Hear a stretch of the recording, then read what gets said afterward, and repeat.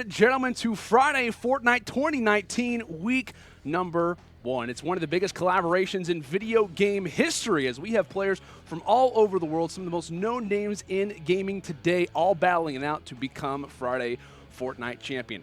Today marks a 3-week journey, one of which is going to start exactly today, like we said, to find out who is, in fact, the best. We all know how much Friday Fortnite meant to the community, especially last year, and so that's why we're bringing it back. The people to thank for that are going to be Keemstar and FaZe Banks. Massive thank you to them for allowing this tournament to take place yet again.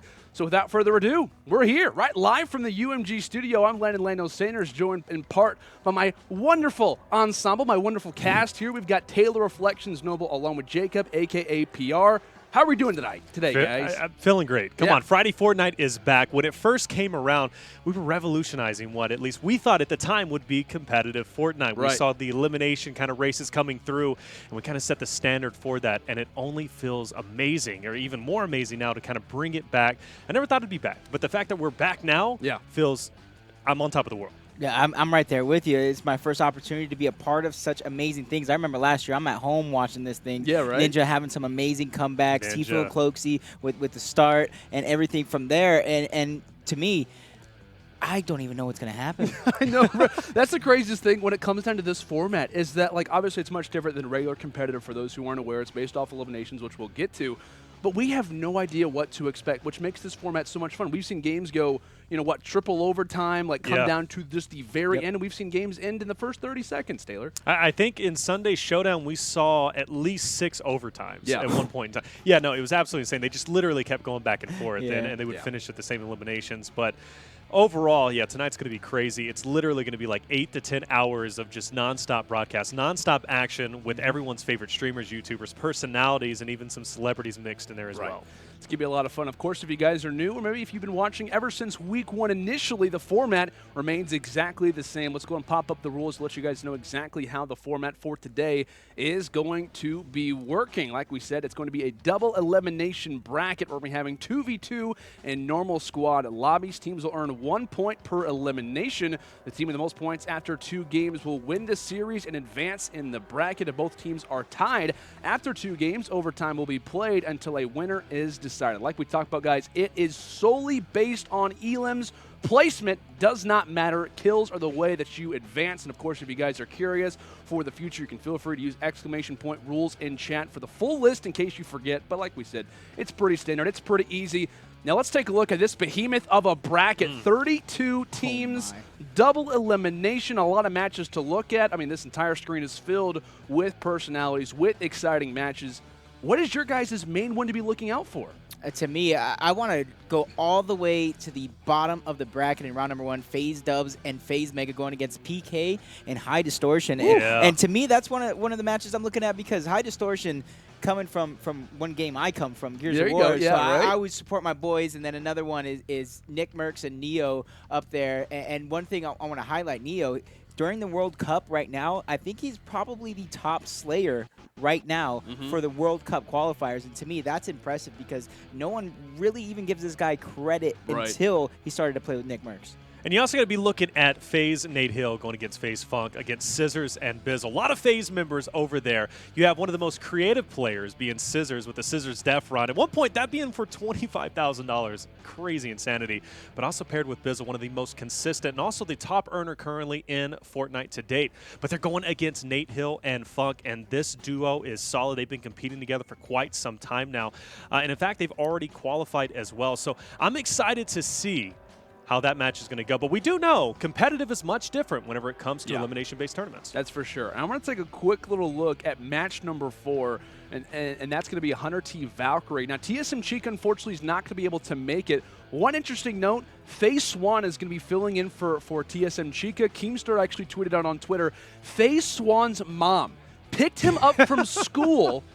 He was at school, says, hey, there's a spot available. I'm picking you up. You're coming home, and you're competing for $10,000. Best Mom of the Year award, I think, is going toward FaZe Swan. So he's going to be playing alongside Valkyrae to face off against the girls on a Genji. So that's kind of a last-second substitution, but one that I love, man. Everyone for Friday Fortnite, everyone's going out. They want to compete for that prize. Like I said, man, Friday Fortnite is unlike anything else. It definitely is. And one more, I just want to highlight one more match after looking at it. Mongraal Mitro versus Kamo and Issa. Yes. Obviously, I'm a huge fan of the Ghost Boys. I wonder why that is.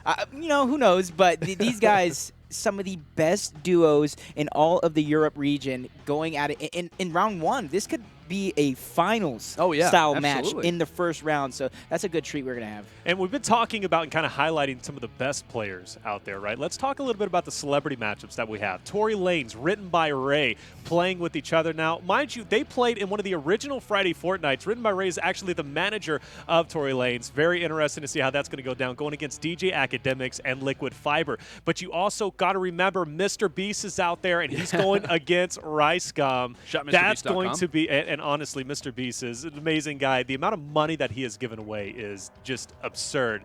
I've not been on the receiving end of that, unfortunately, as of yet. But I'm hoping one day to run in and I get to play one of those games he does for like just $100. Your stream one day and it's like, hey, Sailor, if you win this game, get $10,000. Yeah, I'll give you $10,000. I guess I'm not getting the money then either. I get stuck watching his YouTube videos. It's just one after the next. Just what he does. He's just so unique, creative. Yeah. Like I remember the big bowl of cereal one he just did. Oh my god! And that's kind of what you got to do in order to like be in a situation like this. You think of the outside of the box ideas. You get it in content. You mix a little bit with the gaming industry, and then bam, you blow up like that. He also literally, I think it was yesterday, uploaded a video of him spending 24 hours in like one of the most haunted places in the entire world. So, ridiculous. like I said, he's full of unique content. Love to see exactly what he's doing. But guys, like we said, we have a number of awesome matches. If you guys in chat have any interesting ones that you guys think is your one to watch, feel free to let us know. Tweet at us on Twitter at UMG Gaming. Make sure to be using that hashtag Friday Fortnite. And the reason why we want you guys to be kind of staying in tune with the social media, especially in the chat, is, guys, we have $10,000 to be giving away later. More details to come. Like I said, guys, it's going to be awarded to those who are kind of in the chat, staying aware, so make sure to be kind of in tune for that. But with all things considered, I know one of our games is getting ready to start up.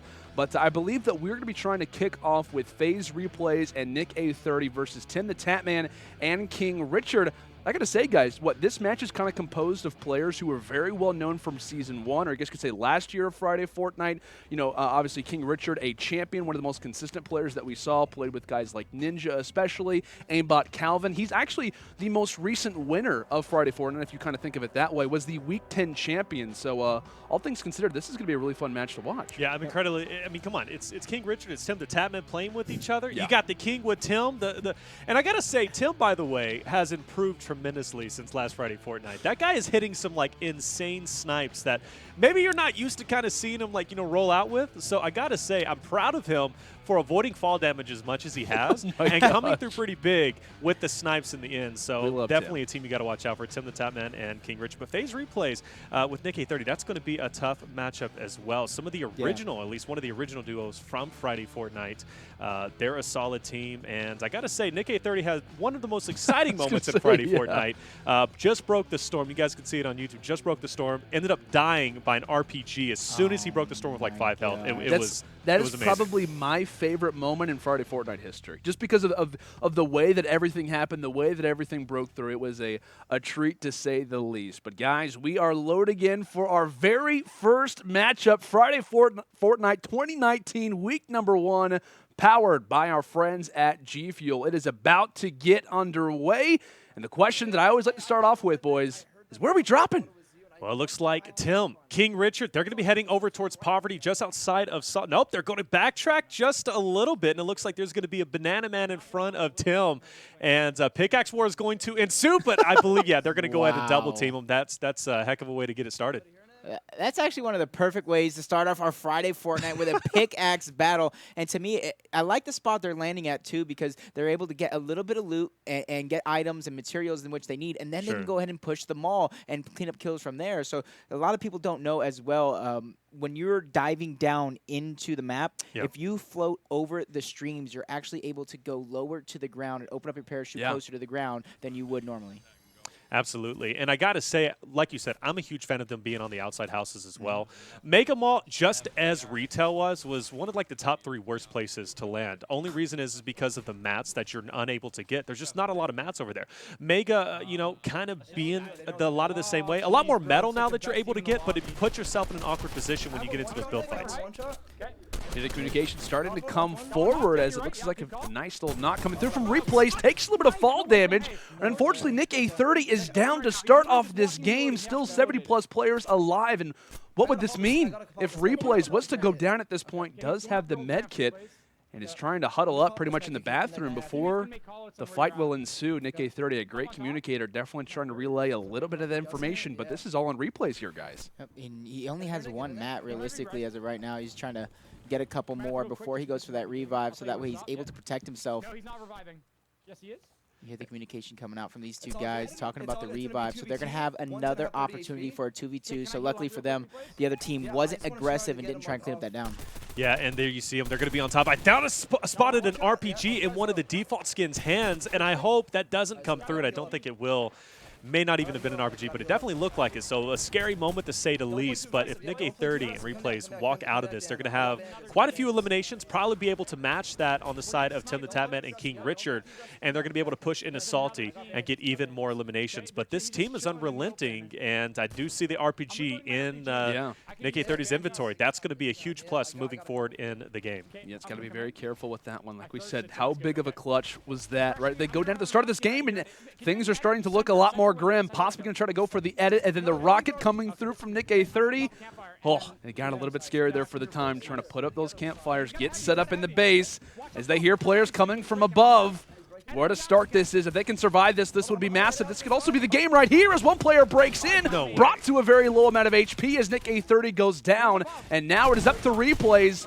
All on him, and he falls as well. Starting off this game, a very slow start, and what a massive beginning. What a bump that must be for TimTheTatMan and King Richard, guys. Yeah, they're pretty excited for that one, because realistically for the rest of this game, or at least game number one, they can play any style of game that they want, because every kill here is going to be bonus, because there's no opportunity for Nick30 or Replays to kind of match that in here the rest of this game. So looking good for them, and they even got the early kill on that guy, the banana man that they pickaxe, so they just need one kill to tie, and then from there they can run away with it. I love how it was a tomato versus a banana. This tomato ends up winning. I'm a fan of bananas myself, but in that situation, hey, yeah, it was definitely a grocery battle.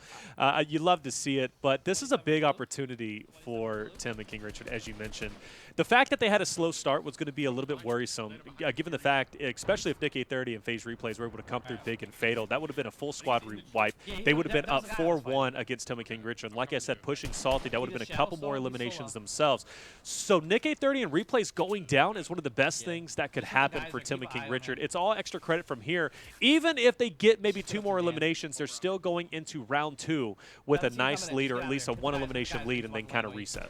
And I like the way Tim and King Richard are actually playing this. They're playing slow, they're steady, they're not doing too much, and they're staying near the geysers, which allows them to have a lot of mobility, so where they can chase kills or they can escape from these kills. And you see an unlooted volcano, so they're easily able to go over there and get more mats. I know there's a lot of metal, there's a lot of easily grabbable wood, and a lot of loot that is unclaimed just yet. So looking good for King Richard and TimTheTatMan. Definitely a solid start without question, guys. And that's the thing when we talk about this format is, like I said, you die early, what a massive advantage that is for the opposing team. And I know you guys were already kind of alluding to it, and we've mentioned this on broadcast even last year in Friday Fortnite. It's extra credit, right? I mean, anything that you accomplish in this game is solely just extra credit. Trying to build up as much of an advantage as you possibly can is always the goal. And that's the thing, is that you got to pretty much capitalize on the advantages that you're given. And this is one that we're probably going to see happen a little bit more often from time to time. But one thing that I do notice, guys, is that Burst SMG in Tim's inventory, granted, not the best in terms of rarities, but this has kind of been an item as of recently that's kind of been in question in terms of, is it a good weapon to have in the inventory? Is it worth it? I mean, based on what I've been able to see, it's pretty much a lot of people have been utilizing it as a tool to get through structures, to get through builds. I'm not a huge... Oh, man, Tim needs to get this. Gets weak, gets dropped in return. King Richard, he's going to manage to get a knock himself. But unfortunately, he's going to have to go and grab that card. This is an awkward place to have a fight, right? The pressure plant. You've got the sky base that's going to be up in the air. They're going to be able to shoot shots. That's actually what is happening at this point in time. You have the 2 levels, of course, at pressure plant, up and down. This is going to be a difficult situation for King Richard to get out of. I do believe in him wholeheartedly, but will take some fall damage. That's going to be quite unfortunate. But luckily, he's going to be able to get TimTheTatMan's card, hopefully get the revive in return. But this is an awkward situation. He's going to have a lot of shots, and ultimate high ground is to his opponents. Yep, and they're going to go ahead and push forward. Lands a nice 78 shot, knows he has armor. I even broke the shield thanks to the sound. He's on white, so he's going to go ahead and try and chase this one, but he needs to pay attention to the storm pushing in. He has about a minute until he's back in the storm, so with that first down, that allows him to clean that one up. He does pick up the slurp as well, so I can see him pop that one and then maybe get the shadow bombs and try and either clean up this kill or escape, because like I said, the zone is pushing in, and you don't want to fight in the storm for too long. See what he can try to do. Like we said, Storm beginning to move in toward his backside. The game is tied, and we'll see what he can try to accomplish here. It looks like we said, he does have that shadow bomb. Is going to go ahead and utilize that to maybe try and get out of dodge. And as we see all those names starting to fill up the kill feed, that also diminishes the amount of advantage that they can have going from one geyser to the next and soaring on to his next place of interest. He's back inside of the zone, and hopefully he can find one of those reboot vans shortly to get Tim back in the game. He's also going to find a drop, so not the worst situation, and honestly, it's clutch that he ends up finding that shadow bomb, Taylor, to make sure he can escape. Yeah, not a bad way to disengage. He needed to get away in that situation. Just it's not going to benefit him, especially with the storm moving in. So now he has a chance to live another day. But you also look at the amount of engagements that are still left. There's only a total of 22, right? Still plenty that he can get, but I see players dropping left and right. Look at the elimination feed. It's constantly lighting up, and every time someone drops is a less of an opportunity for King Richard as well as Tim potentially, if he gets back up, to keep adding to their scoreline to have that lead going into the second half. I am a little bit worried. Also, just given the fact that it was such a slow start for Tim and King, with that being said, they go against a team that's slay heavy. They go Neo tilted. Maybe they go full sin and make them all. They come out with, 5, 6 eliminations. They push forward. They end up with 20 eliminations towards the end. Is Tim and King Richard going to be able to keep up? You see the reboot van has already been used. And here's a little trick right here a lot of people do is you can go on the side of the van, you put the cone down, and depending on where you're at, you can go forward, move forward into there, and you can get the push revive, the revive through the structure. Sure. And it looks like maybe he's not in the right spot here, but he's going to go ahead and build a wall, edit it up, and then it allows a small crack of where he can exactly do just that as well. So smart plays by King Richard, and he's very, very patient to wait for it. We talked about there's not a lot of people left on the map, so there's no rush for him to go ahead and try and get these kills, because realistically it's not going to be a lot regardless. You see him being so careful with this. Just does not want to get taken down. And yes, it looks as if someone has spotted him inside of the Mega Mall. Has to be careful where those structures are placed. Too close to the reboot van. It's not going to work. Cone placed up, and he's blocked. King Richard now going back for a secondary fight, trying to grab high ground. Yet again denied, but just like that, takes the advantage and drops one off the start here, Taylor. I love the idea, at least, that he was very conservative with his mats. A lot of players would just start building up randomly and aimlessly. And, of course, you don't expect that from King Richard.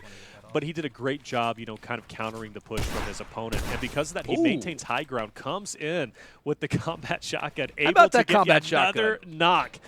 You know what? Bring back the pump. That's what I kind of say. But the combat shotgun, it does have its purpose. The rate of fire plus the range on it makes it kind of crazy. And it adds, a little bit more versatility to the fights that we currently see. The rate of fire alone, I think, is kind of worth it. But the pump, though, I mean, it was just so satisfying. But it is what it is. Fortnite's ever-changing, ever-evolving. So I like that we're at least getting new items. Luckily for King Richard, he is near Mega Mall, so no matter what happens here, he has an escape route with those vents. But he's going to continue to pick up some downs. That one finally cleaning up the elimination. He has a couple more guys that might have possibly downed, but he's going to go and re-down that guy. That was probably somebody that got revived as he only did one shot to the head. Took him out. And King Richard's not looking to stop here, but once again, he needs to be aware of the storm, but he gets the final elimination on there, which means that's a squad wipe for King Richard. That's very, very impressive. I mean, to do that with the situation at hand, that's going to distance themselves a little bit, like we talked about from replays in Nick A30. We were going to kind of bring up, right, could he possibly go for the revive? Well, as that storm starts to move in, it's going to block that opportunity. Decides to go and utilize that bounce pad to now start to move forward a little bit more, but still 14 opponents left. Taylor, a lot more work still to do. And my only concern at this point, we're starting to get to the late game. And in the late game, a lot of the players are going to be stacked in resources as well as ammunition. And he's doing, quite well when it comes to ammunition, but look at his mats, right? He's only sitting at about almost 200 at this point in terms of total resources. resources. So getting into that late game, it's going to be increasingly difficult to try and outbuild a squad of 4, and you're going to run out of mats and have to play the ground game, and that's never where you really want to be on the ultimate low ground. Some players can make it work. You know, hey, Unknown Army, he's known for that ultimate low ground. He loves it, but it's a bit scrappy down there. But we're going to have to see how this fight's going to go down. But like I said, every mat that he uses, he gets ever so close to running out. Oh, so this is a big elimination. If he can somehow get it, he needs to clean it up. He needs to get these mats. He's going to be able to pick that one up, but he's already getting bombarded. Someone's trying to get his box, throwing down the trap as well. He's doing what he can. These are some quick reactions by King Richard. Trap is also going to activate. He's still alive there for just a moment, but the numbers game was just too much. You see the frustration on King Richard's face, but to be honest, 7 kills, 7 eliminations with replays, and Nick going down early sets him up with a 5-kill lead going into map 2. You said, yeah, so definitely will be fine because they managed to get 2. Yeah, honestly, good round. I got to say, the only thing that worries me is how slow it started off. Yeah. I need to see Tim and I need to see King Richard get a little bit more aggressive. In that situation, they didn't necessarily have to, but moving forward, when they start playing against more teams, especially as we get deeper into the bracket, they're going to have to step it up, especially in early game. But I'm confident, you know, Nick A30 replays, it's a solid duo. They just got into an unfortunate situation. Didn't have the best of inventory, ended up dropping in Fatal. Round 2 could swing wildly. Yeah, I gotta say, like, what, all things considered, maybe a little bit worried for this next game in comparison of what we saw at the start. I mean, 3 out of our 4 players dropped super early. Maybe 90% of the eliminations that we have in this game is pretty much based off of King Richard squad wiping and just staying alive. So, are we thinking more of a passive approach? If you're down by it's gonna be 5 eliminations, I think, for the opposing team of Nick A30 and replays. What do you guys think the landing location, maybe? What's the call at this moment? At this point, I think they kind of play the same similar style of game because, like you said, a lot of the players had dropped early. 3/4 of our show match dropped out early on. So realistically, no one really got a groove or anything going because King Richard was also by himself. He didn't have any help, and he didn't really have resources or match because he didn't really have time to because of that early fight in the storm as well. So I think both players or both teams should just stick to what they do and not change it up too much. Okay, so looks as if we're going to be going over towards Grandma's house just outside of Salty. Gives them a couple of options. They want to head over towards Dusty or maybe even push into Salty themselves. Kind of hinting like they want to maybe push into Salty. Okay, we're going over towards Poverty, excuse me. So not a bad location. This is kind of popularized in one of our first Friday Fortnites, right? Kind of hitting that outside pushing in. It's less chaotic. You get kitted up a little bit, and you're able to push forward. But look at replays, Nick A30. They're sticking with Fatal, which is going to be a direct counter potentially to Salty. So very interesting they decide to go there. Didn't work out for them last time. Let's see if he can work this time. See King Richard already with a rift to go, so he got the mobility, and No, Nick A30 already down. This is such a big moment. Replays in a fight. He's going to try and escape. I don't know what's going on with Fatal at this point, but it seems as if it has taken the best players down. This has been a play, though. We've been seeing it a lot in our Sunday Showdown tournament. Players like to go toward Fatal now. They think it's a heavily kind of anticipated rotation. Yeah, sure. And I'm kind of worried about the opposing players starting to pick up this strategy a little bit. Nick dropped so early on in this game, and he's probably one of the first players dropped in the entirety of this 100-man Battle Royale. He does hand off the scars. He's going to go put that one back in the inventory. They have Shadow Bomb, so it's fair to say at this point, Jacob, they have the inventory to take this squad down, but the issue is that they have no idea where they're coming from. Yep, and I know the other team already has at least a combat shock, and I think that's what I heard. So with only a scar, but he gets a nice headshot for 70 damage, quickly taking him out. Now that combat shock is going to be in his hands, so an opportunity to defend yourself, an opportunity for more. They get another drop, so 2 of 4 members are going to be taken out. They couldn't figure out who wanted to edit that wall at that time, so they both go. Oh, they got to be careful, though. Nades from the skies.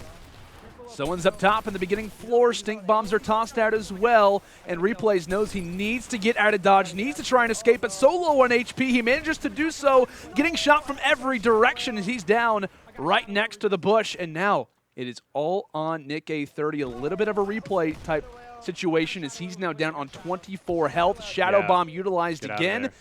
And it looks as if he will just manage to get out of dodge. Regardless, though, guys, back-to-back slow starts for this team.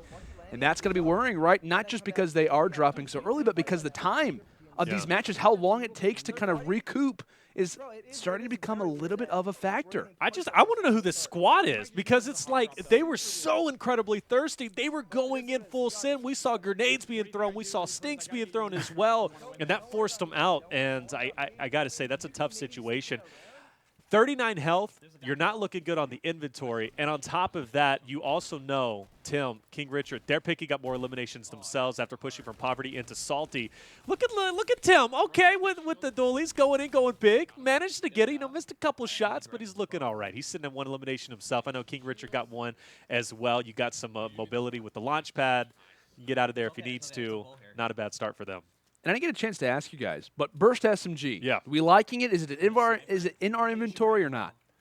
Honestly, I'm not a fan of it, and I tell you why. The only reason I felt the silenced SMG kind of gave me a little bit more versatility. I can laser people from a distance if I kind of want to use it as an AR. I can kind of spam it out if I want to spam it out in a close, quarter fight. I don't have to really worry about controlling my burst.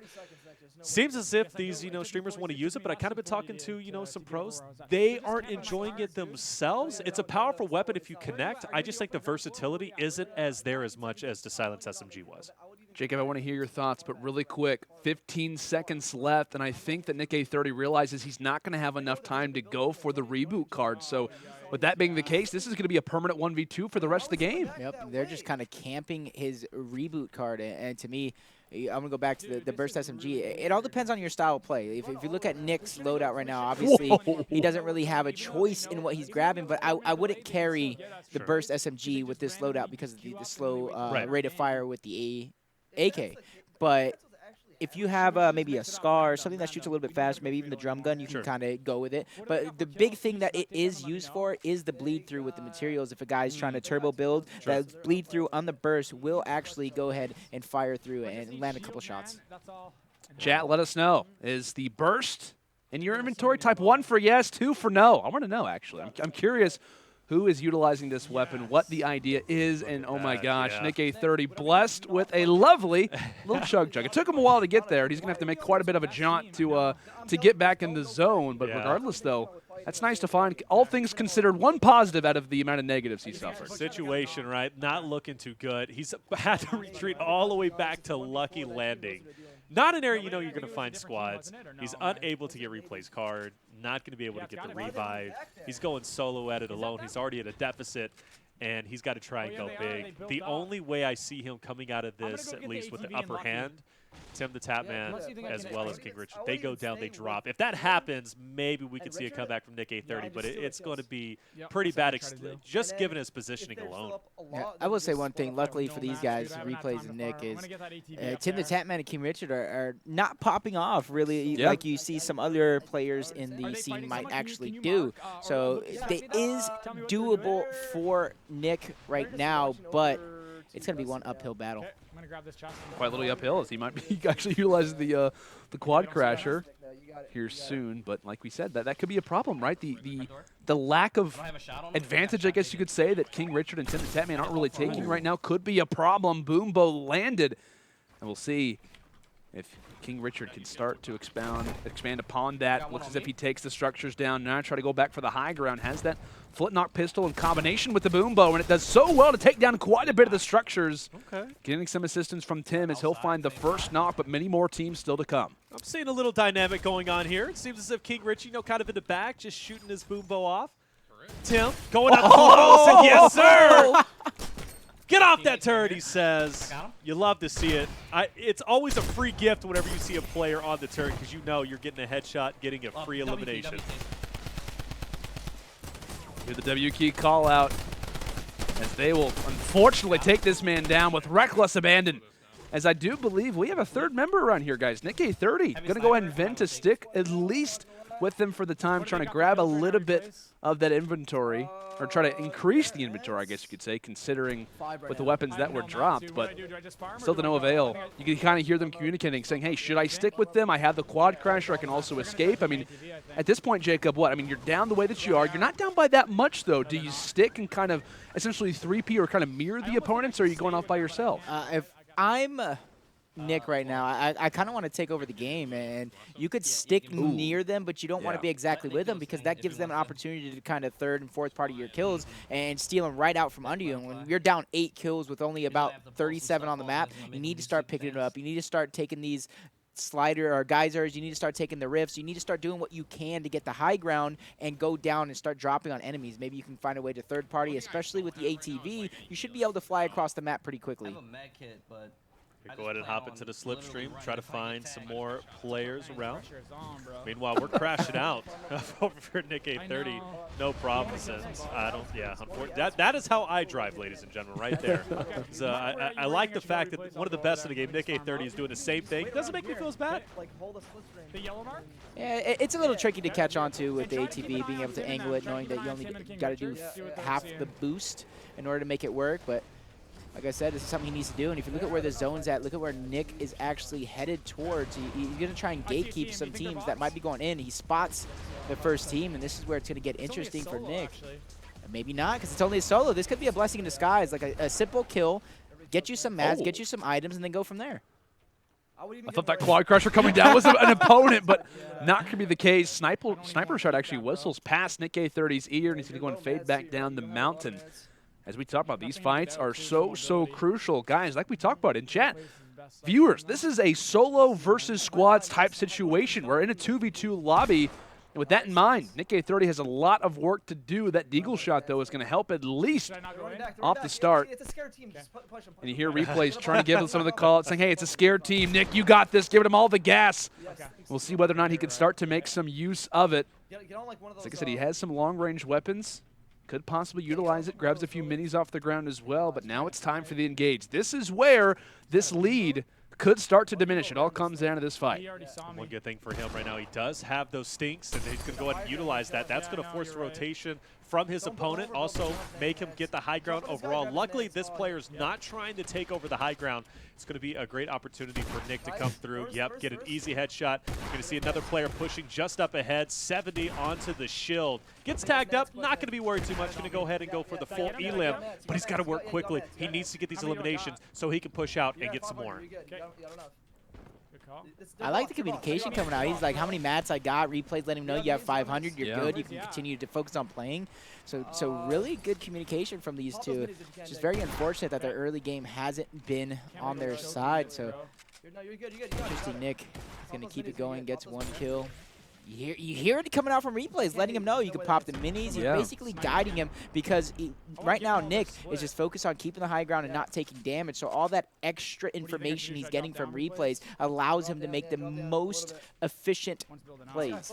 And as you notice, top right of our screen, some arrows from the opposing squad starting to take over. They want to try to 3P a few of these fights, trying to get up close and personal with any opportunities that Nick 830 could have. Like we said, Jacob, replays, given all the call-outs, fights going down, and unfortunately, Nick 830 is not there to engage off the break as Tim will find yet again another one. It looks as if fight's still breaking down here, kind of toward the factories.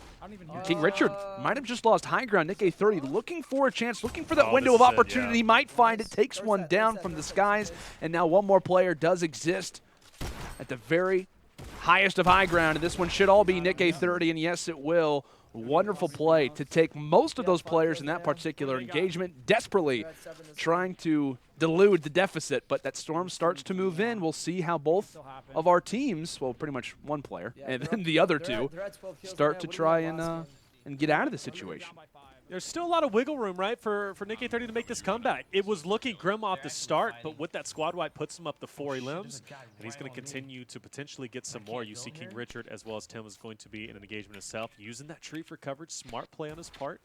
He's just going to kind of be the overhang for King Richard as he's pushing up. Finally, high ground. No, he actually connects the piece at the top, so high ground's not going to be connected. But you see the burst being put to good use. It's kind of being utilized for those structures. That's the thing that we were alluding to, was pretty much that, hey, it could be utilized to pretty much just go for structure damage.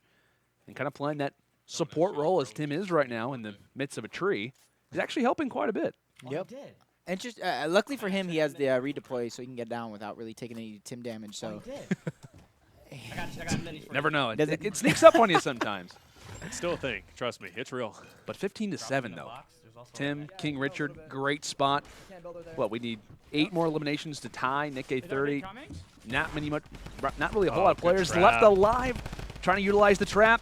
I think that's what, double drum guns coming up against him. And Yeah. Nick 30's builds are a little bit too strong, at least for now. Desperately trying to go for the high ground as he's going to meet one opponent at the very top. And it looks as if he might be able to do it as that combat shot, he's treating him oh so well. First one rather, ends up falling, trying to go for a little bit of those structures, but no, not able to make it happen as Nick 30 falls. King Richard did just before. Regardless, though, that is not going to be enough. This should be TimTheTatMan and King Richard who walk away with this series and advance to the next round. And it comes down to, honestly, Fatal ended up being the area that just, I guess, was extremely chaotic. TimTheTatMan, he's clapping. Hey, he's happy. We did it! First time back in Friday Fortnite in quite some time. And you already get the first victory. And this is where it all started. That, that was a great headshot. Unfortunately, this team was just so hungry to get these elims on Nick 30 and replays. And it's just, it's unfortunate to run into that situation, but that's what the unique aspect of our tournaments are, right? You come into a random lobby, you don't know what opponents that you're going to be going against, and you could be facing off against total bots, you could be, potatoes, you could be facing off against, a baked potato with sour cream fully dressed up, and what I mean by that, guys, you don't know what I'm talking about, is some good players, all right? I know I'm lame, it is what it is. But you never know. And in that situation, unfortunately, it was just a little bit too much. Fatal, obviously, going to be the hot drop. I'm going to label it already. Yeah, it's interesting. The place you don't want to go. Because, at least I haven't really been seeing too many players go there. But when it comes into our tournaments, kind of our top semi-pro, even professional players, they've been going there in this particular format. So definitely something that I wasn't sure what to expect with that location, but one that does deem quite a few talented players going there. So I think it's fair to say, Jacob, maybe a hot drop already? It could be, especially since the map has changed so much recently that a lot of players don't necessarily know where the next hot drop is. Obviously, Tilted was kind of taken out but rebuilt. But the problem with Neo Tilted right now is there are some structures that's weird with building. So I could see players not necessarily wanting to fully send there, and maybe it's a rotational thing to go in. But there is another hot spot there, Paradise, and then sometimes the block even could be a spot with Pleasant Park. The block is actually a nice spot. We've been seeing it used throughout the World Cup. It's been kind of a popular spot. Given the fact that that special chest is over there, guarantees you a legendary item, but it's also off into the distance as well. One thing we didn't see utilized, at least in this last match, was the hotspots. It's something we kind of talked about. None of the players choosing to go over there. And this is something that I kind of thought about, right? Hotspots are great if they're still at a popular location. It's going to be even more chaotic. But a hotspot at Haunted Hills? A hotspot at Junk Junction? It's just hit on Haunted Hills, right? So, like maybe if you're in a custom style game, but right now you're going for kills, you're going for that high action, and right now landing Haunted Hills, you're away from everybody, and there's no real rotational things over there. Maybe a quad launcher in Junk Junction or something. Pleasant, but that's really it. There's no slipstreams or anything. Yeah. Let's go and take a look at our bracket to see exactly how a few of our games are going, and I hear Taylor giving a few reactions already. What are you seeing? See RiceGum moving forward with FaZe Jarvis. FaZe Jarvis is a beast, though, right? He is. So I expected him to kind of be the hard kid. RiceGum's not too bad himself, I have to call out. There was a video that Jarvis uploaded. I think it was maybe yesterday, the day before, where he and Rice were playing with each other, and he dropped 23 kills by himself, pretty much. Like 23 kills by himself in a I think they were playing duo squads. And RiceGum was playing with him, you said? Or? So I think RiceGum had like one kill. Maybe No like offense, one or two, I was about to say. But Jarvis was there for 23 by himself. It was like 21, 23, something like that. Yeah. So that's a team that you got to look out for, man, for sure. Then also we end up seeing Highsky and Slappie moving forward, along with Kamo and Issa, who do take down Mongraal and Mitro. So that was one of our kind of highlighted games. Professional players kind of going at it. It looks as if it will be the Ghost Boys moving on to the next round. I was going to say, Jacob, I think you're a little bit happy about that. Yeah, obviously, I love these guys. They're very funny, entertaining, and their chemistry is through the roof. And so, no surprise, advancing over to the next one. So they have an opportunity to play Thieves, Typical Gamer, or Svennoss and Vikkstar, which honestly, that could be another really good matchup. That could be a lot of fun. I got to say really quick, bottom side of the bracket, Cypher and High Distortion take down Dubs and Megga. I didn't expect that. I'm lost for words. Well, I mean, but then that's the team I picked to win the tournament, Taylor. But I remember I mentioned it in the beginning. The World Cup playing doesn't necessarily translate over to our elimination tournaments, different, right? Exactly. So it is much different, right? You don't have the Turtle Wars. You don't have that chaos. There's a lot more that goes into that versus, elimination base. It's all about rotations. It's very important. High Distortion, first to reach 100K eliminations, right? Over Ninja. I mean, he was literally the solo squad god earlier. Mr. Solo Squad was his name, right? And when we first brought him into Friday Fortnite, I believe he ended up getting second place with his then partner. So, I mean, High Distortion knows what he's doing. Not a big surprise, but, I mean, hey, that is still there's a loser bracket, right? Oh, yeah. So we could see Megga and Devs come through. That's very true. Like we said, old school versus new school. Seems as if the oldies are winning right now. That veteranship kind of coming in. But speaking of veteranship, we've got quite a few players who were known for Season 1 or last year of Friday Fortnite. Vikkstar and Svennoss currently facing off against Typical Gamer and Thieves. Typical Gamer and Thieves, by the way. Friday Fortnite Week 2 champions. A very, very talented team, a squad that actually started off the strategy of mirroring. Like when we kind of entered in the Friday Fortnite format, we were kind of curious, like, would there really be any strategy? Like, it's kind of just finding kills. They made strategies. They were a team who, despite as negative as a community feedback as it would be, like, oh, like you're going to stay with the team that you're ahead on. Yeah, they would do it because they wanted to walk away with games. It's the reason why they are a defending champion. But a little bit shocking though to see them down earlier on in this game. Vikkstar and Svennoss, depending on where the score is at, which we're trying to figure out game 1, game 2, this could actually be a big loss for them. Yep, and to me, it's kind of surprising. And with don't do it. Only 11 people on the map, it's going to be very, very, very, very hard depending on what the score is. But you do see them actually coming back, right? I got to say, still potential for them to come back big. I don't know. But overall, we'll have to see. I got to say, Svennoss, a talented player. We haven't seen much of him as of lately, but, you know, when he did come through, we were talking a lot about him. He was, what, top 5% or something like that? And, like, everything, literally on the stat line on the early days of Friday Fortnite. And since then, you know, he has improved quite a bit. But the way that Svennoss and Vikkstar are playing, I can only imagine they're actually down currently against Typical Gamer and FaZe Thieves, which I wanted to see their landing spot because in original Friday Fortnite, Typical Gamer and Thieves, where do they love to go? Over to Shifty. I want to see if they're continuing that even now. That definitely could be something to look out for. We were given word from production. This is game number 2. And like we said, based off the frantic callouts, the intensity, we could argue that this could be them down right now. So we're going to go and act as if this is a very crucial fight. They need to win up close and personal. Svennoss ends up dropping 2. This could be the 3rd, but no, brought to a low amount of HP, and they fall. I will say, those 2 knocks that he ends up finding probably will be revived. So those last 2 that we were kind of giving a lot of credit to, probably not going to equal out to a lot. And now it's a matter of adding up the score and finding out who moves forward. But regardless, though, I mean, obviously it's a very intense round number 1. To see either of those rosters, though, either one of those groups in losers round 1 is going to be, I guess, surprising from the overall standpoint, but obviously someone has to. Yeah. You know, even back in the original Friday Fortnite, the loser bracket was always stacked towards the end of the night. Oh, yeah. I remember very, very few people, you know, go down to the losers bracket and stay playing the same way they were. Live to tell the tale, in the winners. But it's like, once you go to that losers bracket, you got to flip that switch. There's no more slacking anymore for these guys from that losers bracket. So you got to make sure you turn up the heat and perfect your drops. And realistically, if you get dropped down a losers bracket and you don't have to play a match right away, that's where I'm probably checking out the streams of the high kill bot racers that we see in these style of tournaments, that we can probably, you know, take some notes, see where the hot drops are for the day. Because some days, you know, everybody will drop Pleasant, and then tomorrow, you know, they're probably dropping Mega Mall. So you got to get a feel for the day. Yeah, man. What a crazy first few games that we've seen. Like, I'm already kind of shocked by the amount of results that we've had up to this point. Like, we talk about like HD and Cypher, they move forward. Like we talk about, that was a team who had very, very early on success when it comes down to Friday Fortnite. I mean, you were kind of alluding to it too. Like, HD is the solo squad master. At least it was known as. It still probably is.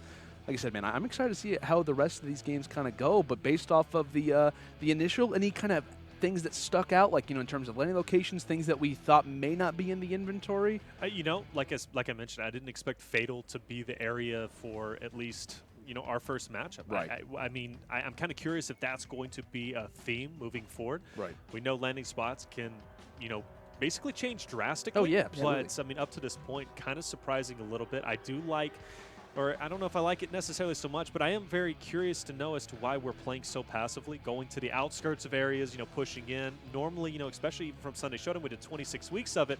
We saw hot drops after hot drops. Yeah. Dusty Divot was the area everyone went to, and all of a sudden we're switching it up drastically. Yeah. So to me, it's just a matter of another thing that popped in my head. It's a matter of what challenges are out for that week, because That's that also true. plays a big part. Exactly. Because if the challenge is get eliminations, in example Salty Springs, you're going to see more activity over towards Salty Springs than you normally would, and a lot of these players got to just keep that in their head. Absolutely. It's kind of what the average player likes to do. That's the name of the game. That's the way that these work out. Well, guys, we're going to throw it to a quick commercial break. Like we said, our top 32 is already starting to diminish when it comes down to that next round. But, of course, more action coming from Friday Fortnite 2019, week number 1.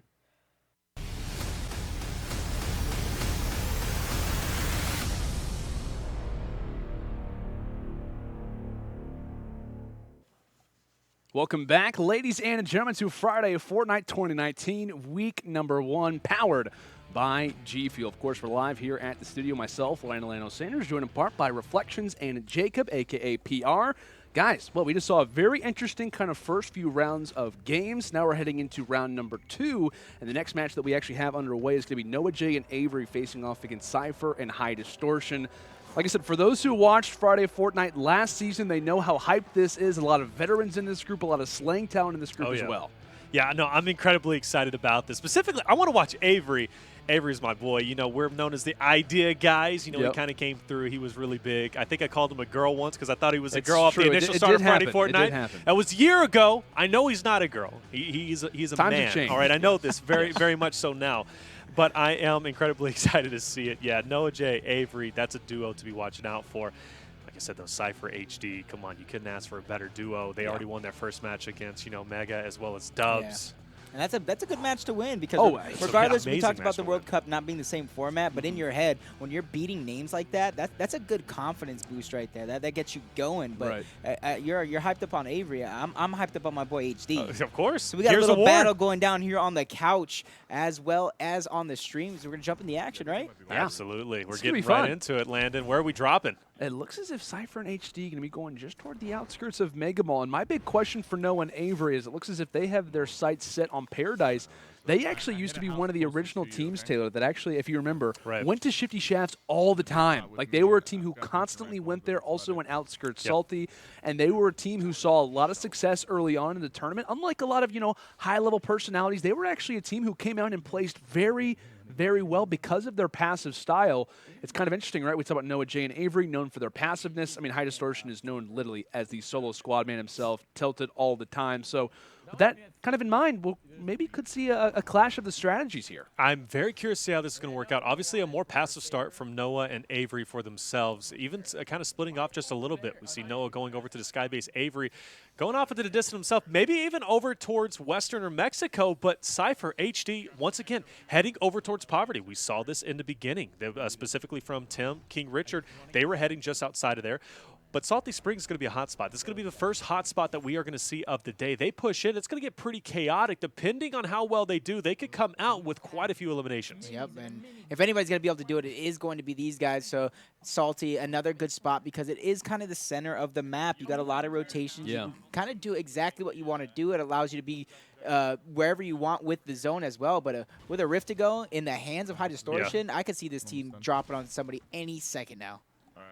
Definitely could make quite a bit of strides, as we do notice, top right of the screen, no teammate, right? That's going to be because I believe High Distortion landed just kind of toward the south side of Mega Mall. So kind of distancing themselves a little bit, kind of trusting in that initial fight that no one is going to go for the engage.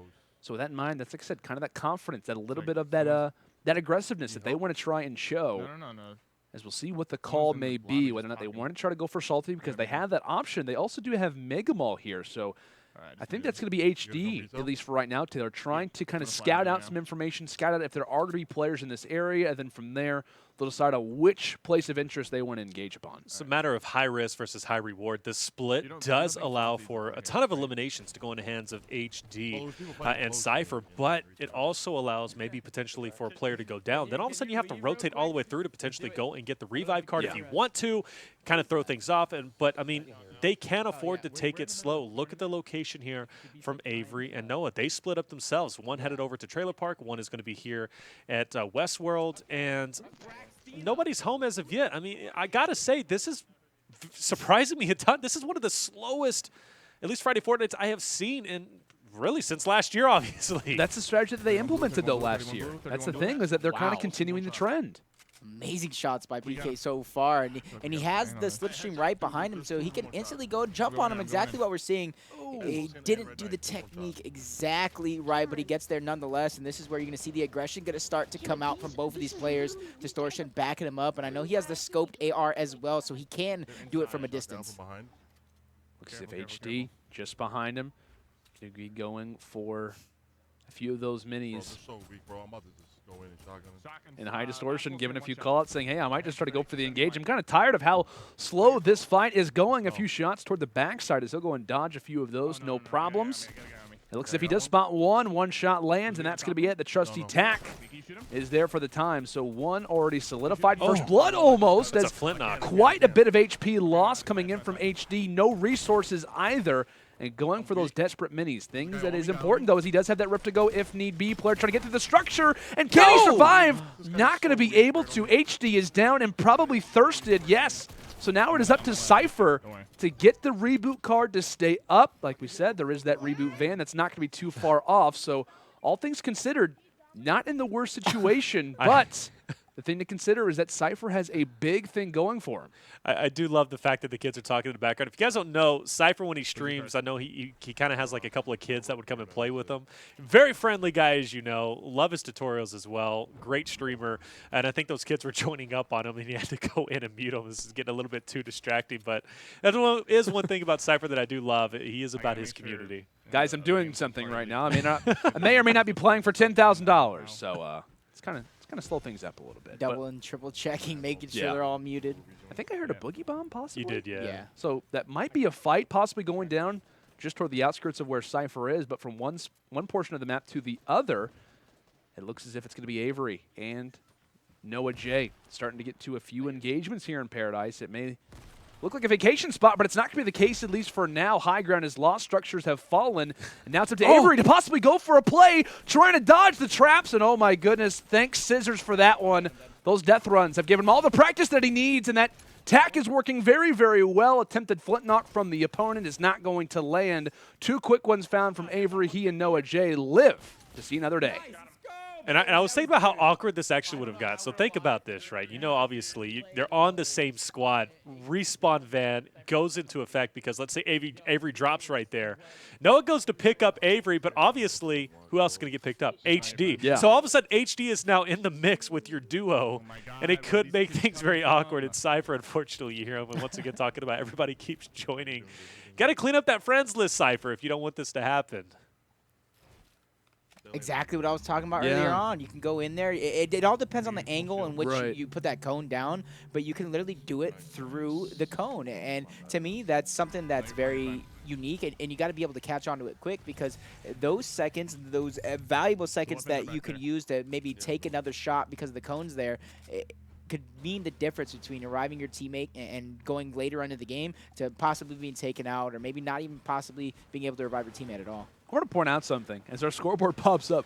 Despite Sypher and HD having so much turmoil off the start here in Mega Malls as the storm does start to move in, they're still leading. Like, they're not really having too much of a problem. Like, I think NoahJ and Avxry just got on the board in that last particular fight. So all things considered, I mean, being down the way that they were in terms of just overall players not having HD on the map for a while doesn't really equal out to a lot. So that strategy we were kind of talking about from NoahJ and Avxry, it worked last year. Will it continue to? Because in moments like that, you could argue, hey, they should have a much bigger advantage, all things considered, but that passive play coming through yet again, we'll see if it can continue to work. You know what I think possibly could have happened from now and then that might be changing things up a little bit is when Sypher got introduced into your regular game modes, a lot of these players started to develop a different, more hyper-aggressive style. So when it got removed out of our regular game types, they kind of had to relearn how to squad wipe. And I know High Distortion, he doesn't really play in any of these custom games, these tournaments, so he has the most practice in terms of he constantly squad wipe. You guys talk about it. He's the squad kill champion. Yeah. I mean, he's a solid player, so he does have the most experience, you would think. I mean, I think all these, kind of streamers do, because they're consistently playing for their team, and even if they are going to play ranked mode or tournaments throughout the day, they're at least going to hop into a couple of squad lobbies. But here we go. First knockdown, first thirst in effect, flying through the air. Luckily catches himself as HD. That's going to be 2 in possession of him. I'm popping this med now. Nice little flashy play there. Could be a little bit more flashy. That's about what I got. What, 360? What? Yeah, 360. What? How much flashier can we get? With the boombo, a 360 no scope boombo? headshot boombo. That'd be Come on. cool. Then he hits the ground and then all of a sudden blows himself up. How tragic. But It was worth it. It was worth it for the clip. I do like this rotation coming out from Avxry and Noah, though, because they have the slipstreams, so they're able to move around a lot quicker and get the drop on enemies at the same time. I need a new teammate. Mine's defective. Did he say his teammate is defective? Yeah, and Distortion in the kill feed, cleaning up the remainder of those kills that we saw prior. This is where they're going to be able to move through the map with the slipstream, land on any enemies in which they find. And you see the first one coming out looks a little bit like a, kind of like a bot, but you see one enemy turning into 3. Probably didn't expect that, so he kind of had to disengage for just a moment, but he's looking for that kill, which he dropped the shields already. Yeah, Dynamite comes through, forced to back up a little bit. Going on the engagement, Noah in the mix, and there it is. It's going to be a couple attack shots to the head. Luckily, that opponent doesn't hit a shot, right? So he's able to maintain as most health as he wanted to. That's going to be another squad wipe. And no real crucial blows in that situation as the muting continues as Avxry and NoahJ pretty much mute everybody who was toward this factory side. And as we go from rotation to rotation, Cypher catching one of those ballers in mid-flight as they're making their way toward Neo Tilted as the distance has pretty much been closed, right? That last few kills that come through. And now going to bring NoahJ and Avxry within just 1. As we do hear a few shots starting to be called out. And like we said, guys, this is where HD likes to roam. This is his playground. And we'll see how he and Cypher can do as a rip to go actually gets utilized. Cypher to go and scout out this player for a little bit of information. Yep, and this is the opportunity right there to they can even go on Noah and Avry's kills as well. But he already said that you're shooting them, they're shooting them. And this is the battle in which that's going to come up. He knows he needs to land on them or near them to try and steal these kills. It's a very close match. Every kill matters compared to, one team being able to run away with it. And he's calling out a little bit earlier. These are good players. So, I mean, he's definitely got to watch out. That's running away. Almost did, yeah. He's going to go ahead and disengage quite surprisingly. And he had a really good moment there, too. I mean, literally, there was like someone where he could have taken over high ground with, but that's kind of a strategy as well, like letting the opponents kind of do the damage to your kind of opponents, right? It's kind of like allowing for your opposition to drop early, and that might have been the case there. Yeah, save your bullets, right? I mean, might as well let your opponents kind of get a little bit more damage in. And in that situation, too, right? What if, his opponents do go down? I mean, hey, you never know what can happen. Overall, it's a bit chaotic, to say the least. Cypher still just using that slipstream, kind of going in and out. But in this situation, though, Noah in a good position to potentially get an elimination, but his teammate does come up, and he's going to be able to get it. Avxry, a solid duo, great support player, but can also turn up if he's alone himself. It's going to be nice. Also, looks like as if another fight's going down toward the bottom side. He's going to need his teammate NoahJ to get involved, and it looks as if I think that player might have died to... Okay, I thought it might have been fall damage. Regardless, though, Avxry ends up finding the kill. So, with that in mind, I think there might even be a few more engagements. So we could argue the ability for HD and Cypher to get out of dodge may have not been the best case. I think those shots might even be coming from them. It's kind of hard to tell, but NoahJ, just as we swap over, ends up getting taken down and will be thirsted in the process. So Avxry, a lot of work to do. A reboot van needed as well. And with that player count starting to diminish, we'll see exactly how that will affect the strategies. And we'll look toward the bottom right to see exactly how NoahJ ended up falling. Pretty much tries to build up. Might have got W keyed possibly here, guys. It's definitely looking like no. The RPG actually took his own life, unfortunately. He goes down. Gets fully eliminated. Not the worst spot to get eliminated, though. I mean, look at the amount of eliminations possible. We're looking at, what, a total of 5 just missing. Did HG just swallow that bullet? I don't even know where it went. Listen, you can't take him out. He's an animal. He is. Literal machine. To throw it back right now. He's a superhero. I like he and Cypher's like team jerseys they got rocking right now. I respect that. Cypher takes down one pretty easily, going for that back shot. It looks as if he does give the call. Hey, I broke the shield. We'll see whether or not he can finalize the fight. Goes for the quick edit. And takes him out with pretty much ease. Hops in the box with him right there for a second. And he's going to go ahead and try to take this wall again or just push through. And they're going to do it from 2 different angles. Hopefully the guy's turbo build holds on enough. See what his ping's like. Nice. Takes 80 shots to the face, getting taken out. You hear the communication coming out from these two. Nice. As Distortion, positive reinforcement to PK. And This game is close. This game is really close. I was going to say, this is also a pretty high-scoring game, at least from a few players. We have Avxry on 10, I think, as well for Cypher. He also entered in that 10 range as well. So both at double digits, and still more fights to come. We'll see as he continues to W key through whether or not he can find this one, and it looks as if it will be another one that gets found from Cypher. Yeah, replay coming back. We kind of got to see a little bit of the Avxry's perspective from that. You know, attacking all angles coming in on the stairs. That ended up being the opponent's undoing. Notice 10 eliminations for Avxry. Cypher on the other end, 10 eliminations for him. So like you said, Jacob, very close, 13 to 12, only one separating the two. And what's surprising about all of this is the slow start that we saw off the initial. I was thinking, hey, okay, you know, maybe a couple eliminations come their way, but the fact that they're sitting at a total of 25 eliminations each still shows, hey, oh, what? Of course, Jonesy's going to move at the wrong possible time as soon as the snipe is coming through, but not going to work. I mean, still going to be able to get the elimination. No, you know, Jonesy, no skin, whatever. All the same. All the same. I mean, not really, but, you know, we'll call that anyway. We'll go with it. It looks as if Cypher, though, spots someone just toward his south, and it looks as if that player's strategy is also going there as well. 12 eliminations is what Cypher will finish off with. And I want to hear what they're calculating. 12 to 15. Okay. Yeah, and Cypher, that's what I was going to say. So pretty much they start off pretty well. HD goes down at the start of this game. We're thinking, okay, hey, big moment for NoahJ and Avxry. But they don't really capitalize, at least at that moment. Yeah. There's a moment where they're in factories where that was kind of the ability where NoahJ and Avxry brought this game back. They saw so many different fights. They had a ton of different opponents. And what maybe in your guys' eyes was the strategy for Cypher and HD not engaging in factories? Do you think that is what overall leads this to being a closer game? Yeah, I do believe it does, just simply because there's that gap of where they're traveling around trying not to necessarily waste their time on that first battle at factories. So there was a lot of time where they weren't necessarily getting any kills or anything, but I do believe there might have been 1 to 2 squads that Noah and Avxry were able to fight off and get those kills to keep themselves in the game, because they were at Loot Lake factories for quite a while in that game. Ultimately, though, going in, right, we're going to see just a 3-point deficit going in on the side of Noah and Avxry. So with that being said, it's not a lot. It's only, you know, maybe a squad wipe, if, you know, a little bit less. So I think the same strategy is still going to be used from both sides. We're going to see a slow start coming out from Noah and Avxry as well. I think HD and Cypher, they might decide to split off once again. You could only imagine HD doesn't go down like he did in the initial. Right. How many eliminations would they have been up? Probably quite a few. But like I said, high risk versus high reward. You split up, you lose your teammate. All of a sudden, you got to go through and try and, you know, go for the revive, or maybe even you don't get the revive, then you're in a solo duo the entire time. The duo you're going against, they just run through the map.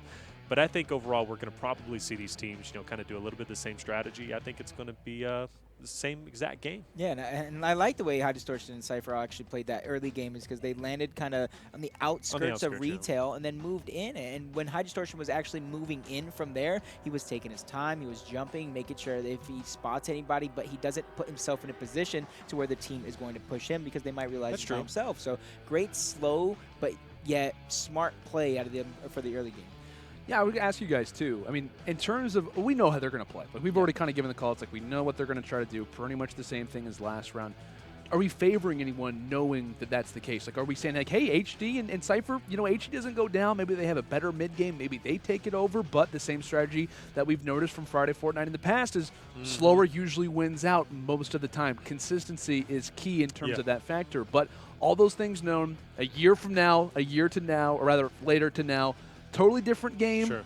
Are we leaning any or kind of toward any direction specifics? I think the only thing, like I said, that's going to hurt HD and Cypher splitting up. They're very talented players individually, and we know they can slay out. We've seen that. It's clear as day, right? You have the solo squad, you know, veteran, which is HD. Cypher, talented player himself, who constantly plays in these public lobbies. He knows what he's doing. But one of them go down, I think Noah and Avxry, they're going to walk away with this. So it's really going to be dependent how the initial start goes. If HD and Cypher make it out of the initial, even after a split, I think they're going to have the potential to win it. So they're probably going to be my favorite regardless. Prediction. Who are you going with? HD and Cypher. I think they're still walking Jacob? away. HD Cypher. Okay, I like it. All right, chat, let us know. Even get involved in the conversation on Twitter. Tweet at us at UMG Gaming. Use the hashtag Friday Fortnite. Is it going to be NoahJ and Avxry, or will it be like what we're predicting, Cypher and High Distortion? It's going to be fun. And I'm curious, based off the landing spots, I see NoahJ and Avxry going over toward Tilted. It may not be the case. It could be toward Factories maybe, but regardless, though, this is going to be fun to see exactly how the strategies do change up. Pretty much same idea for Cypher and HD, going outskirts Megga, outskirts Salty Springs. And NoahJ and Avxry are at least kind of gaining a little bit of information of what went down in Neo Tilted. I guess you could say, at least for me, I'm a little bit shocked that they're playing this aggressive. I was thinking, you know, more outskirts type play, but Factories, there can be quite a few players who go here. Especially since it's with Loot Lake, a lot of mobility around with the slipstream, so anybody can even drop in from Neo Tilted or any other direction, you know, towards Pleasant as well, because I know it does run up around there. I know there's rifts as well, so like you said, interesting, but already getting that first kill, already on the board. So even though we kind of don't think they should be playing super aggressive like this, but that's exactly what you got to do to get in your groove. I agree. I think you need to start off hot and you need to go in big because, like I said, the deeper you get into this tournament, right, especially on the bracket, you're going to start facing against teams who are not scared to go for those hot drops. They're going to come out of their initial landing location with at least 6 to 7 eliminations. They're going to push through, potentially even have 15 to 20 eliminations towards the end. We know this is true, right? We've seen this happen several times, and I think it's going to be the same here.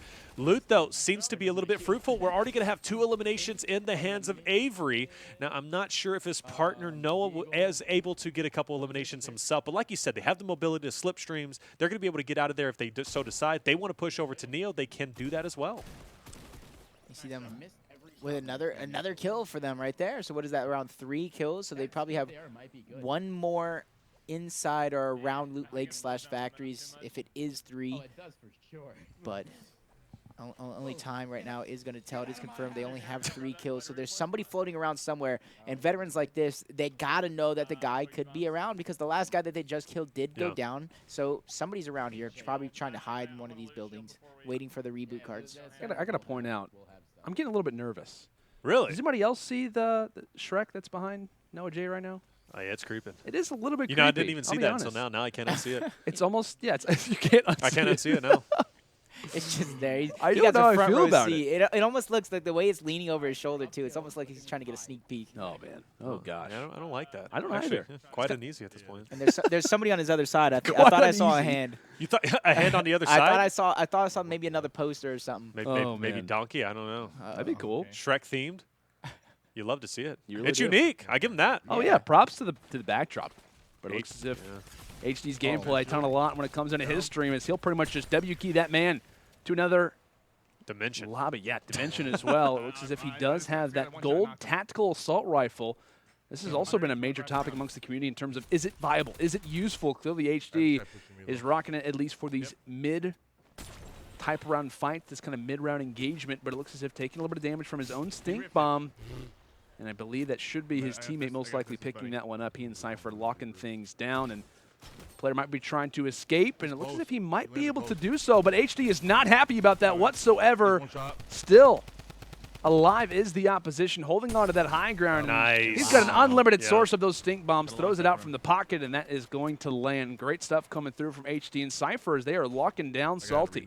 Yeah, awesome work with the stink, right? Because he was kind of monitoring the health. He noticed that player was white. He knocked off the shield relatively early on. At that point, throwing a stink out there, not going to hurt whatsoever. And you see that player was literally below 5 or at 5 health, and he got eliminated instantly. So that's something that's a huge positive. Heads-up play on his part. That's going to be an elimination. And now they're going to continue to push through. And, you know, I'm kind of happy that they kind of converge together. No one has dropped as of yet, and you see it representing in the scoreline, 19 to 15. They've managed to take that 3 lead now to 5 or 4. Math is hard. It definitely is, right? I mean, just trying to, I try to use my hands or my fingers as much as I can, and it still doesn't work out very often. But this is the same thing. We talk about early game. Still advantage towards Cypher and HD. Granted, it's only by 1 elimination. I get it, but that is equaling out into the overall total that we see now. It was that kind of mid-round swing where it was a matter of HD and Cypher not wanting to engage. They allow for Avxry and NoahJ to kind of engage on their terms, and they kind of ignored that fight, and that's ultimately what kind of bites them in the end, what makes that game so close. All things considered, half the lobby has fallen, and it looks as if right now, at least in terms of our left side of the screen, it is going to be NoahJ and Avxry making a little bit of a rotation, even utilizing a few of those sky bases to even find a little bit more of those things to add toward the inventory. So all things considered, pretty slow mid-round for the time. And I will say, as I look through the inventories, NoahJ, he's got a pretty decent one, right? I mean, what? He's got an epic, an epic combat shot. He's also got an epic scar as well. So they're sitting pretty good when it comes down to it. If they were to get into a fight, needless to say, they're going to be prepared for it. And they're going to have 2 Riftigos as well, so they're going to have the mobility, get out of a tough situation. Hopefully they're able to use it just strictly for rotations, which is obviously what you want to be able to do. I think HD does have a player just in front of him, or it could even be a hoverboard. Sometimes you can't tell, especially if it's off at a distance. It's always so frustrating to either hear something like the balls, the roller balls being inside, the course of slipstreams, or even the hoverboard. You end up popping shots, you give away your position. Kind of sucks. No, I agree. And what also is just unfortunate is it's in the slipstream. It's moving. You don't really know. It's like, okay, you don't think about it at first. Why is there a hoverboard in there? But Noah actually picking up 1 so far. And Noah goes down. So let's see exactly how this ends up going through. Shrek even witnessing this, he can't even believe it. So he must have got sniped. Out of the slipstream? I think he got sniped out of the slipstream. That's the only thing that makes sense. There's no way. Surely not. Seriously, this replay's not going to be that long. Come on. He had to get sniped. No, okay, so he did go down.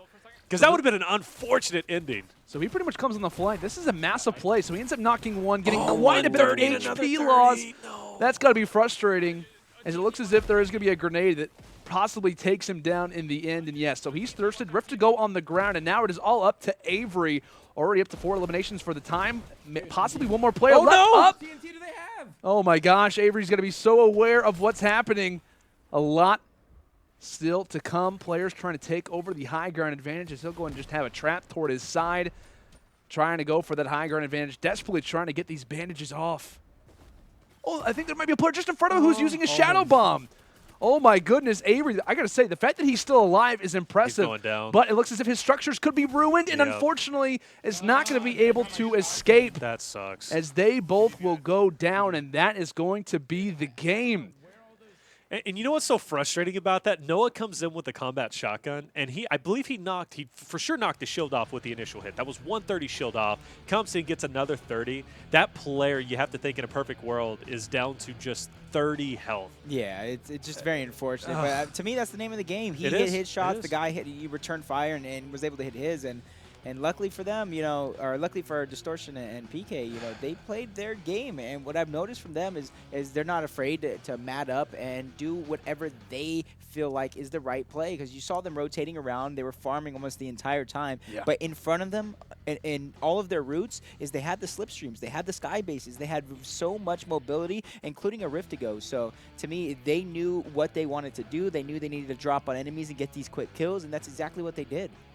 Yeah, man. Like I said, Cypher and High Distortion, they'll go and move on through. I will say, all things considered, I mean, the mid-round fight, which pretty much decides this whole thing, I think this one probably would have come down to the very end, and I wasn't really sure what to expect. The way that they, in terms of NoahJ and Avxry, started off game number 1, as passive as they were starting, I was like, this isn't going to work. Surely this is not really going to happen because, Friday Fortnite 2018, totally different game. We've been talking about this, through Sunday Showdown, through a number of different, Fortnite broadcasts that is this public format.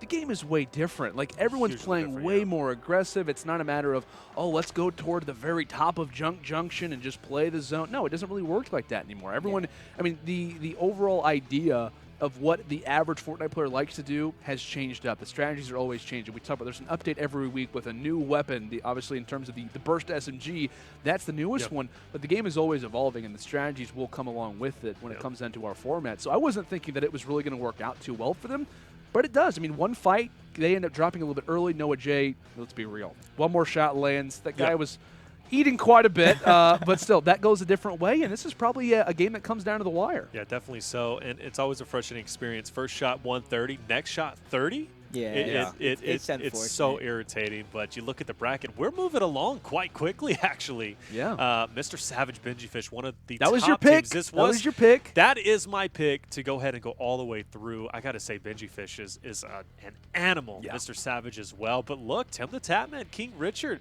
also moving forward themselves. Seems as if they did get the best of RiceGum and Jarvis. So, hey, good job to them. And I got to say, I'm proud of Tim for moving as far as he has. Like I said, he's improved quite a bit. Cizzorz, Bizzle moving forward. Is that really a surprise?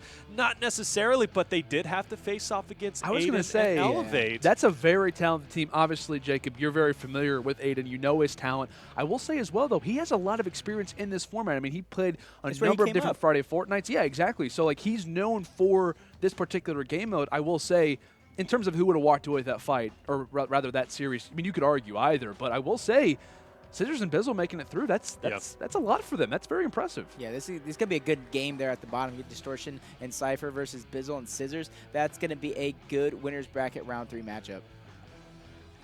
I think we are moving into yet another game here. Got Nickmercs and Neo, the duo. These guys can play it out. They are incredibly solid, but going against the young guns, Slappie and Highsky. This is one that I was curious about because this is kind of the definition of like that old school versus new school type battle.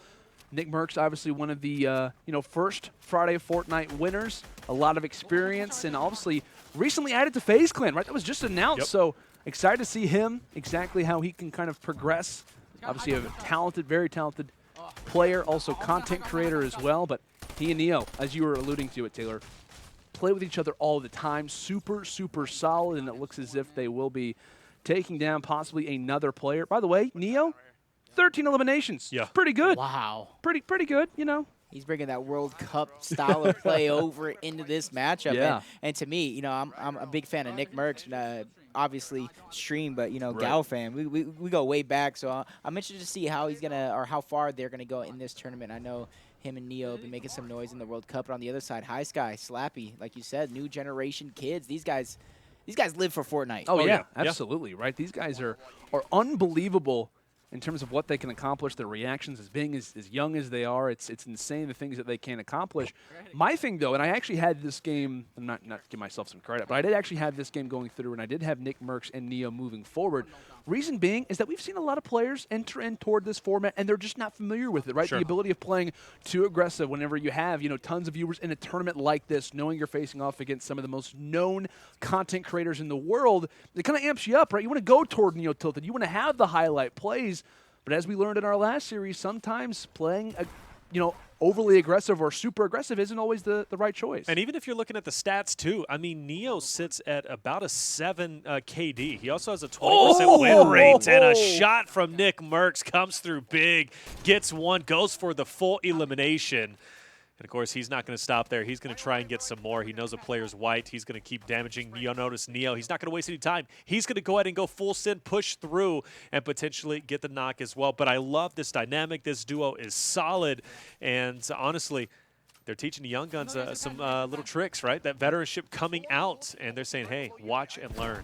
I love the L2 spam from Nickmercs. I would love to see Neo kind of do that right there. Just, you know, kind of tap your L2 on the controller. Allows you to gain a little bit of auto-aim on the shot. Yeah. So once you guys can master that it kind of evens the playing field a little bit between the PC players that have a full arm of motion that are able to, you know, macro their keys and everything compared to a controller. But showing that they can bang with the best of them. You see them going on the next attack. Neo, one of the best slayers for the World Cup qualifiers so far, not stopping anytime soon. Wow. Yep, and I like what the Salty Slayer was actually trying to do as well. He was waiting for them to break the wall down so he could try and get a one-shot on him, but it just didn't work. Neo, 19 eliminations. Can we see 20? That's kind of the storyline right now. It's not a matter of, oh, do they have a lead? Does Nick give it to him? Are they going to walk with the the Victory Royale? No, it's just a matter of Neo. Can he get the 20th elim? And like you said, is Nickmercs going to give it to him? I think it's only right. Yeah, that's what I'm saying. Are we going to have good guy Nick? And this is something I talked about, right? It's been a reoccurring theme, a subject I've been bringing up. Tim, King Richard, they start off passive, as well as even Noah, Avxry, Cypher HD, they start off passive. You're seeing now plays like this. Nickmercs, 7 eliminations, 19 for Neo. Yeah. You're going to have to start dropping hot if you want to beat the teams, especially if you start getting deeper into the bracket. It's just a reality of it. Last guy's going to be over here, and I think Nick, he's going to go ahead. No, actually, tags him up. Neo is poised for the 20, but Nick's going to come through. That's look, come on. It's okay. 19. Love that dance, by the way. It's like one of the best ones. 27 kills. Is that it? To 1. You think they have a lead going into round 2? They had 1? I didn't even see it. if that scoreboard is any bit correct, it said once, so you got to think maybe they died early off on the game. So, I mean, I don't know what to say. Speechless, I'm right? over here trying to think of a actual way they could come back, but like, well, hold on. It's possible. I will say this. Let's go all the way back to what, week 2, week 3, Friday Fortnite. Ninja? Ninja drops Tilted Towers, Yep. LMG in hand, ends up with what, 17 eliminations. Yep. Was he facing off against TSM at that point? It was facing off against FaZe. Yeah, it was Tfue Tfue and Cloakzy. Yep. Gets to the point where he literally is just one elimination behind. He ended up losing that, but he was one elimination. He ties it. He tied the game. Oh, did he tie it? Then it went in to game overtime 3 and they lost And then I think King Richard died early, I think, when he was playing with him. Yeah, him, So unfortunate, but like 26 kill lead going into game number 2. So off rip, you need to take out a quarter of the lobby. Yeah. And then more, because obviously Nick and Neo are going to do their thing as well. It's kind of like at this point, whenever a lead is this high, it's a matter of let's just do what we can and pray that the other team just falls. Like, pray that they just have a super slow game. You kind of have to wish for things that are no longer in your control. Yeah. So, and like I said, with Highsky and Slappie, they have to split, right? Maybe depending on the hot zone, that's the one thing that really could go in their favor, depending on how the RNG works for this next matchup. If you have a hot zone in Neo, you have a hot zone in Mega Mall, maybe that's the call now. But like I said, there's so much that's out of their control. They have a lot of things that they're not able to bank on. But guys, 26 eliminations. I don't want to call anything over before it is over. We did that, like you mentioned, with Ninja versus FaZe. We're like, okay, this game's probably done. And then Ninja went off, to say the least, one of the best moments in Friday Fortnite history. Yeah, it was. And proved a lot. And like I said, for these young guys, right, this is their opportunity to really prove themselves. Obviously, phenomenal players, but in a tournament aspect, they don't get to do this very often, right? This might be one of their very first ever, tournaments that is up to this level with this amount of competition, this amount of hype, especially. Like I said, it's a big proving ground for them. A lot is on the line, and a big mountain to climb, that's for sure. Yeah, it is, and I got to say, it kind of makes sense. I was looking at the percentages before, like I pointed out before, that amazing snipe from Nickmercs came over and kind of distracted me a little bit. But Neo sits, like I said, at about a 7 KD, 20% win ratio. Nickmercs is up there as well, and I looked at the stats for Highsky and Slappie, and they're sitting at about a 3 KD. So, like we said, there's a huge difference when it comes to playing this versus the World Cup, but no one can deny how talented Highsky and Slappie are, despite the deficit going into round 2 of 26 eliminations. But this is really going to be telling how they come back and if they can maintain their composure. Yeah, it's gonna be interesting, right? Like I said, we got FaZe, Highsky, TSM, Slappie, 2 organizations who have made a huge come up when it comes down to Fortnite. 2 organizations who are on the cusp of wanting to be the future when it comes into Fortnite esports, and we'll see exactly how that will come about. Highsky, first of all, looking at his perspective, might be diving down toward Fatal Fields, it looks as if. Might want to make the runs back towards Salty Springs. Regardless, though, we were talking about it. Fatal Fields, would it be the call? Is it a hot spot? It looks as if, for him, he's at least tempting at the idea of it. Something to think about, right? There's at least a team there, or at least around in that area. He's going to go ahead and land on the top, get maybe just a few metal mats, and hopefully they can get some good RNG at the Taylor, top. you sighing? Yeah, I don't know about both of them going up no, there. definitely not. Just because there's not enough loot, right? Yeah, so it's like, and plus you're pushing into Fatal. Actually, I'm just going to go ahead and just kind of chill out here on the outside. Yeah, so he's going to go ahead and mark that little combat shotgun down there, but he can't push it. Slappie's going to be the first one to lead the way, but this could be a rocky start. But like I said, this is going to be the tell of the match. If they can make it out of here with a couple eliminations, maybe 5, 6, they could slowly start making that comeback.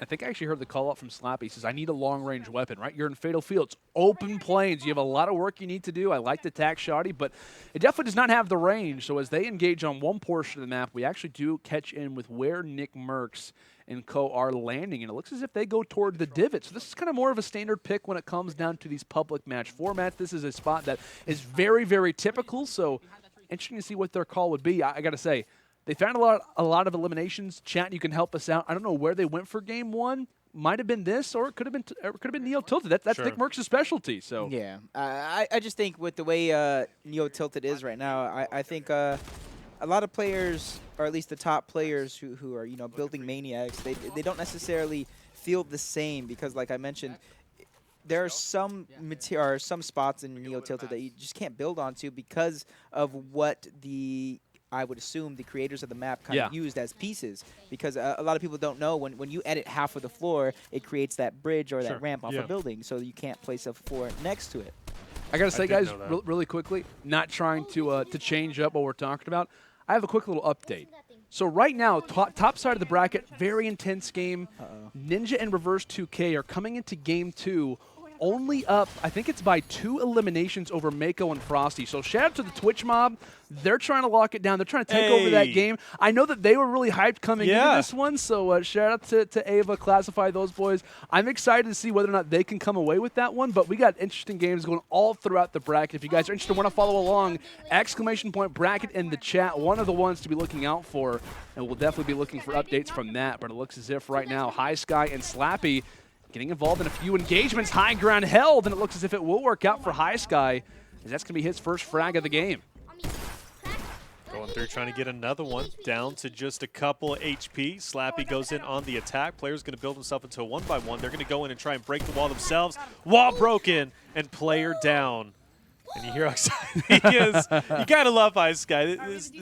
This, you know, young, ready to play. Both of them are Motivated, I yeah. believe Slappie himself's just, what, 15 years old. These young guns out here making the money, living the dream.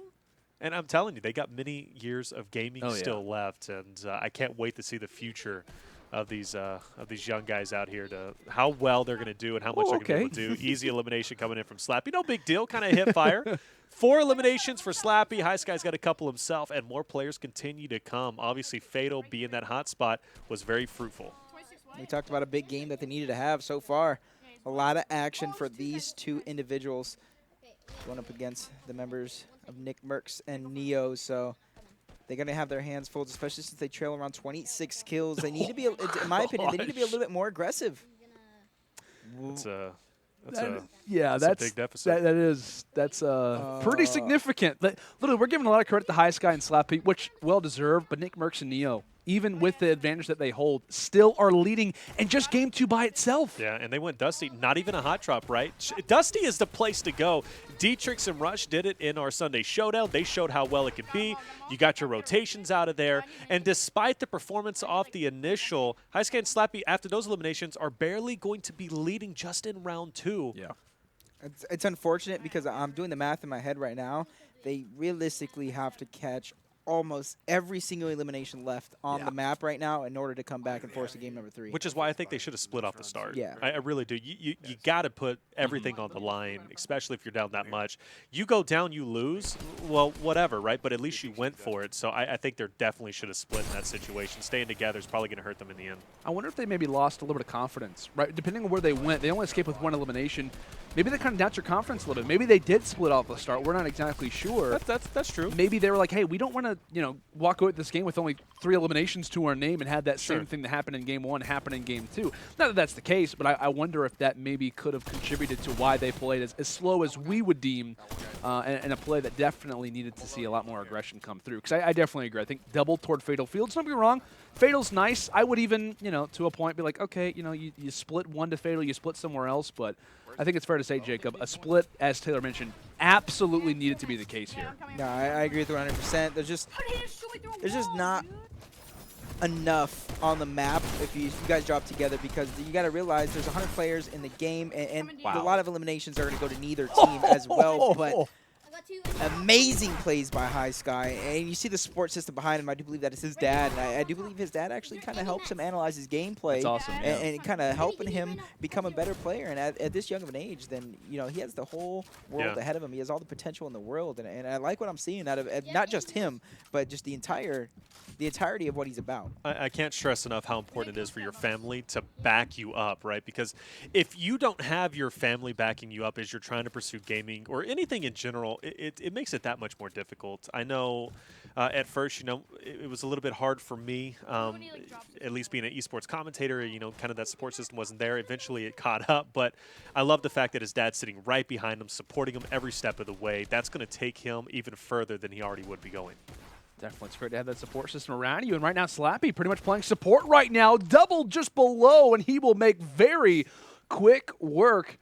As you could only argue, right, if they were involved in that game number 1, what this would mean right now. How close of a match would this probably be if they did not only just have one elimination in that first game. But regardless, though, it will be Slappie who does end up grabbing the reboot card. On the other end, though, Neo not slowing down. Well, I think he had 19 eliminations in game number 1. 7. Keeping in mind the passiveness that you kind of want to have, it's in the back of your mind, hey, we're up by so much. We don't really need to push this particular fight. He still walked away with the seven eliminations. I know Nickmercs is pretty decently up there as well. So all things considered, they should be able to walk away with this game. We're still hearing word on whether or not it is mathematically impossible, and I believe that it is officially now as that last elimination comes through. This one is over, and in a dominant fashion, 41-14. I will say, as Slappie ends up getting taken down, you look at that Game 2 score, a much different story. Match number 1 goes a different way. They don't escape with just 1 kill. Much different story, like I said. Yep, and to me, this style of what Nickmercs and Neo are able to do right here, that's what I thought the earlier games were going to be, especially with players like High Distortion making their appearance. But, you know, a slow start for some people, even though it's still impressive that whole entire game that High Distortion was involved in, all 4 members with Cypher as well. But Neo and Nick just setting the pace. They're setting the pace right now, and realistically, anybody watching them, anybody that knows they have to go up against these guys, they know they're going to have to come out hot, and they can't fall into a hole because then that could happen. that 41 elim, even before the game is totally over, like Jacob alluded to, Taylor, that would definitely intimidate me, at least. And knowing that we saw Nico finish off with 19 elims in game number 1, that's going to be the highest, at least on broadcast, that we've seen. That definitely can contend for probably the most elims we will see all day. I mean, it's possible. Yeah. It's possible. We still have a lot of matches to be played. We have a lot of teams still to go through, and I do think that we had a little bit of an update. I know we're trying to switch over to another match, but it looks like all players are going to be down, minus just Reverse, but I did catch a glimpse of the bracket, and I think it was Ninja and Reverse who did get the move forward. So, Mako Froste. Hey, oh, no. They're going to go down. I saw a lot of people on Twitter talking about these guys, and unfortunately, but they're not out yet. Hey, if you're a fan of them, they're down at the loser bracket. That's going to start getting really heated up, especially towards the end. But Ninja Reverse moving forward, that always has to feel good. And Ninja did win a week, I believe, of Friday Fortnite back in the day. He did. That was the big storyline for the longest time, was like, you know, can Ninja win a championship? He'd gotten so close so many times, early drops, you know, a matter of just not really having, you know, everybody kind of lined up for him. You know, it took a while to get toward a championship, but I thought it was awesome whenever he ended up winning with Hysteria, right? Long-time kind of teammate we talked about in terms of having that Halo background, them kind of working together. That was kind of like, for me, whenever we saw that team form, it was like, finally, like, we have a group together who can really do a lot. But speaking of groups, we do have a few bracket updates here, guys. Oh. You know, I'm a fan of MrSavage Benjyfishy. I think they're going to win that matchup. But could you imagine in a perfect world, TimTheTatMan, King Richard, they move forward to winner semifinals to play against Ninja and Reverse? That would be an amazing story. Talk about the clout. That is going to be a great matchup, and you're for sure going to be seeing that on YouTube later on. Still waiting, though. Look at this. Tory Lanez, written by Ray. I mean, of course, they're moving forward, but I'm kind of curious. How are they going to fare off against their matchup? That's a solid one. Yeah, you look forward at Ninja in Reverse, and you're like, okay. Like, we'll do our best. We'll see what happens. Like I said, it could be Landon or two twins. I'm not sure which twin is playing, but you got to give a shout out to those guys as well. I know they're both very, very talented players. I think Jesse has, or no, I forget which one of them has qualified. I think Jesse might have. Not exactly sure. Regardless, though, I'm not sure which one of them is playing them. Yeah, both on RNG, representing the Oceanic region along with Landon. Curious to see whether or not they could take that game. But let's go and take a look now at our losers bracket, get some updates, and possibly could see who has already fallen. It looks as if we're still waiting on a few of those games to go down. But regardless, though, this is fun, man. This is where it gets intense. I'm looking at Jinji, Tina, and Maddie. 2 girls that, you know, I love them in the competitive scene. Always hugely positive. Go check them out on their socials. But, man, they got a big matchup. Mongraal and Mitro, a talented team as well. Yeah. You know, moving forward, I'm curious how the Jinji girls are going to be able to come through with that. Also, Mako Froste there on the bottom against Dubs and Megga. This could be the end of Mako and Frosty, depending. But Dubs and Megga, hey, I mean, will they be able to come through big? I don't know, but they do knock out our NBA 2K guys of London 2 Hype and Jester. Rest in peace, the Giraffe Squad. Yeah, love those boys. But like I said, another team that ends up falling, Jacob. Interesting to see, simply because like one thing I look at is the Vikkstar Svennoss Mongraal Mitro match. That's very unfortunate for Vikkstar and Svennoss going up against a very good team in the winners bracket and then a very good team over in the losers bracket. But that's, you know, the name of the game. Sometimes you get an easy road. Sometimes you have to fight everyone on the way there. Yeah. Let me talk about that losers bracket. There's a lot of work to do, but you can start to kind of catch momentum. A lot of our teams who end up kind of going down early on. We talk about Mitro. We talk about, you know, the amount of talented teams that are down there right now. I mean, at least, you know, 2 of my heavy hitters are in there right now. They can kind of gain some momentum. You know what? We lost the first series. Not a big deal. We can kind of carry that on. Obviously, Jacob, a lot of experience with losers brackets. You know the momentum that kind of comes with that. No offense, Taylor. No, you know, not a. Just the way you said that. Hey, I know you're familiar with losers brackets over there. Well, I meant like, hold on. Is he a champion and he doesn't go to losers bracket? Or are you saying I'm always in the losers bracket? That's what I All I'm saying is that he has experience with tournaments. You have experience by playing.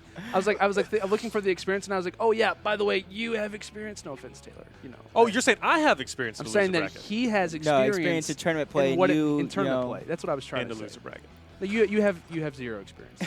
No, but I mean, realistically, like I said earlier, once you're in that losers bracket, you got to realize you can't lose anymore. You get that one opportunity. From there, you got to flip that switch, and every game you have to play it like it's your last game. Right. Exactly, man.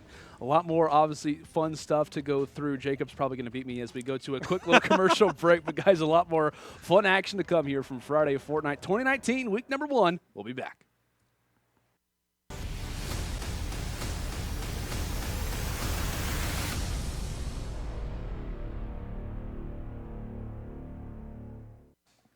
Welcome back, ladies and gentlemen, to Friday Fortnite 2019, week number 1. Of course, live here from the UMG studio. It's myself, Lionel Sanders, joined in part by our lovely analysts sitting on the couch. We got Taylor Reflections, Noble Jacob _MVPR on the Twitter, as the underlay would so graciously let us know. There it follow. That's the hint, Is guys. that what that means? Give it the follow. But we're getting ready to go into an interesting quarterfinal game, right? We've got a serious matchup coming through. We've got FaZe Nickmercs, interesting to say that, and Neo getting ready to face off against Ghost, Kamo, and Issa. Obviously, you're familiar with the Ghost guys. However, they are going up against, you know, an old friend, Nickmercs. Yeah. Thoughts on that one? I think this is just controller warfare. This is controller gang versus controller gang, but I do think, you know, Nickmercs and Neo have been putting up a good fight, but this is going to be very, very interesting because Kama and Issa, they love this layout. They love this style of play, and realistically, this could be one of our closer matchups. I do have it going to the Ghost Boys because, I mean, they're top-tier talent. Yeah, you know, they're on one of the best organizations in the world, you know, but I do think it's going to be a little bit closer than we might give Nick credit for. Right. But shout outs to Nick as well. At the same time, though, Taylor, if you are looking at that one from Ghost's perspective, you're thinking, okay, hey, they did put up, like, what, 41-14. Neo had 19 eliminations in game 1. Not taking anything away from Ghost, not trying to give too much gas to or credit to Nickmercs and Neo, but like I said, this one could be closer than many might originally think. It is, and the competition's not going to stop here. You look at the bracket, who's going to be awaiting them in the winter semifinals? None other than Cypher and HD, who just knocked out Cizzorz and Bizzle to the losers, which that's a power match that we were kind of curious how it's going to work out. You had one of the most creative guys playing with one of the most talented players in Fortnite, being Bizzle. So that's going to be a tough matchup, to say the least. But honestly, after Nickmercs and Neo, you know, that last round they played, you know, of course, against their teammates of Highsky and Slappie. I got to say, I'm probably more on their side than the Ghost Boys. Hate to say it, but I think Nickmercs and Neo probably going to walk away with this one. And I will say, I mean, you were kind of alluding to it, Jacob. This is a controller versus controller type game. We have the ability to kind of watch out some of the best players in the world. Nickmercs known for that, you know, originally kind of being one of the original console players, and now Issa has come through and has shocked everybody. Just to list off one, Kamo as well, but kind of leaning more on Issa in this instance. Everyone knows him to be one of the most talented players, constantly putting up super impressive numbers. And I think it was, too, like, people were kind of calling him, like, maybe one of the best control players in the world right now. Realistically, anybody in this game, we just saw what Nickmercs can do. Right. We see what Kamo and Issa could do in the past with tournaments. Any one of these players can pop off. You know, we were talking about Neo getting a 20 bomb. I realistically think any one of these four players could drop a 20 bomb. And Kamo even squad, I think he had like a 46 kill game. So he does have the PC solo versus squad record of 46 total eliminations, and that is current. But mind you, on the other end, Nickmercs and Neo also hold a record on PS4 for console for the duo record as well. So both of these two teams having records in their name. Now, just giving you little stats, too, for Kamo. Holds $165,689 total earned money in Fortnite in itself. 19 years old from Germany. And then Issa, $63,769 earned from Fortnite from Switzerland. And, of course, he's one of the best console players in the entire world, at least one of the best controller players in the world. So I got to say, whoever, I mean, honestly. Whoever falls in this, I mean, goes down to this very scary losers bracket right now. I mean, like, look at some of the teams. Yeah. They're going to be going in just to losers round 3. Obviously, we see Cizzorz and Bizzle, the farthest progressed team for the moment. But, I mean, whoever loses this matchup, I mean, we talk about how much is on the line, how intense this game is going to be because of the sheer slayers that we have. The losing team, I mean, it's not going to be easy no matter where they're placed on the bracket. Yeah, this is going to be rough. And I look at the possible future matchup for losers round 3. The FaZe guys at the bottom, Dubs and Megga, have a possibility of going against Nate Hill and Funk Bomb. So that's going to be a very interesting match. And what's the scariest thing as well between the losers bracket is, like, only first place gets $10,000. So if you're already down there at the losers, you got to play flawlessly even up to the final and during the finals. So a very scary position to be in. But my favorite player, my favorite duo coming on the screen, Benjyfishy, and look, we catch him right as soon as he gets the last explode on the enemy. He's going to finish with 16 total eliminations. Goodness. And I expect nothing less from the man Benjyfishy. Yeah, like what? In terms of like what we can expect from MrSavage and Benjyfishy, those guys have looked insane, at least in terms of online competitions, the way that they upload stuff. I mean, I was literally like looking at, a few YouTube videos, and it's just like, how are you accomplishing this? Like, how are you this good at the game to qualify for the World Cup? You qualified once. You don't need to qualify 89 different times. Like, the way that they're able to do that, same thing with Dubs from FaZe. Like, those guys are just insanely talented, and they can easily go off. Like we said, we just talked about, they have the ability to just drop 16, 17 elims in just one particular game. Just a snap of a finger, and it's possible. So, and I will say, depending on where we were at in Game 1 or Game 2, I noticed for Tim and King Richard, they were already down. So possibly coming into a deficit in Game 2 that might have just eliminated them down to the losers bracket. Well, we'll still kind of figure all those things out. But still, if you are a fan of Tim, if you're a fan of King Richard, you're probably rooting him on, especially after a performance like that from Benji. And I do want to point out, Benji, he's a guy who also loves to kind of talk about the game, give some information as well. He's got some great content out there with Ballots Way, who's making some great recaps on the World Cup. So make sure to check out Ballots Way as well as Benjyfishy. They're a duo, and they kind of been talking about some matches together. You want to get a little bit more insight into Benjyfishy? Those are some videos you want to watch. But we're in this match. It's time. Nickmercs and Neo versus Kamo and Issa. The controller players just going to battle it out.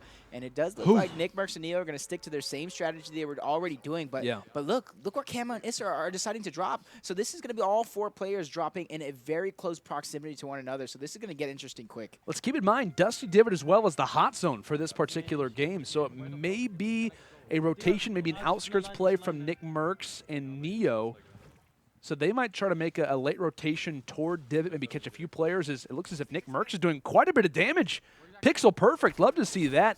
On the other end, though, for Kamo and Issa, they're actually going to be in Salty Springs, so not too far away from each other, kind of standardized picks and locations that we're pretty accustomed to when it comes down to a format such as this one. I tell everybody, don't sleep on that great pistol. Hey, you get it whenever you get revived. If you get it off the start, it's not the worst weapon to have. It is very powerful, and even going back to back to Friday Fortnite with the blue pistol, it was even more deadly, and you can kind of spam out some shots in the meantime. But interesting strategy. Obviously splitting up a little bit. We're finally going to see Nickmercs and his teammate kind of converge over here onto Salty. We got a 4-man push here at Salty. Let's see who's going to leave this place with the most eliminations. Can you imagine what these random players must be thinking? Like, they're just like, oh yeah, I'm gonna kind of stroll through Springs here, have a good game. Oh my God! Like, this gets overwhelmed by the amount of talent in this game. It's unreal, Jacob. Yeah, and interesting enough, there was a guy down towards the gas station. I think Issa wasn't really caring about cleaning it up because they're down. So they were probably hoping that the other team probably revive that guy and then you can come up and clean it up for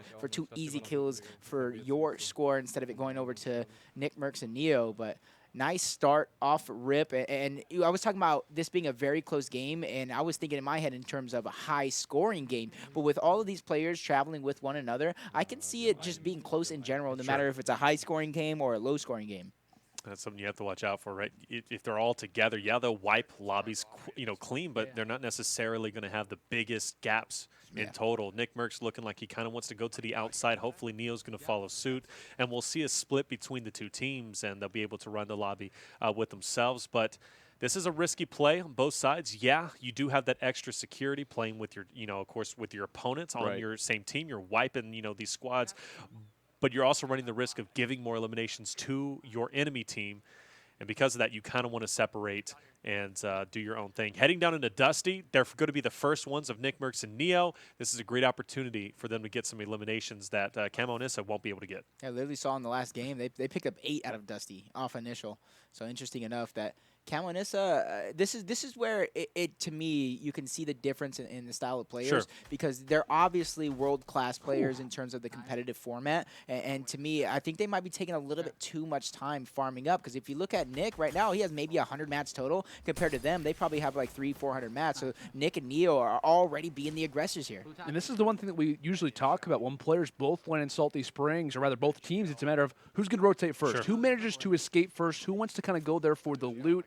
Obviously, it is going to be Nickmercs and Neo who make that quick rotation, and they might be seeing quite a bit of success from it. Like we said, there's going to be a lot of solid weapons here. If there are any players, they're probably well kitted, so they've got to be kind of on their toes for this fight. We know that they're able to do that, kind of a similar situation to how Nickmercs likes to play previously. We talked about he likes the aggressive play, and he's going to see a lot of weapons come through from that. But we talk about one rotation now leading to another. It looks as if Kamo and Co. might be bouncing the opposite direction. Totally, you could argue, kind of countering what we see from Nickmercs and Co. They're trying to go toward Divot. They're like, okay, hey, this is our statement. We're going to rotate. The other team's like, hey, we're going to go toward Tilted. So how's that for aggressive? And depending on how many finds they find over at Tilted, they could go down themselves and leave the rest of the lobby. But watch out. As soon as I say that, Neo's going to get absolutely rocked down to 25 total health. Luckily, Nick is going to be on the top to be able to capitalize and come in with the elimination. Plus a med kit. Very clutch indeed. He also has those 2 minis to be able to pop. So back up to 150. Meanwhile, Nick, though, he's going big. He's got to provide some great defensive cover, and he is looking like he is doing just that. So Nick and Neo already setting the tone, setting the pace. But, didn't really see Kamo and Issa get both of those kills. We saw them get 1 in the beginning. So they did get 2, so it was 2 to 3 right now. But Nick, Neo picking up 2 more kills. So Kamo and Issa need to start being the aggressors, being aggressive. But then I say that NioRooch gets taken out. So this is an opportunity for the Ghost Boys to make some noise. Nickmercs needs to go big, needs to be clutch, and it looks as if he will land one of the initial shots. Also ends up clearing them out with the stink bomb, but still more work to do. You hear the call-out coming in from his teammate Neo saying, hey, low mats. With that being the case, he might try to go for a few resources that could be on the ground. As his body swarmed, at least in terms of Neo, Nickmercs fading shot and manages to make at least one land, trying to go for somewhat of a flank, but he ends up now having to play a little bit of the Turtle Wars here, Taylor. And this is where Nick is going to strive. We know that he loves that ground game. He can build with the best of them, but he can also play the ground game as well. Where did he get that experience from? Obviously playing Tilted so much where you don't have the most mats, so you have to know how to navigate through. And even from coming from Call of Duty, he loves the boots on ground, right? So he can definitely slay it out, and we're seeing that experience come through.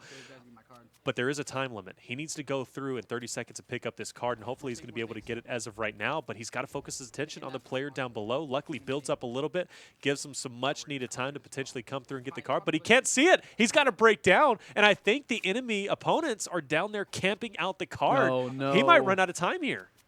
I'm surprised he hasn't even tried to use the GLL yet.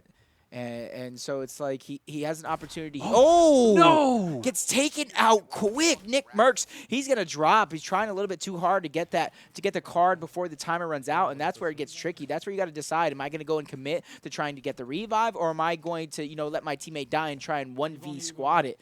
Luckily for the Ghost Boys, they have an opportunity here to make a comeback and gain a lead, essentially, because they're only down 5 points. Yeah. And with the mobility that they have with the baller, they can easily find the remaining people left on the map. And there's around 37 possible points for them to get. Yeah, still a lot to find, and it's serious whenever Nickmercs decides to go ahead and stop head glitching his own camera. So with that in mind, he realizes this is intense. He realizes the possible advantage that was there. He wanted to go for his teammate, like we said, Taylor, does not end up working out. And Whew. That's a big loss for them, right? I mean, this is a huge advantage that they possess. Being up 7-2, you move on throughout the rest of the game. You're probably feeling pretty confident, but now it is up to Ghost Gaming to pretty much get back in this game, maybe take a little bit of an advantage using at least the baller off the start to take quite a bit of that HP. And it looks as if currently possessing that low ground, trying to watch over for his teammates. So in separate fights, decides to go and utilize the Rift to go. It seemed as we were on his perspective for the time. Kamo decides to go and waterfall himself down, trying to take out the John Wick, and there's the first knock of this fight. And something that I do want to point out that we haven't mentioned as of yet, right? With Kamo being from Germany, Issa being from Switzerland, look at their ping. Yeah. Right around, what, 3 or 4? You can only imagine that we are currently on their server, which means Nickmercs and Neo, despite going down, finished with 7 eliminations off host, which means next game we're going into Nickmercs and Neo's host. And obviously that's going to pan off a lot better. So the fact that they managed to at least get as many eliminations as possible, depending on how Kamo and Issa, if they can't capitalize here and come into the next game with a lot of eliminations, they're already going to be at a disadvantage because they're going to have a massive amount of ping, maybe around 80, 90. Yep, so great plays so far by Kamo and Issa. They know they have the advantage here. They got the bonus kills coming in their favor. They have a lead to chop down Nick. Neo, it was 7-2, but with these kills, it's going to be a lot closer than that. Something we kind of all predicted here. It was going to be a close matchup because all of these guys are super slayers in my mind. We talk about the amount of elimination potential that could be there. Taking a lot of HP loss from the Stink Bomb. Has to fade back is Issa.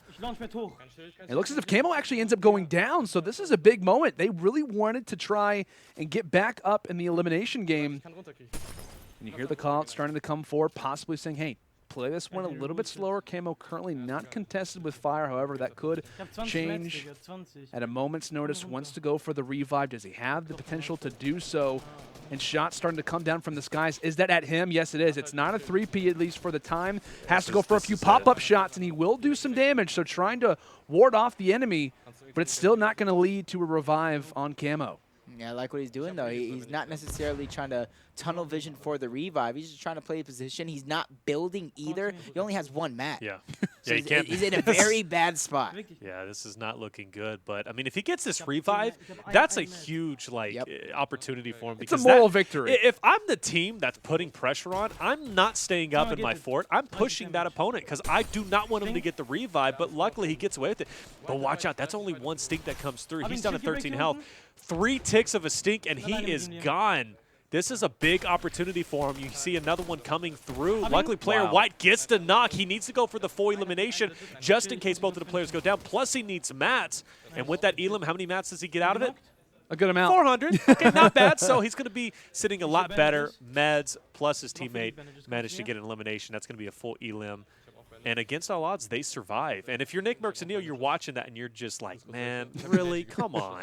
Head in your hands. Right now, the Ghost Boys have 8 points. And I do believe before Nick and Neo were taken out is 7. So they have a 1-point lead and an opportunity for more. But they need to be a little bit more aggressive. To me, they know they can do it. But I think in their head, they're still playing for the victory, and not necessarily for the super slaying lobbies that I know these guys are capable of. We talked about a world record for Kamo with 46 kills in solo squad. So it's possible with these guys. It's just unfortunate that we're not able to showcase it just yet.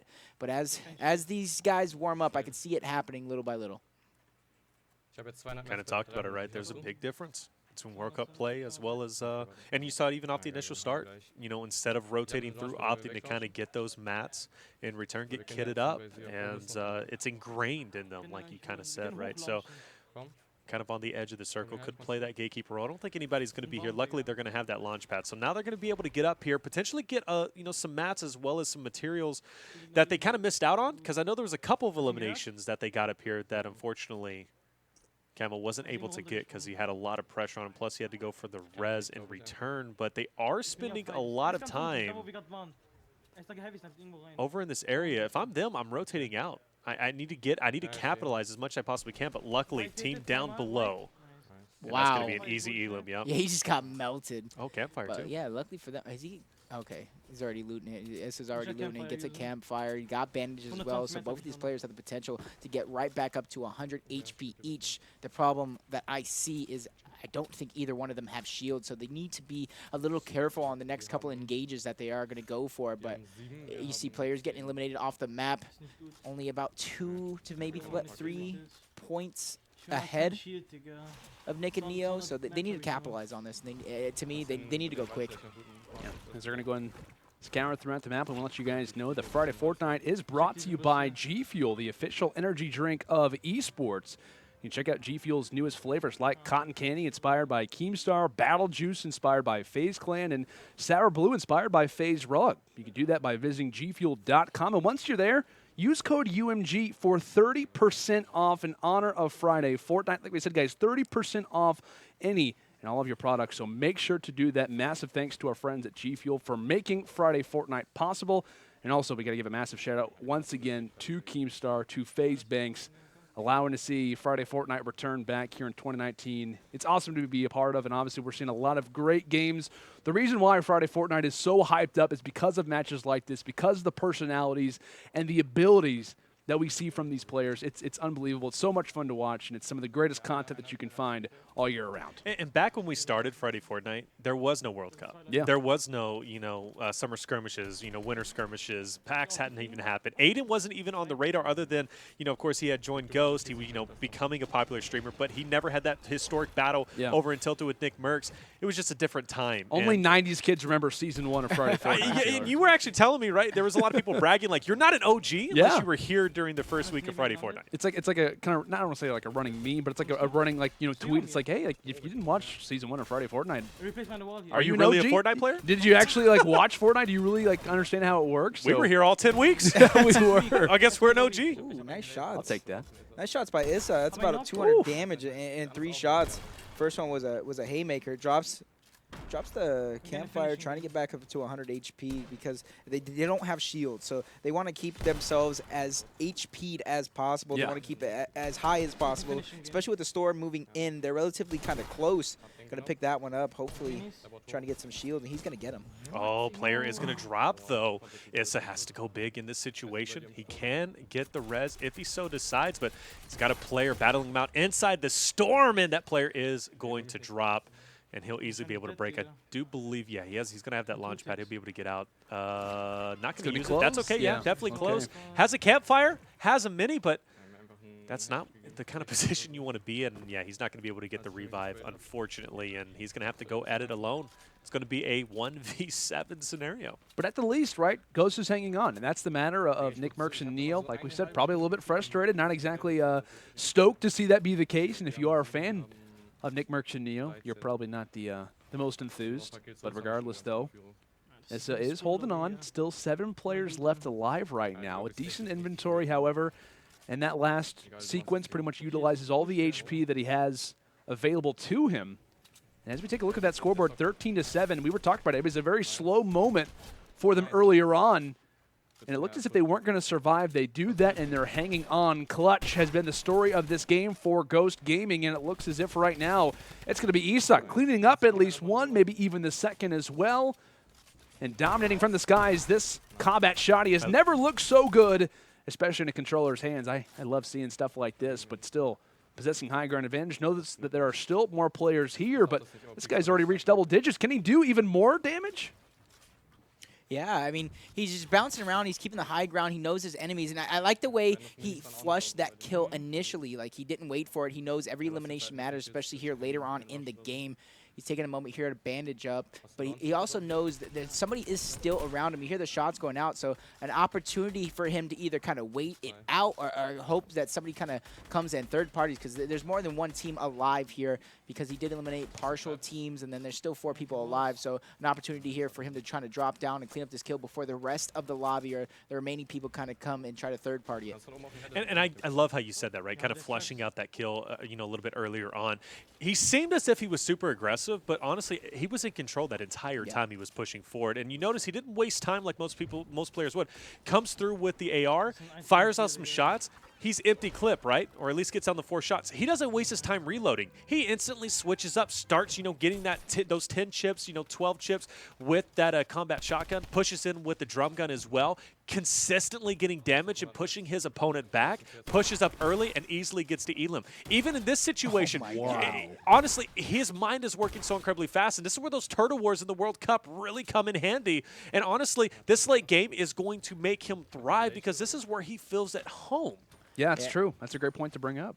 And I honestly don't disagree with the decision to not revive Kamo, simply because it's late in the game. There's not a lot of kills on the map, so you spend that time trying to get the revive. You possibly die for it, and then it's all over. Oh, he would have died. He didn't even have bandages. Then, he has 11 kills. Issa is going off, and to me, this is exactly what you need to do, and especially in this style of matchup where you're going against another team of heavy hitters. You need to set the pace and go from there, and that's exactly what they're doing in game number 1. I mean, it's fair to say Ghost Gaming has maximized the advantage that they were given at the beginning of the game, and there were so many moments, like we were talking about, that it didn't really look too likely. They were kind of dropping early. Like I said, the late game heroics from Issa have been fantastic in terms of not going for a revive, knowing when to challenge, and kind of like you said, Taylor, holding on to what he's known for. He's known for late games. He's very familiar with this aspect, and now it is all up to a 1 versus 1. Can he make it 12?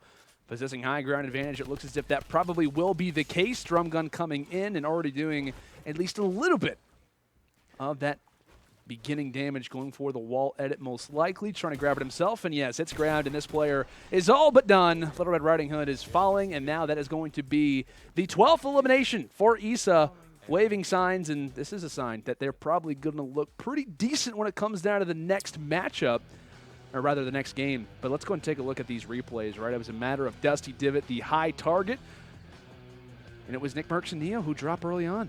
Yep, it's just very unfortunate because Nick was doing a good job right here. You see, he's doing a good job staying alive, moving around, especially since he doesn't really have a ton of mats. It was just unfortunate that he was just so tunnel vision and set on trying to get NioRooch's revive card that he kind of got, caught off guard by the guy that was still in the Divot Diner. And I do want to point out, you kind of mentioned it, why is he not using a grenade launcher, right? He was trying to just break through with his pickaxe to get down to the card. Right. Grenade launcher wipes it out in one go. He drops down. Maybe you even get a chip of damage. Yeah. Plus, you push your opponents back because no one wants to push a grenade launcher. You can't, right? You could lose your life to that. So in that situation, some different things that he could have done, but overall, he goes down, and Issa and Kamo now have a huge advantage going into round number 2. Probably not as much as they wanted, but still a nice, sizable lead. If they perform like they just did, I'm a little worried for Nickmercs and Neo. I don't know if they're going to be moving over towards the semifinal, and more importantly, I don't know if we're going to have our TimTheTatMan matchup up against these guys, which would have been pretty great to see. Definitely would have. It would have been fun, right? I mean, we'll see whether or not that could possibly be the case, but I mean, in terms of what we saw, I mean, kind of things that we learned, I guess you could say, from that last match, it's a matter of Nickmercs and Neo dropping early, maybe, a few moments where they could have made different plays. I mean, Nickmercs, like I said, different options in the inventory, doesn't maybe utilize the correct weapon. Regardless, though, he had so much time that was ticking off. We were kind of talking about it. It was like, okay, like, can he get the revive? Enemies are kind of camping around it. They're almost like turtling around the reboot card. A really unfortunate situation, one that he doesn't escape from. And now they're coming into this next match down by 10 eliminations.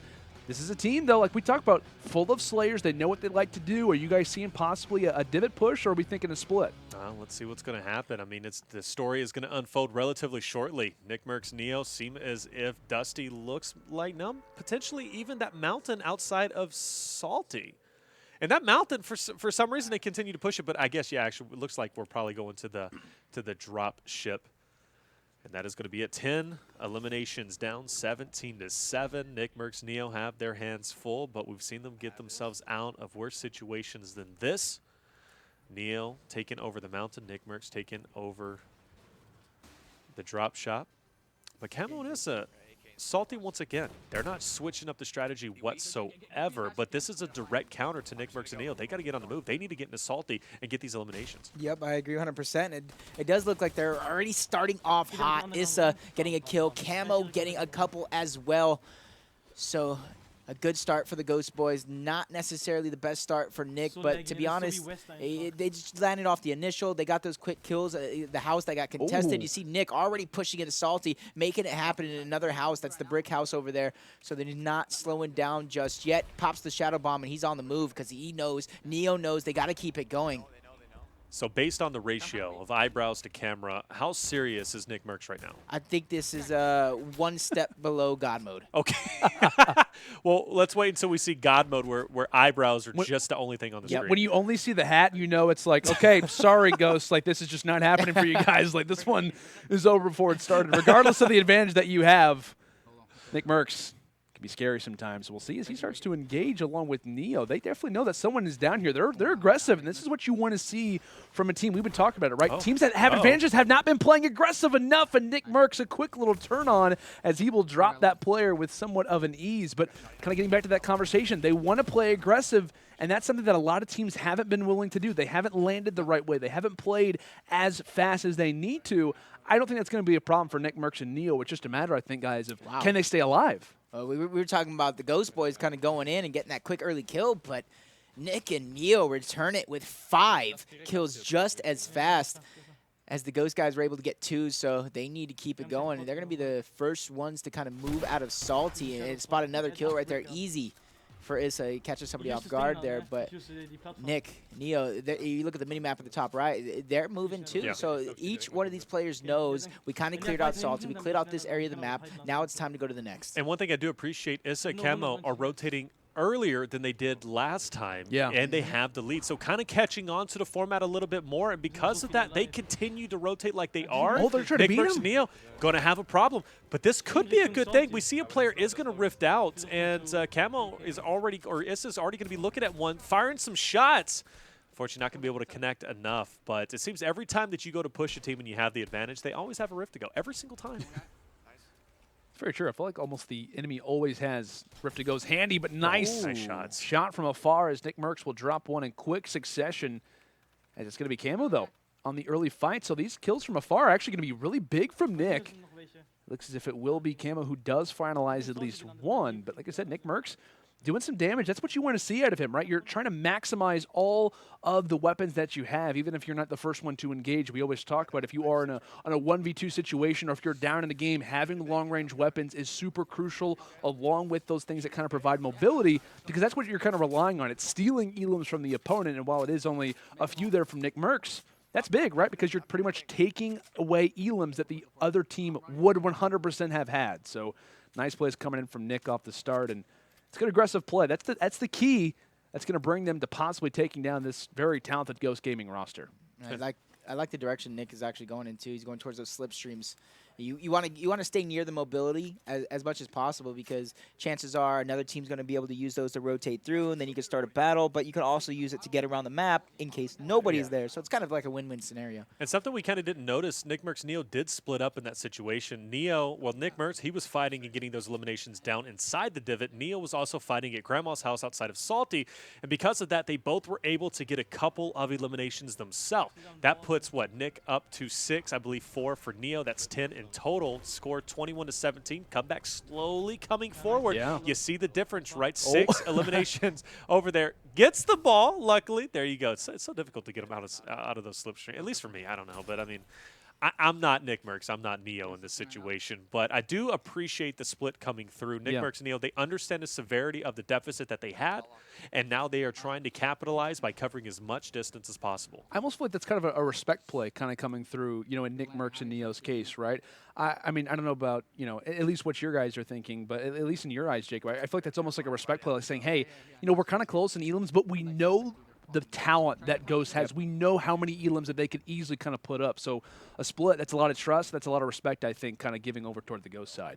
And Nickmercs doing a little secret man from Gears of War, waiting for them to kind of go past him, and then that's where he's going to attack. You see in the mini-map, Neo is right there with him, ready to strike, catches somebody off guard. First shots are going to come out easy down for the first one. Lots of shield dropped on the second enemy as well. Throwing the first disco. He gets clapped back in the back. I was going to say, he didn't even know that someone was behind him. I didn't know either. Yeah, I mean, at that point, he was totally engaging. He had his eyes locked in on going for that one particular player, had no idea someone was just kind of chilling out in the deck just below. Thankfully for him, though, Neo's not too far away, right? He can kind of save the day in this situation as one player starts to kind of come through from that sky platform. Neo does have the weapons. He does have the utility to take this fight, and that's going to all start it off. taking quite a bit of HP loss in the process, but going for the fight. There's the first knock, and now he knows where the other players are at. Nick is giving the call-outs, and he is hungry. He is trying to go for all of these. Wow. Wonderful play coming in from Nico. Nice. Total domination. His 8th elimination. A res coming through from Nickmercs as they stay alive. And I was going to say, in that situation, I thought Neo was going to be perfectly fine, and it ended up being the case. And I got to say, Issa, Kamo answering right back, getting a couple of eliminations outside of Pleasant. Look how much ground they've covered from Salty on the initial drop over towards Dusty. They eventually passed over through Loot, now over to Pleasant. They are not stopping. They're covering a ton of ground, and this is what's going to continue to keep the lead for these two guys. Always constantly popping off shots, pulling out the combat shotgun, no matter, and he's going to bring him down to the, oh, no, player backs up. I thought he was going to drop to his elimination, but yeah, already on the engagement. You see how quickly these guys are moving and never stopping. They're always building, they're always shooting. Solid team. Amazing plays by these guys, and they're just not stopping. They know how aggressive they need to be, and that's something that you adapt on the fly. In game number 1, they weren't necessarily the most aggressive. I know they were caught in a weird spot on the side of that mountain in game number 1 where Issa had to come up clutch. Nickmercs, he's going to get dropped, so this is not looking good for Nick and Neo. As you see, he got revived. He gets taken out. We saw it right there, what exactly happened. He gets lasered again, caught off guard. Now it's up to Neo in the storm as well. No shields. His health is going to get dwindled down. He spots the campfire, but he's choosing actually not necessarily to go and try and burst into that box just yet. You know what's unfortunate about this is, like, no one ever wants to fight. Yeah, he goes down, and that's going to be the round. And, you know, you don't want to ever fight in the storm. Unfortunately, that team had no respect to Neo and Nickmercs, and they were pushing them in the storm. They smelled blood as soon as Nick went down. It didn't matter their position. It didn't matter if they were down to 10 health. That team was going to be pushing regardless to get the eliminations, and despite the fight, I don't think it's going to be enough, but I did see, Neo before he went down had 10 eliminations. Nick had a couple himself, but I think they're going to fall just a little bit short. Yeah, to me, it's just the way my Neo is like not in the game. He immediately kind of left the lobby. That says a lot. That would be my guess that the Ghost Boys did find a way to take it. But Issa, that man's a beast. So it seems. Yeah, that's even off host. It doesn't matter. Right? 130 ping. I completely forgot about that. They had that slow game with the 2 ping, and then they start playing a lot faster when they don't necessarily have the ping on their side. So a little confusing, but nonetheless, very impressive showing from those guys, and they're going to go ahead and advance, and this is something I'm obviously happy about. Yeah, well, obviously being Ghost. Right? I mean, that's crazy, like how close of a game that was. All things kind of considered, too. Like Nickmercs and Neo, I mean, in that last game in particular, Nickmercs goes down twice. It's still somewhat close, so you got to give props, right? I mean, I think it was Nick who was like, you know, that was hard. Like, that sucks. Like, that really hurt to lose that particular game, all things considered. I will say they brought it back. Like, they come into this game, granted, you know, Kamo and Issa, they're going to walk with a lot more eliminations than 9. That's just where we're going to kind of call the game.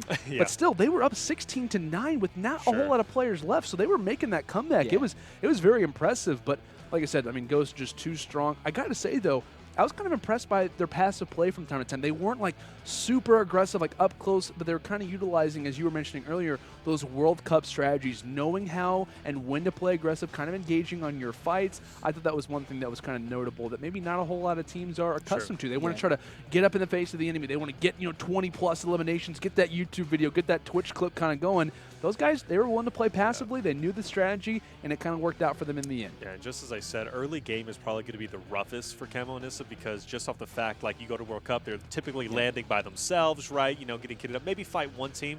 They might not be terribly used to like just convergence of players on them, but you get them in mid-late game. I mean, they're going to be that's where they thrive, right? Yeah, exactly. So you can't stop them. Yeah, and especially like these guys. They've been here before. They do these style of tournaments over in Europe, and not necessarily, most popular tournaments, but they get it done nonetheless. So we have a Issa and Kamo versus PK and Distortion on our lower half, and on the top half, Ninja and Reverse versus MrSavage and Benjyfishy. These are some stacked matches. I got to say, though, a lot of the community, I was looking through Twitter, kind of gauging through a few of the brackets, some of the predictions I was kind of coming through in the chat. There was a lot of guys who were kind of in the chat earlier on, and I was asking, like, what do you guys think? Like, who do you think is going to be the Final Four? Everybody had Ninja and Reverse and MrSavage and Benjyfishy. That was kind of the designated, like, top 2 out of the top side of the bracket.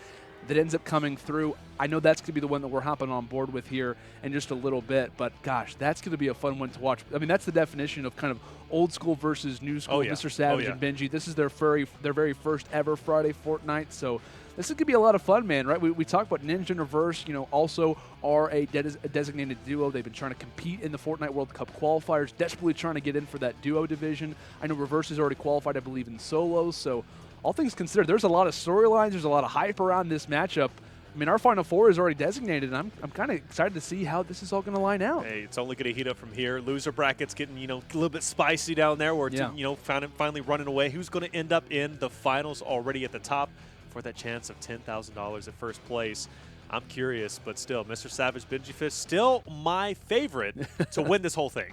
So, I mean, I don't even have to ask predictions. I know we're going to throw it to a commercial break, but I think it's fair to say Taylor is already kind of his designated. Jacob, are you leaning? Out of anyone in that top four, who are you kind of looking at more specifically? I mean, I feel like I got to go with Issa and Kamo. Okay. Yeah. To me, it's like that. I was saying in the first game, they needed to be a little bit more fast. They needed to get on it, but you mentioned that they were slow because he was very methodical, and he really thought about all the plays he were making. And then even when he was by himself, Issa, he made it happen for his squad, reviving Kamo even and carrying him on his back. But Kamo as well, he is a great support to Issa's aggressor. And what's good about this team is they can swap. Oh, yeah. Kamo could be the guy that goes in and be the aggressor, but right now, Issa seems like the one that's on, and Kamo's doing a great job in reinforcing that, and that's great chemistry, and that's exactly what we need to see when you're building a team. Absolutely. They have a lot of versatility, a lot of tools to kind of work with, but guys, like I said, they're kind of leaning toward new school. I'll be honest, I'm going to go for old school. I'm thinking Ninja and Reverse. I'm thinking Cypher and HD. I'm picking one of them. We'll kind of finals. Not saying both of them. I'm rooting on one. You have one of them. I'm going to go with Cypher and HD. I'm going to go with that particular team. I don't know. You got to go through us. I know. I don't. I got to go through Ghost, but I'm going to pick the old school. I'm going to kind of lean toward that way. Like I said, Fair enough. Maybe totally biting my tongue here in a little bit. But regardless, guys, we're going to go ahead and throw it to a commercial break. If you guys have any predictions, feel free to let us know on social media. Tweet at us at UMG Gaming. Get involved in the conversation. Let us know who is going to be in that winner's finals. Are you leaning toward new school or are you leaning toward me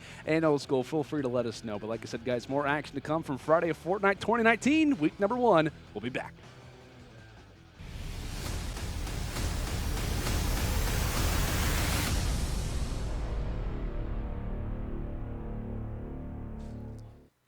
Welcome back, ladies and gentlemen, to Friday Fortnite 2019, week number 1, powered by G Fuel. We're live here from the UMG studio, getting ready to hop into our winners semifinal game.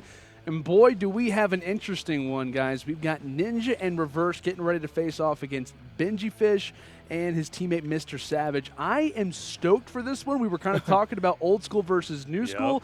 I mean, this is the definition. This is like the main talking point last year, and we were kind of talking about this a little bit earlier, Taylor. When can Ninja win a championship? He was so close multiple times. The clutches versus FaZe, the insane snipes, the insane clips that he progressed. And the question that a lot of people had was, can he do it in a real format? At the time, no one really knew his true skill when it came down to, because he had not won any tournaments up to that point. And there weren't really no tournaments Right, either, exactly. So it was like that was the one to kind of prove yourself, to kind of be like, okay, I'm an actual talented player. But now when he faces off against some very, very, very talented young guns in Savage and Benjyfishy, I don't know how to call this. I know you guys are kind of leaning toward new school, but still, I'm going to be rooting on Ninja and Reverse in this one. I think that they have a lot of veteran knowledge. I'm curious to see what their drop is going to be. Oh, wow. And it looks as if they're going to be going toward a location that's not too prominent, as all 4 of our players are going in toward Lazy Lagoon. All 4 of the players. That is really odd. I got to say, though. This is the last place I thought they'd be. This is like, this is where they go, it's I their believe, World in Cup their drop. Yeah, I was well, going to say, exactly. This is the World Cup drop. So, it kind of does make sense in a way, but, this is an elimination-based tournament. How many players are going to be over at Lazy Lagoon? Yeah, you get kitted up. You have some ability. Catching those balls. Maybe, hey, they'll be able to push forward. Reverse already has one. Ninja might be able to pick up one himself. But, yeah, definitely not what I was expecting. But, even go back to, original Friday Fortnites, where did Ninja like to go? His location was shifty. I remember at the start, he played way too aggressive. That was the one thing. It was like, okay, he's playing way too aggressive. He gets knocked out early. But then he then learns, hey, I need to play a lot more passive. So that might carry over into now here in 2019. It looks as if that's going to be the case. Oh, did he just totally 200 IQ. This guy. That's the ninja, I know. Look at that. Wow, that's unbelievable. Just totally counteracts that guy. Boombo and use. Two Boombos. Oh man. Oh my gosh. He'll hand one off to his That's a deadly teammate, duo right there. That's a lovely way to start this matchup because not only are you getting the elimination, you're getting a high intense play to where you're getting that confidence, you're getting that boost, and now your adrenaline's probably pumping. And he's already getting another enemy out. And with the pistol, too. I mean, like, these guys are just going off. And Reverse, I think, might have found the other one. Yes, he did. So, off the break, we talk about all four of our players going toward Lazy Lagoon. At least from what we've noticed from the kill feed, it's all been Ninja and Reverse up to this point, which is not easy to do considering how talented their opposition is. Yep.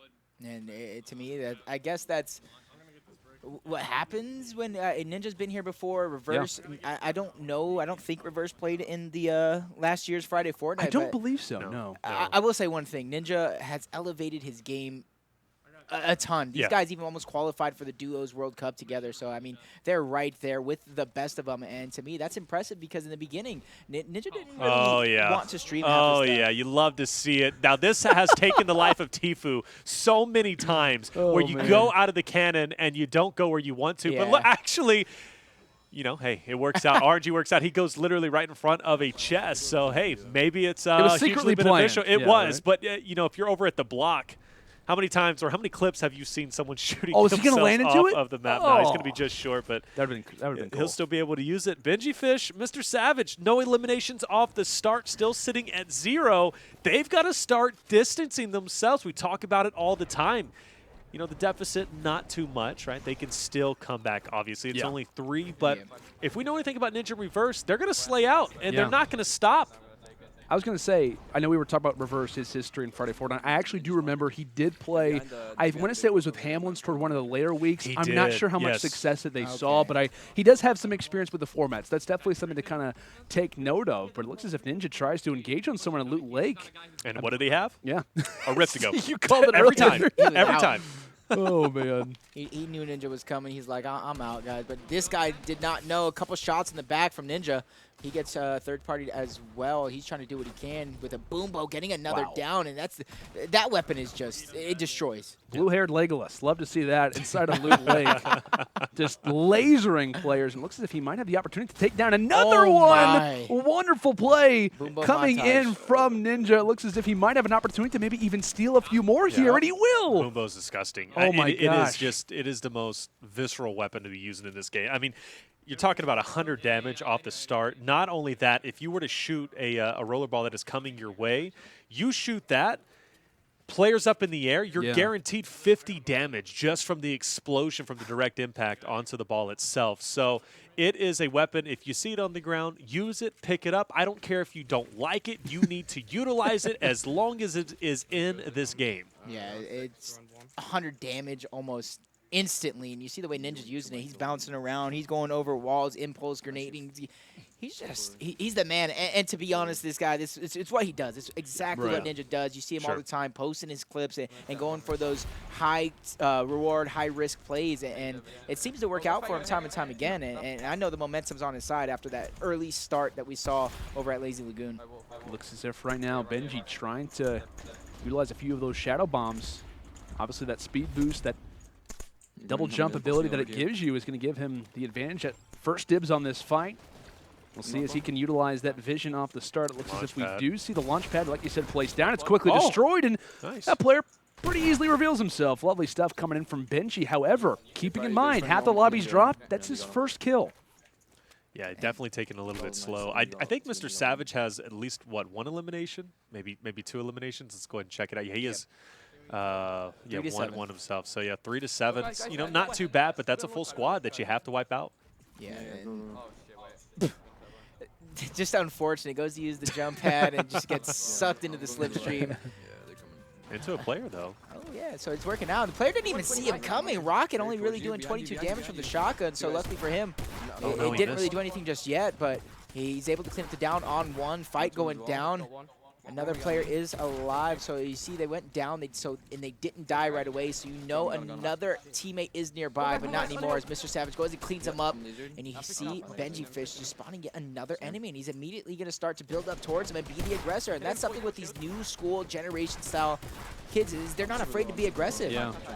And it's scary how talented they are in the clutch, like you said, so used to it. Of course, both of them kind of rocking their typical Fortnite skins.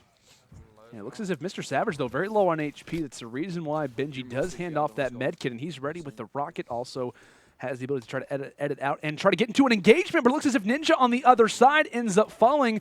Could also be thirsted. It looks as if he will. So with that in mind, Reverse has a lot of work to do. Takes down one.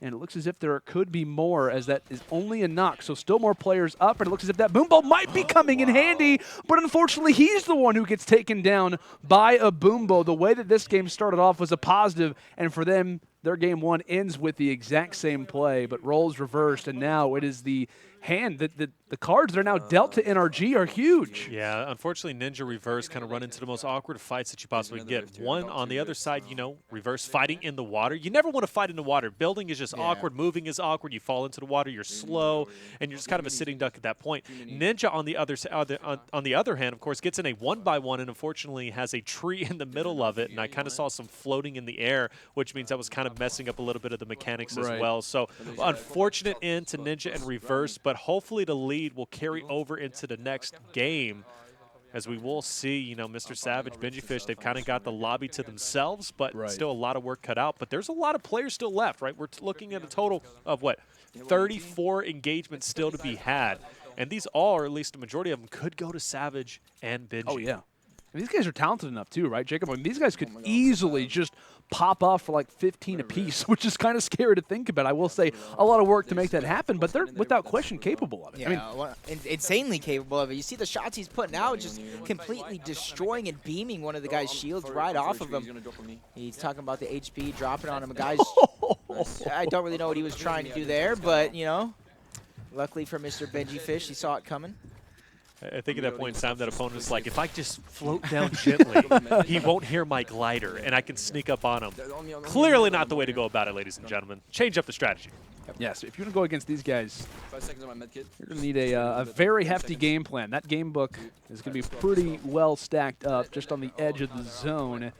And with that rocket launcher, could definitely produce something. Flintnock tries to get rocked. Unfortunately, it's not going to equal out to anything. Playing that gatekeeper role, and boy, do they have a lot of action going on this portion of the map.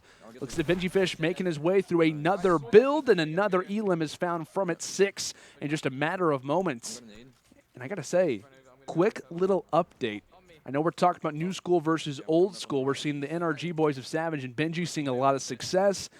Nate Hill and Funkbomb are actually facing off right now against Megga and Dub, so kind of a phase battle going down. Nate Hill and Funkbomb up 25-2. No way! So, and I think that was game 2 as well. Or I think that was coming into game 2. It was kind of around that time. Dubs is already down right now in game 2 as well, and I think that they actually are about to move forward. So we could already see Dubs and Megga dropped out this early. That's crazy, because I know they were at least your favorite. Oh, I yeah. mean, you were talking about them as well. I got to say, you qualify 4 times for the World Cup, and I think you deserve some respect. Yeah, and the way they were doing it, if you look at their stats, they were doing it in a similar fashion of they were popping off in these World Cups, and that's kind of what you have to do with the format for the World Cup. Sure. It's not just about placement. You need that balance. You need to be able to pop off while staying later in the game. Right. And Dubs and Megga has shown they can do just that. So it is a surprise. They're down by so much, possibly on the brink of elimination to their counterparts on FaZe as well. But it just goes to highlight how different the format is from this elimination-based tournament over towards the World Cup, and that is being highlighted. You have literally the duo that is one of the best duos going into the World Cup, both in solos as well as duos. And all of a sudden, they get eliminated, or at least on the brink of elimination first off. But, I mean, come on, Nate Hill, Funk, I mean, that is a talented team. Oh, without question, in their own right. And, I mean, if any team, if you're going to lose to any team, I mean, I guess you might as well lose to them. But I did not expect Megga and Dubs to be eliminated this early on, potentially. Yep, Benji, MrSavage, they're taking full advantage of Ninja and Reverse going down. Sadly for them, they had a hot start. They came out strong, but Ninja going down, and then Reverse not able to escape, so he fell shortly after. Benjyfish, MrSavage, like I said, they're just taking full advantage of it. They got redeploy, they got the slipstreams, jump pads. Their mobility right now is just on another level, and they're just going to keep it moving because they have nothing to lose right now. They already have the lead, and there's only 11 players left. So realistically, if they were to die right here, it's not the end of the world. I do appreciate that Benjyfish is rocking the fish with the coral glider. That's I love because they have like kind of their own designated skins they like to use. Like this is Benjyfish's like kind of go-to, and MrSavage of course is rocking the purple highlighted Skull Trooper. I think I just love how they kind of carry along with it. That's like in all their headers. It's like in all their YouTube videos. Yeah, man. So gotta respect it, right? Got the team jerseys going on. I love it. Love to see. Which that's something I hope Epic actually brings into effect is maybe team jerseys potentially. I don't think they will, given the fact that it's not a franchised game, but. It would be cool because I'm rocking Team Liquid, baby. Oh, like 72 hours, let's go. All day, every day. I need my ghost skin. There you go. Yeah, right. Well, you kind of got it right there. I mean, I guess it's a skeleton. It doesn't really count. There's two. Well, it's black and white. I love how you're like, yeah, it's close enough. You know, I'll take it. It is close. By the way, this game is as well. Like I was thinking, MrSavage and Benji, they're probably walking away with this game. They're only up by 1. I will say they have a big opportunity to take down a few more of these squads, but maybe to the naked eye, a lot of people might be thinking that they're, in a really good spot.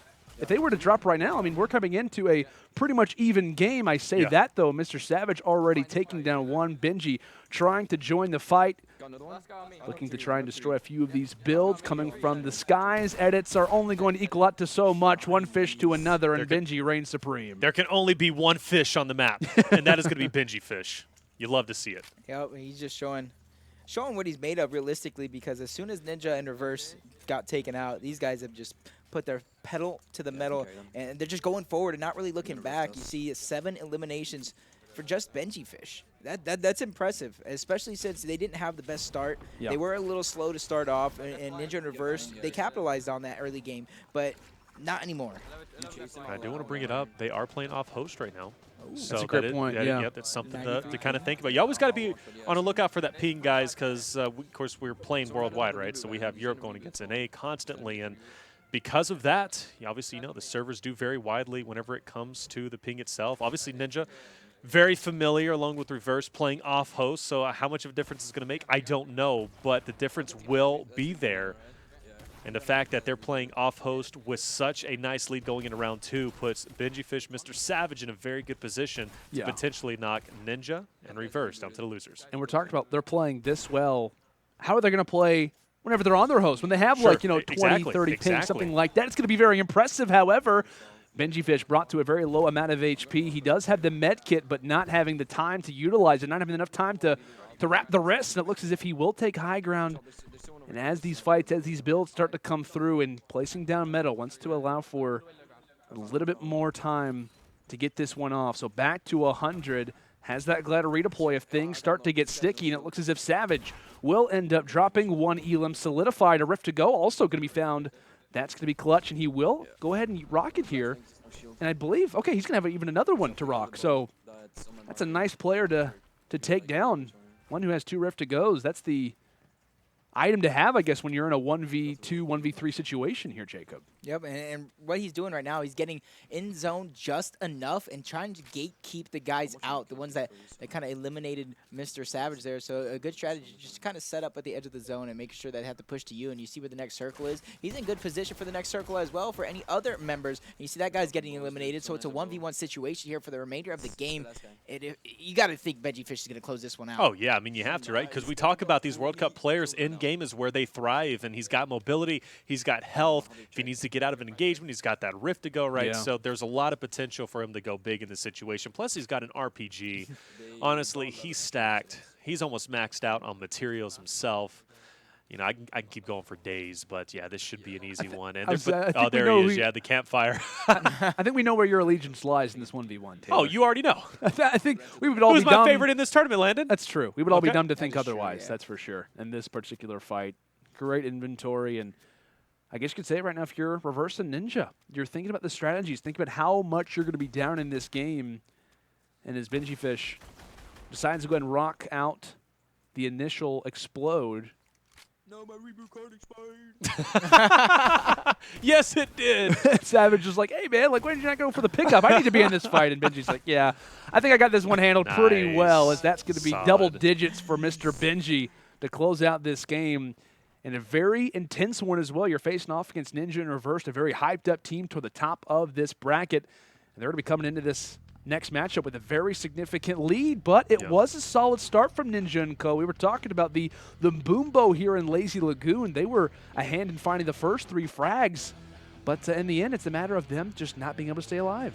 Yeah, and then obviously it came down to those last kind of engagements they had. Ninja in that 1v1, or in that 1x1 rather, with a tree. Kind of messed up the frames a little bit. He goes down, and then Reverse in the river fights. You know, never a good spot to be, and that's how they end up losing their lives. But they did have a great start, and I do think going into the next game, MrSavage, Benjyfish, they cannot take anything for granted. They still need to be on top of their game. They need to come through big, have a nice solid start, because if Ninja and Reverse, they start to heat up, even though their back is against the wall, they're not going to be fazed by that. They can still come through with the W. Yeah, and to me, it's unfortunate how they went down because, like I said, they had an impressive early game. Absolutely. With Ninja with that Boombo Reverse backing him up. But we're going to switch hosts. Is it going to be the same? Are they going to go for the same landing spots? You know, because we were all surprised kind of with dropping Lazy Lagoon. We don't really see that in a bot racing tournament. It's kind of slow, but you got to think Ninja, Reverse. They've been in this situation before, at least Ninja has. He knows what he needs to do. He kind of knows when to split up as well because we've seen it in the past Friday Fortnite. So I do think they have an opportunity to come back trailing 10, but if MrSavage and Benjyfish play anything like they played in the last game, it's going to be one uphill battle for Ninja in Reverse. Oh, for sure. And so at this point, 10 eliminations down, Ninja in Reverse. What are we thinking? Are we thinking maybe a split? Like I said, Ninja has been in this situation before, as you were talking about it, Jacob. Oh, definitely not. He's not afraid to split. He's not afraid to pretty much hold down himself single-handedly inside of Neo, tilted if need be, or rather, tilt the towers back then. But what are we thinking in terms of the landing strategies? Being down 10, knowing the talent that Savage and Benjyfish have, I feel like you're looking at 10 eliminations, you're like, okay, it's kind of like as if we're down 20 because you know the talent that is on the other side of this. So that's kind of the same situation we saw earlier with Nickmercs and Neo. I think it was versus Goes. They were even knowing, like, hey, we have to split. We have to play super aggressive. We may be down 8, but we know the talent that exists on the other side. Yeah, I mean, it's going to come down to, are there hot zones? Are there hot spots that they can land at? That's if true, so, maybe they'll break off and go there. If there's 2 of them, there's a 25% chance that could be a reality. Well, then they'll go and land at those 2 hot zones potentially and break up. I am fully confident that Ninja and Reverse can, split up and maybe converge later on mid-game whenever, the better competition kind of rises to the top inside the lobby. But I think a split here could be appropriate. I'm really worried if MrSavage and Benjyfish decide to follow them once again. Yeah, but then again, you look at the initial start, right? That ended up working in their favor. Start going down, Neo tilted in sights, both Ninja Reverse. They're going to be heading there. MrSavage and Benjyfish doing it as well. And you hear Ninja, good luck. Let's see how it's going to work out. This is going to be a chaotic start. This is going to be so much fun to watch this one, guys. Like we said, all 4 of our players go in and tilt the towers. Oh, my gosh. And it's a hot zone. Oh, man, this is going to be a fun one. But this is the opportunity that Ninja and Reverse could have. You imagine they find kills off the start. Maybe we see one of the NRG guys go down. This is the key. This is the way that they bring this one back. Ninja has done stuff like this in the past, and this happens to be the exact location that he is familiar with. Yep. Gets a nice setup off the start, realistically. Spots an enemy, does a lot of damage. Trying to continue moving forward. The enemy just has a tac shotgun, so he's on the run right now. And Ninja, he's no stranger to playing aggressive. He hears the guy trying to pop some minis, lands a nice shot, but he gets clapped back. Lots of damage being put on Ninja. Grenade coming out. Ninja, he's taken out early. I want to point out, that is the average player base now. Like, that's what happens from time to time, and pickaxe up close. Not like this. Reverse. Not like this. Reverse down to 4 HP. It's a pickaxe battle that keeps them alive for now, as the saving grace came down to just a single swing. My word. Like I said, in comparison to what we've seen, like the average player in Fortnite is so much better now. Like that is the realistic expectation when you go to Neo Tilted. There are so many talented players that are alive and can do work just like that. Ninja gets in an awkward spot. He can't land some shotgun bullets. The player around the stairs ends up dropping him. That's a very unfortunate way. The one sequence that we didn't need to see just happened, Jacob. Yep, and it's very, very, very unfortunate because, like I said, he got an air off to start, then he gets the shotgun, then he gets early damage. So it's that stairs. Those stairs kind of turn around and bite him in the behind while the guy was trying to pop minis. It's up to reverse. Only 4 HP. Like, he can get... I was about to say, not even going for the card. luckily he gets the bandages. That was like a stink bomb thrown at him, a little bit of fall damage, anything could literally kill this guy right now. But luckily for him, he does find some bandages. Ninja's reboot card is seconds away. He can't push it. I mean, he knows there's going to be a team in there. They're going to be fairly kitted out. There's no way for him to get over there. He's going to have to go at it alone. If I'm Benjyfish and MrSavage, I'm doing backflips right now while playing the game, keyboard in hand with pals. Because, I mean, obviously, this is a great position for them to take a powerhouse team down very early on. And one thing that I did find kind of interesting, when Ninja in reverse, they go full send into Neo Tilted. I'm now seeing Benjyfish and MrSavage joining reverse over there. They decided to opt out, go over towards the soccer field pull section, kind of get kitted up a little bit, and then move in because they wanted to gauge how is this initial start going to go for Ninja in reverse. And obviously, it worked out. Yeah, it definitely did. And one thing we have to kind of keep in mind as well is that right now reverse is also on a very high ping, 97. That could be the reason why we saw Ninja having a few kind of delayed shots. It looked, at least from my perspective, that maybe kind of getting shot a little bit around the corner. That's just what happens, right? When you are online, Benjyfish, the boys from NRG had to deal with that last game. You have to, unfortunately, now in Neo Tilted. But another negative is, along with now reverse being in a 1v2, no longer can pick up his teammate Ninja. The reboot card is out of here. He's also playing on pretty much 90, 100-plus ping for the rest of this game. So there's another negative that you can kind of draw out. Yep. It's the fact that his bullets are going to be a little bit more delayed now. Yeah, and he's kind of just... I don't really know what he was trying to do right there. He's going to destroy this ballers, making sure there's no rotation left over for one of the other members, and now he's going to grab the ball. And this is where he has an opportunity here to try to split himself up from MrSavage and Benjyfish, so that way he has an opportunity to kind of get squad wipes and get himself back into the game, because realistically, that's one of the only hopes right now, because if you stick with the guys from Energy and try and steal kills while with them, that's not going to work in your favor simply because there's 2 of them and only 1 of you. 14 eliminations down reverse. His cup is full. He's got to go big, and looking to do just that. Kind of trying to find our player's going to be over at Dusty. Kind of heading over for it, that reboot van. If only he had Ninja's card. He just looks at it. It's like, oh, sigh. It's such a sad sight to see. It really is. I will say, reverse, talented player, qualified for the World Cup. It was week 7 for solos.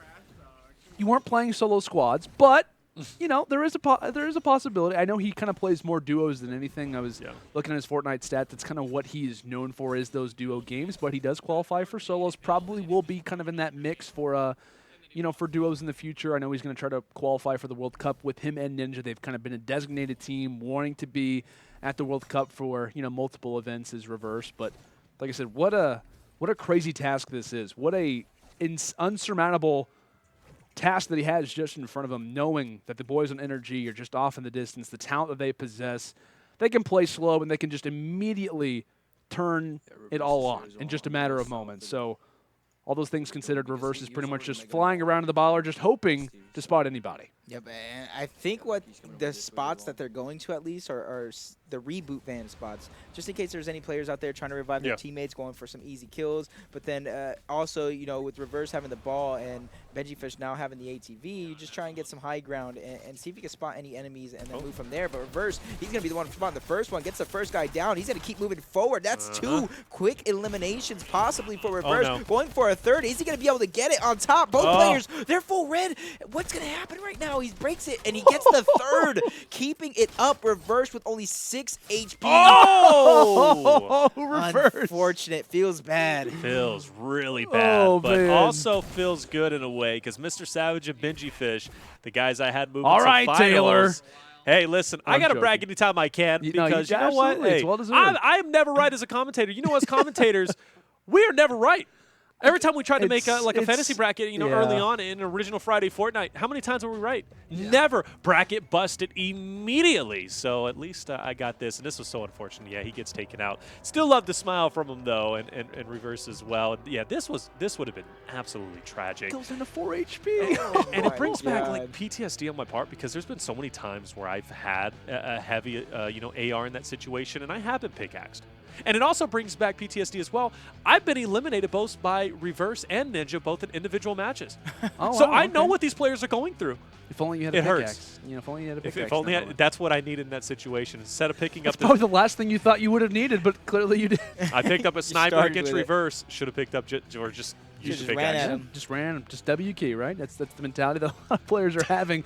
Speaking of W key, keeping in mind moving forward, we do have to still await upon what is going on with Kamo and Issa right now. They're still facing off against Cypher and High Distortion. So winner of that game will obviously now face off against against the NRG guys. So with that in mind, I'm excited to see how that game's going. Like I said, it's kind of a matter of new school versus old school, and obviously in regards to the top side of the bracket, NRG new school is winning for the time, but Cypher and HD, they are not a bad team at all, right? Yep. Getting to this point is super impressive. A very knowledgeable team, and I remember earlier on in Friday Fortnite, and I know, Taylor, this is a conversation that we used to have a lot.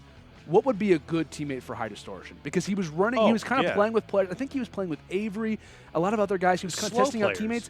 He was playing against guys who just weren't as fast-paced as he is. And when he got combined with Cypher, that's when he started to see a lot more success. It was a matter of the trap god now versus the 1v4 god in himself. Like, they were a really good combo with each other. They bounced off really well. Their communication was great. So I will say, I think if there was to be a team that could possibly take down Ghost, it would be a very crafty, a very knowledgeable, and aggressive team like Cypher and HDR. Well, speaking of crafty, actually, that was Ninja's partner. And you remember, though, Ninja was the aggressive guy, whereas Crafty was kind of, and this is the original Friday Fortnite guys, where Crafty would kind of slow him down, talk him through, hey, this is what we need to be doing. And in fact, I believe it was Crafty and Ninja who were able to win their first ever Friday Fortnite, or at least place considerably well, I know. But I want to say it was, who was his teammate?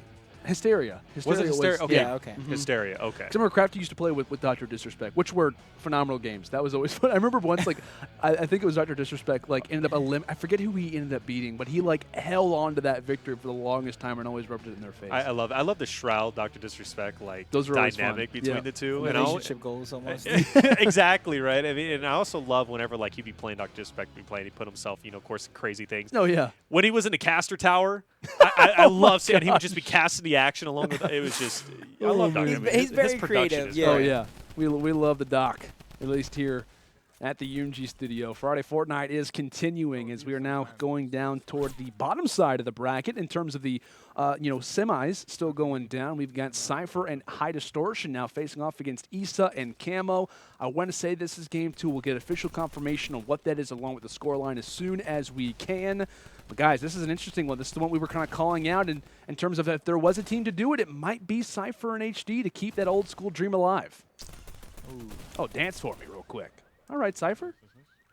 You love to see it. Hey, Boogie Bombs. Almost like having an additional teammate on your side. Let that player dance it out. Keemstar gets the elimination. Megga Mall. Obviously we're middle game. I don't think this was their initial location that they had to go to, unless it's just a... Well, I will say the main spots that they have been going to was outskirts Salty, outskirts Megga, so and they kind of combined to either go to one or the other. Sure. So that might have been the situation there. Yeah, no, I agree, and it is a good start because you typically in these public games, most of the lobby lands in points of interest or hot spots or the hot zones even. So being able to land on the outskirts and move in as a unit when you're looted up, that's a really good strategy. But you got to make sure the timing is right, because if you take too long, all the kills are gone. But if you go too quick, you end up risk getting third party. I had just one couple players up front. Cypher on the attack. And he's going to go ahead and bring it down instead of trying to just retake that high ground. Very smart, because he knows that the fights are going to get awkward, especially with all those trees around. And that's kind of what Dusty allows for a lot of awkward fights. So kind of maintaining that low ground is almost the way you want to go about it, kind of avoid that awkwardness. But all players are, in fact, going to be converging on this location. I am getting word. We're going to get an update on the score, but this is game 2, which only brings much more seriousness to this game. Oh, yeah. Because this is for a spot, at least in the finals, to have an opportunity to move your way to the finals and obviously be sitting there watching the competition instead of having to play and grind it out in that deadly losers bracket. Spotting the next target. You got to think the baller guy, does he actually see him coming? He's going to choose to just kind of run away, but I think I thought he broke the ball at the last second. There it goes, finally getting broken. He's going to go ahead and jump on him with that redeploy. He risked, or very little risk to taking fall damage, but that's the trade-off is the slow drop from it. And he's going to go ahead and destroy the buildings, causing everybody to kind of crash down, but Issa's going to go ahead and clean that one up. I talked about a Kamo as being a great support to Issa's slaying, even though they both can kind of they can kind of do both. Like I said, it's a matter about who's hot and who's on fire right now, and they're doing the double split to make sure they have equal materials to one another. And for those of you guys don't know, if each member on the team splits their materials, it makes it to where you pick up your opponent's split, or your teammate's split, they pick up yours, and you guys are almost exactly even on materials. Thank you for saying that. I was playing with my friends, and I told them this, because obviously I cast a lot of this, and I was like, that's a strategy they use. No, that's not how it works, man. Just split your bullets. I'm like, bro, but you're going to have more than me. So I'm so glad you pointed out, and I hope they're listening to that, because that's a real thing. And guys, hand me your bullets next time so we can split and it can be equal. Yeah, so, I mean, unless you just, think you're going to hit every shot, because realistically, why would you only want one person shooting when you have like 9 people shooting at you? Yeah, and yeah, I agree. Whenever I'm playing with my friends, you need to believe in me. Oh, but looks as if Ghost Issa, though, ends up getting taken down. And we talk about teamwork. It's going to be needed right now for Kamo, the support player, as Jacob was alluding to, and it looks as if he will be doing exactly that. Finds the crucial elimination just off toward the east of Neo Tilted, and also should be able to go for the revive. Like we said, Neo Tilted, you just never know when players are going to be around, and also kind of on the edge of that zone, so there could be players starting to siphon in. We'll see whether or not that becomes a factor for them as they're going to go ahead and try to get back up in the HP game, placing down that cozy campfire. They got to be feeling good, knowing that both of them are good to go for the rest of this game. And just like I mentioned, Kamo kind of supporting Issa in that last series. This time around, it's a little bit more even. Kamo with 7 kills, Issa with 4. So a very, very close game here. It is game number 2. Still trying to find out the score for you guys, but maybe not. Maybe we leave it up to suspense. This has been a great game so far. We want to save it for the last moment and see who's really going to come out on top, because in situations, it just could be a blowout. It could not be. We're not going to know until the very end right now, and both teams are playing very aggressive for these kills. So that, to me, says it possibly could be really close. Choosing to get aggressive on this fight up top, and it's always risky, and for that very reason goes down. Of course, he's not at risk of taking the fall damage, but now he's got to get back up in the fight, but it works out. He comes up with the automatic high ground, gets a knock plus the second up top. We're going to see a spam coming through, takes a little bit of damage, but honestly, he's feeling pretty solid. Gets the full elim, and HD's going to be joining Cypher relatively shortly, but no, watch out, excuse me, Cypher does go down. HD now in a position where he's going to be able to pick him up. A little bit of a difference in stream delay there, but kind of anticlimactic. But you see HD does pick up Cypher. I love how he's picking them up while there's just enemies on their on all fours, just like, wow, I wish that we were alive, and now might be their chances. HD stays alive. A very small amount of HP, 5 to be exact, but they're up, they're alive, and they're feeling good, as now that's going to be the 9th for HD. These guys, though, getting a little bit close, but that's what you need to do, right? Depending on how close this game is, which we know it's got to be close. Those are the fights that you need to embark on. Those are the situations that have to happen if you want to take close games. You have to engage, and you have to be in those very difficult fights. Now, from one side to the other, it's Kamo already initializing as 2 bullets is all he needed. As now that's going to be another elim. That should be, what, around 32, 33 to 27, so a decent lead coming in toward the end game. Still a lot more work needed for Cypher and HD if they want to move on to winners finals. Yep, and this is on their host as well. They spot the campfire, making sure that player does not have an opportunity to heal up. They get a rift to go. Yes, exactly that. Now they spot another enemy with low ground, a spot of 40 kills, but or a 40-point shot to break the shields, and Kamo's going to clean that one up. So 9 eliminations. He's the main slayer in this matchup. Issa's doing a good job kind of backing him up as well. SypherPK doing what he can to try and steal the kill. Savages. You hear him, Savages. He knows this is a really, really close game. So Every kill matters. Every opportunity at a kill matters. And one of the most important things for me in that fight, Taylor, is the matter of how close this game is. That's a squad wipe. That's really a squad that either brings this game to almost an even playing field or just distances Ghost even more. They do that. Plus, they even get the Rift to go, which is one of the crucial items that HD and Cypher need right now. The ability to kind of distance yourself, get to a different point of view as HD is peppering from afar. My goodness, he is so accurate. But what's so unfortunate, I do believe Issa gets a player. That could have been the player that was one shot from HD, and that's kind of the risk you run, especially if you're starting to spam shots off in the distance. And just as Cypher to HD answer back, getting a couple eliminations themselves, you see the elimination feed lighting up. Issa, Kamo answering back themselves. Look at the amount of players left. We're only down to 9 total engagements to be had. And, of course, that's without saying if those players just don't naturally drop off because of the storm or because of another team fight that goes down that doesn't involve these two on your screen. It's going to come down to this, and it's getting away from Cypher and HD. They've got to get to work, and now HD, big engagements here, and hopefully it's going to be at least a majority of the players remaining. He's going to start off hot. There's going to be a knock. He gets knocked himself. Cypher in a very weird position. And it looks as if just trying to stay alive. That's the name of the game. Full squad ends up getting taken down, and he will be going for the revive. I got to say, in this situation, it's kind of a telling tale. Hey, should I go for the revive? Am I wasting time that could be going toward the other team? Regardless, though, Ghost is seeing a lot of success. Players starting to engage, and little do they know the players that they're facing off against right now. The amount of money that's on the line as Kamo trying to get up close and personal. He'll drop another, and third just above him. High ground, it's not even needed. It's way too strong. That's and Ghost clutch. Gaming with that last fight should be good to take this series. You have to see Distortion with 10. Kamo kind of matching it with 13 of his own. So the Ghost boys on controller showing that we can bang with the best of them. Only time's going to tell who's going to come out on top here. Distortion going down just a few times here in this match, but that shows how aggressive he's really playing right now, and Cypher just backing him up the entire way. I think that's it. You hear Cypher saying we played really well. And they did, You know, it was a close game, and it just comes to show that's just solid Fortnite. 41-32, come on. I mean, that is amazing. But I mentioned at the beginning, right, you're going to have, especially if you want to win the money, you're going to have to average 20 eliminations per round, and we saw that from Kamo and Issa. I got to say, Jacob, I'm a little bit more on your side now. These Ghost boys looking solid. 41 eliminations plus a couple more they might get towards the end of that. That's where we're going to cut it off. I'm going to point out really quick that between all 4 of those players, in 2 games, they would have walked away with 75 eliminations. And they're going to find those last 2 players. 75 elims in 1 series. That's unbelievable. We don't see that happen too often. For those who are just new to the format, who don't watch very often, 75 sounds like a high number. It is. You're not going to see it happen too often. So the fact that they do that, it's an impressive game. But in the end, like we said, you got to give some credit. We saw a very solid performance from Cypher and HD, but it just was not enough.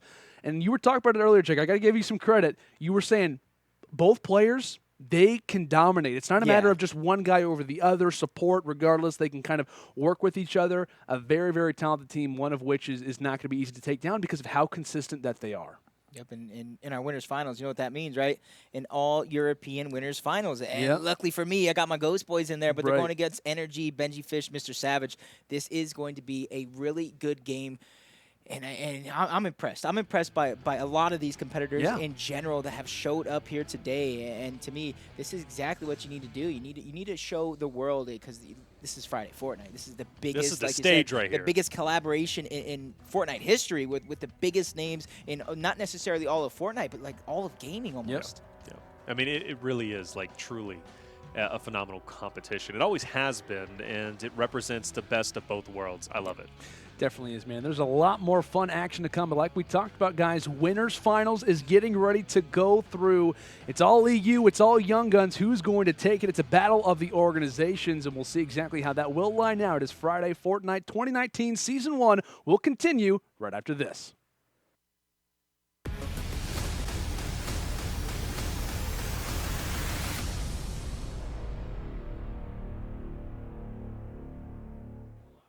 Welcome back, ladies and gentlemen, to Friday Fortnite 2019. We are entering in toward our winners finals, a grand final spot on the line, and it's a battle between the brands. It's Ghost Gaming facing off against NRG. Love to see that they're matching each other's strategy once again, going over towards Salty. This has been the drop, and it's bringing back a lot of memories. How many times, Landon, did we see in Friday Fortnite Salty being utilized, especially by the TSM boys? But watch out, Issa goes down. Not a start you want, especially in the finals. Kamo got to go big in this situation to try and back him up. But if I'm Benjyfish, MrSavage, I just got a free get-out-of-jail card. Yeah, this is not the start that you want if you're a Ghost fan, especially from Kamo and Issa. But Kamo coming off of having a monster game prior, about like what, 13 kills. Yeah. He's able to get out of that one. I don't even know how he got out of that one, but that's why he's the pro and I'm the caster. As you see him continuously dodging and building and getting out of dodge right now. It's just unfortunate he doesn't have a shotgun, because imagine the damage that he could be putting out if he had a shotgun. So if I'm him, I kind of almost want to drop and clean up that kill to get the shotgun, but at the same time, you can't really do that when there's at least 3 other members alive waiting for you to drop down and do that. There's a lot of intensity going on right now. Kamo's got to be clutch, and it looks as if he might have his opportunity, and yes, drops another. You hear the gas coming in from his teammate Issa saying, thank you so much, we're still alive in this game, and is going to try to hop on that reboot van. As, my goodness, a very, very intense start to this winner's finals. On the other end for NRG, I know I've been seeing them a little bit in that kill feed, a lot easier of a time. They're pretty much both full on HP, but looks as if they went toward Megga. So from one side of the map to the other, kind of around this landing triangle, as I deemed in last year. But regardless, though, haven't really seen too many enemies off the start. So I thought I might have saw someone in the kill feed, maybe just a knock. Who knows exactly. Regardless, though, NRG are feeling good. They've yet to really engage, but that may not be the worst thing in the world, considering what's happened on the Ghost side. Sure, and you know, slipstreams right there, right, Jacob? They're going to be able to utilize. They're going to get out of there relatively quickly. Look at how kitted they are. They're looking fine. Even Mats, they're looking okay, despite going over towards Megga. I can only imagine they kind of pulled like an HD and Cypher move and kind of went on the outside and kind of pushed in, right? Because they do have a lot of wood for being inside of Megga. So I think they probably hit up those houses on the outside. Dusty's probably going to be their next location. That's a natural rotation. Yeah, and luckily for them, they have the slipstream. And to me, that's a strategy a lot of bot racers kind of do here in these things. You want to be able to move around the map fast to find the next target after the next, after the next. You see he's kind of looking over towards the divot, because that is one of the hot drops. We saw High Distortion and SypherPK pick up a number of kills over there, but they're actually going to spot enemies over on the diner. Quickly landing, building up, trying to get that high ground, stopping an enemy with the cone right there. Good use of the cone. He's continuing to get that high ground along with MrSavage. So great down on the first enemy. He's going to keep it going, building up on a 1-by-1, basically. Putting some great shots down. MrSavage is going to distract him while Benjyfish drops off and gets another down. So great heads-up plays by the Energy boys already. And letting out their frustration possibly on their opponents as they are dealing a lot of HP loss. As it looks as if right now, I think they have solidified everything. Yeah, I was going to say Benjyfish going for the minis. Yeah, he already taken out pretty much everybody in the nearby areas. They make Diner their own and are definitely serving up a very solid game right now and might be going for a rotation again. On the other end, though, it looks as if Ghost has made a rotation toward one of these sky bases, one of the sky platforms, and making a rotation as well. So one team goes toward Dusty Divot. It looks as if from the NRG side, both teams could be starting to kind of meet to this point that could be around that Loot Lake, maybe even Neo Tilted. And this is also a natural rotation over from Salty as well. And they were kind of forced to go over towards Neo Tilted because Dusty was already been occupied by MrSavage and Benjyfish. So that was a great rotation from Megga to be able to cut off that option. But no, instead of Neo Tilted, we're going over towards Shifty, which ended up being a hot zone off the beginning. But I couldn't imagine there's a lot of players still left here. The loot's going to be gone. If they find a team here, that is going to be a heads-up play. MrSavage Benjyfish opting to go over towards Neo Tilted themselves. So I think that's probably a better move than Shifty, but we'll definitely have to see. Players are going to be spotted. Kamo and Issa on the attack. Ooh, nice shots coming out from Kamo, all ready to get the knock on one enemy. He knows there's one below him, so he's already continuing this onslaught. Guy's going to be forced to back up, and he's just going to continue being aggressive, getting the elimination. You got to think the guy that got down prior is possibly getting revived, and that's why he chose to push this guy. But since he knows exactly where he downed the guy, he's going to continue to look exactly there, spots him. And a little fight coming down between the two. He gets the down on the enemy. He's going to continue. He's going to continue editing, and there you go. A nice squad wipe from the Ghost Boys. But on the other side, I know Energy, Benjyfish, or Neo Tilted getting kills of their own. Yeah, definitely kind of much different locations in terms of the average player who likes to go there. It looks as if kind of rotating more toward the north of Neo as NRG are on a race. And it looks as if trying to go through a few of those builds, trying to utilize the edits. He's got to be careful, dodges one shot. Looks as if combat shots exchange back and forth and decides to go ahead and engage with that drum gun. Lovely stuff coming through from Benji. The fast reactions, and now it's a matter of a player just below him, and he never stood a chance. Wonderful stuff coming in from Benji, solidifying these, playing that gatekeeper role, and they know that there are still more to come. I love the minute details that maybe the average player would have missed in that situation. Benjyfish knowing, hey, I'm tired of battling this player trying to win over his wall. He's just going to turbo build in that situation. But also the player that's turbo building is still trying to maintain and come through and potentially get a shot with the combat shotgun. In that situation, he reads his opponent perfectly, and instead of trying to overtake that wall like he was consistently trying to do, or even pop in and try and get a shot with the combat shotgun, he pulls out the, of course, the drum gun, goes in for the shots, knowing his opponent was going to try and be sneaky and go for the edit. In that situation, he starts spamming the wall. Opponent goes for the edit. He gets a knock, and he's able to get the elimination. It's those little things that separate these guys from an average player to a professional. Yep, and you see all 4 members in this game that are part of it right now are just constantly moving. They're just fast moving, and they're never in the same spot. Even though Kamo and Issa did start over here at Salty, they kind of moved around just a little bit, and they find themselves back here, and that just shows the rotations. You see, that's going to be Kamo spotting a next enemy, landing some good shots. GL coming out from Issa, nice support, nice 70 shot. That's 110 damage quickly. Wow. Kamo should be able to get this one rather fast, and he knows there's more enemies around simply because he did get down. You hear Issa calling out 1 HP enemy on him. Kamo's going to quickly try and build up and back him up, but as I say that, Issa gets the kill alone, and Kamo knows I can really go forward and make this play by myself. These are how talented, rather, this is how talented the Slayers are right now. Kamo taking over another player, football player, down on all 4s, and my goodness, just fantastic stuff coming in from either side. We're seeing some highlight moments from NRG. We're seeing more highlight moments coming in from Ghost. I know we saw just before a few of these elims took place, 9-8. This game is back and forth, super, super close, and I'd imagine even more eliminations are about to come. It's only a matter of time as Benji yet again takes one down with that combat shotty, and I believe, yeah, that was a planned rip to go, and oh my gosh, they're going to go and pounce upon 3 players as double trap comes through. I believe it might have, I think, taken down at least 1 off the start. Very low HP right now with Savage, probably around 1 to 2. Unfortunately, at least if you're Benji, nothing to hand off for the time. You might have to go clutch here. It looks as if, yeah, MrSavage manages to get the bed kit off. Fights going back and forth, and it looks as if they will see a lot of success right now on this Sky platform. And yes, they do walk away with the entire squad wipe. Wonderful stuff. Engaging on it like that was not easy, but both teams showing how solid they are entering in toward fights, not necessarily even with a dedicated plan. They just launch in there and they go to work. And I love that push for them, right? Because in a typical situation, a player would push onto the sky base, immediately start spamming their combat shotgun. They see an opportunity immediately as soon as landing, go into turbo build, place the traps down, at least get 2 knocks in that box. One player tries to break through, one enemy player tries to break through, does break a trap, but then they see an opportunity, edit down, and get the elimination. Just quick thinking on their toes. And I've been in this situation before where they are, at least not on Friday Fortnite, me playing. I would never at least amount to that. But right now, the game is going so fast for them. I mean, they are constantly thinking about the next rotation. It's almost like a chess match. They're not thinking about the move that they're currently doing. They're thinking 3 moves ahead of time. And it's just unbelievably how skilled these players truly are. I love seeing it because they're playing average players. And normally we see them playing average pros. And you would think this guy is hacking, but he's not. That's just how good Issa is, not missing a shot.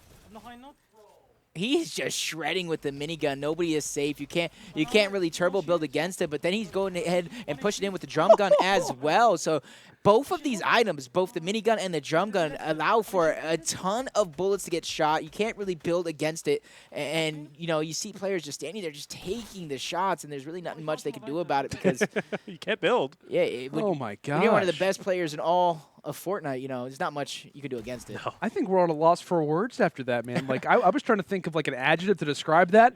I don't know one. Domination. I mean, we could start to list off a few, but my goodness, that was just unbelievable from Issa. The minigun up close didn't miss a bullet, and my goodness, there was a lot to fire out as now Ghost and RG, they finally start to meet up for one of the first times in this game, which is only going to spell a disaster for the final 5 that do exist. But I know in terms of the scoring totals, back and forth we go. I mean, this has been a highlight reel type of game. This has been what everyone was expecting, right? We were kind of coming into this match knowing how talented all of these players are, the qualifications for the World Cup, the YouTube videos, all the stream highlights that we've seen, and now for them to face off against each other in a moment like this, it is living up to its name. It's living up to the hype, and these players are putting on one heck of a show. Well, it is winners finals for a reason, right, Landon? And this is going to be a battle of the drum guns. And, yeah, the win's going to come through, and Issa's going to take it. But he did take some unnecessary damage that he unfortunately didn't want to take.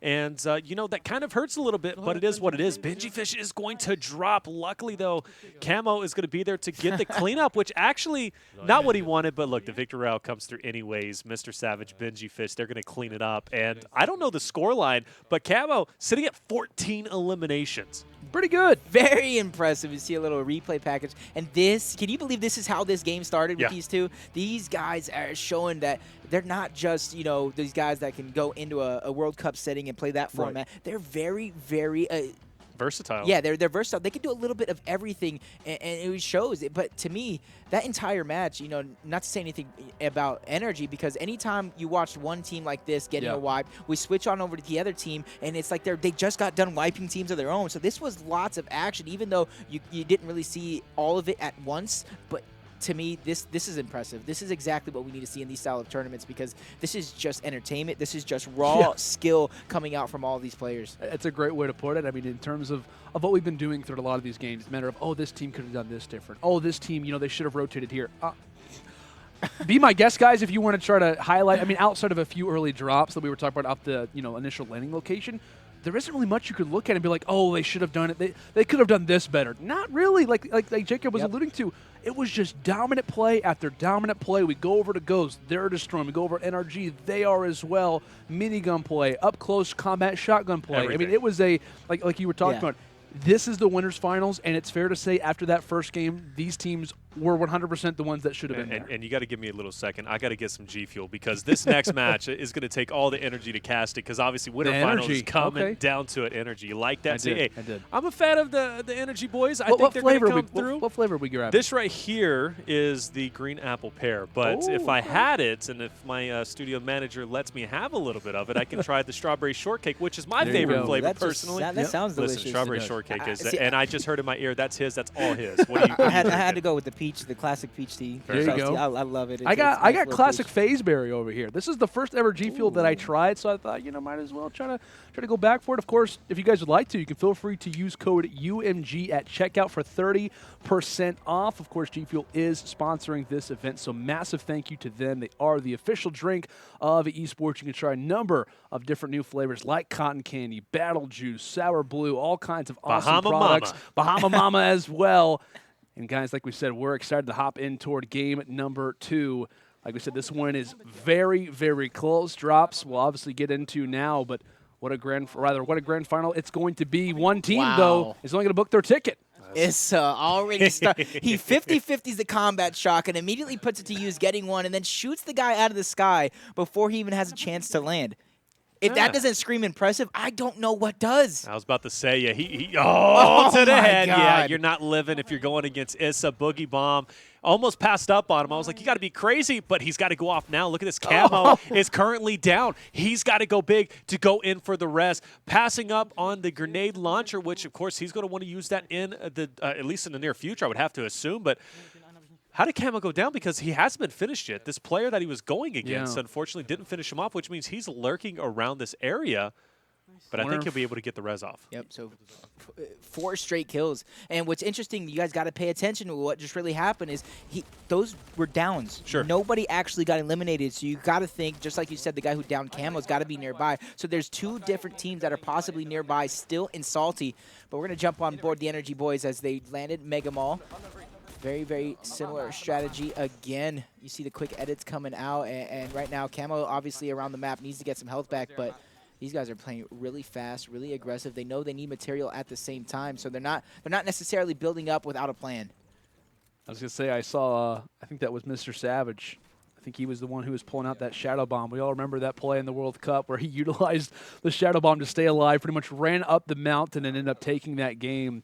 One of the defining factors is the reason why he did end up qualifying for the World Cup. Definitely someone that you want to be looking out for with those Shadow Bombs, especially when it matters the most. But my goodness, a close game, but one that is currently led by Ghost Gaming. Kamo and Issa doing a fantastic job up to this point, and you could argue in terms of the strategies, which team needs to play more aggressive, it would be NRG, and based off the pick of Megga, this tends to be the more known POI where players like to go, and so with that in mind, a quick little challenge. It looks as if, my goodness, wonderful play coming in from NRG. They make sure that both players are firing in.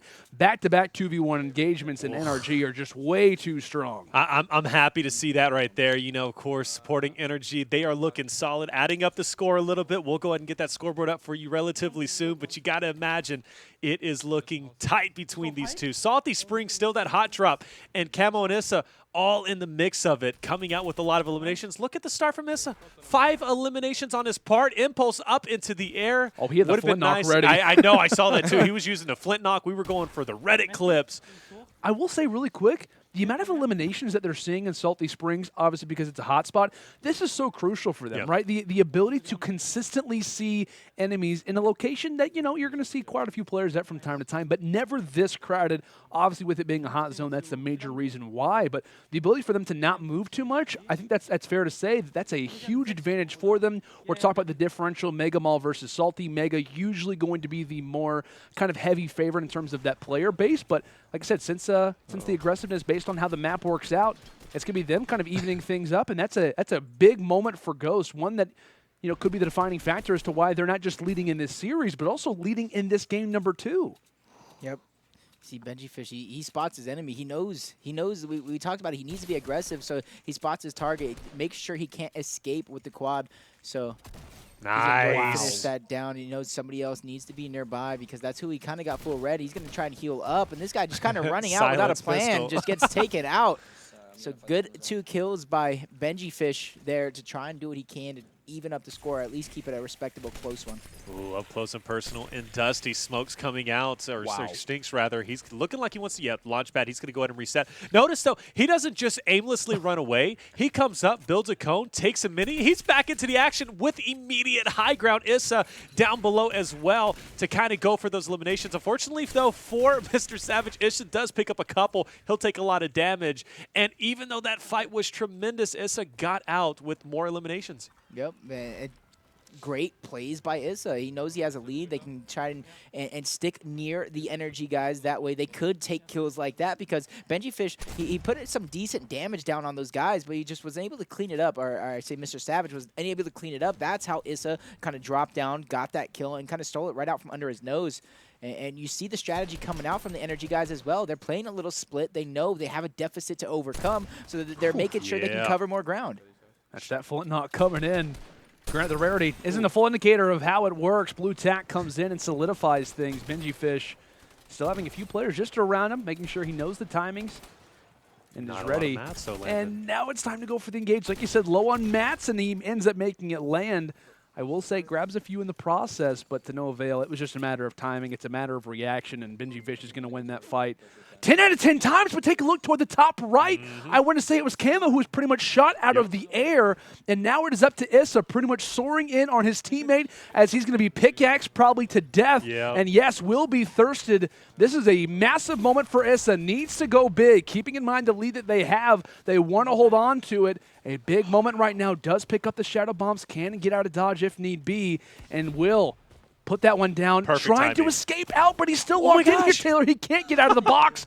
Thankfully manages to do so. Grabs high ground yet again, and we'll see how Issa misses the player. Can try to clutch this. This is so massive right now. Trying to take that high ground. Easily does so, but there are so many players around this area. Only a knock. Still enemies around the area as all the builds go away. On the other end, Benji also ends up dropping, so one player down for either side. We'll see if MrSavage can go for the res. We'll see if Issa can go for the clutch. It all possibly could come down to this, as one Elam does get solidified, possibly toward the other end, and trying to go for the builds, as we see on the other end. Savage Trying to go for the res, trying to go for the revive. Issa, this is such a massive moment. Desperately trying to get inside the builds. Got it. Gets the edit, loses quite a bit of HP in the process, but it's not the biggest deal in the world. Gets that kill, gets the reboot card, and keeps Ghost alive on one end. Now it's time to see what Savage can do. Entering in Mega Mall, still has that reboot card, but where are the enemies? And this is going to be interesting. We talked about it in a past match where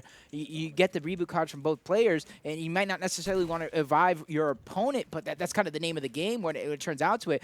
Ghost with a 6-point lead, and as this lobby goes on longer and longer, the kills are just going to get off the map, and it's going to become closer and closer as we see a sped-up version of what MrSavage could actually do. And you see, it looks a lot faster than it actually is. This is right all now. real time, by the way.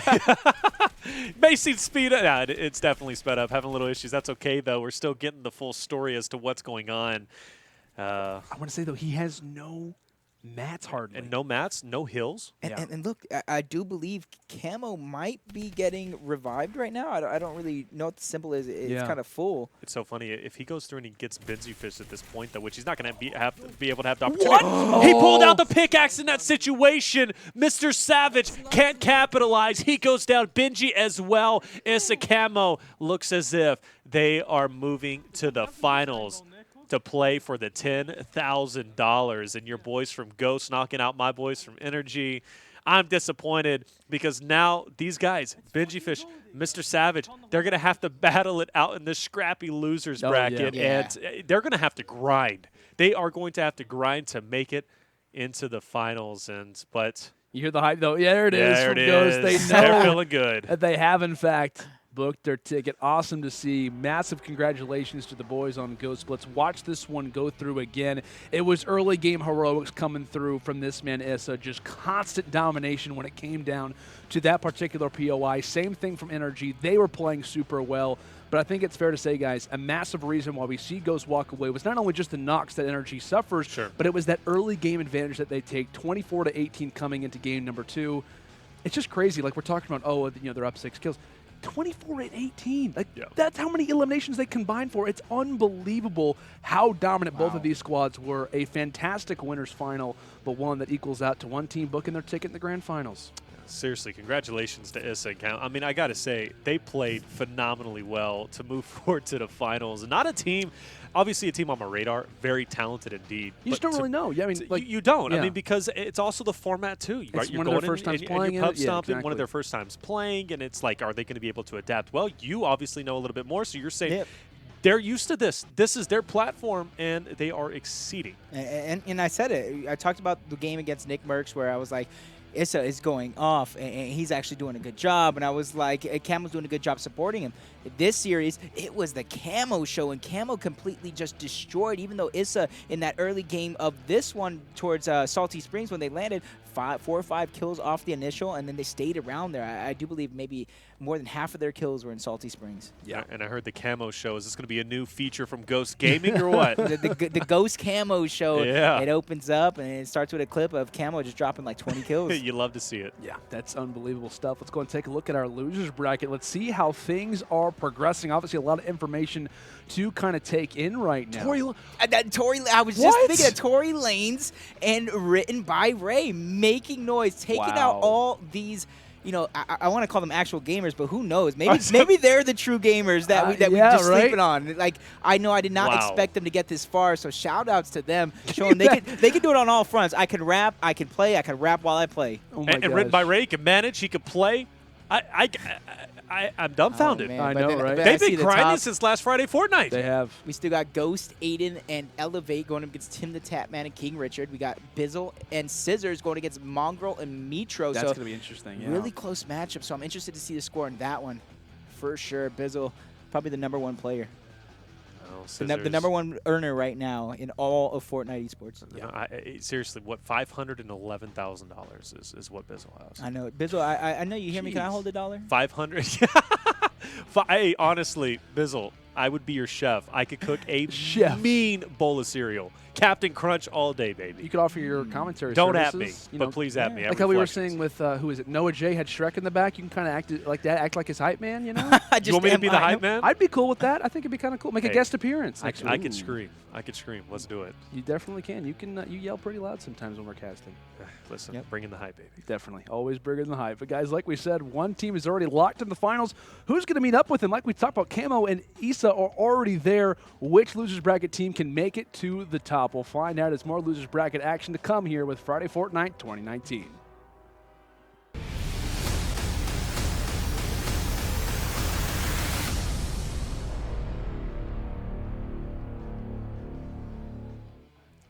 Welcome back, ladies and gentlemen, to Friday Fortnite 2019. Of course, live here from the UMG studio. It's myself, Lando Sanders, joined in part by the lovely Mr. Taylor Reflections Noble, along with Jacob, a.k.a. PR. Guys, what an event it has been up to this point. A lot of people were curious, how is Friday Fortnite now in 2019 going to perform? Is it going to kind of be the same way that it was in 2018? I think it's fair to say it is that and even more. It's been an insane tournament, fun matches, even greater personalities.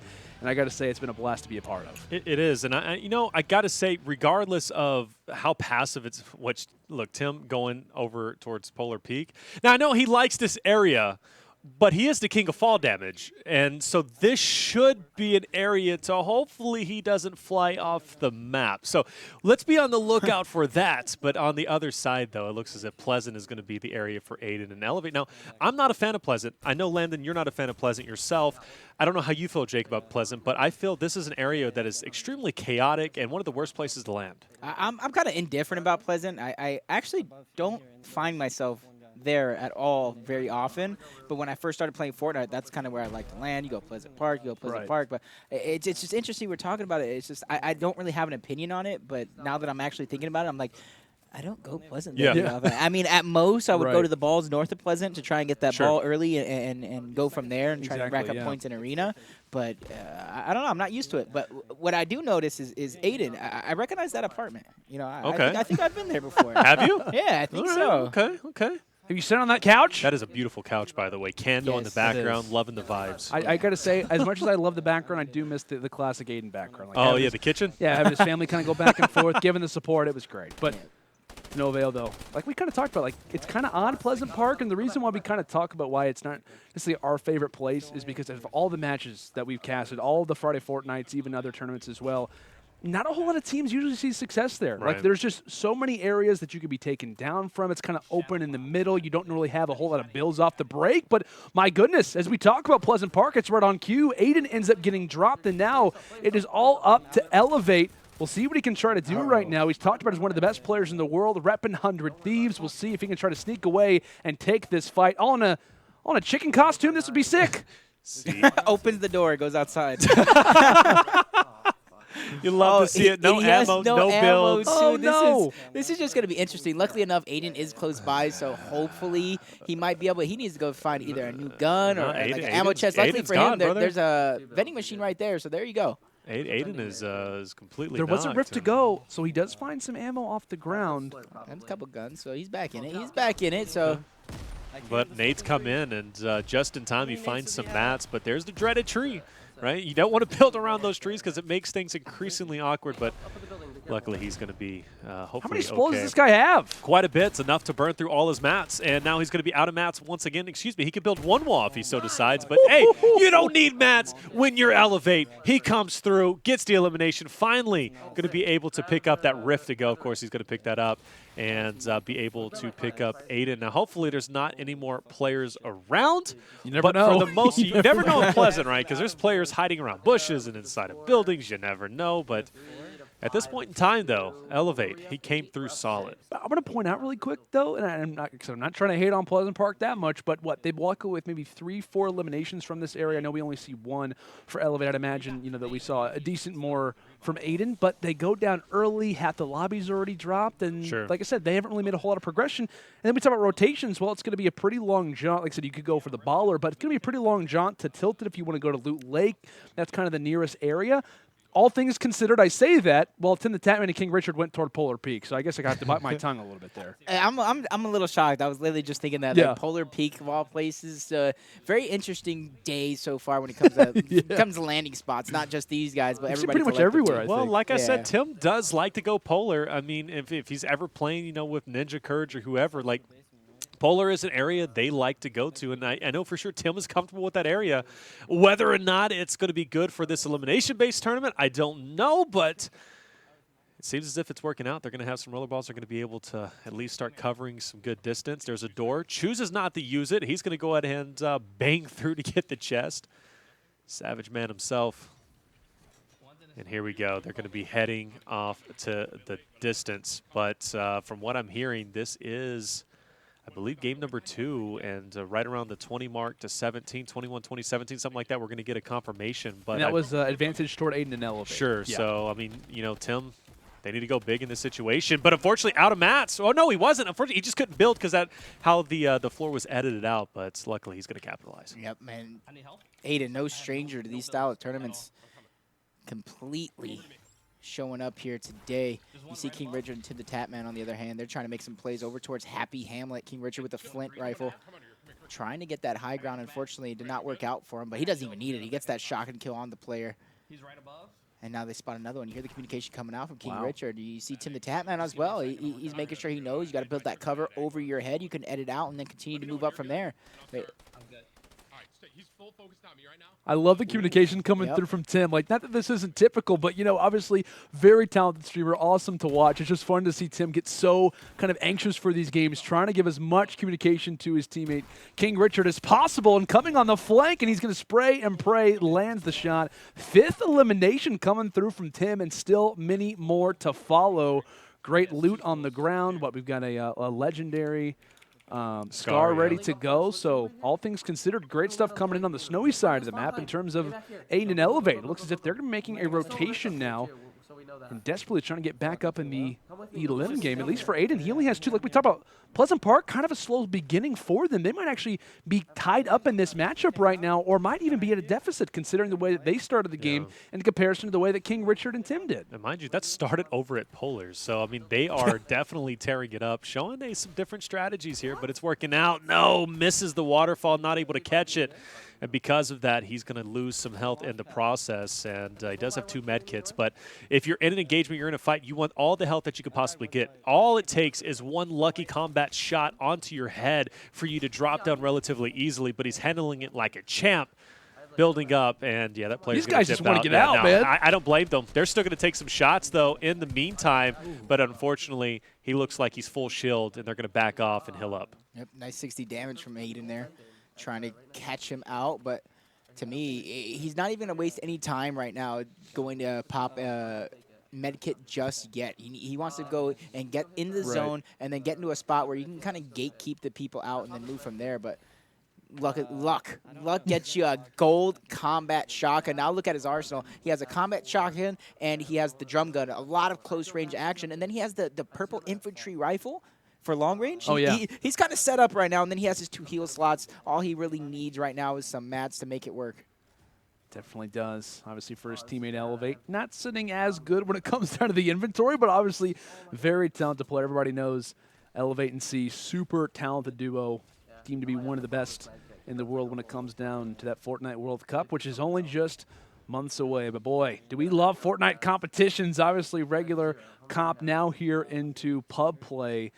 It is so much fun. Fortnite competitive is just a blast to watch no matter how you set it up.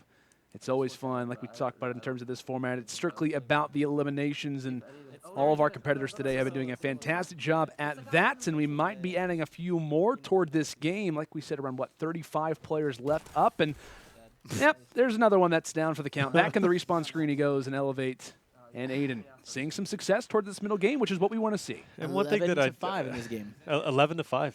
So, I mean, that should be enough to cover the deficit, I think. It's 21-17. So, okay, 21-17. So, not 100% sure, but I mean, that was before all these eliminations came through. So, with that being said, I think Tim and King actually might have the lead at this point or at least very close. Oh, But yeah.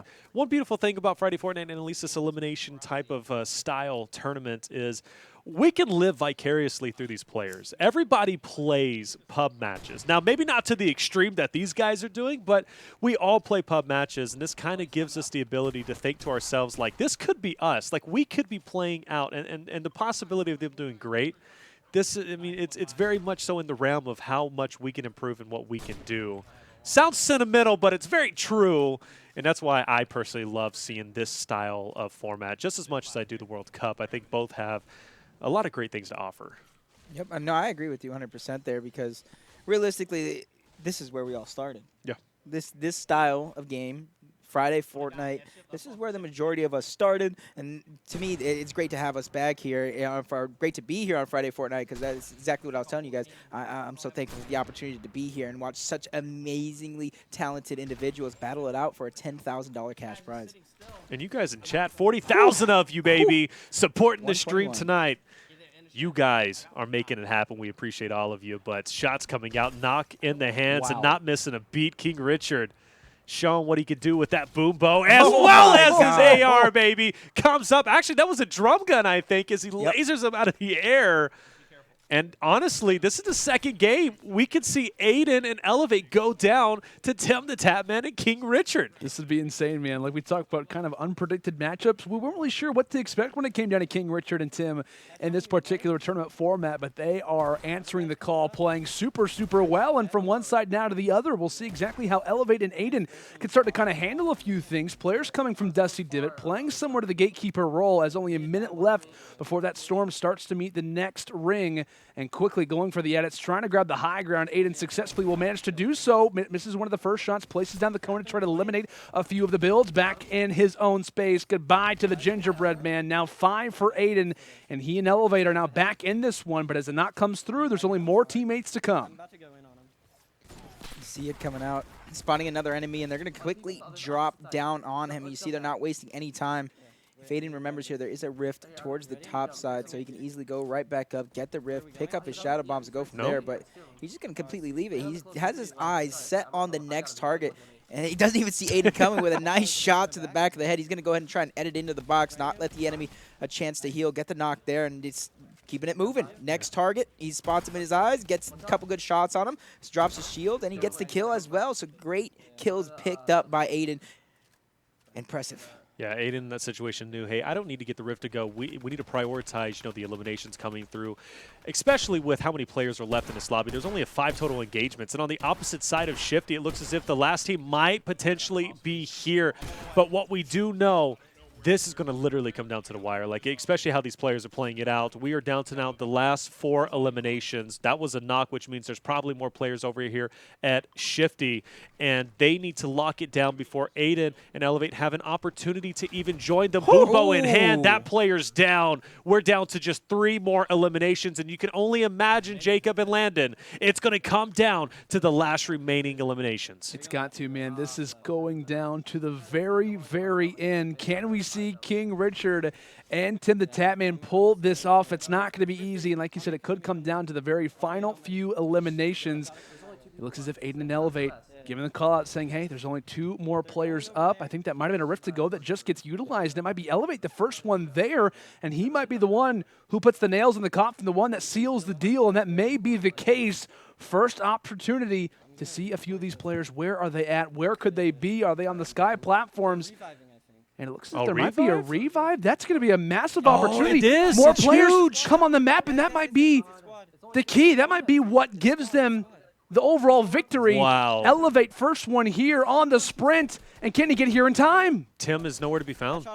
Tim and King Richard are still over there, I believe, just on the other side of Shifty. I think they're trying to break the storm, or no, they're not, but this is an opportunity Elevate cannot let slip through his fingertips. He's going to be building up. This is a potential 3. One player is going to be healing up. You know exactly where he's at. You already know he's white and he's weak at least at this point. Shots fired. Nice. Couple of, is in fact going to connect. Shield's going to be broken. That's one player down, taking a lot of damage himself, but Aydan's going to come through with the backup. Jacob, it's coming down to the wire. Nice. Oh, he gets caught in the slipstream for just a moment. That was surely a kill for Aydan, but luckily for him, Elevate's going to... 16, nice. Let's go. Oh, Wow, I mean, 19-16. If the score is correct going into this, that means they won by like literally 1 or 2. yeah. Oh my gosh. Wow. Imagine if that, because I don't know how many people needed to be revived. I think it was at least one player that gets revived there. Regardless, if that doesn't come through, They don't win. either lose or it's a tie game. That's insane. It was off of a bus revive. And that's the RNG that plays in these Oh lobbies. my Yeah, and that's something we gosh. talked about earlier about possibility of maybe getting the reboot and getting an extra Yeah. kill or two. Because I know we saw it in other games like Apex to where yeah. it was an actual strategy. I don't think it works in a game like this because of how fast everything is Right. and how long it does take to revive. But, I mean, we just saw it come in handy. Either matchup wasn't going to be fun for Tory Lanez and WrittenByRay. They were either going against TimTheTatMan or King Richard, but now they have to face off against the Beast of Ghost Aydan and Elevate. That is going to be a tough matchup. And then whoever wins that even tougher matchup against the hot Sypher and HD. They've been playing like madmen. Looking at the bottom, though, Secret Mongraal, man, a guy that we've been watching since right the early days of Friday Fortnite. Friday Fortnite champion, too. Friday Yeah. Fortnite champion, but I believe with Dementos at the time, now playing with an even more talented player from Atlantis of Mitro. Going against Nate Hill and Funk, though. I mean, that match is going to be a toss-up, and whoever wins that goes against Ninja in reverse. This is how the loser bracket goes every single Friday Fortnite. I got to say, It's gonna really be tough. quick, I got to give some props, though. TimTheTatMan and King Richard, I'll be totally honest, no idea what to expect, no idea what to predict. Aydan and Elevate were one of my favorite teams to probably make it like top 4, maybe like top 5, somewhere around Sure. that position. And they took them down to the wire. That was like possibly depending on RNG, maybe like a tie, 1 elimination game. I mean, I don't think they could have played that any better. Massive props to Tim, massive props to King Richard. Obviously, you got to give the credit to the guys who move forward in terms of who's alive, but still, I really wasn't sure what to expect from them, and they showed out. Yeah, and I agree. Tim really impressed me here in the series because watching the streams, he's usually the weakest guy in the lobby, but I mean, that's saying with other stars like Ninja and stuff Right. that he's playing with. But I mean, that just shows Tim is actually catching on to some of the stuff and he's improving his game. And Oh, that's he's great. That's exciting to see. I love to see the process, not just Fortnite, in all video games. I love to see the process of a player just improving themselves and actually getting better. And so being able to see that right before my eyes is just exciting for me. It's the amount of players that he's playing with, right? He's constantly playing with Ninja, Dr. Lupo, right? Some of the best, at least streamer-wise, and some of the best even competitive players, and even Cloaksy as well, right? So the fact is, he's able to consistently improve. Difficult situation as we hop in now to the bottom of the bracket. We talked about this, right? Mongraal, Mitro, first time we're able to see them compete, at least here at Friday Fortnite, against Nate Hill and Funk, who a very talented team. We saw them a little bit earlier, but I got to say, for getting out of this, Nate Hill, unfortunately, trap above, and that's going to finish him off. But Funk, luckily, is going to be alive. No, he does break the trap, but not in enough time. Yeah, Goes down. unfortunate. Yeah. Ooh. Almost goes down Ooh. himself. Wow, he's one He shot doesn't away. really have heals either right now, so unless there's some heals in there and maybe some minis, then Yeah, there you it's go. going to be very difficult. He's going to have about 65 HP. That's 2 well-placed AR shots can easily take him out. Or a stink, too. You got to be thinking, right? This is not a situation you want to be. There's the guy that I wanted to see. He looks Mr. awake. Mongraal himself. Oh, yeah. You know what he needs? He G needs some Fuel, G Fuel baby. He right does now. need some He'd be waked up, cracked out right now, probably moving a lot faster. But Hey, instead, Mongraal, hey. he's G Fuelless. Hey, Hey, listen. man, if you need to get some G Fuel, use code UMG. You get 30% off, baby. Come on now. Mongraal does look very tired, though. He's got a lot of work still to do in terms of this match. While Nate Hill is currently down for the count, Funkbomb is trying to go for a few or rather, trying to go for the revive as Mongraal just totally dissects an entire fight, goes for the quick edits, and walks away with it. But like we talked about, one of the more highlighted players, one that we were super excited to watch, Mongraal, Mitro together. It's going to be a fun duo to watch to see exactly how they can possibly walk away with this game. We do believe this is game number 1, so with that in mind, there is a lot of work to do. And despite how kind of the early game goes, you still have that match 2 to still kind of pick up on. So if you are in this situation, Funkbomb, you're trying to pick up Nate Hill as quick as you can, it's nice to know that it's not at least game 2. It's not the most dire situation in the world. So it was a little bit of a delay, not a problem, but regardless, though, it's going to be fun to see how these guys fare off against a very talented European duo like Mongraal and Mitro are. And I do want to point out, Mongraal and Mitro they're a solid duo that have competed in the World Cup. In fact, they did qualify in week 2. They placed second, and they were able to secure their spot in the World Cup finals. I don't believe either of them have qualified for the solos as of yet. Mongraal hasn't? As far as I know, I think he came close. I think he was Okay. like one. No, he was one away. I believe he placed second.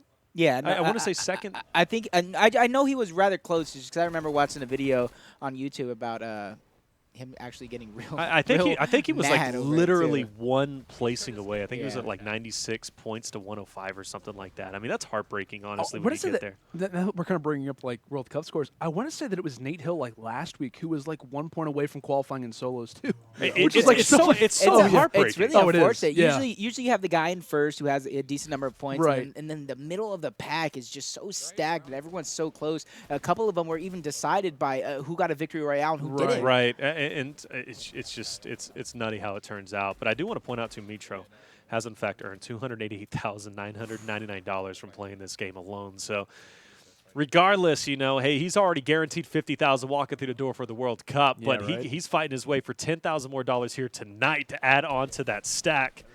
And they're both up and they're both fighting it out. You love to see it. Mega Mall's the location, and we got both teams here. Yep. You see Atlantis Mitro trying to sneak behind the players, breaking into the wall, hoping that the guy would kind of run into there. Unfortunately, that's not the way that went down, but you see Mongraal already in the action. You see a trap right below him. You got to wonder if that's even his trap or not because, that's his own trap. So he could let the enemy team kind of go in there. The trap at the roof, and he's actually going to get the trap attack as he gets that player. And he's actually moving really quick to make that happen, showing no fear, break it through his own box. And the fight, it's going to continue because there's another enemy team trying to take him out. This is insane stuff. Mongraal, some of the fastest reactions that we have in Fortnite today, trying to hold off the high ground advantage that the enemy actually has, and he does lose quite a bit of HP, but places down the trap so fast. I didn't even see it. I don't think the enemy had any idea it was coming either.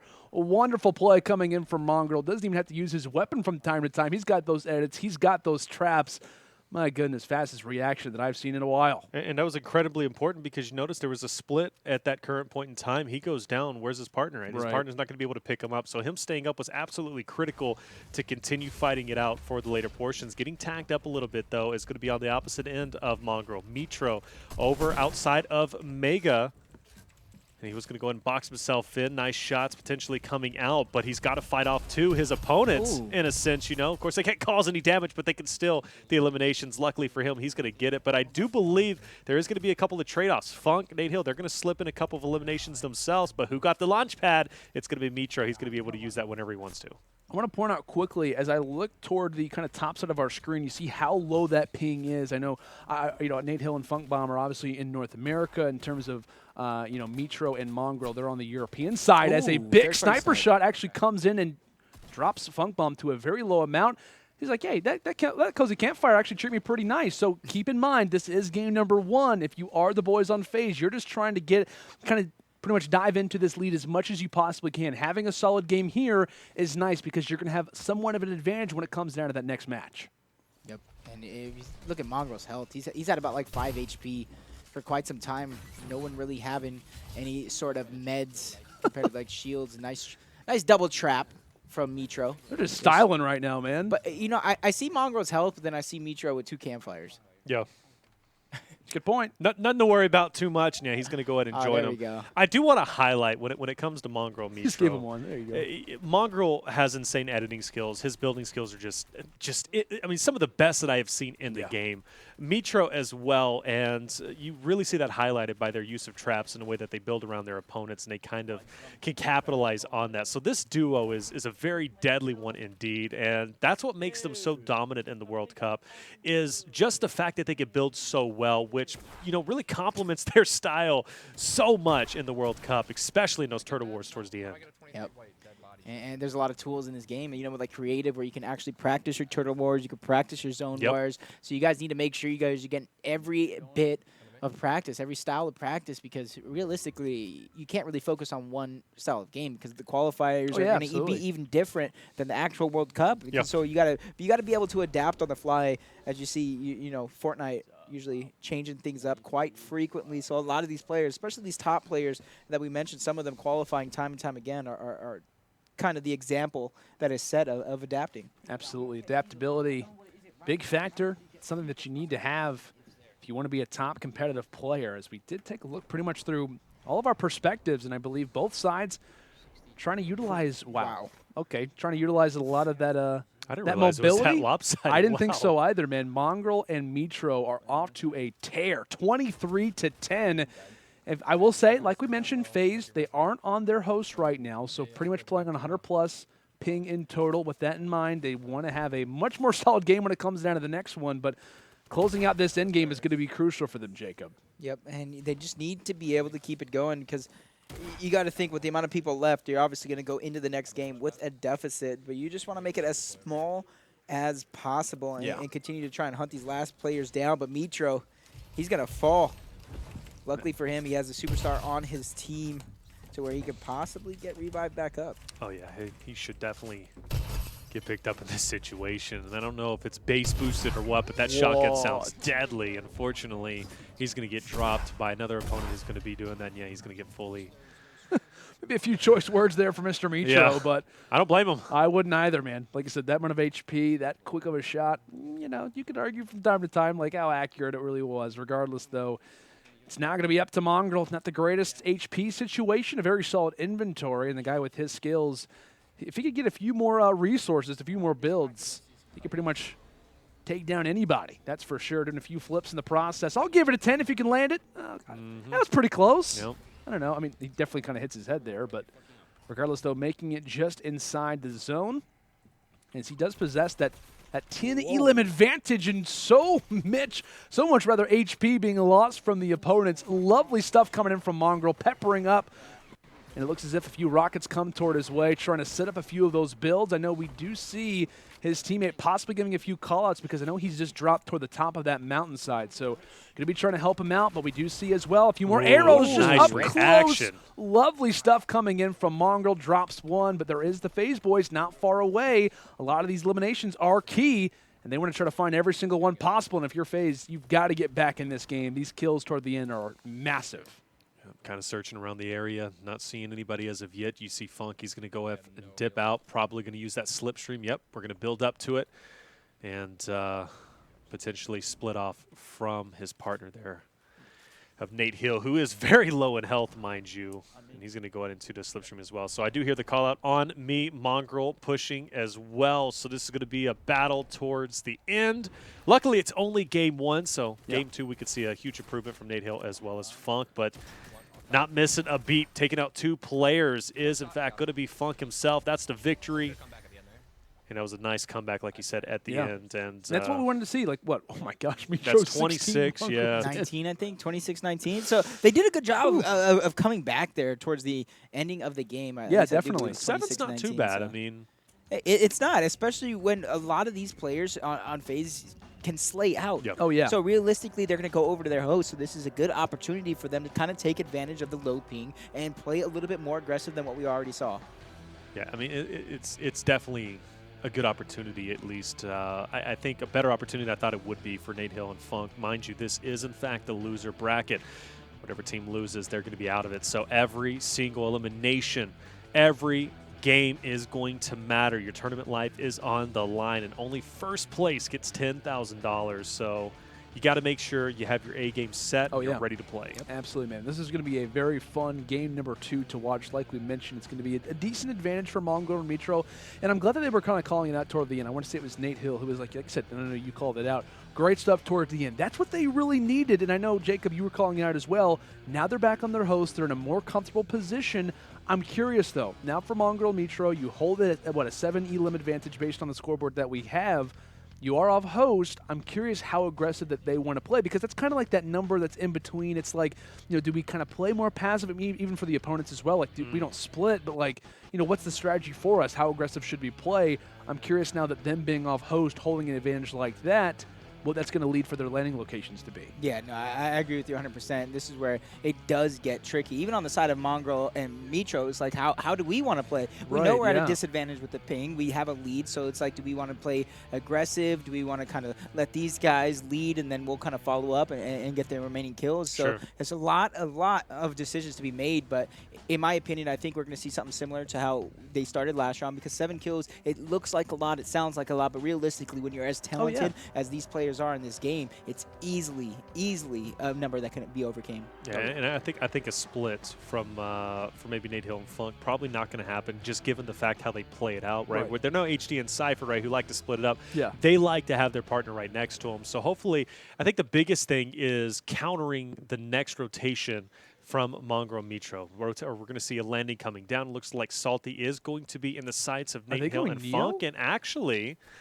We do see a Neo drop potentially coming out for Mongraal Mitro. I'm not a fan of this. I love the confidence, though. You got to respect it to a certain point. We were calling this out. It's been a massive talking point for the longest time. Is going tilted with the lead, is it the best, kind of call? May not be. Regardless, though, the EU boys are feeling confident. We'll see how that confidence will work out. It looks as if we are ready to go. And now it's time for the race of eliminations. And imagine, right, if Mongraal and Mitro get off to a hot start, they find a decent amount of eliminations when it comes down to Neo, and they survive. I mean, that's pretty much them. Not necessarily I don't want to say like taking the game off the break, but that's a huge advantage that they would have, where they can kind of relax toward the end game. But you also see Nate going over towards Salty, his partner going towards Fatal. Those are two hot zones that you're going to find a lot of players. If this split does work, they're going to probably get double the eliminations here, and they could close that gap very quickly. No one seems to be at Neo at this point in time. Very quiet. On the other side, though, Nate, who's going to be at Salty, he's already found an elimination. He's got one player weak up ahead. This is a great opportunity for them. The split seems to be very smart. I'm curious if this is going to work out. See him picking up that rift to go, and he's not being over-aggressive, and that's the most important part when you're doing the split drops. Yes, you want to try and capitalize and get as many kills as you can, but you don't have a teammate with you, don't have backup, and realistically, a lot of the time, you're going into a 1v4. So you got to be able to take your time, take the little victories, reset, and then you guys can go right back in. But we're going to jump into what Mongraal's doing over here towards Neo Tilted. Looked empty for a moment, but people are finally showing themselves. He waits for the revive to come out and just claps them both right back. It's a great heads-up play by Mitro right there, and he hears another enemy, so he knows somebody else is nearby. Looks like Funk is, in fact, going to be joining over here. Dolly's out, shots fired, player weak. And he should be able to get this full elim early on. He's going to go in and break this back wall, get in, and yeah, there it is. He's going to be able to get one of them, which I do think he actually lost one to a random, unfortunately. He's got to be careful. That guy wasn't looking too bad. That could maybe even be a teammate just off toward his east, so desperately trying to make sure he holds on to the overall advantage, keeping his eyes on where that player could be. Stink grenades tossed out, so he's got to be aware of that. I think we might even hear a sniper shot here. Kind of places the backboard and does take down one. So a solo player entering in towards Salty Springs. A very interesting fight going down right now. It looks as if Nate Hill trying to provide some support, and I believe that elimination does come through in the end. So good stuff coming in from FaZe, but they have a lot more engagements to come based on the shots that we hear. So they're trying to get from two sides, getting this loot. This is a good opportunity for them to kind of reset and recapture themselves and figure out what they want to do next, because they still trail right now. And if you look at the score, 6 kills this round to Mongraal Mitro, and on the other side, it's only 5. So you're already down, and you're in this match, you're also down. So you need to start splitting up, kind of like what Taylor was saying already, that you need to split up and you need to start playing more aggressive, because you're either going to make these plays and try and win the game, or you're going to slowly lose. Looks like Loot Lake is going to be in the sights for Mongraal. Going to go ahead and join his partner, Mitro. He's going to take over that high ground automatically, trap up above. He sees that, obviously. He's going to go ahead and drop himself down.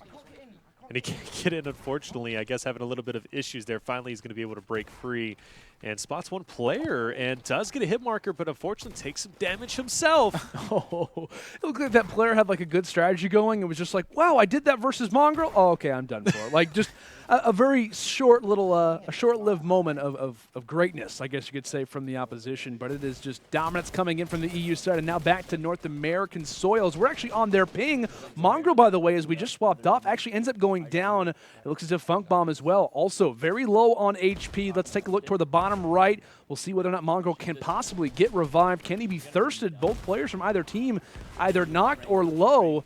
And now it's pretty much up to Mitro and Nate Hill to go big for their squadron, playing some support. Nate Hill trying to watch over his teammate. Nice. Not a fallen comrade as of yet. Goes for the edit, looks through the window of opportunity, and seizes it. 5 eliminations in total.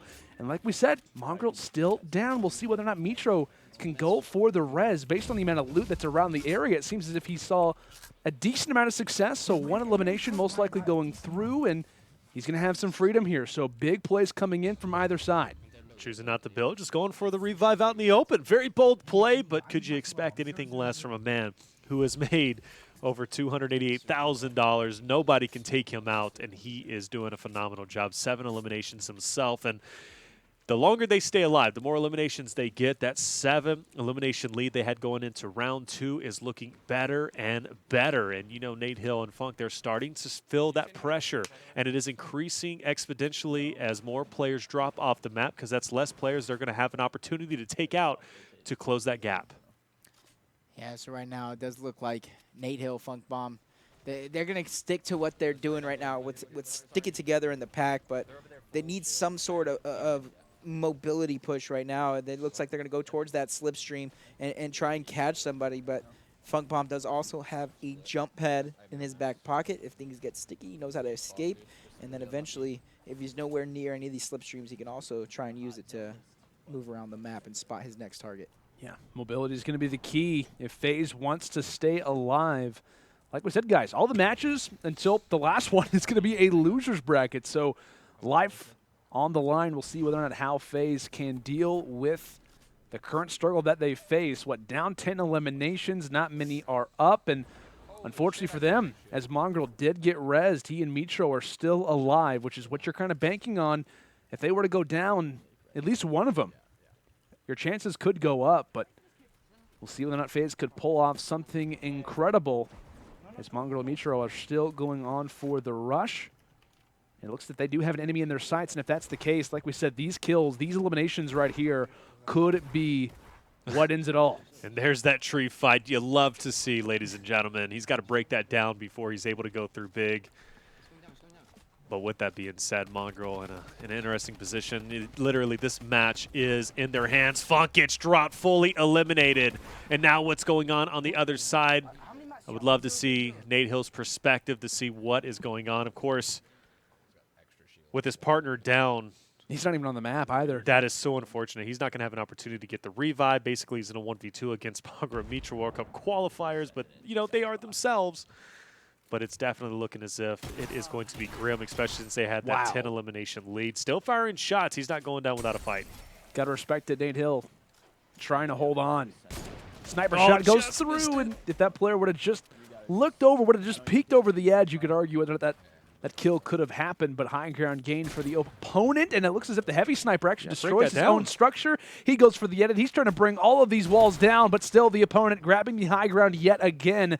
These little compact shots, man, that tight spread, he's threading the needle, doing great work right now, and lands the shot just before the builds come in. Another one left to follow suit, and Nate Hill, wonderful collapse on the opponents, but you could argue possibly too little, too late. Funk Bomb not alive.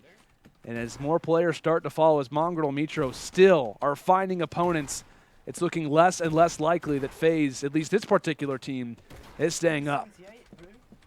You see, the combat shotgun to me, it's really nice because I've seen it happen more and more where players are able to fight back from low ground. You see it there again. They're landing some good shots from the low ground. We saw it before with Nate Hill.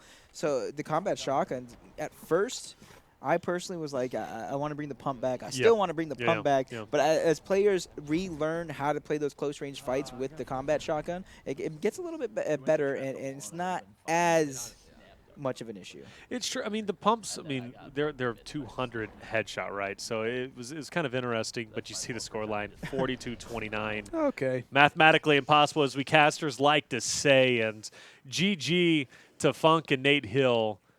They are going to be eliminated from the first Friday Fortnite, at least of 2019. Unfortunately, but I got to say, they just got wiped out by a solid squad. Mongraal and Mitro, come on. I mean, they are a talented duo. Their edits are on point. They're building as well. And if you're going to be eliminated, I guess, late on, might as well get eliminated by them, right? So with that being said, they're going to move forward. Who's going to be their opponent now? It's actually going to be Ninja and Reverse. You love to see it.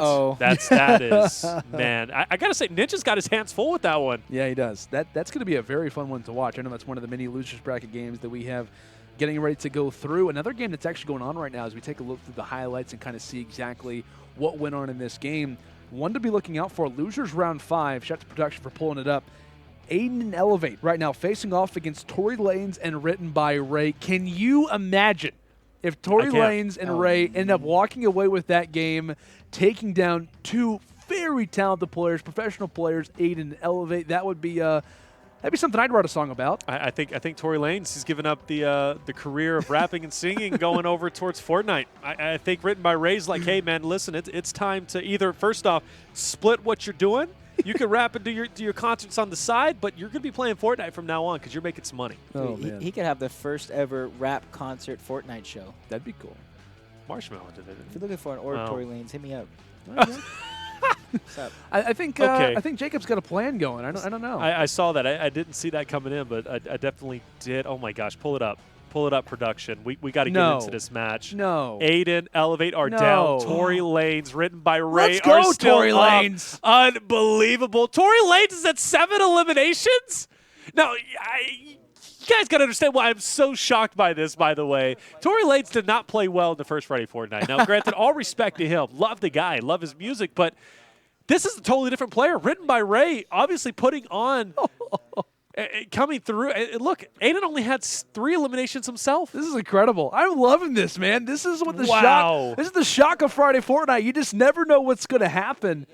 But like we said, we can only imagine the storylines that are going on in this matchup. All we know, right? Ooh. Aydan down, Elevate down. Depending on what matchup this is, this could be for the game. This could at least just be a solid map number 1. But my goodness, like we said, change incoming, Landon, I'm telling you. I love this, man. Shout out to Tory Lanez. He's holding it down. His teammate, and really kind of in real life as well, WrittenByRay, ends up getting dropped. It might have been a sniper rifle shot from afar. So going to be going for the res.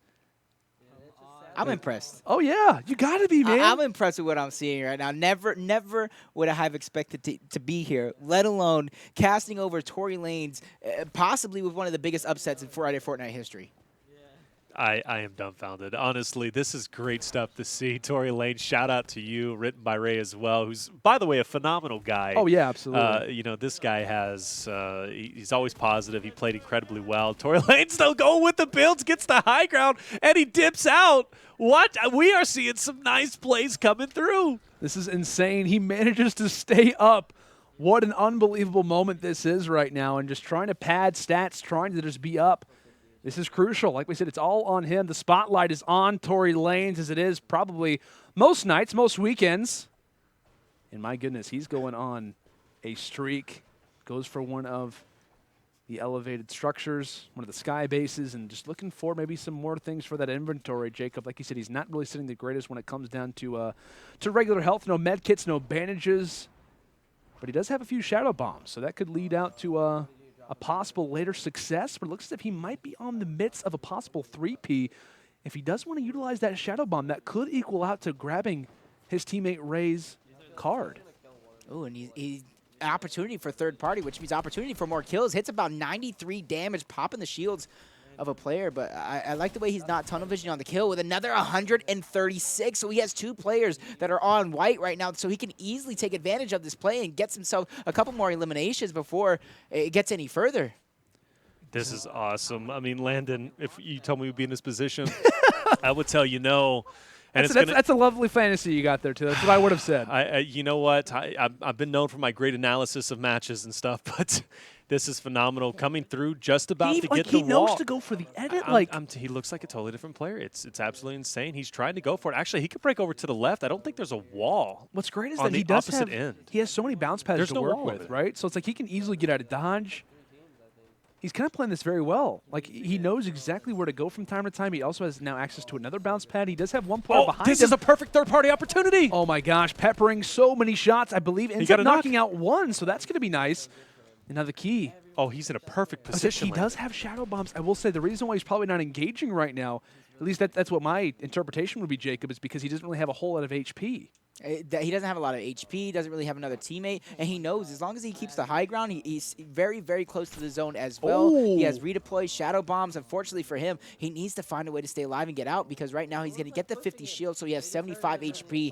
And realistically, that's not a lot. So he needs to continue to kind of let the teams around him forget that he's there, or maybe assume that he is with a team and not necessarily push him as hard. We'll see what he can try to do right now. Like we said, does take both of those minis, 75 HP in total, and knows where to engage. Trying to look for the feed. He knows. He doesn't even want to go for the yet. Does not want to reveal himself. However, low on HP in total, 25 health, and now has to be very aware of the storm. Knows time to rock the Shadow Bomb. Give me that double jump boost. Get me out of dodge. Get me out of the situation, but takes a massive shot from the backside, and the combat shotty from range will get it done. And now, WrittenByRay at 6. Yeah, WrittenByRay going big, but Tory Lanez 8 leading the way. 8 and 6. Math is hard. 14. Algebra. I was never good at geography. What is the math? 8 plus 6 is 14. 8 plus 6 is 14, baby. Look at that. That's all I 14 can provide. coming through for these two guys. Tory Lanez WrittenByRay looking solid. I want to know what Aydan and Elevate are at right now. I know we're trying to add up those things. 14-4? Is this real? Write this down in my handy-dandy who would notebook, have baby. guessed that? Is this real life? In a million years, who would have guessed that? We have TimTheTatMan showing up, becoming a star of the show, and then we have Tory Lanez being impressive and showing up as well. So to be honest, Fortnite has came a long way. We were talking about how the average player base has increased in skill. Perfect example is happening right in front of us. Yeah, this is. I mean, like I said, the amount of things, and I know we've been saying it over and over again. If you would have told me, like, there's no way anyone expected this. There's no way. But let's bring it back down to reality, and let's kind of sober this moment up. Let's that's a snap back to reality. Oh, there goes gravity. Yeah. Anyways, Mount Spaghetti, whatever. Okay. So yeah, with it being said, 14-4. It looks great. But if Tory Lanez and WrittenByRay stop trying to get me out of the fantasy. I want to see them move forward. If they cannot cap, now chat, you're hearing me on this. If they can't capitalize here and go big in this round, don't touch me. Aydan Elevate, hey, easily they can close that 10 elimination gap. Oh, no, it's definitely possible. Oh, no. Like, all being realistic here, Aydan Elevate can absolutely make up this gap, right, Jake? I mean, this is something that's absolutely probable. I'm just trying to live in the moment. I would love nothing more to like somehow see Tory Lanez in the finals. Like, no, come on, please. He wins this, takes out High Distortion and PK. Oh my gosh! Oh my. That's and then just takes out too your much. Ghost Boys and wins the 10 grand. Dude, if that happens, I don't know if Jacob's excited about that one. I Ghost, mean, there'll be maybe a contract in his email soon. Like I said, can you imagine Ghost Tory Lanez? No, let's not get too ahead of ourselves here. We gotta, like we said, we gotta snap back a little bit, kind of get back to where we were, and it looks as if Elevate and Aydan here might be going toward. I don't like this. And it looks as if they have another arrow around them. Yet Tory Lanez, they're all going to be here, along with WrittenByRay, kind of joining and Sue. I kind of like this strategy, to be honest with you. They go Pleasant Park, and like I said, you might have an opportunity for eliminations, but this is a strategy that was made up very early on in Friday Fortnite 2018. Was the matter of mirroring your opponent, seeing every elimination that they do. I'm not going to lie, I kind of like the play here from Tory Lanez and Ray. Yeah, not bad to come in. Still a couple of eliminations, right? Keep this team at bay, and they obviously know. I think someone just started off on the bottom left, and I want to say that was Elevate. No, excuse me. I want to say that was maybe potentially Aydan who was able to get those eliminations off in the beginning. But this is the perfect house you want to be at. It gets a lot of action. A lot of players are going to push it. And unfortunately, a little, shaky off there. But I did see a tack in his hands. Yeah, he's going to be able to grab it. Blue tack, trusty in his hands. And they're going to keep pushing forward. Look at this, though. Tory Lanez getting right in the mix. I know there was a loot llama over there, but he's going for the elimination. Player bounces out. Oh, out of the sky. Who got that Shots one? are going to connect. I want to say... Either Ray or Aydan. I want to say Aydan, maybe? Downed one, middle. Oh, nice downs coming out from Elevate as well. Catching those people going towards the center of Pleasant Park. But he's going to keep this pressure up, especially since he has the down. He has a shotgun. The only thing he's missing right now is a couple mats to kind of so he can climb over everything. But he gets another down on somebody reviving the player. Oh, so and that's 2 more kills. Near me. Interesting game going on right now as you see Tory Lanez kind of steal his loot as well. Aydan getting another kill on the side. I mean, that's honestly what you got to kind of do as well, because I mean, if you can go in, even if you don't get the kill, you steal all the material, all the ammunition. I mean, it's the next best thing beside actually stealing the kill from your teammate. Sure. I mean, you got to go in and take that loot. We see some mats being distributed between the two. Much better place to be, or much better spot, I think, for Elevate and Aydan to be.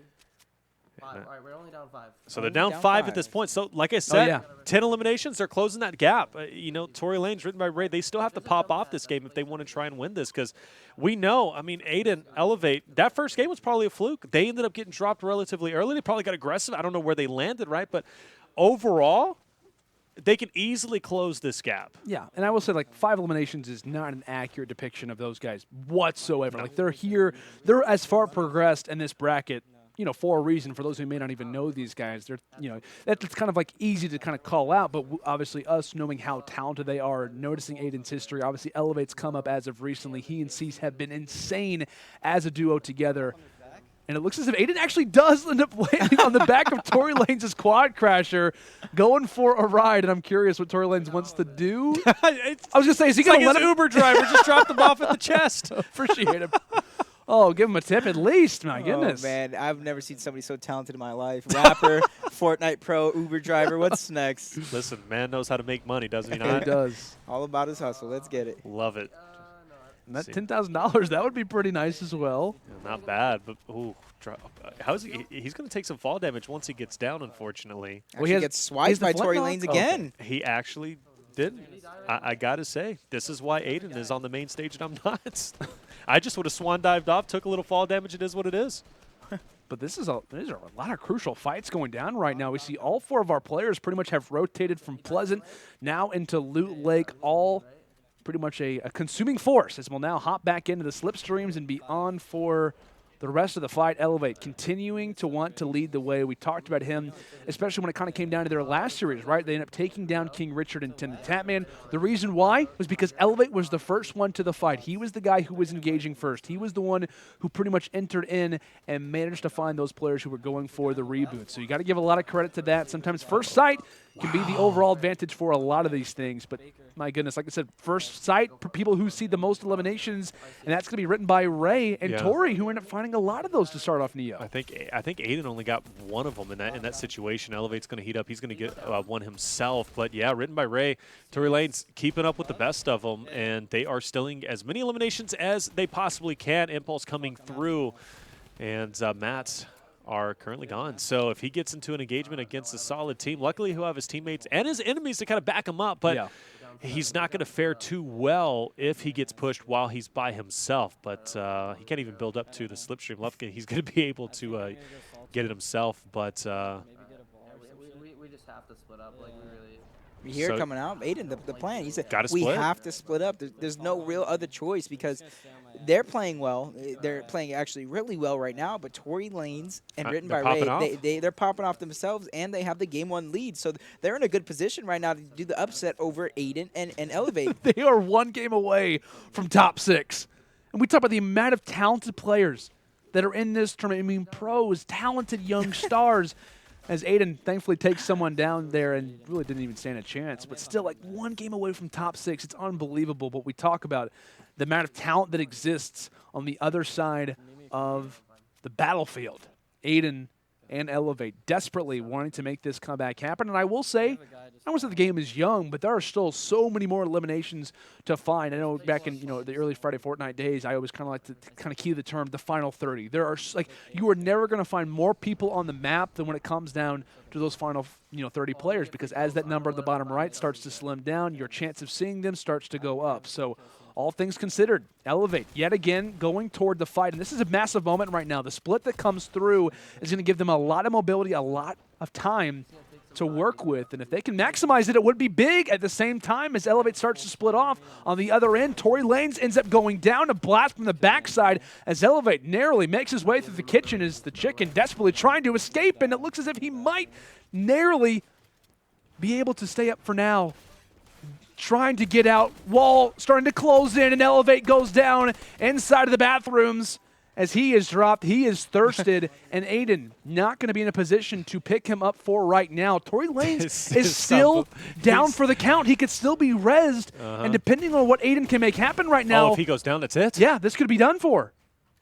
75 HP, trying to go for a few of these minis. On the outskirts of Neo Tilted, can Aydan hold on? Tory Lanez actually does get revived, and that's a massive moment for the other side right now. And takes a lot of fall damage, can't catch the end of the wall, and it looks as if he does take down 1 player.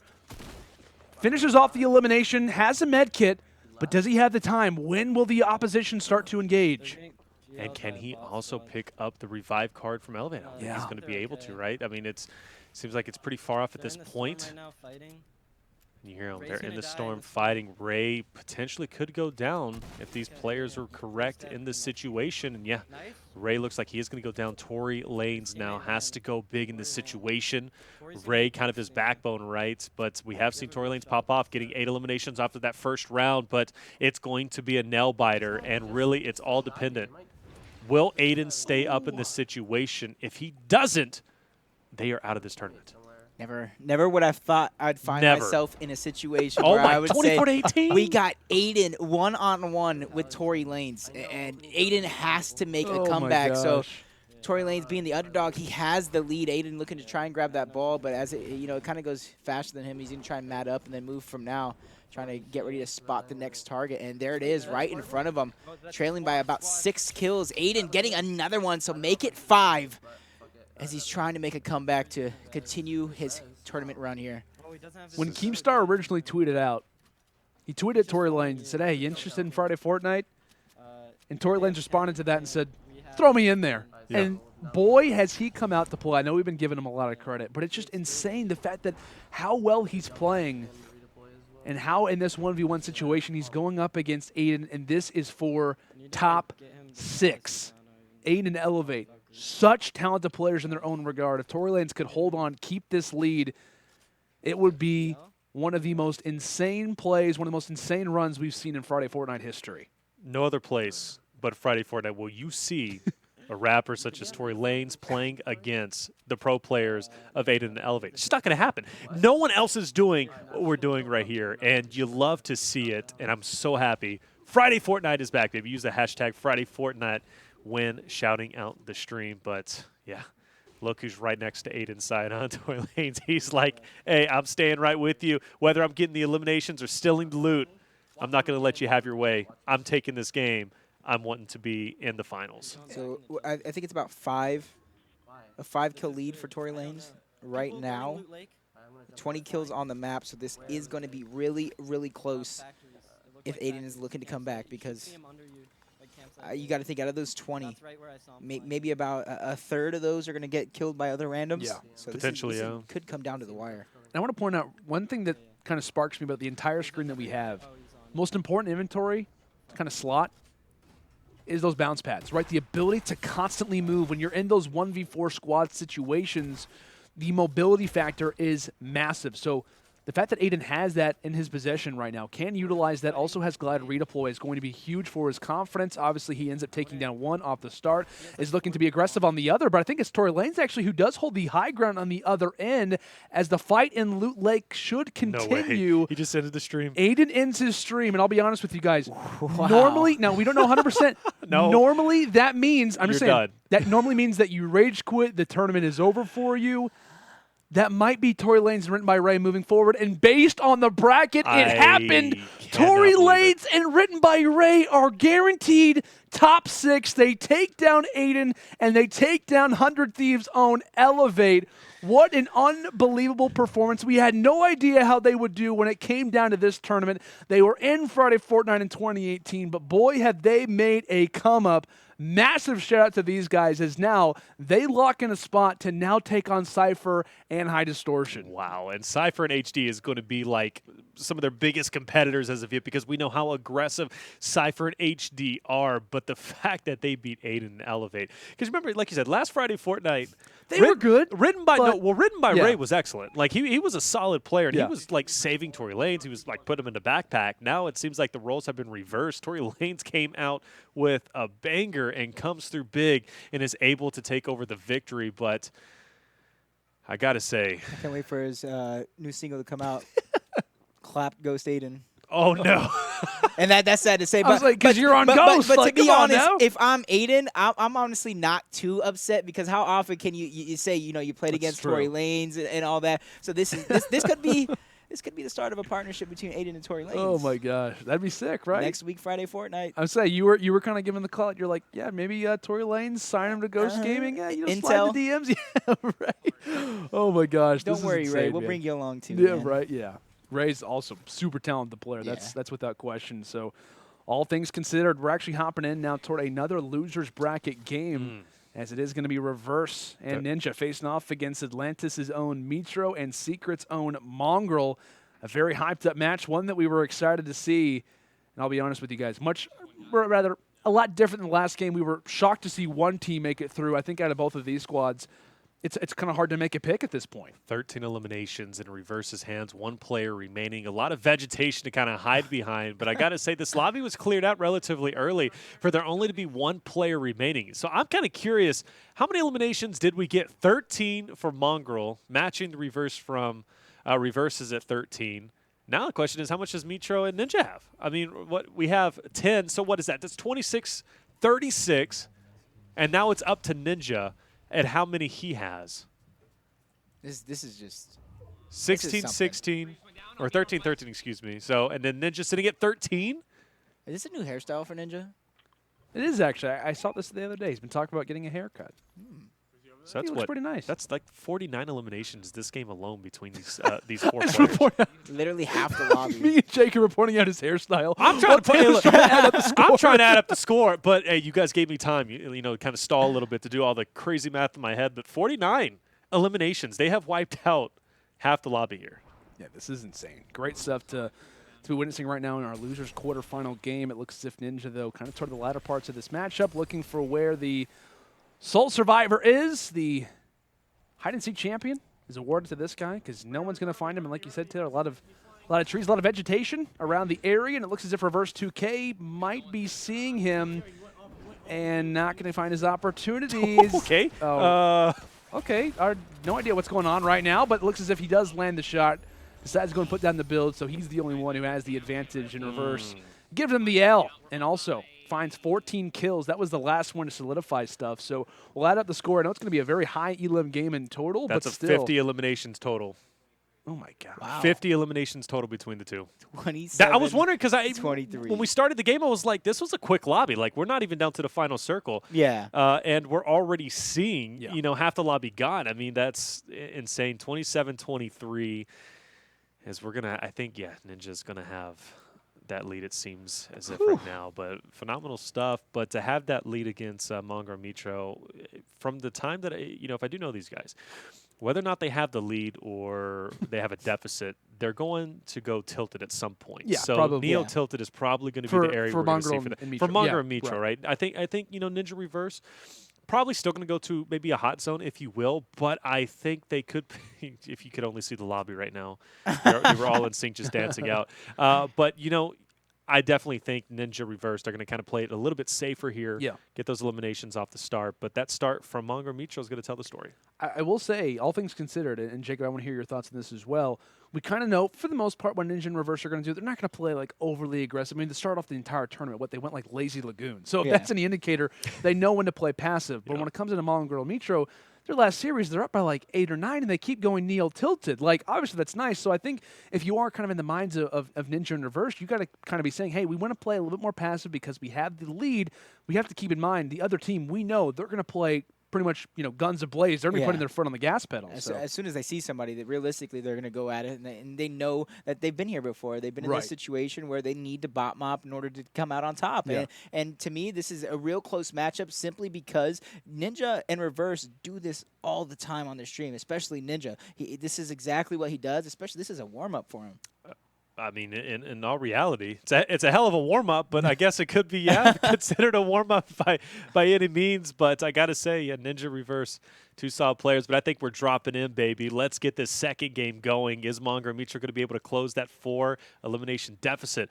Or will Ninja and Reverse be able to close it out and move forward, I believe, to the losers finals, if I'm not mistaken, or losers semifinals after this. So they're moving forward quickly. Here we go. Where we drop it. Oh, man. It looks as if Ninja and Reverse going toward Paradise Palms, so not a bad play, but like we said, we kind of knew this was going to be the case. Mongraal and Mitro going toward Neo tilted. Like I said, not too much of a surprise, but one that it is going to be interesting to witness. Paradise, you know, you can definitely find quite a few players here from time to time, depending on the lobby, depending on the bus location. It can happen. But like we said, Mongraal, Mitro, pretty much the ball is in their court for the most part. They can quickly get back in the game, and I'm curious as well, based on the ping situation, I want to see. Okay, so this is going to be on EU host. So Mitro and Mongraal, you could argue a lot more confidence heading to Neo now that they have the host in their favor. Yeah. And I called it, right? Look, when it comes to like kind of a passive drop, you know, Ninja Reverse going over to Paradise, yeah, taking a lot of damage, but I mean, for the most part, that's not the hottest of drops. But did I not say Mongraal and Mitro are going to be heading over towards Neo Tilted? It's just in their nature. It's just what they do. So they're going to be over there, and hopefully they'll be able to make it out alive, or else their tournament life is going to be done relatively soon. But I do see some shields coming through. They're going to be up to about half shield, so about 150. Hopefully some more coming in their possession, but gotta say, nice shot before the impulse even comes through. Oh my gosh, that was lovely. Ninja snipes him, places down the impulse, and just goes a-flying on all fours. Wonderful stuff coming in and makes that shot land. Great stuff. And it looks like they're going to continue to engage. Great stuff coming in from the skies. That team shot is what you love to see, utilizing that 2v1 advantage. Granted, you know, you're in 2v4 squad lobbies. Any chance you get to pretty much use that numbers advantage, we're going to see our teams, going to see our players start to utilize that strategy. Nice push coming through. You see the drop coming in with the burst. Not a lot to work with, but just enough to make it happen. Flintknock, the burst SMG coming through. Does have a couple of mats as well. You see his partner kind of backing him up just a little bit as well. Phenomenal work overall. They've got plenty of shield. Inventory could use some work, but they've got the eliminations, and they have probably closed or just about closed that gap, despite how great the start was for Ninja and Reverse. So now the question is, if they go down here, will they have enough to maintain that lead? They wouldn't. They've got to go off, and they've got to clear out Paradise. Ninja was actually ready for that. He saw that one. All right, Reverse was ready for that. He saw it coming. The guy is ready to edit up out of the top. And this is where you keep players on your toes when you're in that 1x1, because when Fortnite first came out, you see players trying to hold their turbo build or hold the build on that one wall. Now it's time where you guys need to think outside the box, literally, and either you escape out a side door, maybe you go through the roof. That's the most common one, and you do things like that, because if you're just sitting there trying to hold turbo build, eventually the way players have been advancing their game, they're going to take over that wall and be able to edit in and peek in on you. Kind of watching at this point. Rotations going through. Dusty seems to be the area. Kind of going back down and knows he needs every possible thing he can have in his inventory. Going for that spam meta, it seems as if we got the drum plus we got the burst SMG. It's going to be seeing a lot of exciting things. That Flintknock in his hands is going to be great, but despite the start from Mongraal Mitro, it seems as if 35 to 27 is going to be the baseline. And that's a solid lead. We're looking at 8 in the hands of Ninja and Reverse. You love to see it. And the risk, right, that Mongraal and Mitro take to go toward Neo Tilted off the start is just, I mean, it's almost insurmountable. Like the risk that you take by going to that particular location and to still be down by double, I mean, it's almost not even worth it. I think they might have just got out of dodge because there was just wasn't enough fights to partake in. And it looks as if Mongraal just happens to make it through the door. He gets met with quite a few shots in the process, so going to quickly grab a few of those minis once he gets the opportunity, making sure and just kind of checking out and seeing if all stories of blue have been looted out. It looks as if that most likely is the case, so just wanted to kind of get some freedom, wants to try to go ahead and utilize a few of those minis, but now the rotation from Paradise over toward Megga, Reverse, and Ninja, seeing a lot of players in this process. While they have to be careful, they're holding on to this one very well. They've got decent items. They obviously are sitting pretty well when it comes down to the overall, weapon situation, med situation. So positives, I guess you could say, on their end. Yep, you see Reverse, Ninja over here at Megga, and they're not slowing down. We saw they already have the lead in the entire match. They have the lead in this game number 2. So they're in a pretty good spot to advance the Losers Bracket Finals in order for a rematch to make it to the Grand Finals. Love the Flintknock. Not only does it come out with a powerful effect, right, especially if you can connect your shots, it also distances yourself from your opponents, and your opponents have to kind of reset from that point forward, reset their aim, and it just gives you an overall advantage, especially if you can capitalize. So you see those being used, quite more frequently. In the meantime, though, over at Megga, engagements are done. Rotations are coming through. Reverse is going to be leading the way and be heading over to potentially, I would assume Dusty is going to be the next natural rotation for these two. But already off in the distance, I do see Mitro and Mongraal heading over there themselves. So now reverse Ninja. They have to kind of make a decision. Do we want to go ahead and head over there? Do we want to go over towards Tropical? Maybe even go over towards Loot. It's going to be out of the circle, but engagements are going down. They've got to go through with it. They realize Mongraal and Mitro, they can easily close this 6 elimination deficit. They're going in. See the shots from Ninja as soon as he lands in the tree, hitting 120 damage, breaking his shields, switching targets, going up against Netherland, but he takes a lot of damage himself, down to only 11 HP. Luckily for him, Reverse with the backup, distracting him, so just enough to stay alive. Only with 1 bandage, you got to think this doesn't look too good in terms of Ninja's health, but luckily for him, he also gets 2 minis, so she's about 76 health, slowly building back up to get back into this one. We got to give some love to Reverse, man. Like, I know we talk about Ninja all the time. Obviously, a very hyped-up player, known for, you know, his Friday Fortnite history and just his gaming history in itself. But this guy Reverse has been an excellent player, honestly. I mean, in terms of his kind of recent stream growth, I know he's been kind of coming on the radar as of recently. And there's a reason why Ninja wants to play with him, right? There's a reason why he wants to be paired up with him when it comes down to trying to qualify and all those things. An excellent duo partner, one that you can rely on, a guy who's willing to kind of, you know, go off when need be. He can also play support from time to time. Just an excellent guy that you want to have on your team.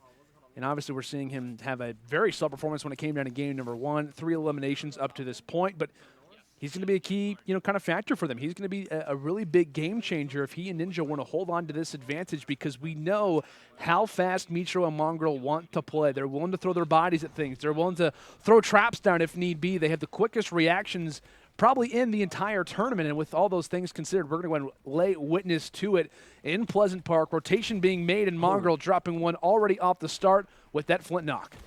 You see him never missing a beat, right? I told you he's very talented whenever it comes to the builds, but unfortunately gets 1 pump to the face, and that's just how it goes in Fortnite. Now Mitro's got to go big in this situation, but look at his positioning. He's got to rotate all the way over towards Pleasant. He can make it there, but look at how much time he's going to be wasting. Now Mongraal's going to kind of, you know, talk to him. Is it worth it to go over there? I think it is, right? We're sitting at a total of, what, 27 engagements still to be had, 26, so it's definitely worth it to get over there. Plus, you might potentially get those eliminations, but if they can wipe out Mongraal, they might be able to wipe out Mitro as well. He's flying in slowly. Luckily, he doesn't take any damage from that. He's going to have the high ground. Luckily, he's going to be able to get some shots, and I do believe there's going to be another team over here, maybe third-partying as well, so this is a great opportunity for him, but tagged up a little bit. Jacob, it's getting scary. Yeah, you see him trying to keep that high ground, but he also has to watch his side. He has to watch out. Ooh, but luckily, the player was weak. He breaks his shields, gets the quick down. Now he's going to drop on him, maybe trying to get some more ammo or something, but he's going to go and get another down, so that's 2 people already gone. So even though he's en route to try and get Mongraal's reboot card, he's getting some kills along the way, and that's phenomenal. So many challenges left to do. Mitro, a very tall task, a to-do list that continues to get longer and longer. Player just toward the outside, going for a few quick edits, trying to grab pretty much possession of the builds as the opponent, grabbing that high ground consistently, ends up losing it, places down a few cones and comes from his side. Lovely play coming in from Mitro. Still has yet to grab the reboot card. Can he get there in time? And it looks as if... Yeah. No. He didn't even go for him. I was You gotta be kidding me, Mongraal. I was going to say, I thought that he hadn't picked up the card yet. Did you hear yet. Mongraal's reaction? Yeah, he's definitely a little bit frustrated. No. He doesn't grab the card. He thought he had it, but that's, like I said, the task, the to-do list, so much to do. And how much did he invest? He literally let players go by. He put down a bounce pad just to get here. And Gordon, it's nice you find a few eliminations, but the overall task, the one that you had to accomplish, does not get done. Mongraal done for the rest of this game. However, down by 4 eliminations, this is still possible from Mitro. This guy is clutch. He has a very rich history. But boy, what a comeback, and what a moment this would be if he can make up the deficit that he currently faces. And you could argue as long as Reverse and Ninja stay up, as long as they continue to play consistently, they're moving on. They could chip away and just get 1 elimination here or there, and they're going to be okay. Mitro's going to have to struggle, and now he's got to make a decision. Do I still want to stay alone? Do I want to try and join up and manage some of these eliminations? He's going to be a little late to this fight if he does decide to come in, which I do see his arrow coming through. Reverse takes a lot of damage. He's down to 11 health, still firing shots. Gets a lot of the players weak. You hear him saying it. Ninja now, where's he at? He's coming over from Neo tilted, but Mitro now is going to have a great advantage. He's going to be in the fight right now. Those players are weak. This could be an opportunity for Mitro to close that gap. That's the moment right now. It looks as if Reverse ends up getting dropped, and like you said, this could be the moment This could be the time. Mitro, can he find this one? And unfortunately brought to a very low amount of HP. Up close and personal fight. Somehow manages to escape back to bottom floor, but that's not going to last all that long. Quickly trying to go for a few minis, trying to get back up with a shield game, but one shot to rule them all as Mitro will end up falling. And with that Elim coming in, that will be Ninja and Reverse surviving to see another day. They advance in the bracket and they stay alive in Friday Fortnite. Wow, and that is a powerhouse team to be moving forward, but what a loss for Mongraal and Mitro. Yeah. Definitely a favorite going into this event, and it came down to just mere eliminations. Mongraal, if he would have got his card picked up by Mitro, how much of a difference would it have made? It would have been dramatic, especially with Reverse down, because given that situation, right, they would have been looting up. They wouldn't have been in on those fights. Reverse would have went down. We would have saw Ninja rotate in from Neo tilted. He would have potentially went down himself, and at that point in time, it's all extra credit from there. Mongraal, Mitro, they move on. It just comes to show you those little things make a difference. Reboot card not picked up, and eventually they lose. And I don't want to pin it all on Mitro because it's not all on him, but honestly, it was just a solid game of Fortnite, and it seems like the better team, at least in this situation, came out on top, and Ninja Reverse are going to move forward.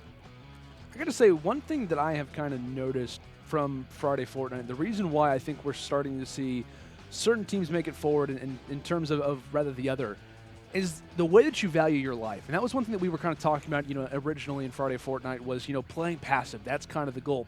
Let's be honest, the team who usually is alive at the end, the ones who's kind of preferring their life a lot of the time, as long as you're finding eliminations at a consistent rate, you're going to win the game. And I feel like valuing your life in terms of where you're going is important, right? We saw at the beginning of this game, already possessing a lead, Ninja and Reverse play so much slower, go toward Paradise, which granted you're going to see a few teams, but we talk about Mongraal and Mitro, they go toward Neo, and they're down 4-8, or rather they're down 8-4, moving in for the rest of the fight. So I think that, while it was kind of a last-second situation, Mitro had so much to do.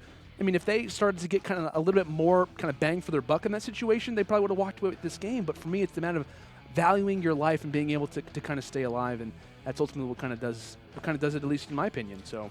Well, definitely waiting to see what's going to be happening moving forward. Yeah, it's exciting. I know we still got that high distortion PK versus Tory Lanez WrittenByRay match, but I mean Ninja proven, this is his game. It's been his game from the start. It's his game now, and I know he's really trying to qualify for this World Cup to just solidify everything under the sun for him.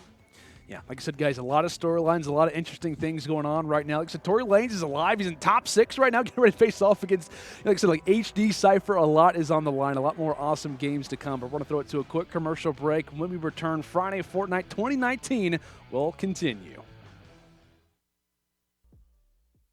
Welcome back, ladies and gentlemen, to Friday Fortnite 2019. It's week number 1, and we are live here from the UMG studio. Myself, Landon Lano Sanders, along with Reflections, along with Jacob, of course, here on the cast, guys. It has been one heck of a week, and I was actually, or rather, one heck of a day, rather. But I was checking in with a few of our production guys. By the way, shout out to production, everybody who's working behind the scenes to make this tournament possible. We may be in the front of the camera, but it's all about those guys who are putting all the work in. So massive shout out to the UMG studio for going off tonight.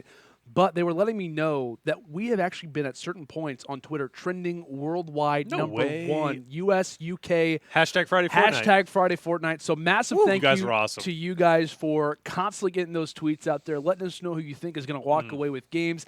Keep on using the hashtag Friday Fortnite. It's back. It's never been better, and it's obviously fun to be along for the ride, guys. I mean, seriously, you guys are awesome. I told you guys a little bit earlier, right? 40,000 strong. Let's keep it going because it's only heating up from here. We still got to see Tory Lanez, as well as WrittenByRay, going against Cypher and HD. And you can't forget Ninja and Reverse, who have moved forward. Of course, that's a little bit older. Secret, Mongraal, and Mitro get taken out. And you got to be thinking, like, how much different would it have been if Mitro got that card? Unfortunately, not able to do it. But, let us know on Twitter. UMG Gaming, tweeted us. Also tweet at our Twitters as well. Reflection, Jacob MVPR, is of course at Lando. Let us know, what is your favorite matchup so far? Because I do believe we're going to be putting some videos together after this. But Jacob, what has been your favorite match, at least all night so far? So far, I think it has to be the Issa Kamo versus Nick and Neo.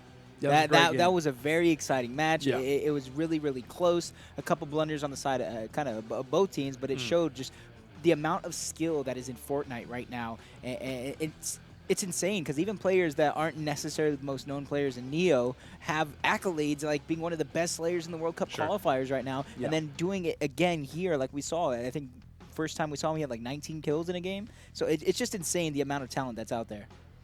Absolutely, man. I mean, it's been interesting because we've kind of continued on the conversation, you know, throughout the entirety of the broadcast. You know, like we know these guys are good. We know that these guys are talented, but how are they going to do when it comes down to this format? We know, okay, the streams, when the streams are on, you know, the YouTube highlights, they're nice because, oh, you know, I completed, you know, what, 20 kills in a solo squad game. What to do it at this point with money on the line, spotlight on you, it has been impressive. And I got to say, it's almost effortless from time to time. Obviously, from our end, it looks like it from time to time. But these guys are just putting on unbelievable performances. Guys from NRG, guys from Ghost, Ninja and Reverse, HD and Cypher. I mean, and you know, most recently, right? We talked about Tory Lanez and you know, and WrittenByRay. These guys have just been putting on shows. It's insane the amount of young talent, the amount of talent that's kind of made a resurgence back. This has been one heck of a way to make Friday Fortnite return, and it's been a blast to be a part of, like we said. Yeah, it absolutely has been a blast, and I believe we're going to do at least 2 more weeks of this, and I got to say, I'm loving every single week, because it's only going to get more interesting, you know, the more hype that is built. You know, we're still, Daquan, I know he was offered to come over here. Unfortunately, TSM couldn't play this week, but I know we're going to see them, potentially Myth as well. So, you know, giving them toes, they're going to be coming through and potentially taking all the toes away from everybody out there in the bracket themselves. But, I mean, I got to say, you got to be on your A game. $10,000 only goes to first place. So if you do not perform in literally every single aspect of this tournament, you are going to fall short. I love this play coming out from Ninja. You know, unfortunately, they ended up losing this game against Benjyfishy, MrSavage, who's currently sitting in finals awaiting their opponent. But I gotta say, losers finals, waiting their opponent. But I gotta say though, this was definitely one of my favorite matches overall. They both performed incredibly well. Yeah, this early game by Ninja was just completely insane, hitting shot after shot with the bow, and it's just his skill is just through the roof. And not to mention these guys right here, like you said, waiting in our losers bracket finals, they put on a huge show. These matches are so close here at the end. It's just insane. It absolutely is, right? We talk about like how close this matchup was and how intense it really was from time to time as well. Just really unbelievable. So with that in mind, as we were kind of talking about Ninja and Reverse and kind of keeping in mind their, you know, kind of their performance right now in terms of the bracket, to kind of give you guys a little bit of an update. And if you guys are interested as well, you can feel free to use !bracket in the chat. Yeah. So essentially, we're waiting on, you know, Cypher and High Distortion to play off against Tory Lanez and WrittenByRay. Winner of that game then plays Ninja and Reverse. Winner of that game then plays MrSavage and Benjyfishy. Winner of that goes on to the grand final. Doesn't get any easier. Yeah, definitely a lot of interesting matches. But my big thing is, depending on if Ninja and Reverse can stay alive, I mean, you were kind of alluding to it earlier, Jacob, this is one of our favorite games to watch. And we could see it again, right? We could actually have a rematch if this were to be the case. And like we said, like such a slow start, 4 HP is how Reverse ends up staying alive. Totally different story if, you know, a few fights go a different way. RNG happens to go in your favor. But I'd love to see this matchup happen again. As like I said, Jacob mentioned, it's probably one of my favorite matches up to this point as well. And like I said, it just came down to a couple of fights in that early one where we saw, you know, Ninja in a 1-by-1 with the tree, unfortunately, and then you also came through and you saw the battle in the water, and that first round ended up not going in the hands of Ninja as well as Reverse, and because that Benjyfishy and MrSavage came through big. But this match right here was phenomenal. Both teams were tearing it up and going to, or at least going the distance. And this is like the highlight reel. Like we were just talking about, like every other game, we were kind of critiquing. We were going over, okay, hey, they should have done this differently. This should have happened. In this game, it was a matter of, oh my gosh, NRG squad wipes. Oh my gosh, Ghost squad wipes. Like there was nothing that we could really kind of take away from it other than just marvel at how talented both rosters were, Jacob. Yeah, realistically, you mentioned like trying to say they could have done this. All they could have done differently is get more kills. Yeah. Travel around the map, figure out a way to move faster. Like, come on. Oh, that minigun, man. He was hitting almost every single shot. I promise, for those who don't play Fortnite often or don't really know how it works, it's not that easy. It really, the minigun is not easy to hold down like that, especially whenever you're under fire, hardly missed a bullet. I got to say, I want to ask you guys right now, and as we're kind of looking through Ghost gameplay, NRG, these are kind of, you know, 4 players who absolutely could be in the conversation for this. Who do you think could be in the MVP conversation? Because we started to do this a little bit toward the end of Friday Fortnite. You know, who kind of is your MVP? Who's averaging the most kills per, per game, etc. From what we've seen up to this point, considering who's in finals, who do you guys think has been your MVP up to this point? Who has kind of been that player where it's like, hey, this guy is going off for the team. If he wasn't there, I don't know how they'd be doing. Is there anyone that kind of sticks off the page? Kamo Issa. Yep. Just realistically, just remembering, and even after watching these replays, they're just extremely talented. I just remember the game where I think it was Issa started off with like 5 kills in Salty Springs, just one after the next, just completely decimating the opposition. Yeah, I honestly, between Kamo and Issa, probably those are my 2 MVPs. I can't narrow it down as of yet. Maybe Benjyfish, maybe if not them. I mean, you know, they're a solid team too. Benjyfish, I mean, got to say, Benjyfish is tearing it up as well.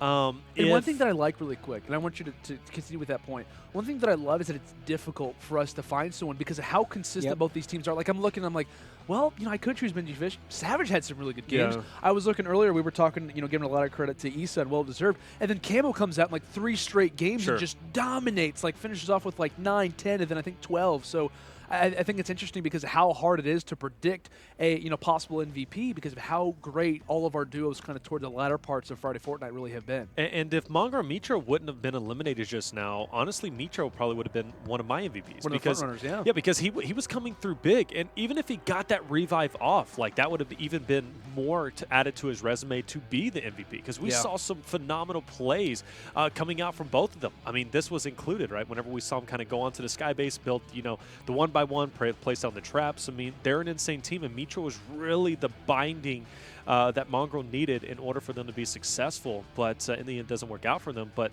towards the end, I'll definitely have a little bit more of an idea who's going to be the true MVP towards the end. Right. But we have seen a lot of these players, you know, pretty shine in multiple different areas, whether shine in being a team, shine in being a teammate in general, or shine as getting eliminations. It's all special. And I want to point out something. Obviously, you know, G Fuel has been a very big contributor of this tournament so far, and you guys should absolutely check out one of their newest flavors, you know, Bahama Mama. We've been talking about it a lot, inspired by Roman Atwood.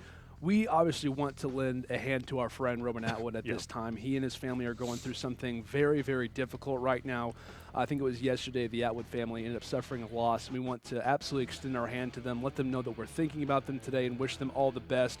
And from everyone here at UMG, everyone involved with Friday Fortnite, staff, players, viewers, etc., you're on our hearts, Roman. And we want to thank you so much for being a part of this thing that we have going on with Friday Fortnite. It's a very delicate thing, and obviously, like we talked about, you know, in terms of YouTube, in terms of the online audience, it's important to make sure that we have each other's back, and we obviously want to lend a big hand to the Atwood family right now. I mean, it's terrible to lose anyone. Yeah. You know, it hurts to lose your mom, especially if you're close to them. I love my mom. If I lost my mom, obviously, I'd be extremely dedicated. This is it's a tough situation, and I definitely feel for him, especially given the circumstances and how it happened. It was so sudden, and you know, life is funny. You don't know how it's going to work out, and spend every day like it's your last. I mean, honestly, you know, because it's every day is a blessing. And just another thing is just don't be afraid to let your loved ones know that you actually do love them, your friends and everything. So, you know, I'm going to take this moment and let my mom know I love you, Mom, out there, and I just want to thank her for supporting me through this entire journey that I've been on. And it's important. It's been awesome, you know, in terms of how much family kind of means. We've been talking about that a lot. We got to watch Highsky earlier, seeing his dad in the background, just kind of rooting him on, giving him, you know, and it's important, right, to have that support system. Sway. I think it's yeah, exactly. Sway, like his mom literally picked him up from school today and was like, hey, you're playing in Friday Fortnite today, buddy. Like, Keemstar was tweeting out. It's just so awesome, right, to kind of see the family members, how involved they are and how much they kind of are in your life in terms of support when it comes to gaming. It's not been an easy choice for all of us, kind of being in one of the ground stages for it, and it's great to see that parents over time, as players, or rather kind of young kids, right, are kind of coming up, being in that conversation with gaming, you know, whether or not they should make it. I mean, I remember like 5-10 years ago, it was a matter of how do I convince my parents, and it's still a conversation today, how do I get my parents to trust me? Like, I'm going to a LAN that, you know, there's probably like, what, 30, 40 people there. They're telling me there's a $10,000 prize pool. Is this real? And every parent had the absolute right to say, like, no, you're not going there. But they showed support. They were willing to go with them. And it's an awesome thing to see. And it's great to see a lot of our competitors having that parent support out there. And I got to say, this will be the last thing I say about that because we've been kind of on an inspirational kick, it seems. But, you know, like I said, life is short. You never know what's going to happen. And I do urge you, if there's goals that you want to achieve and you have dreams, go for them while you're young. And really go for them. And don't just, you know, half-ass it, honestly. Like, you need to go for it and go hard at it because you only get one life, and if you don't make your dreams happen now, they're not going to happen. So, yeah, that's the reality of life. So just go for it. Just go for it. Look at that. Taylor's giving some lovely advice. You never know what you're going to get from the Friday Fortnite broadcast team. You know what? You might get some intense gameplay. You might even get some life advice from time to time. I'm old, so I got plenty of it. You do. 27. Yeah, I was just, you're going to throw out your actual age there? I am, because you're going to say 43 or something. I was actually going to say 45. So See, really that's close. why I said Look at 27. There you go. Guys, like I said, we're going to go ahead and throw it to a quick commercial break. We're just working on a few other games, so we do apologize for that, but we're going to be getting involved with some more of our losers bracket games here in just a moment. But do not go anywhere. Friday Fortnite 2019 will return right after this.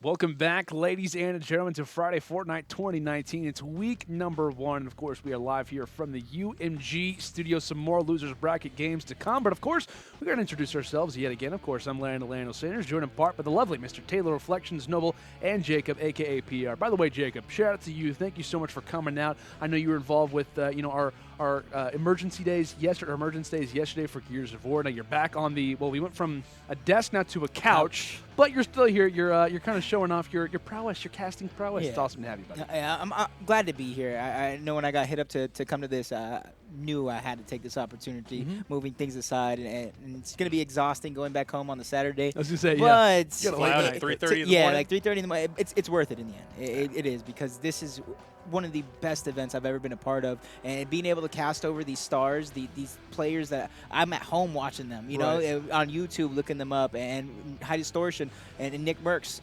longtime friends, and even my own players who are in the winners bracket finals waiting. It's just you could hear it. I'm hyped to you're be hyped. here. Yeah. I'm excited to be here. So what's it been like though? Like, obviously your first time casting Friday Fortnite. Obviously myself and Taylor got to cast kind of more of the in terms of 2018. Now here for the new season. What's your kind of first interpretation of it? I actually do like it, and I think it's actually really refreshing to see this style, because it's more fun, and it's more of that school mess around. I'm better than you, you're better than me, instead of it being hiding in a box, waiting, playing for placement. Realistically, in a way, that is kind of fun for me too, being a competitor in my past. But this is just a different change of pace. Using Twitch Prime. If you click subscribe on the top right corner, kinda just listening to the conversation between two. Maybe they're going to be available. talking it out. And 2 clicks. kind of curious as to what they were going to say back and That's forth. such a clever little video he has. Wow, look at that. That was nice. Shout out to Cypher. It brings back memories from the original Friday Fortnite, because Ninja had that one ad. Oh my gosh. Yeah, Oh, I know look, what you're talking whoop, about. whoop, Twitch Prime. Like, and it would play like every minute or 30 seconds. So like the whole time we were sitting there watching him. And Taylor, we also have a sub button as well. It's that's yes, we crazy, do. right? And let me, anyways, Twitch Prime. You have that. it's a I don't thing. know. We're not going to say anything other than that. It's a thing. But It is a thing. here we go, guys. Like we said, we're obviously hopping in toward losers round 6. We've got the real Tory Lanez along with WrittenByRay facing off against Cypher and High Distortion. This is going to be a fun one, right? We talked about Tory Lanez and obviously his teammate Ray have been playing super well off the start, definitely kind of surprising us. And now I'm curious how he and how Cypher and HD are going to now try to hold off the punch that we've been seeing so far. Yeah, it's going to be an interesting matchup, and already WrittenByRay looks like he is in fact going to be dropped. And it didn't stick the landing. And what happened? Checked out early. Didn't stick the landing. Checked out early. So Tory Lanez, WrittenByRay, saying you could have the round. Gives it to Cypher and HD. So now it's a matter of how is Cypher and HD going to react to this? Welcome to the HD and Cypher show, ladies and gentlemen. Only 82 possible points on the map. Oh man, that is so unfortunate. I tell you what, that is not a way that you want to start off this particular game. But what an advantage this is going to be for HD and Cypher, right? We talk about it. I mean, they have the entire game to kind of move forward. They can play passive off the start. It's not a big deal. And like I said, this is all extra credit for them, for the most part. They can kind of just like take this one slowly, move their way throughout the map. And let's be honest, in terms of the way that this public format starts off, it's pretty much like, game 1 and game 2 are kind of like quarters. You come into quarter, or rather the first half, doing nothing. And for those who know basketball, for those who know regular sports, after the first half, if you have 0 points, you can kind of guess how the rest of the game is going to go. Well, I mean, I love giving predictions. I think HD and Cypher is going to come away with a massive lead from this round. I don't know what makes me think that, but It looks as if, from my expertise of casting at least 30 Fortnite events, plus HD, Cypher in a very good position here. Yeah, but I honestly think Tory Lanez and Ray kind of planned this. This is promotion because HD and Cypher are going to probably get like a 65 kill lead. And then they're going to die early, and Tory Lanez and WrittenByRay are going to win by 66-65. At me when I love it. Like, cause he tagged me. Oh, it is something. Good-hearted stuff, yeah, you know? it's very unfortunate what happened realistically, but it's even more unfortunate it happened against High Distortion and Cypher. Well, it is what it I is. think we should go. But the houses here. with that being said, slow start, no reason to rush anything, right? You know, they normally split off the beginning. One goes salty, one goes on the outside of Megga. They're going to stick together at this point, and they're just going to rock it and get as many eliminations as they possibly can. And Cypher's going to be leading the way, HD following through. And hopefully there's going to be a couple people over here they'll be able to find. And I do see HD's going to be off in the distance. Anybody down below? You hear them laughing. They're having a good time, loving life. Yeah, they're like this is fun for them. It's like vacation. It's like, wow, we kind of come into this losers, very intense match. And it's kind of like, yeah, we can kind of just hang out. Like this is pretty fun. It's nice to kind of have a relaxing match for once. I guess you could say, all things considered. So with that in mind, like we talked about, they're entering in toward Megga Mall, which this has kind of been a regular strategy for these guys. And I'm curious, if they were, which it seems very likely based off the way that the game one started for Tory Lanez and Ray. Let's say that they do advance in the next round, which, like we said, seems more probable now. And they're going to kind of keep up that strategy because clearly it's working, kind of going toward one outskirts Salty, one outskirts Megga Mall. They kind of converge, gain some information, scout out which one looks kind of more prominent, and they go from there. I've kind of been a big fan of the strategy up to that point. Yeah, no, I agree with you. We talked about it time and time again because it allows you to kind of safely loot up and then go into third-party opportunities from players that might already be in a fight. And then the way High Distortion kind of rotates over from the retail poverty area, he kind of is jumping. He takes his time. He's waiting to see if he spots anybody. I know he's listening very closely to see if he hears anybody, but what's interesting to me is like around 30 enemies at one point dropped off the map since Tory Lanez and WrittenByRay have been eliminated. But there hasn't been one kill got from High Distortion and Cypher. Yeah, I mean, I said they were taking it slow off the start. This is, definitely living up to be exactly that. I would love to see them rotate there. I want to see what these guys could do regardless of everything, Tory Lanez and WrittenByRay dropping off. I mean, you still got to get a couple eliminations. We see what they can do, and they played incredibly well. They beat some powerhouse teams. So, if you don't take advantage of this round, going into the next round, Tory Lanez, WrittenByRay, they could come through big in the ends and potentially, I don't know, walk away with it. You never know. I mean, they've surprised us up until this point.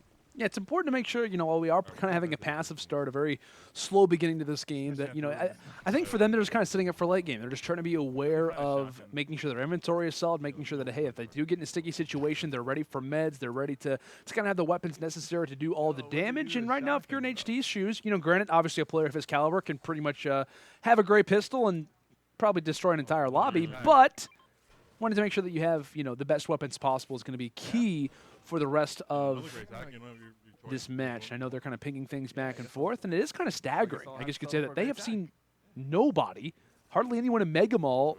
It looks pretty vacated. This is like a mall that clearly is not in use very much, but there's quite a bit of stores. There's probably some decent loot around here. Sounds like the mall located next to us. No one's ever there.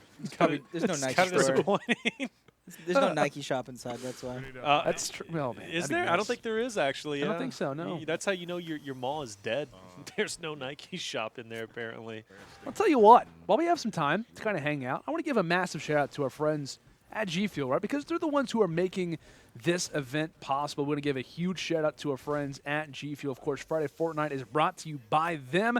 G Fuel, of course, is the official energy drink of esports. You can check out G Fuel's newest flavors like Cotton Candy, inspired by Keemstar, Battle Juice, inspired by FaZe Clan, and Sour Blue, inspired by FaZe Rug. And you can do that by visiting gfuel.com. And once you're there, make sure to use code UMG for 30% off in honor of Friday Fortnite. Guys, make sure to do it. 30% off. It's awesome. Massive thank you to our friends at G Fuel for making this event possible. And, of course, we also want to give a huge thank you and a big shout-out to Keemstar and FaZe Banks for pretty much allowing for the resurgence of Friday Fortnite to continue here in 2019. It's an awesome event to be a part of. And like I said, the matches are only going to get more intense, of course, once this particular Game 1 concludes. We'll maybe get to see a little bit more action. But like we said, off in the distance, kind of watching this game along with us is probably Ninja and Reverse. Now, they're going to be facing off against the victor of HD and Cypher. So with that in mind, they're maybe taking a look at their strategies. As we were mentioning earlier, Jacob, kind of the outskirts Salty along with the outskirts Mega Mall play. That could be something that Ninja and Reverse are possibly working on to try and maybe iron out, to maybe try and counter for that next matchup that possibly could be going down. Yep, and see Cypher along with High Distortion spot the enemy. Now they're going to play a little bit aggressive towards picking up this kill. It's going to be the first little bit of action we've seen in this game. Moving up, trying to get that high ground early on, so that's good for them. He gets his bush shot off and half of his shield, so great shots by the random players. And to me, I got to think, are they taking it slow just because, you know, they realize Tory Lanez and WrittenByRay are dead from the start, so they have the opportunity to collect the mats and do exactly anything that they want? Cypher's a good guy, you know. I mean, he really is. Cypher is genuinely, wholeheartedly a great guy. You see it in his streams, not only with his tutorials, you know, playing with, you know, some kids maybe that kind of idolize him and idolize streamers in general. He comes through and he's always so humble and, you know, kind of taking this a little bit slow naturally. I think he wants to make this game as competitive as it possibly can be. So, yeah, could they have ran through this lobby? I absolutely think so. I mean, come on, it's Cypher and HD. We've seen them do it in the past. Oh, there we go. Love it. Oh, yeah. Love to see that. Comes through, baby. But, you know, I think Cypher's taking his time. They're going to go into Game 2. Yeah, they're going to have a lead. I don't think they're trying to go into Game 2 with you know, 22 eliminations. So I hit him for 50. Looks as if Cypher doing quite a bit of damage, obviously taking some down on his side and obviously providing some nice support for High Distortion. As it looks as if he should be good to finalize a few of these ones. Great grabbing tack, dude. It hits hard. some nice loot off the ground, and Cypher alluding to the fact today the great tag. It's pretty good. It's a decent weapon from time to time, and obviously when it's in one of their hands, it's a decent indicator that that's the case. All right, let's show the true story of what's going on here. We're going to go ahead and switch over to our bracket, and yes, ladies and gentlemen, we have an update going down, and it is in fact going to be Cypher moving forward. Kind of looking at that. To losers semis. And of course, so Cypher and HD is going to have to play it off against Ninja and Reverse on that right side. And you love to see it. I was kind of looking at the left end, you know, I saw, excuse me, yeah, I saw Kamo Issa and Cypher, and then I was like, they didn't move forward, but then they're on the right side now. So there you go. Cypher HD playing against Ninja and Reverse. That's going to be a solid matchup. You have HD who hit 100K first. Ninja was, you know, obviously a very short time to hit 100K himself. Got those two facing off against each other, and Reverse and Cypher I think are going to be a nice combo as well. Whoever wins that is, man, Benjyfish. Come on, Miss. It's going to be a good match. Oh, yeah. You got to think, though, for both of these guys, Benjyfish, the Energy guys, and the Ghost guys, they're in Europe right now. So the longer this goes on, the chances of them not necessarily winning go up. But if I'm Issa, Kamo, waiting in the grand finals right now, I'm not taking a nap. I'm sipping on some G Fuel. There you go. I'm making sure to wake up, get pumped, play some music, get loud. Watch your opponents. The same with Energy. Yeah, Benjyfish, and realize where they're landing. You start to gain a little bit of tactics that way, you know? That's a good point. Yeah, like we talked about, like the ability for you to kind of be locked in the grand finals gives you advantage because of the fact that, or rather from winners in the grand finals, gives you an advantage because you not only get to watch the opponents, but you also have that pack that you're going to have for, you know, having for the losers bracket team to win back-to-back series, which of course is going to be the case since one team obviously lost. You have to kind of give them the ability to kind of pretty much refresh the bracket, try and win again. So with all those things kind of considered, our losers bracket is only going to continue, guys. We're going to throw it to a quick little commercial break. Obviously, when we return, some more awesome losers bracket action to come. Who's going to move on? Who's going to be facing off against Benjyfish and Co.? We will find all of that out when we return.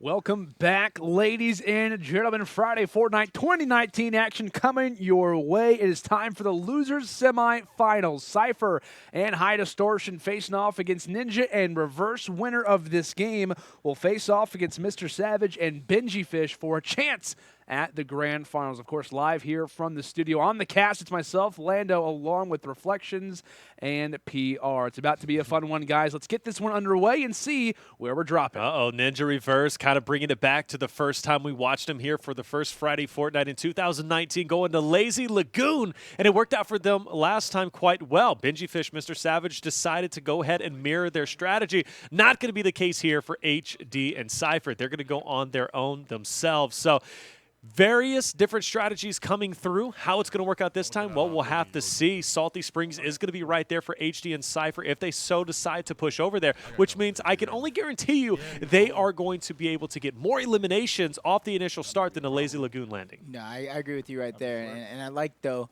that both of these guys are just playing true to what they know. They're not really switching anything up too much. So that's exactly kind of what you need to do. You don't need to get antsy. You don't need to overthink it. So, and I like the location for both teams that they're also dropping is even though Lazy Lagoon isn't necessarily a hot spot when it comes to kills, it allows them to kind of mat up early on because there's a lot of things that you can get that is more material. Like the anchors here will get you about 25, 45 material, and then you have the wood pallets that are inside of the boat. So there's so much material here that is easily accessible instead of just smacking the same thing over and over for about like 12. Looks as if Ninja is actually going to be spotting someone just through the window there, and it looks as if going to utilize the burst SMG to push through the builds. That's kind of been the story of this weapon for the the recent update that came through with the 9.10. So, like we said, I was curious how it would be utilized, if it would even be utilized, but that's kind of like been, like I said, the major story for the most part is, hey, if you don't like it as a regular weapon to kind of aim at, you could at least use it to destroy a few of those builds. And one thing I like about Ninja, any new weapon that comes out, you can always go to his stream. He's going to be using it. He loves to use it, and he's such a versatile player that it doesn't matter what weapon he has in his hand, he's going to dominate it with it. Boogie Bomb coming out, Dynamite as well. This player should get knocked relatively soon. The pressure is on.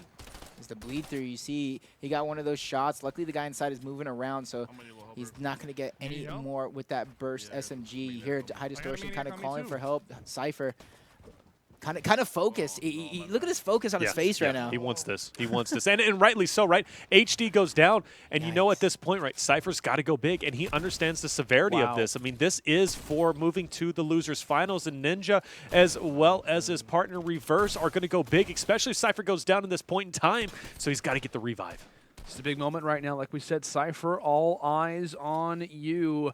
Just toward the outskirts of Salty Springs. This has been the play that has been so typical for them. He actually tries to go for one of the wall placements, but has no resources on the other end. It's Reverse who needs to go big, but ends up getting dropped and thirsted as well. Half the lobby drops in just a matter of moments, and I'm curious, where is Ninja at? He's not at all where Reverse was. I think, Reverse was in Pleasant Park. He'll be close. Okay, so Ninja's going to be able to go ahead and grab that rift to possibly go for the revive here, but still going for the separation. That hasn't been too typical for this team, so interesting to see. The least is it looks as if Reverse, like we said, possibly could get res. I'm curious if this is possible or not. Ends up going for the tag. I was going to say I spotted a player just off toward the side. There's one. There's the double, but with those knocks means that there's only still at least a teammate alive, and yes, Ninja comes through, finds a big triple kill, and more importantly, keeps his teammate alive. Yes. Wait, oh no! Are you kidding me? He can't get it. Oh my gosh. That is not what you want to see, especially if you're Ninja. That's not what I want to see on as the a other viewer. end. Yeah, well, that's the thing, right? And I was thinking about that. He knew what he was doing. He was going to pick him up. We knew HD was going to get revived, right, because Sypher was just killing it over in Salty. He would have also picked up Reverse, who would have been spawned over here at Salty, been able to monitor. But what an unfortunate case of scenario. Reverse is almost down. He is getting his card right now. I have no words. I'm going to point out, can we go back to Sypher really quick? Then you got another kill. He's not moving, by the way. He's focused. He's ready to. He wants to advance. He's not moving, guys. He is so locked in. Even his mouth isn't even moving. He's like a puppeteer. If you guys don't have this level of focus, you're doing it wrong. Yeah, right? He's like a mannequin challenge while also in the semifinals loser bracket. This is awesome. Against Ninja and HD. You love the dedication to the memes, Everyone baby. is coming into his chat is like, wait, is he talking right now? Like, what's going on with this? Is my stream frozen? Kills do you have? He's a ventriloquist. He is. This is intense. You know his chat is lighting up. Bro, your camera's frozen. Bro, your camera's frozen. Hey, man, your camera's frozen. And nothing he can do about it either. He's trying No, to he's focused. $10,000. Oh, man. But Ninja, like we said, like kind of going back to the other conversation is Cypher remains utterly still. Ninja does not. He has to play super aggressive, has to constantly move around the map, and it looks as if he's entering in Neo Tilt, and he knows the deficit that he currently faces, and this guy is used to deficits. We've seen this happen before. Teammate drops early on in the game, and he has to go big for the roster, has to go big for the team, and just known for having some very solid placements early on in tournaments with H1Z1, PUBG, Apex. He's typical for winning the firsts. We'll see if he can continue on with that. Friday Fortnite in 2019, and he is dominating here toward the air vents just off the side, and not possessing that high ground advantage. He's stuck. It looks as if he is going to be stuck, like you mentioned, Taylor. I think those players also have drum guns. If he has the ability to escape, now would be the time. Plenty of resources. Unfortunately, not a whole lot of time to place any of those shields. Finally. Hopefully he'll be able to get this elimination down low. He's going to be, relatively fine. Mind you, he will be close to potentially dying from fall damage, especially if these players shoot it out. Also stinks, right? That's a scary thing to hear. Oh, he takes so much fall damage! No. I don't think he placed the wall down. No, he thought that he was at enough range. And I got to say, one more height up, and I think he's fine. I know he jumps off the ramp. That is so close to not taking that much HP. Oh, my gosh. Ninja ends up falling, and you saw in his face just absolutely stunned. This whole round is just... Like we talked about, couldn't go for the revive, accidentally dies to fall damage. That is so unfortunate, but what a blessing that is for Cypher and HD. It is, but it feels so bad. Oh, it feels bad, man. I'm speechless. I feel so bad for Ninja in this situation. I mean, it is what it is. Things happen, but it's just so unfortunate, and I really feel for the guy. HD Cypher have free reign to the map, extra credit in their possession. Total 43 engagements still to be had. You see a third-party opportunity, and they're going to take full advantage of it. And if you're Ninja and Reverse, you're just hoping and praying that HD and Cypher don't get as many eliminations as they possibly can. You're hoping they're at least close with maybe a 5 elimination deficit. Maybe they go down early. Yeah. Chicken's one shot. What you're trying to bank on right now, which is if Cypher coming from the side, going up top, and ends up making it land. Great stuff coming through despite being in the storm, grabbing all the spoils from it. That med kit, which is going to be crucial possibly for them starting to progress forward. And you hear Cypher getting a few calls saying that they have shields, so important to look out for that. That would be nice. It looks as if HD as well going to go and utilize that rift to go. That's always nice, right? We've been constantly talking about how the enemy always has a rift to go, and I think HD ended up taking someone down to grab that. Unfortunate situation for Reverse and Ninja, but on the other side, Distortion and Cypher, really good position for the remainder of game number 1 to begin to pull away and get a lead, because realistically, we talked about how good these guys are, and you don't want to go down against some of the best players in the world.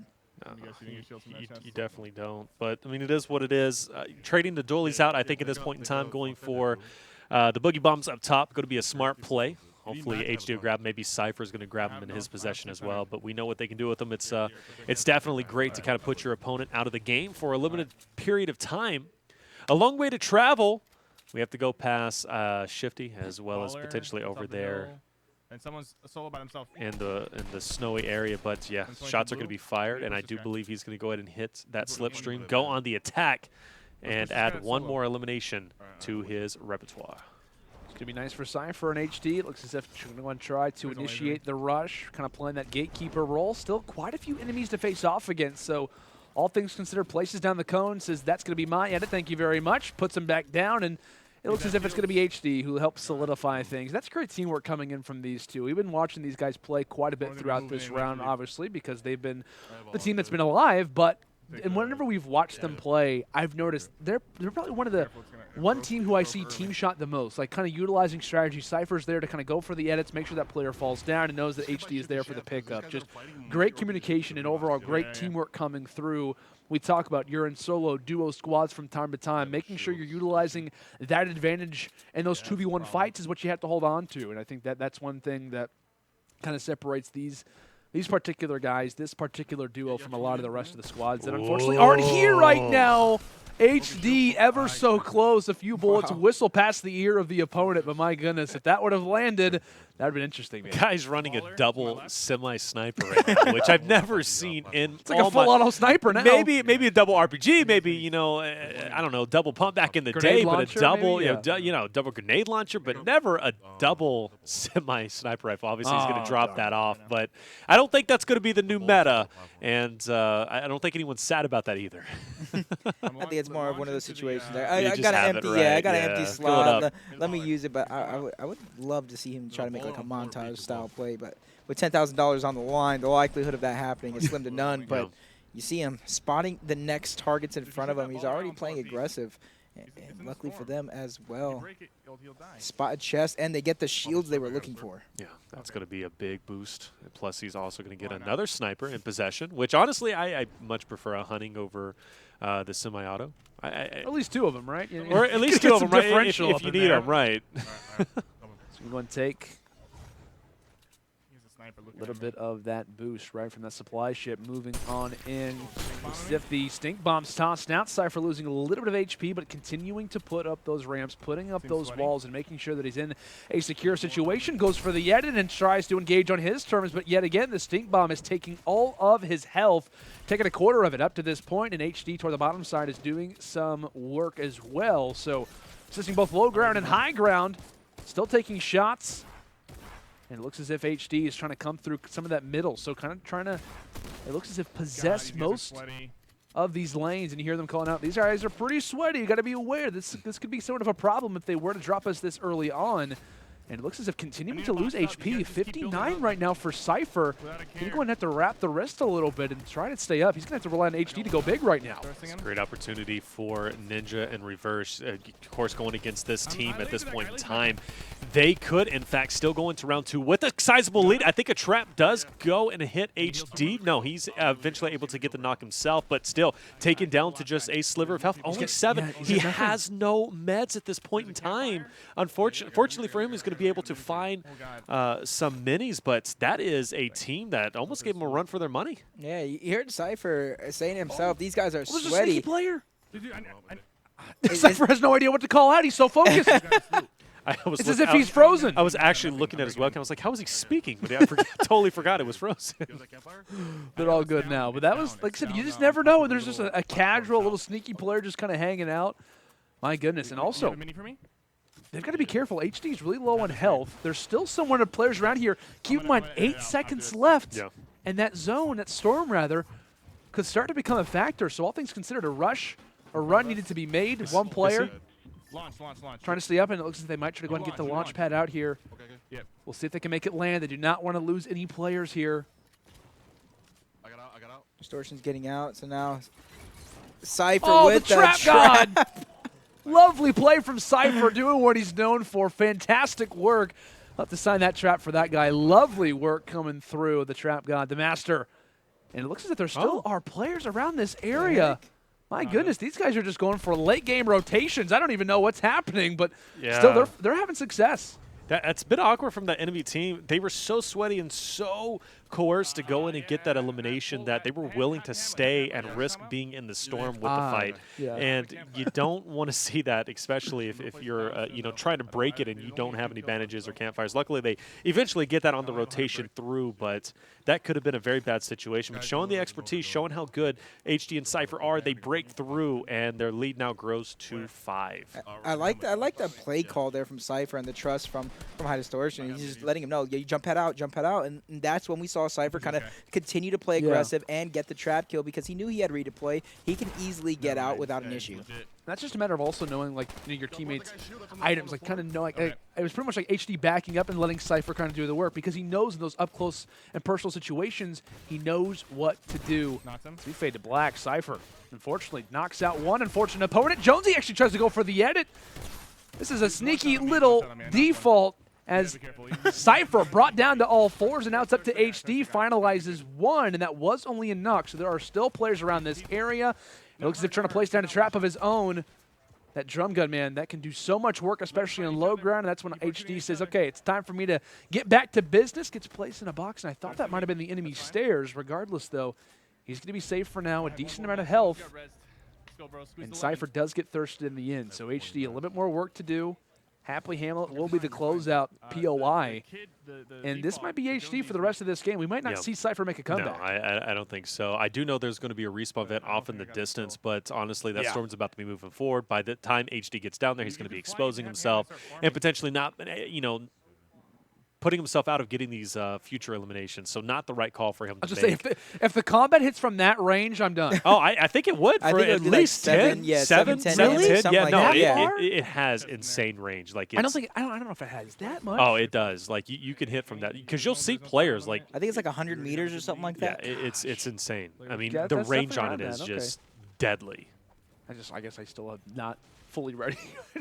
It continues to surprise me every day. And oh my gosh. Another gold one. That's a wonderful chest. Like, granted, he already has the legendary combat, but he also finds the rift to go. Granted, you could argue whether or not he really needs it. It wouldn't be a bad kind of item for the inventory. Obviously, he has a very stacked one up to this point, but Slurp? Is that a slurp? And you notice he kind of opts out of getting that rift to go look at for keeping the, of course, the glider redeploys, which is a smart play on his part because you see how fast he can build up and get that high ground. If he doesn't have the redeploys and the opponent brings him down, that's instant or potentially instant elimination on his part. So having the glider redeploys in this situation and this kind of type of fight is going to be much more beneficial than having the rift to go in his position. But obviously, he does have this place locked down. I think he might choose to stay here. He's just on the inside of the circle, but we are going to see what's going to be going down, just trying to get some much-needed mats. And honestly, it's feeling like a World Cup endgame at this point. He's just kitting up, kind of building his little fortress, and he's ready for the fight. He probably realized there's 8 people left on the map, so that's a possibility. It's 2 teams, but it obviously could have other stragglers as well. So he's possibly waiting for a couple of these guys to fight and then sneak some kills in the middle of that in a third-party attempt. Seeing what's going down. Shots are going to be fired through that window, not able to connect, and that is unfortunate because typically we don't see HD miss as much, but still in a good positioning. And since he is still in this house, I guess he could use the rift to go if he so decides. Once again, missing a couple of shots himself. Here the RPG going in the distance. I think this is one of the farthest circles we've seen so far. yeah. And Distortion playing it like it is some sort of a skirmish, or he's trying to qualify for the World Cup. He's the 26 damage 36. from across. So 30, even better. That thing hits like a truck from far away. Oh, It's, all right. Yeah, it's you later. literally a sniper. It actually is. Like, that tight of a spread, obviously, people have kind of talked about, I went to pump back, which, I get the calls, but hey, I'm not going to lie. The combat shoddy, it's impressing me more and more every day, every series rather. When it comes down to today, but here the lovely calls coming through from Cypher. He's probably still frozen, but hey, that's not stopping him from chattering from time to time, giving HD a little bit of tips. 5 more kills, 11-point lead. And it looks as if HD given the word that they are pretty much up by 11 elims, I think is what he said. So all things considered, a very solid advantage right now. And if you can kind of dissect these final few players, we could be talking about Ninja in reverse. It's a matter of splitting. It's a matter of going one to Neo tilted. And that's one thing with HD and Cypher, and I've kind of been talking about it, kind of valuing your life. This has been one team who has been so good at doing that, making sure that they are always alive for late game. I think that's the reason why they're in this situation and why they're having such a great game as at this moment. Obviously, nice shot from long range. You can't really argue too much in regards to Ninja in reverse's situation, but still, though, high Distortion holding on to that high ground and making it look effortless. All right, goes in. Yeah, he's going to get that full elim. He knew there was a player down below who was just healing up. He managed to tag him up, break his shields. I'm assuming that player is going to have some more shields. But look at that, waiting for the wall to be broken through before he shoots his shot. How about you destroy that wall real quick? That's Smart plays on his part. If he would have had a sniper, even better. You see another campfire is going to be lit up and a player down below. And no one trying to overtake this high ground, and it's going to get interesting, especially off this rotation. You see him, he's going to go ahead and go for it. Nice water falling down. He's now going to have this building, and his back is going to be towards the circle. Baller in sight. Where's that been? I got to say, this is where the in-game playing in the World Cup, playing in ranked mode is going to come in handy. And the rest of these players, I hope they've been practicing and, kind of studying in-game here, because if they haven't, HD is going to wipe the floor. Yeah, speaking of in-game, high Distortion is just absolutely destroying them right now. Snap of a finger, and they are probably all about to be dissipated. Coming toward the street, it looks as if he does take quite a bit of HP loss. Those stink bombs also falls into another stink bomb. Yep, like I said, no glider redeploy, having to slowly make his way down. And he's hungry for these fights, takes the official elimination onto one, and now it's a matter of a 1v2 player just toward his right side. A lot of HP loss in the process, but quickly places up the builds, losing a little bit of health when it comes down to the storm. Trying to lock down these builds, but not good enough. I will say HD made it all the way down to the 1v1. Got to give him some credit. Reaches double digits, but in the end, that player maybe making a little bit of a joke out of that situation. But HD, the right amount of HP, in a better situation, maybe even has a teammate. That guy's actually sobbing, not just in the game as a joke. Interesting. And High Distortion took it. He took it to the very, very end. It's impressive, and it was a good string of kills there at the end as well. I think I heard him say something about like a 10-point lead, which is good because while Ninja and Reverse were alive, they were in the lead and they had a good start. And unfortunately, a few things didn't go their way, so they get eliminated. But this play by Ninja, getting 3 of those kills right there, and a nice attempt. And then right here as well, he's playing really well. Unfortunately, at one point or another, he gets 11 HP. Takes the fall damage. It's unfortunate, right? I mean, and you can only imagine he tried to build a floor just below him, and I think this was it. And he goes if he down. goes, I think if he. Oh, he didn't even try. He was just going for the full elim, and you could see in his face actually, like he really thought that he could make that jump.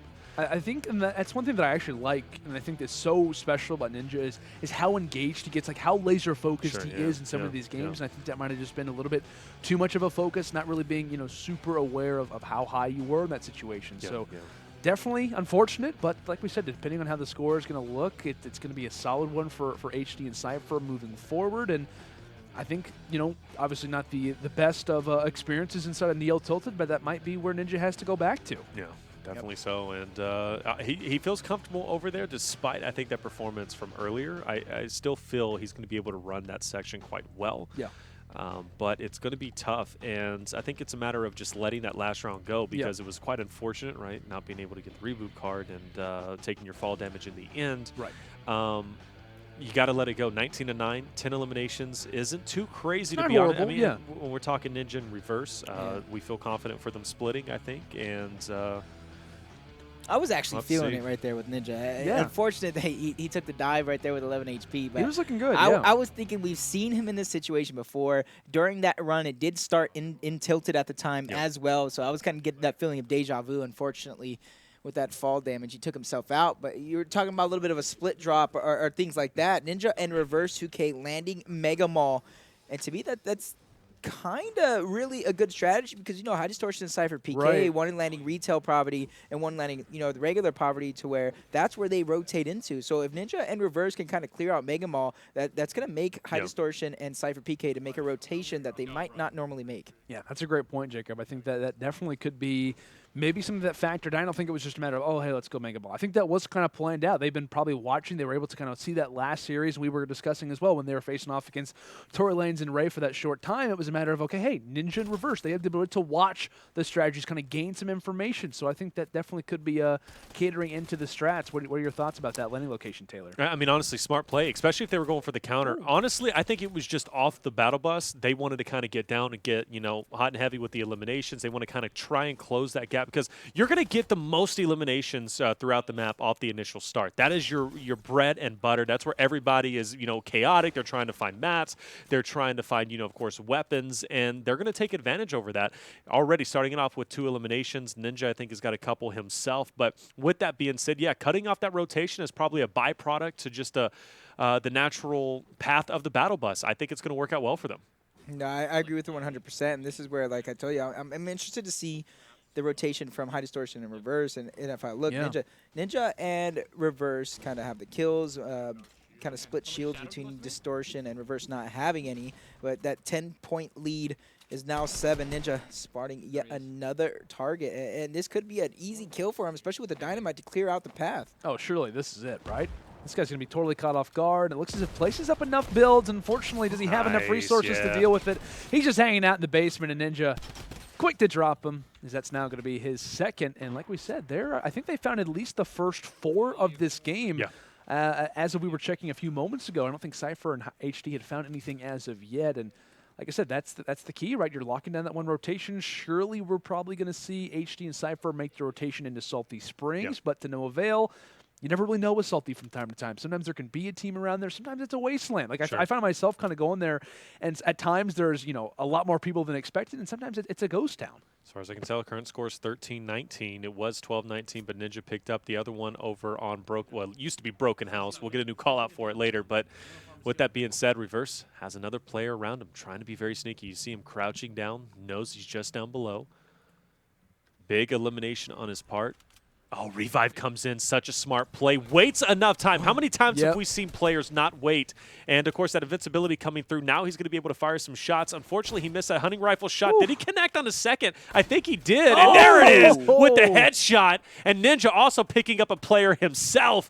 They are going off. And this deficit of 10 that they had is going to be closed out right here just about as Reverse is going off. You love to see it. Definitely do, as one probably going to be taken down behind the back of the bus. I believe one is also just off in the distance. Ring around the rosy. Reverses, thank you so much for the free elims.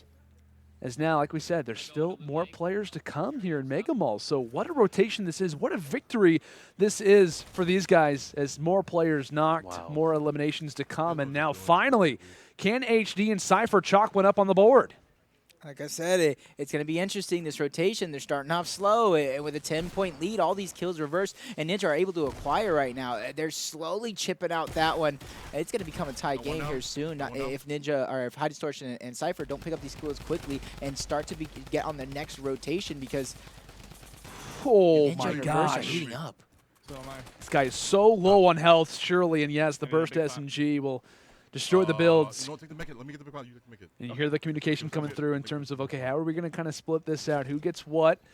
Zerd pretty much kind of back to a similar amount of HP to a certain point, but holding it down inside of Salty Springs, a lot more of a difficult time, right? But just as I say that, Reverse ends up getting taken down in Mega Mall, up to 5 eliminations already, and now it is up to Ninja again. Hopefully that reboot card's a lot more easy. It's kind of hanging out in the gutter, so with that in mind, it's up to Ninja. He's actually been making somewhat of a rotation, so he's going away. Yeah, wait, he is. He's not going back towards Megga at all.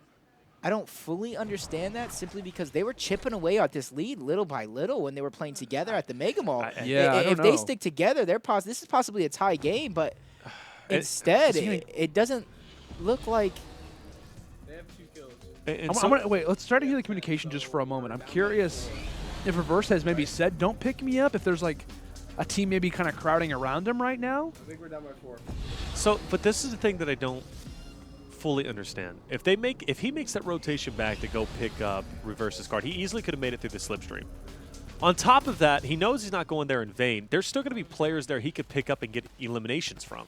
Right now, he's just aimlessly wandering around trying to spot players when there's guaranteed players over at Mega Mall plus his partner's card. You waste a little bit of time, I get it, but being by yourself is going to be big. HD goes down. Cypher now in a very tough situation. He knows there's splodes around him.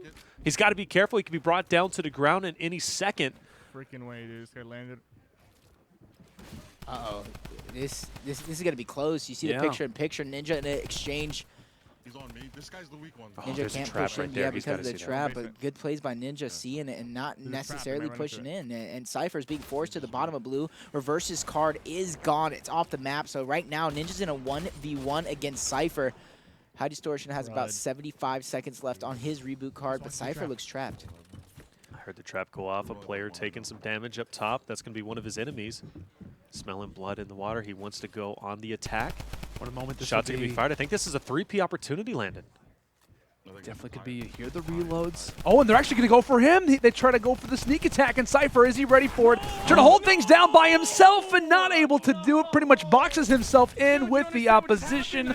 A flint knock shot to the body, and now it is Ninja all by his lonesome. And now this is the chance. We'll try to get a scoreboard update here as soon as we possibly can. And now Ninja takes a look possibly over at his chat. Maybe takes a look now at the top left of his screen, knowing it's all on me. It is all on me. One kill. One elim is all he needs. Ninja still in this, ladies and gentlemen. If you're a fan of him, send your energy his way. He needs 1 to tie it, 2 to win it, and he's going to loot a very soft location. Typically, the players over here are rotating through a little bit late. You know, you're going to be able, or at least I think you're going to fare pretty well against them. Yeah. In the meantime, trying to listen through. Anybody been spotted as of yet? But it's a matter of also correctly engaging, right? I mean, how many times are you going to be in a solo squad fight and people happen to know where you're at? It's not easy whatsoever. It's a matter of picking out your target, being patient enough. And thankfully for him, he does have mobility, right? He's going to possibly grab this baller, which is going to be very smart. Also does have the bounce pad. He's got some minis. I mean, normally it would say, okay, let's look at his inventory. This is absolutely doable, right, in terms of not just because of the deficit, but also because of the kit that he has. The inventory that he currently possesses is looking very, very solid. He's also going to spot a few people going off of the Rift to go. That's a full squad of 4. If he can drop one of them, that'd be massive. Oh, my gosh. Pixel perfect. Can Ninja shut him down? Even going for the drum gun from range. Oh, but he was spamming a lot. He's at the risk of potentially going down himself from a snipe, but one knock comes through. Oh, he wants it. He's going in. He wants this and knock, at least going for the second one. This is the opportunity for Ninja, and he needs to capitalize. Goes down with the edit, but shots are going to be fired up close. He's going to take a lot of damage. He needs to get this full elim on the knockdown below. He's forced to take that high ground. Landed. It's going to be a close one. This is going to be insane. Desperately decides to go and pull out the bounce pad, and thankfully will get away for now. But what a sticky situation. Tyler Blevins, be careful, buddy. That's what everyone's saying in chat right now, and it looks as if possibly utilizing his same bounce pad.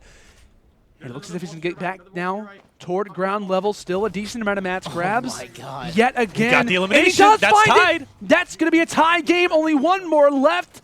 John Wick asks, can he do got the it? other knock. And he has to go for the official elimination. Can he get gets it? Ninja ends up making it happen as he will stay alive despite the up-close fight, despite what looked somewhat improbable, a very awkward situation. But, of course, Ninja doing Ninja things, stays alive, and will progress himself and reverse now toward losers finals. Wow. Despite the adversity, despite what looked like it wasn't possible, they somehow come out, despite the early game problems, not able, or when they weren't able to rather go for the reboot card. When Ninja unfortunately dies to fall damage in that game 1.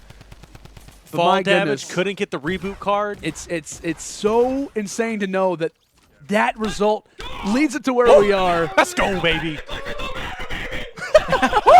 That's the Ninja I want to see. Ninja after dark. Let's go. Ninja is hyper, right? It does make sense. Oh, I love man. Even though Ninja did clutch up, I want to point out Reverse 2K and his communication there at the end, letting Ninja know you have this many mats, letting him know, hey, the baller's right there, you can go and escape. And basically, while Ninja in his head's going for the win, he has Reverse 2K chiming in on basically the important footnotes of the entire battle and what he needed to do. So great execution by these two players, and it shows time and time again. I want to reference back to their journey through the World Cup. They're improving, and they're constantly getting better. And to me, that's shocking. You already, to me, it's shocking because they're already some of the best players in the world, and for them to be getting better, it's insane. It absolutely is, man. And like I said, you got to give some props. We've been giving it toward Ninja and obviously Reverse 2K. Got to give a shout out to HD and obviously Cypher. Put on one heck of a show. They made it very, very far. Unfortunately, though, they ended up getting taken down by some unforeseeable events. We were kind of like, okay, Ninja, he's splitting off. Why is he not going for his teammate? We can obviously kind of argue that all we want to. It doesn't matter anymore. It's all in the past. But I love what you were talking about, Jacob, the ability for Reverse to continually communicate to his teammates. Like you said, that World Cup practice probably coming in. And that's so important, right, in terms of what you can do considering the situation that you're in. Like we said, Reverse goes down early on in game 1, goes down early on in game 2, but it's still there for the communication, trying to help out his teammate the best way he possibly can. That's the sign of a great team. That's a great attribute to have, for sure. And I want to point out, Ninja has a long-standing history with UMG events, at least our tournaments, right? Not only Friday Fortnite, but also the Sunday Showdown. He won one of those as well. He continues to win left and right, and now he is going to be going up against MrSavage and Benjyfishy. It's a rematch. It is a rematch, and I got to say, I'm pretty scared about that, right? Because MrSavage and Benjyfish are a solid duo. Now, of course, it's going to be Issa over there with his partner over in finals. But, man, MrSavage, Benjyfish, one of my favorites now. A rematch coming through. We know who won it in the first place. I was going to say, coming in whenever they faced off against NRG, after game 1, Ninja and Co were down 21-11. So I think it's fair to say, guys, I know we headed to a commercial break here soon, but for the most part, it's a matter of, like, how are they going to deal with the slang prowess that a team like that has? The team like NRG, they're a solid roster, and we've seen, right, said, like, Ninja and Reverse have been heating up, but that 21-11 deficit is an indicator for how strong of a slang composition that the opponent has, and we have to keep in mind, Ninja and Reverse, they barely escape in that game. It's not a matter of them dominating. It's a matter of them just narrowly getting by, being clutch. You're not going to have that same attribute. You rather have to have different attributes when it comes up against a team like MrSavage and Benji. Yep. Yeah, I agree with you. It's just impressive. These guys, everybody in this tournament for the most part, at least everybody on our screen for sure, just some of the best players in the world. And to me, it's all about how you're performing in that particular game. Forget about how you're performing in the day. You got to perform well every single one of these games, because if not, you can lose by 1, you can lose by 10. Who knows? Yeah. Right. Absolutely, man. That's going to be a lot of fun to watch. And, of course, if you guys are involved right now, make sure to get involved in the chat. I know we've been talking about it a lot, that $10,000. It's on the line. Make sure to be active in chat. We'll obviously be having more word for that as time goes on. But like we said, feel free to let us know. Who do you think is going to walk away with this game? Is it going to be the boys from NRG, or will we see Reverse and Ninja go big, possibly get their revenge in terms of how that first match ended up going through? Of course, a lot more action to come. But, of course, Friday Fortnite 2019, week number 1, will continue right after this.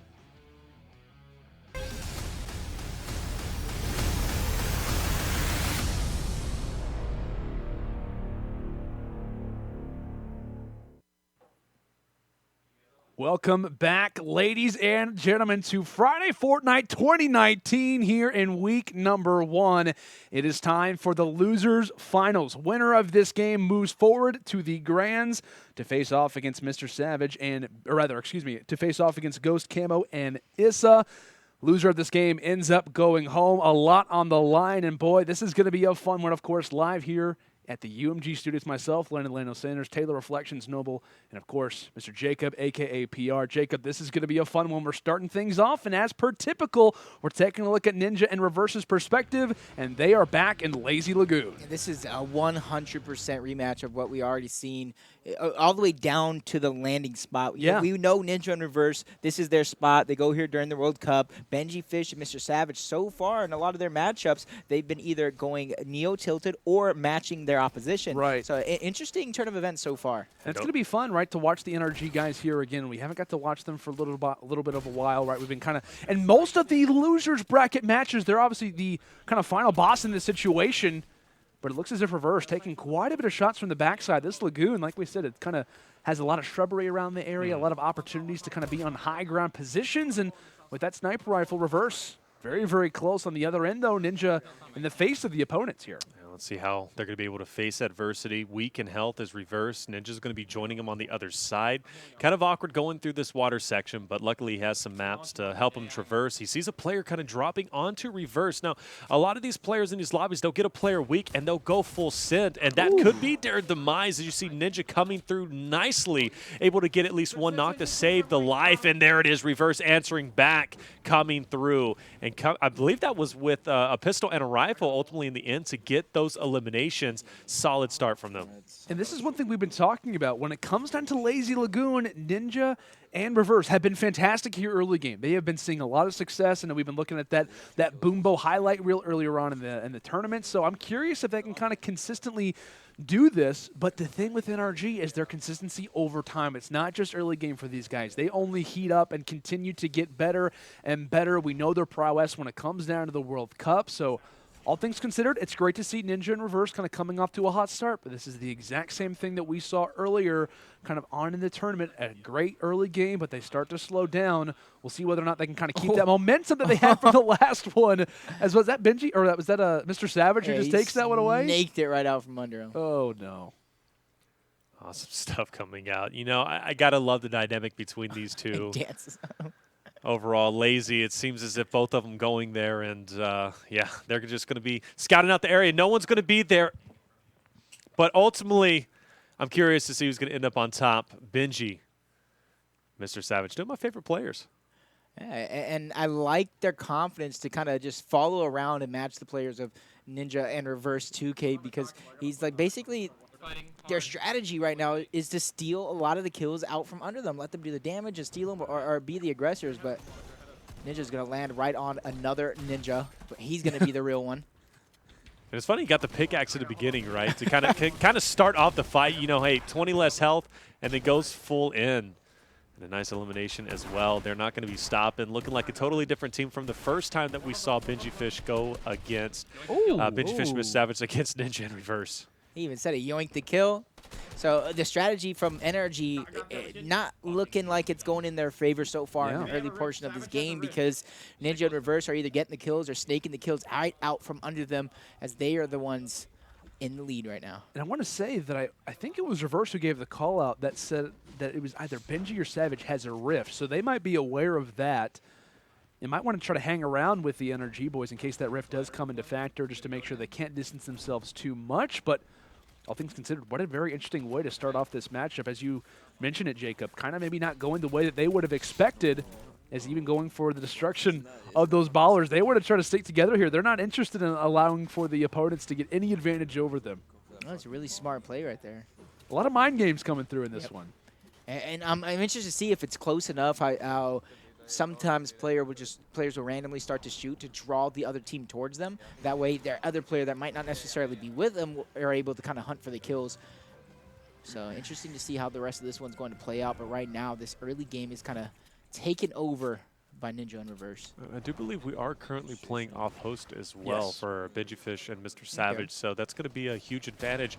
Nice snipe coming through. Unfortunately, misses a little bit. More shots are going to be fired. Now he needs to make sure he gets this, and unfortunately he's not going to be able to. MrSavage stole it from underneath him. Could have been a lot different if he was able to get that heavy snipe off, but hey, you miss some, you hit some. It's Fortnite. It is what it is, but you got to just kind of move on. Hop into the slipstream and go down for the attack. Meanwhile, Benjyfish not slowing down. He's already picked up one. That's the second. And now he's up to 2 eliminations for himself. But Ninja coming through as well, getting a knock. MrSavage answering back. These guys are going back and forth. It's this mid game. We've been talking about it, right? Solid early game when it comes down to Reverse and Ninja. How is that going to translate when it comes down to this matchup? Like we talked about, in terms of their first game against each other, their very first series, as Ninja and Reverse want to get revenge. That one went down to 21-11 after just game 1 in favor of NRG. These guys are talented. They're very solid. I will say, still holding on a much better performance right now from Ninja and Reverse, but they got to be careful. They got to try to lock these guys down because they just know where to find the kills. They know where to roam for. And we'll see if that can continue to be a trend. And we were calling out a little bit earlier as well. Reverse said, hey, I think one of them has a rift. Savage is going to be the guy to do so. And now they're going to be the first ones to try to grab a little bit of that bird's eye view as to where the future players could be. Oh, yeah, up on the quad crasher. You know, you love to see it flying through the air, just kind of, you know, getting some distance. Despite, you know, the Benjyfish as well as MrSavage, you know, in the back trying, you know, glide through. They're going to be the first ones to get here, and I do think a shot was fired at them. I thought I heard it hit the vehicle. With that being said, might be a couple players here in Salty, but... And yeah, you hear them. They're going to be at Grandma's. They're going to be forced to use that launch pad. They know Benjyfish, MrSavage are going to be up there firing shots down. They're going to be coming on the back side of these enemies, and this is a great opportunity, putting himself... Oh, as the shot comes through and Reverse, he's going to connect that one. Is that not you? Is that you? Float's coming in. Ninja trying to give the call, saying, hey, is this you? Are you the one who's kind of pulling out a few of these? It looks as if Ninja, regardless, though, should be good to finish off this kill, despite how pretty much frantic that player was. It looks as if he will be able to find that one. 6 in the game for him as we take a look now back at Benjyfish's overall perspective. He's at 4. A full 4-man wrecking crew, a squad. By no means are they that close. They are enemies in this instance, and now with only 26 players left alive, it's going to be interesting, right? Is this strategy going to continue for game number 2? Are these guys okay with kind of hanging out? Is NRG okay with being down the way they are in this matchup? We'll see if that continues to be a trend, but my goodness, they are going off together. And I got to say, there's no way the rest of this lobby succeeds. Right now it's 10-8. This is a really close game with a vending machine right there with a slurp. You know, luck of the draw right there. He's going to go ahead and pop that slurp, get his redeploy back. Actually, it was actually yoinked by Ninja. Ninja got himself a free redeploy. Yeah. Thank you very much. I'll be taking that. And I think, oh, he in reverse? Okay, I was going to say, I thought that they escaped on separate quad crashers, but no, okay, they're going to be good. Both teams do end up having one. And it looks as if soaring through trees, Reverse has saw someone off the bat here, so quite a few fights to find. We'll see who has the advantage. That sniper rifle could come in clutch right now. He knows Ninja's pushing up, just trying to break down some builds as it is. Be able to call out that third-person perspective. Now we're going to be on board. Ninja's shots are going to be fired. Luckily, he gets the elimination. That's going to be a solo. Did take some damage in return, but he's going to be sitting okay. At least Benjyfish wasn't able to get that. And this is kind of much like we saw in the first game between these two, right? Sticking together the entire time. But it was the second game that made all the difference. But MrSavage Benjyfish, you know, I'm getting a little bit worried for them. They are losing out on a couple of eliminations. I think they're going to go into round 2 with at least a minor deficit, but I got to say, it's very close, and this is indicative of a loser's finals. Yep, and right now, the strategy of Energy following them so far has kept it respectably close. You got to wonder what they're going to do for game number 2, if they're going to stick to the similar strategy. But both of these teams are very, very aggressive. They're very, very much able to squad wipe on their own. So realistically, anything can happen. I got to say, I mean, I remember last year when we were talking about Friday Fortnite, Ninja was one of the players, or one player who I was constantly kind of giving kind of props for in terms of how talented he was at actually kill stealing. He was very, very good at it. Like when players would try to 3P them, it normally wouldn't work. There were oftentimes like teams like Typical Gamer and Thieves, or even a few other squads would try to do this strategy, and it didn't work out too well. And I think Ninja as well is kind of one of the best players when things kind of get frantic. His ability to kind of go clutch, his ability to kind of place certain ramps down to get in positions to succeed. We'll see if that could possibly be a continuous problem, rather, the Energy is starting to suffer, or if Ninja and Reverse can continue to see success. It looks as if they're going to go and grab a few of these slipstreams, at least for MrSavage. And it's not the worst situation as, you know, kind of all 4 players start to collapse. They also want to separate from time to time. They want to try to gain some distance, get their own unique fights. And it looks as if Ninja, first person to spot somebody. Uh-oh, and then who's that? But that's going to be MrSavage, unfortunately, is going to be up there as well. And I think he's going to be going for that elimination. Reverse pushes in, too. It's going to be a mad dash for Reverse. Manages to get it one more time, and, yeah, goes in for the L dance. Showing some love to NRG there. You love to see it. That looked like a little bit of a house party going down. All 4 of them just kind of taking it to him in the attic. Oh, and Ninja takes down another one in the same time. So I think that's NRG getting, at least off those first 2 fights, nothing. It's definitely going to hurt in the end.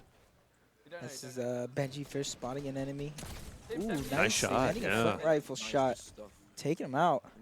That was actually a really good shot, and he didn't even get the knockback, so he knows the angles, because if you shoot it from like looking down, that's when it starts to knock you back, even if you are on the ground. Or if you're crouching too. Yeah. 'Cause if you're crouching, right, it will knock you back. When one of the things that's pretty cool about the flintlock, not, you know, little intricacies. If you could lock it down, it can improve you as a player. No matter the rarity, it has utility. Yeah. So a lot of people sometimes aren't even really necessarily expecting to do a ton of damage with it, but they use it to like kind of like impulse style, you know. Oh, absolutely. And get down from high ground. Absolutely. The Reddit clips are insane with the flintlock. Oh, that one clip from Dubs, I remember watching that. Oh my gosh, I know what you're talking about, yeah. The most recent one that's floating around Twitter, that was an insane clip. Ooh, Dark Voyager looking to do some work, but this is Benjyfish, let's be real. Not going to happen. Quick little flint-knock shot, drops him down, all 4s, and it looks as if another player spotted just off in the distance, quickly grabs high ground, but like I said, this is not going to be too much of a problem. Also does have that flint knock. If he goes for the reload, could quickly try to grab that high ground yet again. Shots actually coming in from the backside, and Benji, very low on HP, has to disengage from the fight. We're going to grab possibly a few of that slurp, maybe even a few of those minis as well. Get back on the HP situation and move forward. Reverse water falling down, grabbing a little bit of those resources and making sure that no one's going to steal those away, because those are crucial. Savage down for the count, though. Yeah, he's fully down. Needs the reboot card. We are at Fatal, right? So it does have the potential in 30 seconds. If you get it, go ahead and go for the revive, but then you run the risk of just taking too much time. Reverse. Can't fire out. He knows he wants to go in, and yeah, there it is. The partner's going to go out. And the burst, actually, hey, listen, we've been watching a lot. It does have some nice usability. It can hit pretty hard.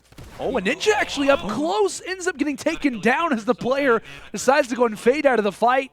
Ninja is left waiting, and you see Reverse off in the distance, knows his teammate needs some help. But Benji is there first, holding on to that baller. And this is a massive fight right now. We talked about how solid it was Reverse and Ninja off the break. NRG desperately wanted to kind of get back, and this could be their moment. This could be their chance. Half the lobby's pretty much down right now. And we'll see how he can take advantage of this moment. Early knocks, and oh my gosh, 2 for 2. That'll look pretty nice. But with that knock, there's only going to be more teammates around the area. Where could they be? It looks as if Benji spots them with pretty much ease. Quick double kill, 8 in total now for Benji. NRG in a much better situation after their main man goes big. Luckily, though, Reverse can still revive Ninja, but they need to do it quick because 3 members still up. That means there's maybe 1 squad on the map. But look at Benjyfish. He's already rotating around, spots the next couple of enemies. There's at least 3, maybe 4 enemies there, and he has an opportunity for a squad wipe and 4 potential points. But as I say that, he's dropped all the way down to 47 HP. I know Ninja and Reverse are kind of floating in. They're trying to get into the action because every kill matters, especially, look, it's only a 1-point differential here, and this is the last squad on the map. Benji, catch your breath, brother. My goodness. It looks as if Reverse, though, ends up falling. Ninja, like we said, back in the fray. And you hear the call that's coming through from MrSavage, player just inside the water. He's down now. Benji's used to the situations such as this, and it looks as if up close and personal fight. Can Ninja find it? No, he ends up falling, and Benji, the strongest of them all, staying alive the longest, pretty much kind of having a little bit of a 3P situation. 50 HP, gets back down toward ground level. And always have minis. 1 more player remains. Everybody else is down. And continually, man, we give this guy props, and for a reason, quick edit. And this guy's pretty much done for in terms of the opponent. So much damage done. 1 more shot would do it. And probably one of our closest rounds we've seen yet between these two. And just in general, right? Man, phenomenal. I think the closest one up until that point was Ninja Reverse versus Mongraal Mitro, that first round where they ended up getting, what, 50 eliminations, 27-23, something like that, 27-23 is insane. And I want to say this one is NRG up by 1. I believe that they took the advantage with that last kill. I want to say that they were tied. We'll obviously get an official score update, but early game, we talked about it. It was all Ninja and Reverse. They find the first 3 in Lazy Lagoon. They're looking good for pretty much a good portion of this map, but then NRG just started to take over. I think it's fair to say, guys, Benjyfish kind of being one of the first players to engage on what was kind of like that last squad, really kind of put them over the edge. Yeah, definitely so. I mean, it shows, hey, sticking together, you may not have, at least a lead in the, at least coming through the map, towards mid-game, late game, or whatever, but being able to monitor those eliminations is a huge advantage, I think, and trading off, that, hey, we may not have, maybe as big of a lead as we want going into round number 2, but for sure, we're not going to be down as much as we could be maybe if we split off and then run into, that God squad that's on the map. We go down and then our opponents just run through, or even the RNG, right? That plays an aspect as well. Yep, and it's very, very impressive how these guys are able to do it time and time again while they're on another region host. It's not going from east to west. You're going from Europe to NAE. Right. So pretty impressive that they can consistently do it, and their edits are pretty pristine, spot on as well. Yeah, man, this is fun. I know we're still waiting on the score update. I'm really curious to see what it is, and it will be a 1-point difference. MrSavage off and host. Benjyfish, that's a good point, off of host, go big toward the end game, as now they are up by just 1 elimination coming into game number 2. I think, we're all going to pretty much say the same thing. Ninja Universe, they need a better mid and late game. Their early game has been fantastic. My big question, though, I want to hear what you guys are thinking. Are we going to see everybody go around the same area? Are we going to see everyone kind of full 4-man lineups continue on, or are we going to see somewhat of a separation? What are you guys thinking? Well, I mean, the only thing that kind of worries me is every time they're in this position, whether it's this team or other teams, they like to pop off and just head straight to Neo Tilted. Yeah. We saw that before, right? And I don't want to see that again, because if they continue to play the way that, I mean, honestly, both teams played in this situation, specifically Ninja and Reverse. Right. Despite, that, the great early start, kind of a sloppy mid and late game, a couple of eliminations could swing their way. If they play it the same way they played the first time, honestly, I think they're going to have a much better chance to kind of take over this victory versus going full send at Neo Tilted, especially off host, right? It could make a difference. I don't think there's a reason to hot drop. Honestly, if Lazy Lagoon's in their perspective, go Lazy Lagoon, do your thing, get your balls, and then, continue to push forward. I agree right there, simply because it worked for them once. They're already leading by 1. You don't necessarily need to go all out. And what I do like about the matching strategy is because it allows you, when you do find the squads that you're going up against, sometimes they're thinking, oh, it's only 2 of them, push them. But it's not going to be like that. They don't know these guys are actually playing against each other, and they're not going to help each other. So what it looks like a squad versus squad, so it makes it a little bit easier for both teams kind of in these battles. Definitely, guys. It's going to be a fun one. I know we're about to fly in here for game number 2, losers finals. And I'm starting to feel the intensity. It is getting interesting, to say the least. If you haven't done so already, we've already been trending worldwide. Let us know. Hashtag Friday Fortnite on Twitter. It's going to be a fun one. Let us know your predictions. Is it going to be NRG, MrSavage, and Benji, or will it be Ninja and Reverse?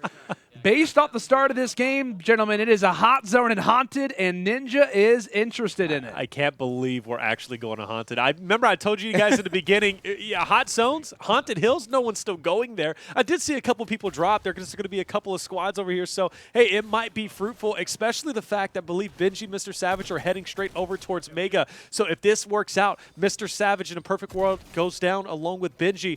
Reverse Ninja, they can take it from Haunted.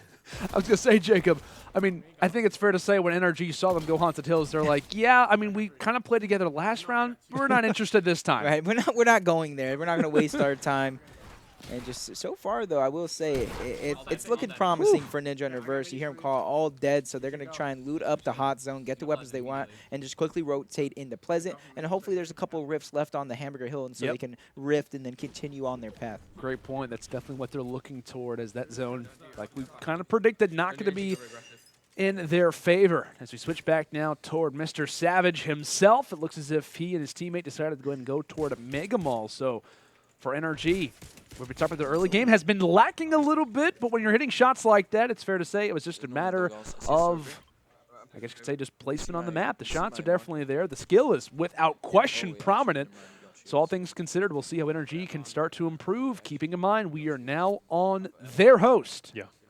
And, I mean, you saw what they can do off host. Imagine what they can do here on host. I mean, they're going to go off. And mind you, let's say theoretically they end up winning this. You know what's going to happen, right? We're going to have a rematch in the finals of the winners finals last time. So a lot riding on the line. MrSavage, Benjyfish, they are hungry. My favorite team to be in the finals, but Ninja and Reverse not going down without a fight. And I got to say, I was a little bit worried about the Mega Mall push, but they're handling it with ease. Yep. It's looking like it's turning out in their favor. We kind of saw it with Ninja and Reverse when they were going against High Distortion and PK.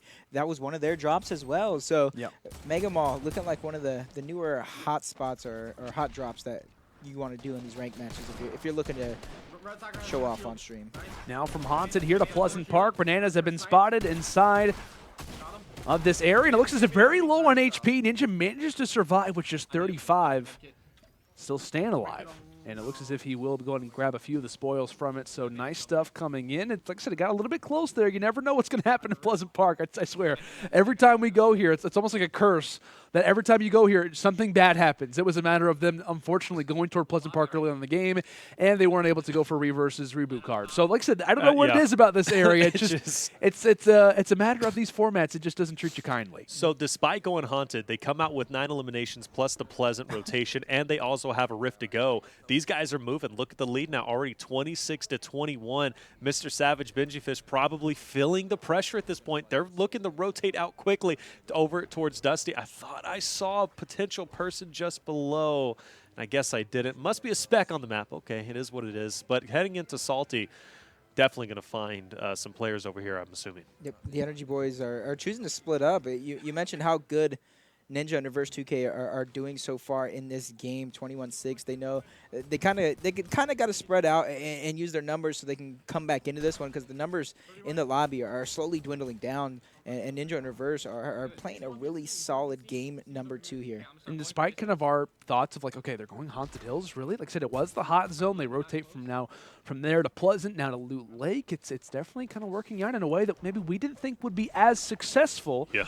Regardless, though, and I got to point out, there's still a very decent amount of players alive, and that probably could be the case considering where that hot zone was. If it's a hot zone in Neo, if it's a hot zone in Mega Mall, that number 40 is probably down to about 20 players. So if you are in NRG's position, you talk about early game, it's been a little bit rough. This could be a chance for them to how slow this lobby is going. They might have a lot more opportunities for frags. Regardless, though, in Loot Lake, Ninja and Reverse are seeing a lot of success, constantly seeing opponents. So we know what Ninja can do with that boom bow. We also know he can take quite a bit of fall damage. But oh my goodness, just lands on the edge of that wall. I thought he wasn't going to make it happen. Regardless, though, he is thriving, feeling good, and feeling confident. And that's the way that their early games have been up to this point. As you know, a bit difficult to take that over, but here it is. Player pushes out, easy elimination. And now he's going to have an impulse along with potential boogies if you want to go ahead and pull that up. But, I mean, we know Ninja loves his impulse nades, right? I mean, that is a very special thing on his part. Yeah, he loves to get those clips. Oh, He loves to go to those high-risk, high-reward plays to where you can kind of post it on Twitter afterwards. You see him time and time again, especially when a new weapon comes out. But the Energy boys trying to keep it close, trying to make sure that the score is always within reach. You see him spotting one enemy. He was trying to bait somebody out.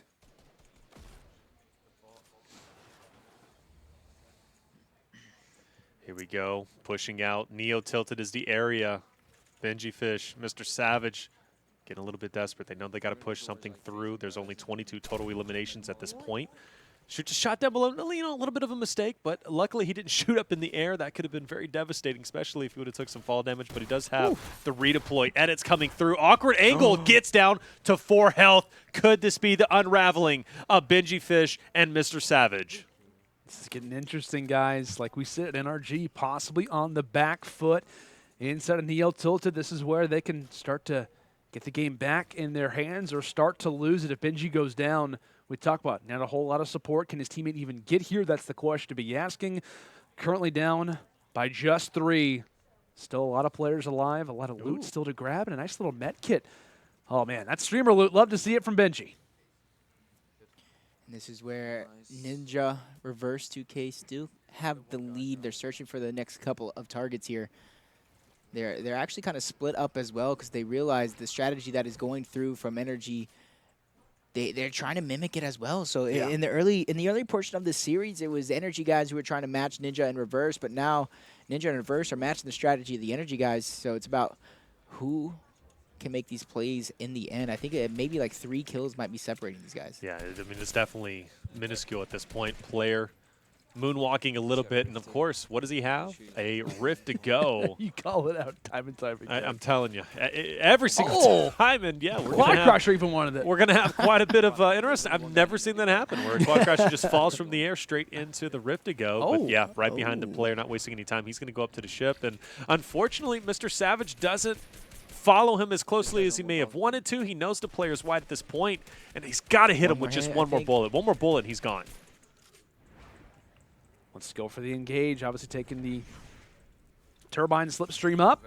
And where did he go? Oh my gosh, 9 HP from afar. This guy literally is at 2. And there he goes. Lovely stuff coming in from MrSavage. Now he's up to 5. NRG looking a little bit better when it kind of comes down to this mid game. We'll see if Reverse & Co. can start to distance themselves. But like we've been talking about, guys, if you're in the chat, keep getting hype. We're giving away $10,000 to somebody in chat, and let us know why you deserve for that to be the case. Have you been watching Friday Fortnite? Let us know. Get hyped, and we're going to choose somebody very soon. So, like I said, get involved in the chat. Let us know why you deserve it.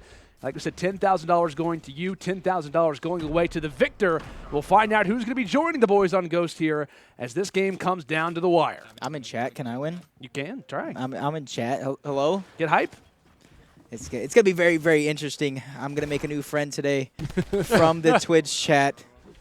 Heck yeah. But Ninja, he's keeping this onslaught going. 2 people in front of him. He knows he has one down, but I do believe that's MrSavage trying to come in and snake a couple of those kills. Oh, yes, nice sir. plays by him. But great MrSavage still ended up getting one. Yeah. Oh, they grabbed the Rift to go. I was going to say that was kind of the big factor there, and who can manage to grab that particular item. Ninja pretty much fades back, watches from afar, and knows where that player's idea was to go as we are down to just, what, 10 players left. This one is getting interesting. And Reverse actually happens to go down. He's all by himself. And will it be put back on Ninja again? 1v2, and you see Reverse's reaction saying it can't be possible. Surely this is not happening now. but it is. The intensity begins to rise, and now it is all on Tyler Blevins. It's all on Mr. Ninja. Can he do it? And at least off the beginning, he's making some work with that boom bow. Nice shot coming in. You notice he's going to be, I believe, right around 80 health. He's going to go in for the second shot. Player is down and finally knocked. Takes some fall damage in return, but goes in for the full elim. Luckily, he's going to get some minis. Yep, I'm going to go ahead and disengage, get out of there. Smart play on Ninja. He knows at that point in time he's not in the best of positionings. Go ahead and reset. Does have the campfire if he goes to use it, but giving up those opponents, you know, late on in the game could prove to be hopefully not inconsequential because, I mean, if you think about it, Benjyfish missed that. Look at the score, 35 to 32.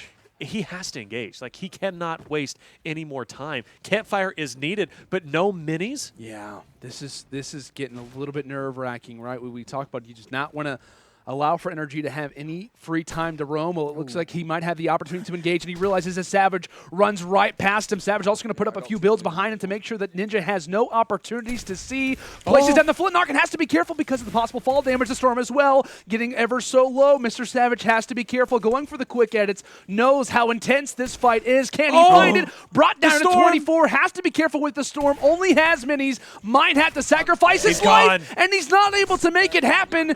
Down goes one. Mr. Savage is out, and now it is all up to Ninja. If he finds this one, that could be big. On the other end, it's Benji doing work, takes down one, and with it being a knock, there are still teammates nearby, as now it comes down to a 1v1. Benji versus Ninja. Ninja with a slight advantage and not many players left.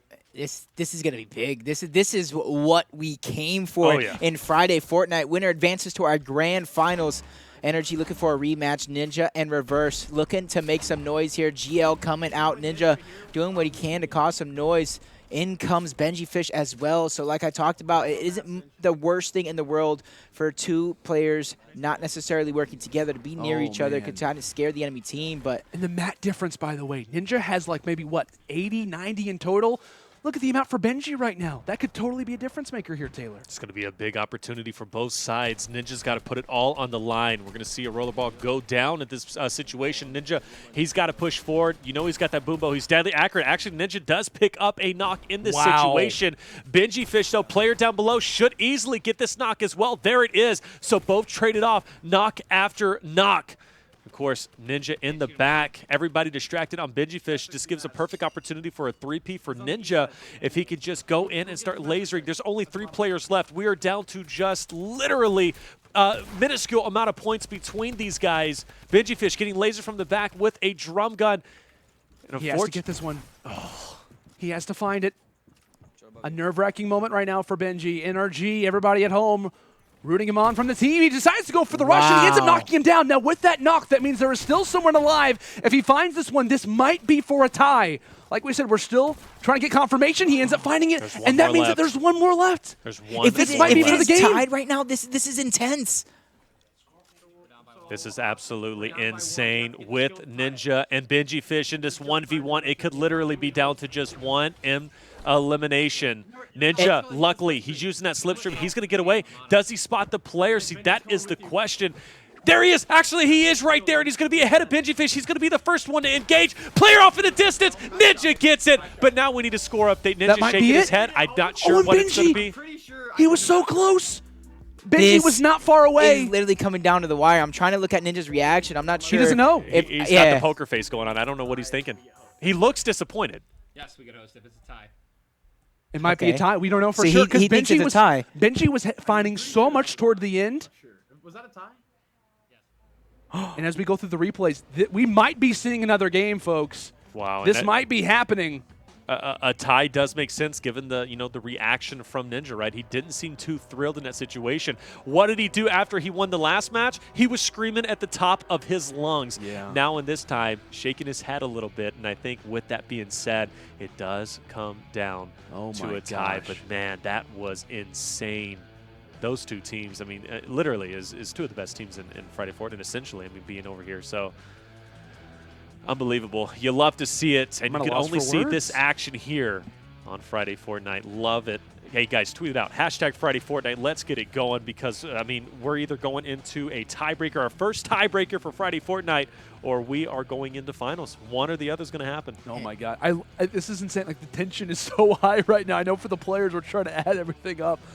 This is insane as we watch a few of these fights. I mean, just watching this game, it was a fantastic one here, Jacob. I mean, I didn't really know how to call it. I thought that maybe kind of toward the end it was maybe advantage toward Ninja and Co, but Benji went so big in this 1v1. There's so many things I wanted to point out. How Benjyfish even got into that box, there's actually a trick. How he had the stairs over his head. Yep. He goes to break the cover, and then he jumps at that last second when he goes to break, and that pushes him forward. He's able to phase through the builds right there at the end. So great heads-up play and knowledge from Benjyfish on the mechanics, but that's a series of events with Reverse going down, then Savage going down, and then it literally coming down to possibly the last kill to advance. No, it was. Right there it is. Look, 37-37. They're all tied up. We are going to another game. Wow. I know. And like I said, for those who don't know how it works, it's pretty simple. Most eliminations wins. That's kind of how it works. We're going to keep going until somebody wins, but my God, what an insane matchup. I mean, we were talking about how crazy this kind of rematch was going to be, the way that we saw Energy kind of perform, the way that they pretty much dominated Ninja and Reverse in game one, winning that one 21-11, and pretty much just kind of snowballed from there. And the way that Ninja and Reverse have been kind of starting things off in early game has been so impressive. We talked about if they could just lock it down, if Reverse doesn't get knocked toward the end. Yeah. What kind of difference? All the difference in the world. It probably is. All Yeah, it's probably so much more different of a situation. So, guys, we're headed to another match, a game number 3 to decide who goes on to the finals. I think it's fair to say Friday Fortnite in 2019 it has lived up to the hype. It's probably been one of the best ones, if not the best that we've had up to this point. Feel free, if you haven't done so already, get involved in the conversation. Let us know in the chat who is walking away with this game. Is it NRG? Is it Ninja and Reverse? Let us know on Twitter as well. Tweet at us at UMG Gaming. Use the hashtag Friday Fortnite. Let's keep us trending. But here we go, our third map. It's time for some OT. Who will be clutch? Who's moving on? As now it all comes down to this. A 1 to kind of kick things off as Benji, first blood found, and as Benji would do, very first player in the lobby is done for. From Paradise to Megga, right? Paradise, kind of at an area that is very familiar to Ninja. You see him all the time on his streams whenever he's playing with Dr. Lupo, TimTheTatMan. They love to head over towards that location, so he's very comfortable, and he knows it like the back of his hand. Megga, though, a very familiar face, too, when it comes to Benjyfish and MrSavage, so not too surprising of a landing, but I got to say, I think Paradise is going to be popping off. I do believe this was off the initial start, so with that being said, a lot of potential to come out with a nice sizable lead for Reverse and Ninja, depending on how they play this. You see him spotting another enemy across at the hotel. That's kind of close to where Ninja is at, but we're going to jump on board the Energy Boys as he pick up another knock. More kills coming out, 2 people in front of him. But since they're knocked, you got to imagine there's more people around. There's more possible points on the board for Energy. Looks as if Ninja and Reverse giving a few call-outs like we said, and Ninja with the quick little spray. Also loses a little bit of HP in the process, so with that in mind, focuses attention just toward his south, and it looks as if a fish knocked down. It's not Mr. Benji, unfortunately, but maybe a little bit of a revenge. Kind of a good moment there from Ninja. Feels a little bit confident that he took down at least one there, but kind of a forethought to the task that he's going to try to implement when it comes down to this game. As we look toward top left, MrSavage and Benji quickly taking down opponents together, as that's another one found in Megga. Honestly, like, normally I kind of be worried about a team being at Megga Mall, but not these two. I mean, it's just literally round after round, they just dominated, and I don't think any of them's been shot at this point. They all seem to just be full health. Well, excuse me, MrSavage, I guess, has taken some damage, so I guess even gods can bleed at this point, but 4 eliminations in the hands of Benjyfish. And MrSavage did a couple himself. So a good answer back to the nice start from Ninja and Reverse. It's going to be another close one, boys. Yep, and already 5 kills for Benjyfish. 5 in just the early landing. And you see, he already knows where Ninja and Reverse are kind of going. They're going to check the score real quick. It is relatively close. It's about, it's 6-8. So only 2-point differential. And that's been the story of this entirety of the matchup, from the winners all the way here to the losers bracket finals.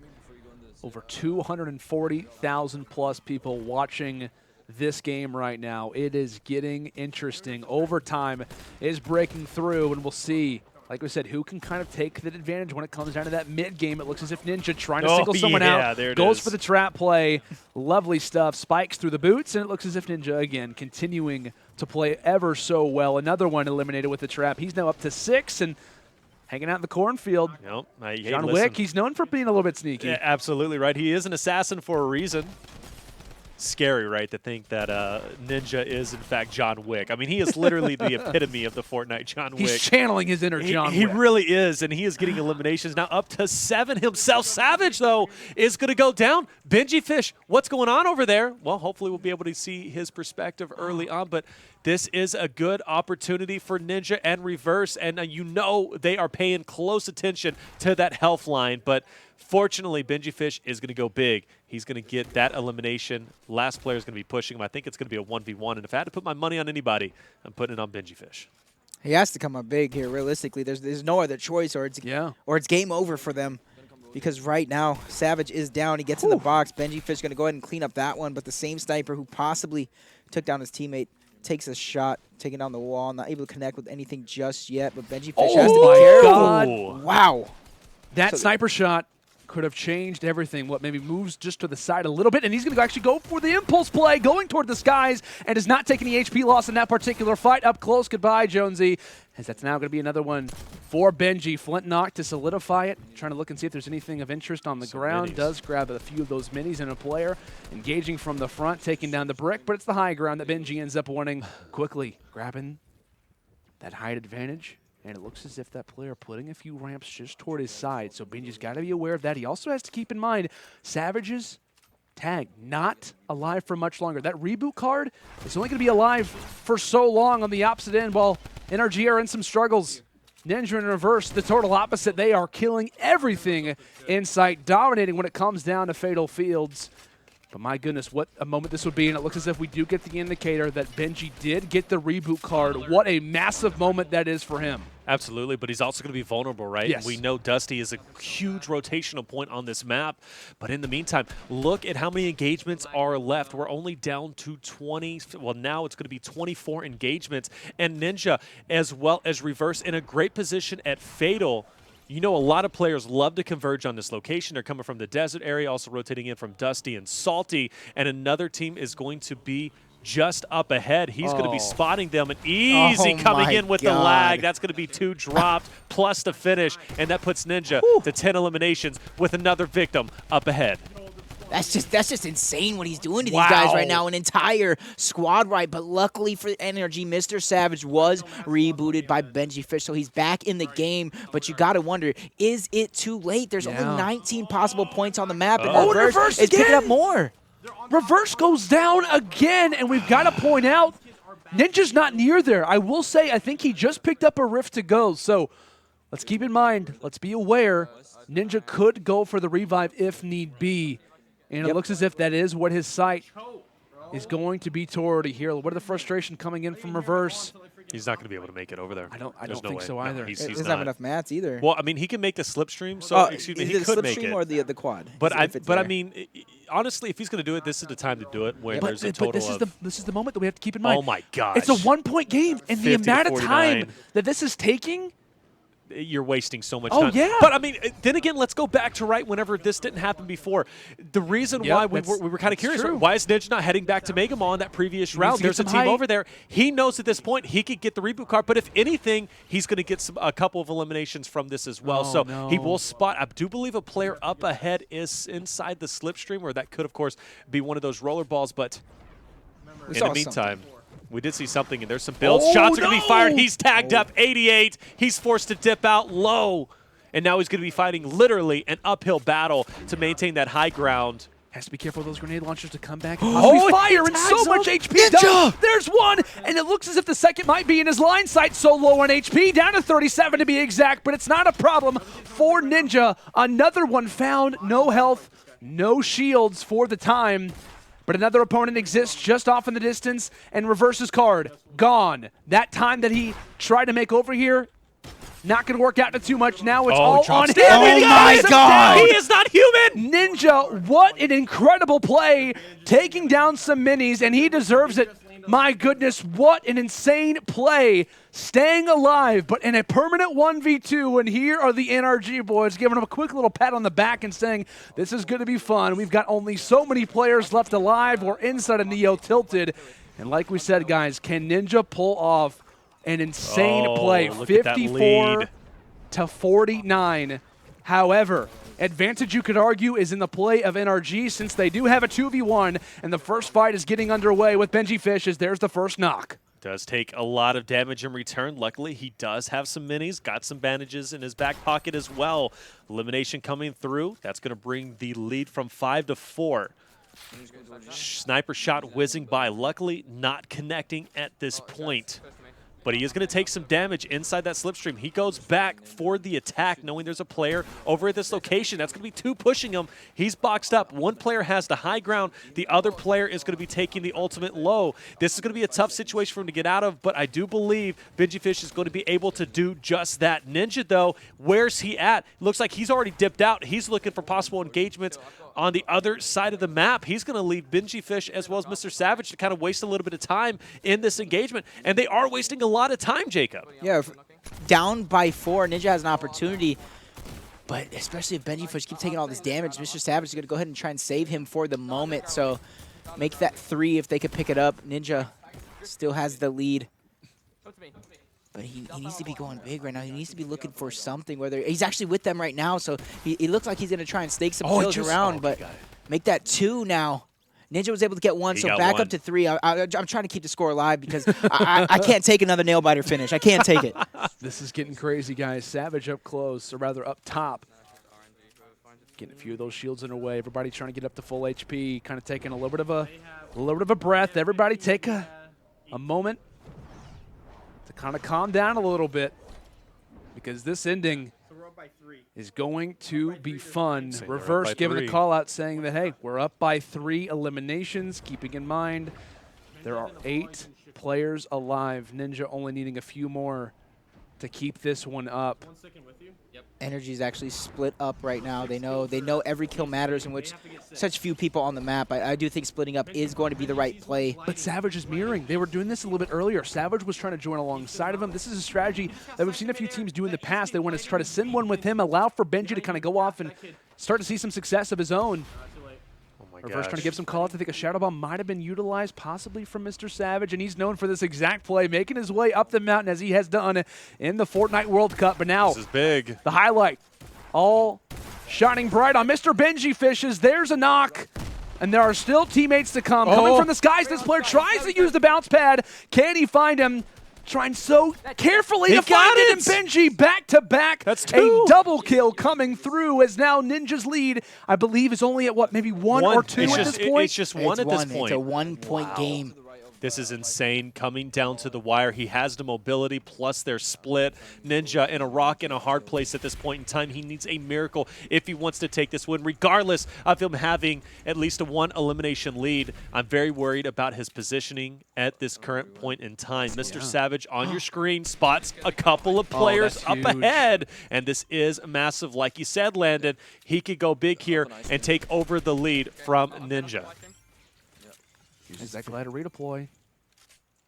Very, very intense game. Like we said, it's a possible 1-point game between these two. Benjyfish already on the side of the mountain, already engaging on the enemy. Especially with the numbers game. The teammate, he's trying to pop a Shadow Bomb. He's trying to get out. Lots of buildings is going to be destroyed. This guy tied at 6 here. Trying to go for those shots on the back. Launch pad just a little bit too late. MrSavage able to get that.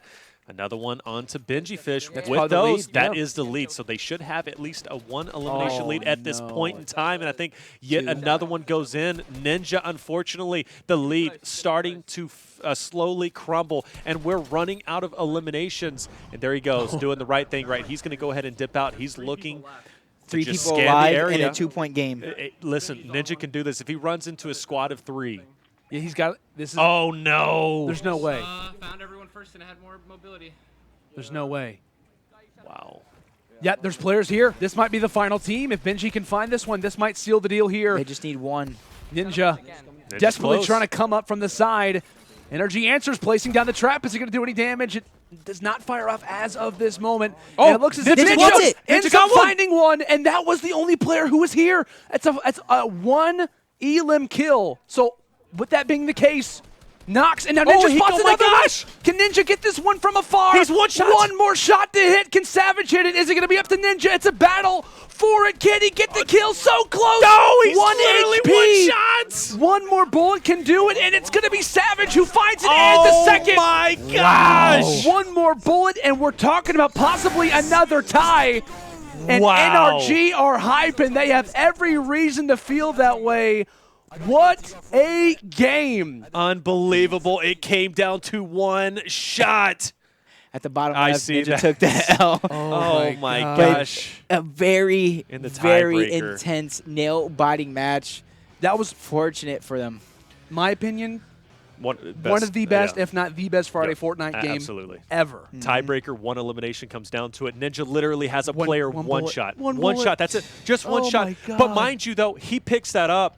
We're going to another tiebreaker. So Ninja I'd be was going cool to with force a it. tiebreaker. Like, Which, I mean, seriously, honestly, oh right? my Because gosh. that was insane. But I got to say, despite Ninja losing that with reverse, what a comeback. I mean, can Oh, we yeah. agree on that? I mean, that was phenomenal. And honestly, he loses that in the end, but it came nothing down to skill. I mean, it just came down to just being in the right place at the right time. And unfortunately, Ninja didn't have the mobility items he needed. Right. And Benjyfish, you know, he came through in that last elimination where Ninja got it.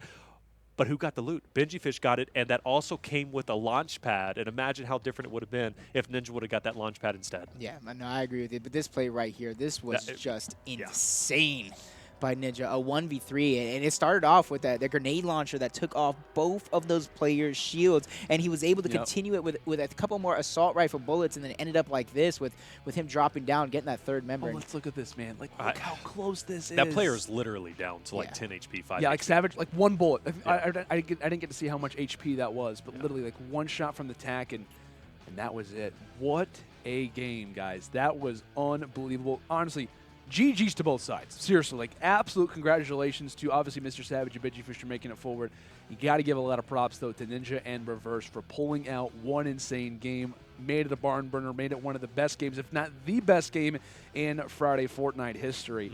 But with that game finishing up, now we do have our grand final set in stone. It's going to be Ghost Gaming's own Kamo and Issa facing off against NRG's MrSavage and Benjyfish. It's a battle of the brands here and a rematch of our winners finals. I'm loving this rematch, right? We saw a rematch between Ninja and Reverse, between MrSavage and Benji. How exciting that was. I can only imagine how exciting this grand finals is going to be. I'm loving every minute of this Friday Fortnite. Yep. Well, I'm just saying, you guys cannot miss any of this action. Oh, yeah. And you guys need to stay up, so go ahead and, guys, crack open a G Fuel and get it going. Yeah. Oh my gosh, I have no idea how to feel right now. Like after that game, it's just like really like that's what we have to live up to. My goodness, our grand finals is set to be a fantastic one. If you guys haven't done so already, as we were talking about it, make sure to use code UMG obviously at checkout for any G Fuel product. Massive thank you to G Fuel. Massive thank you to Keemstar, FaZe, Banks for allowing for this event to be possible. Friday Fortnite has returned, and a lot of people were kind of thinking, hey, is it going to be like Fortnite, you know, in terms of 2018? Is it going to be like Friday Fortnite of old? And I think it's fair to say it has, and it has superseded that expectation. Well, guys, we're going to throw it to a quick little commercial break. When we return, it is grand finals time. Get involved in the chat. Get involved on social media. Keep us trending on Twitter. Hashtag Friday Fortnite. Is it Ghost Gaming? Is it NRG? We will find all of that information out when we come back.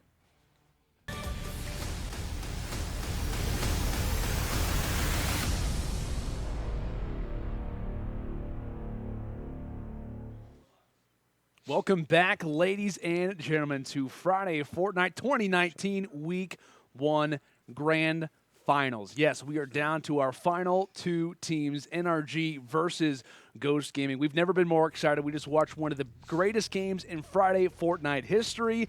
It is getting exciting, and of course, live here from the studio for the final time. Let's go ahead and give a massive shout out to you guys, obviously to our side here. Of course, Lano Sanders, Reflections, Jacob, aka PR. Guys, what an insane tournament it has been, and now one more match to close it out. Yeah, absolutely, and I'm excited. I know you're excited. You Ghost Boys. There's a Kamo out there representing and going big. You actually were talking a little bit about, you know, hey, let's create this montage, well, you think they're going to have some montage credibility now? 100%. After what my prediction is a Ghost victory, that montage is going to have a sweet ending. Oh, That's it's true. going to be insane. It will be indeed, guys. And, of course, if you are interested, feel free to let us know in the chat. Just put Ghost, put NRG, who is going to walk away with this game. As I ask you guys that in the chat, I'm going to ask our guys at the desk, ask our guys at the couch, what are we thinking? Keeping in mind, for those who are in the chat, for those who may not know, if you are coming from loser's bracket, you must win 2 different series. So they win the first one if you're NRG, we then reverse it back and then play this one out again. Since they're coming from loser's bracket, they have to win 2 kind of best of 2s, if you will, or rather, pretty much just 2 matches in itself. For Ghost, since they come from the winner's bracket, they only have to win 1.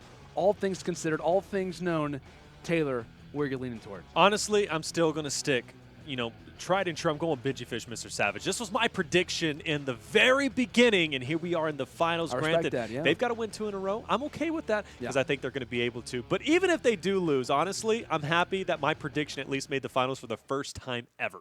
And quick little prediction, Jacob. I think we kind of know where your allegiance lies. Kamo and Issa, all the way. That's where my allegiance lies. That's where my loyalty is. And these are great guys in person. They're even better gamers. Absolutely. Well, of course, guys, as we get ready to fly in for Game 1 of our finals, we want to let you guys know, keep getting involved in the chat.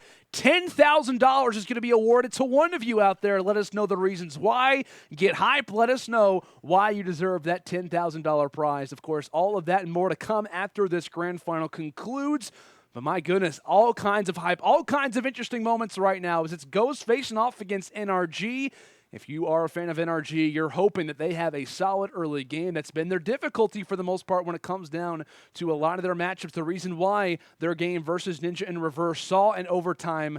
We'll see how they can do in this game. And if you're Ghost, you're feeling a lot more confident knowing that you have at least one series to kind of hang out for. And it looks as if Ghost heading towards Salty Springs out the start. They're going to strike first, but not having a few pickaxe players to wheel and deal a little bit of HP loss off the break. What a way to start our finals with a pickaxe battle.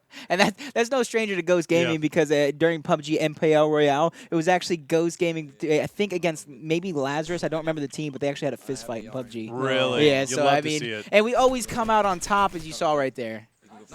Loving it, right? Benjyfish as well as MrSavage. Where do they love to go? Mega Mall. They switching it up? Absolutely not. And they're coming off that high up beating, of course, Ninja and Reverse over there in the losers finals. They're feeling solid, and I do believe their start is going to be even more solid. But yeah, I love the idea that we have Mega Mall as well as Salty both being utilized. They're both hot drops, if you will, and they're both dangerous places to go, so you have to be confident in your gun skill. No, I agree with you right there. You see, it's already the kill on the board. Spotting more targets in front of him. The communication between him and Kamo almost unmatched. As you see them pushing forward as a team, he calls out a knock. I don't think either one of them got the knock because I can kind of see them maybe letting them get the revive, but I know they're looking for the other guy as well. Ooh, cleaning up an elimination. Looking solid. That's going to be 2, plus he's got a medkit. Minis. Not the best inventory, right? But, I mean, he's got something to work with, and that's going to be one more shot left in that great tack. But with it, makes it work, gets a knock. Partner trying to go big as well. It's going to go ahead and spam those walls just a little bit, pushing in, gets the wall, and the easy knock. And since both of them are knocked, you got to guess, where are the remaining members of the squad? Are they kind of hiding somewhere? Or maybe they did a little bit of a similar split drop or something like that. But we're going to switch on over to the NRG boys. They already got some kills on the board. You see 2 for Benjyfish, and he's also landing a couple of good shots on another player who's trying to escape. So this is very, very interesting because it's already high action for both of these teams. So it looks like another close match is in store for us. Definitely looks to be in our sights. I thought maybe Benjyfish might have spotted someone just toward his backside. Regardless, out of sight, out of mind. Back in Mega Mall again. It looks as if he will take that high ground. Subs coming in. Shout out to Benji. Great to see him getting all kinds of love from the chat, from the viewers out there. Support these guys. So it looks as if, like we said, I thought it might have been like as if someone might have been behind them. I got to say, I noticed that Savage has kind of changed over his weapon skin. Normally, a player who likes to rock the Skull Trooper actually going to go ahead and rock team jerseys here with Benjyfish. Maybe wanting a little bit of that team synergy kind of coming through. And also, too, I mean, if you're in a public lobby, you have the OG Skull Trooper pushing you versus a fish. Hey, look, I think I'm feeling a lot more confident. If they knew going it was against the fish. Hey, Yeah. I understand, but hey, you know, a Right. little bit of those mind games coming through, which, believe it or not, that was actually a strategy we used to discuss back in the original Friday Fortnite Defaults, yeah. default skins, right? Because you feel confident pushing a default skin. This was before the craze of the whole fake default skins, right? Right. So everybody thought, hey, default skin, absolute noob, we're pushing them. But I think we've kind of evolved past that. Yeah, thanks. Yeah. But another couple of kills going in way of energy, and another one looks like it's going to get picked up by Benjyfish there. So a match that was led for a moment by Ghost, possibly Energy with an opportunity there to take the lead with those kills. And they're going to continue to move forward, but we switch back on over to Issa. Issa finding another default skin as we're talking about it. Living up to the title, right? As he's actually going to be up to 6 elims. So very impressive performance. Kind of one of my big questions coming into this grand finals, guys, is, you know, that loser's bracket momentum that you're on, right? If you are Energy, you just took down, you know, obviously, you know, Ninja in reverse in a very, very intense game. You're feeling confident. And if you are the guys on Ghost, you've been waiting a while, right? It's been a few hours. You're just trying to, you know, kind of get off a little bit of that rust, try to be aware, maybe even plan a few public matches in that waiting process. But it looks as if right now for Issa, at the very least, he is not slowing down. That rust is not a factor whatsoever, as Kamo actually does get tagged up from the backside. He's going to rely on Issa to try and help him out in that situation. Going to go and grab that mini to get back up to as much HP as possible. Water falls down, and now it looks as if Energy might be joining the fray. I see a lot of those arrows starting to combine together as a nice knock comes in from Kamo. And this actually could work out in their favor, despite having to fight their opponents off to get these eliminations. You know, taking a lot of damage is going to be Kamo, but luckily he's going to, you know, come through big in the end. And honestly, does it surprise anyone here? I think he's one of the most solid players that we have seen as of yet, and he is going big. Neil tilted pretty lonely, though. I think we only have Issa over here, at least on his side. Nice little split coming through. Confidence in, but what a shot. Goes down to 26 health. Luckily, we'll get 6 minis in return, but you don't want to be taking too many of those shots because you never know which one's going to be your last. Gets it right out of the sky, and this is where you see them united with Kamo. It's probably trying to steal a couple of his kills, but the whole time we saw both Kamo and Issa popping off with some kills. I saw in the kill feed, Energy was kind of doing the same. And I don't think any of this action is going to light up just yet. As you see, Kamo actually take it out. Yeah. And Issa's actually low as well, and he's nowhere near either one of these players. As you see, Kamo is going to get thirsted cleaned up, so you got to hope that Issa eventually gets the reboot card. But Benjyfish and Energy, they're going to continue this action. They're not going to slow down just yet. Getting another down. Kamo's going to get finished. You hear him talking about it. Kamo is going to get finished. So Issa, with this game close already, he has an uphill battle. There's 2 guys here. I do believe Issa's actually going to be rotating over from Neo Tilted, so maybe a potential that he'll get over there, but he's also going to have to skip up on these eliminations as well, which is a big deal. You do not want to give them to your opponents, especially MrSavage and Benjyfish. Like I said, they're feeling solid. They just beat Ninja and Reverse, and they are going to continue striving forward.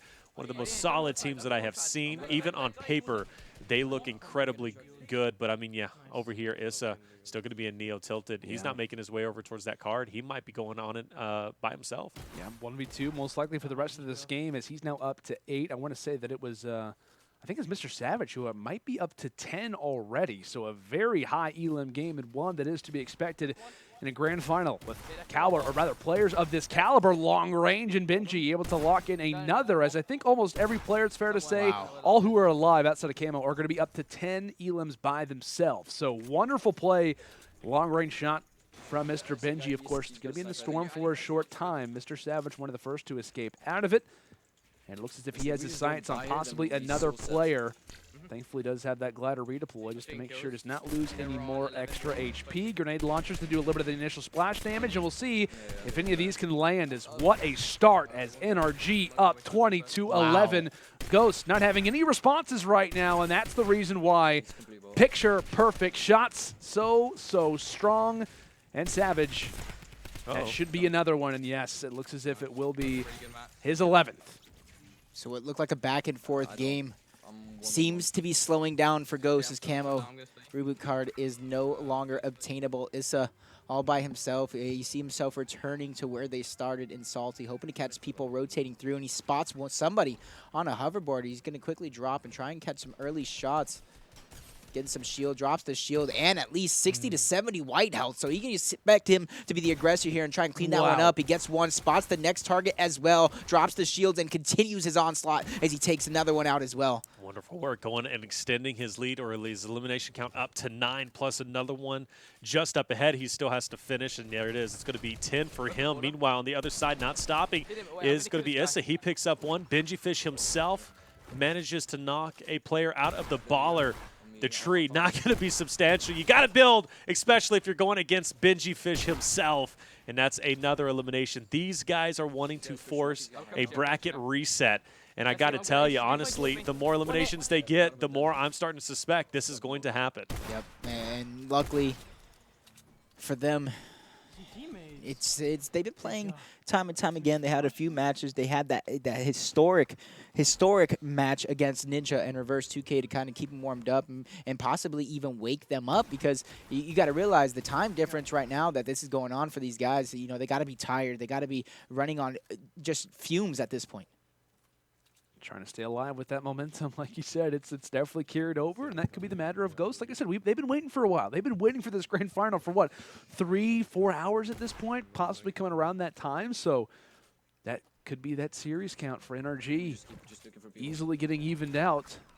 All things considered. Do you want me to go to Issa and then you search? I think that's a good. Benji and Savage, and I wanted to hear that communication for a moment. I do believe they're kind of thinking about that strategy, which is what they were implementing versus Ninja and Reverse. Since they hold the 2v1 advantage, they want to kind of most likely send Benji off by himself. Savage most likely will start to kind of mirror or try to third party essentially any fight that Issa starts to get involved with, making sure they have a hand in every fight that Issa kind of engages upon, while they have one player kind of splitting, trying to utilize those numbers to their advantage, as many teams have done that in the past, and I got to say, normally it works very well.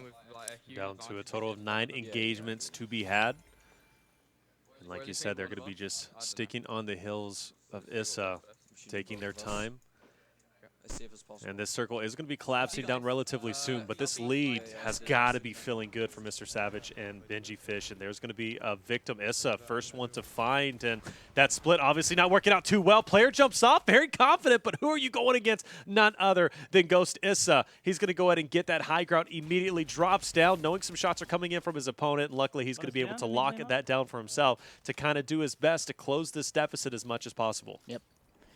And relatively close. I do believe maybe 8 after him picking up that kill. So it's just a matter of finding the kills and finishing them off before Energy does, because you can already see that they're chasing him. They're following him around and trying to steal anything, any momentum, any kills out from under him.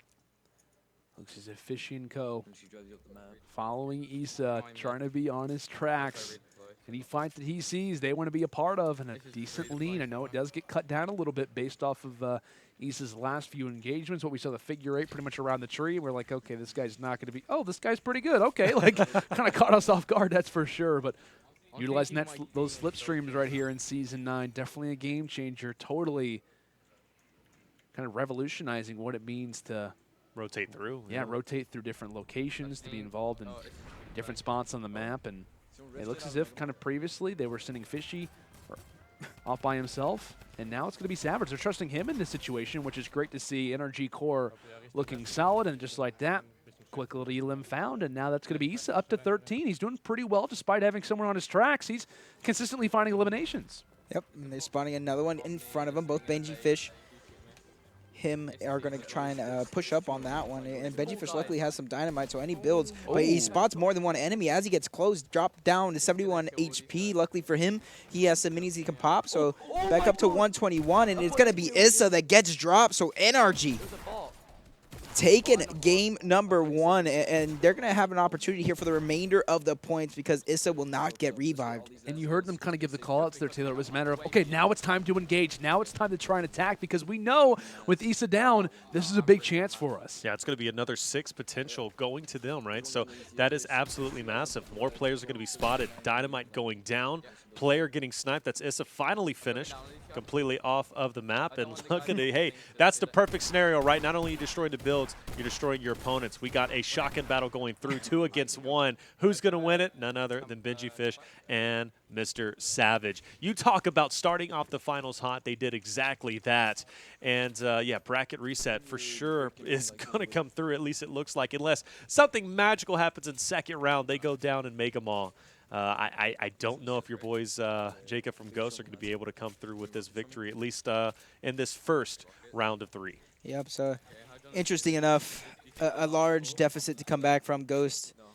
They have one more game to kind of close it out in one series, but luckily, since how well they were playing earlier on, they're going to have to lose twice, being from the winner's bracket. Yep. But energy right now with 4 possible points left on the map, they can continue. They can continue to get 4 more points. They can possibly go into game number 2 with a 12-point lead. It's pretty good. Not bad. That's for sure. Of course, we're using air quotes there. That's for sure. It looks as if Savage, though, quickly grabbing high ground on these players that thought they were in a pretty advantageous situation. Go ahead and, I believe, utilizing that grenade launcher to do some of the initial splash damage. Player tries to desperately take high ground, but he's pretty much just locked in a 1-by-1. It's Fishy from the backside, and thankfully Savage has that trusty glider redeploy to make sure that he is up in arms, destroying the builds and destroying lives. NRG looking alive and looking all nice and well. And I guess I could say if you're Ghost right now, it's kind of a matter of, hey, like, we kind of know we're coming to this one with a massive deficit. Let's try to keep that in the back of our minds and notice that, hey, like I said, we do have a little bit of a cushion for the most part. Do we want to utilize that? No, but that is the case. And I think it's fair to say NRG, they are feeling very good after that last game and trying to act as if, hey, you know what, winners finals, that was different. That was one series. This is a totally different game right now. This is a totally different matchup. We're in a different mindset overall. They're coming into this thinking, hey, we're the best team in the world. That winners final, it didn't mean anything. It wasn't real. It didn't actually happen. Up by 10 and potentially going to be 12. And I do assume they're going to be able to pick off these last teams. But we talked about there were 6 people left on the map that they were going to be able to pick up. And I think they've picked up every single one so far. So you talk about having the perfect ending as your teammates go down. That is exactly what is going on in this situation. They're just going to top off the shields a little bit, get ready for this final fight. That circle is going to be small. They're waiting for their opponents right on the edge. Yep, and with only 2 kills remaining, I talked about a possibility of a 12-point lead going into game number 2. You got to wonder what's going on in Issa and Kamo's head right now. How are they prepping for game number 2? And then, you know, how are they, if game number 2 doesn't necessarily go their way, even if they come out winning, you know, at the end, if they don't have to score and they go into a second series, you got to think, because I'm not sure how often these players are in this situation simply because this isn't our typical format. No Traps way. You placed got to down. be kidding me. Oh, Benji. You love to see it. Breaks it down. Yeah, checking bushes now, too. He's like, hey, if that guy was just chilling in that little shack, then I got to check every bush out here, because who knows what the last guy is going to be, right? Because in this situation. Is he in that bush? No. Actually, I thought I saw shots coming from the bush. Would have been a funny way to end it. Is he in the tree? Not that one. No. Well, maybe. Oh, there he is! A baller! He's playing for World Cup. He's practicing. Oh, and He thought this was ranked mode. They're gonna enjoy that one. That's a good fucking start, man. Oh my gosh! Oh, you love to see it. Incredible beginning from the boys on NRG, as they are going to possess. I think that's what, 29-17 advantage coming into this next matchup. And if you're Ghost, you're staring at that mountain, and you're saying, hey, you know what? Like I said, we do have that extra series, but boy, if we can make a comeback here, if we could have a solid early game, which has technically been NRG's problem. They have been struggling heavily outside of this last game, but versus Ninja in Reverse, they were having so many problems just getting off to a good start, seeing success. I will say, though, they can kind of play a little bit more passive, though, if you are NRG. They can kind of allow for the early game to go the other way because they have a very dominant lead. It's not their DNA, though. I mean, Yeah. it seems as if every time they have a lead, it doesn't matter. They're going to continue to go where? Mega Mall. And that just seems to be their area, which is so funny to me because retail was an area no one liked to go to. All of a sudden, it changes over to Mega Mall. You have a little bit more coverage. Literally, with the being a mall, you have that open area, and it seems to work out quite well for this duo. Probably one of the only duos that really like that spot, at least when it comes to elimination-based tournaments. We casted a lot of Fortnite for the Sunday Showdown, and not once did I don't think I saw a team like kind of prefer Mega Mall. Yeah, it was always kind of like an off strat, like, hey, we'll go down here, or rather we'll go here if there's a deficit, anything like that. Let's take a look at this highlight again. Yeah. I love that.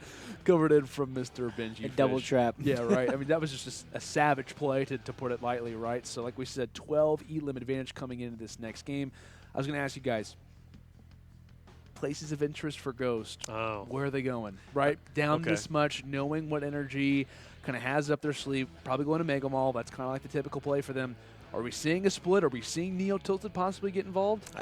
I think a Ghost could probably do some sort of a split. I do think one of them might still go towards the typical salty spot that they normally go, but I could see maybe a little bit of a split, maybe even going Dusty, so even though you're doing a split drop, you're still relatively close as well. And Dusty's not a bad drop, right? But you drop Dusty, you can kind of cut off that rotation from Megga, but we're already getting our answer, and we're going for a hot drop here on Polar Peak. Look how many players are here.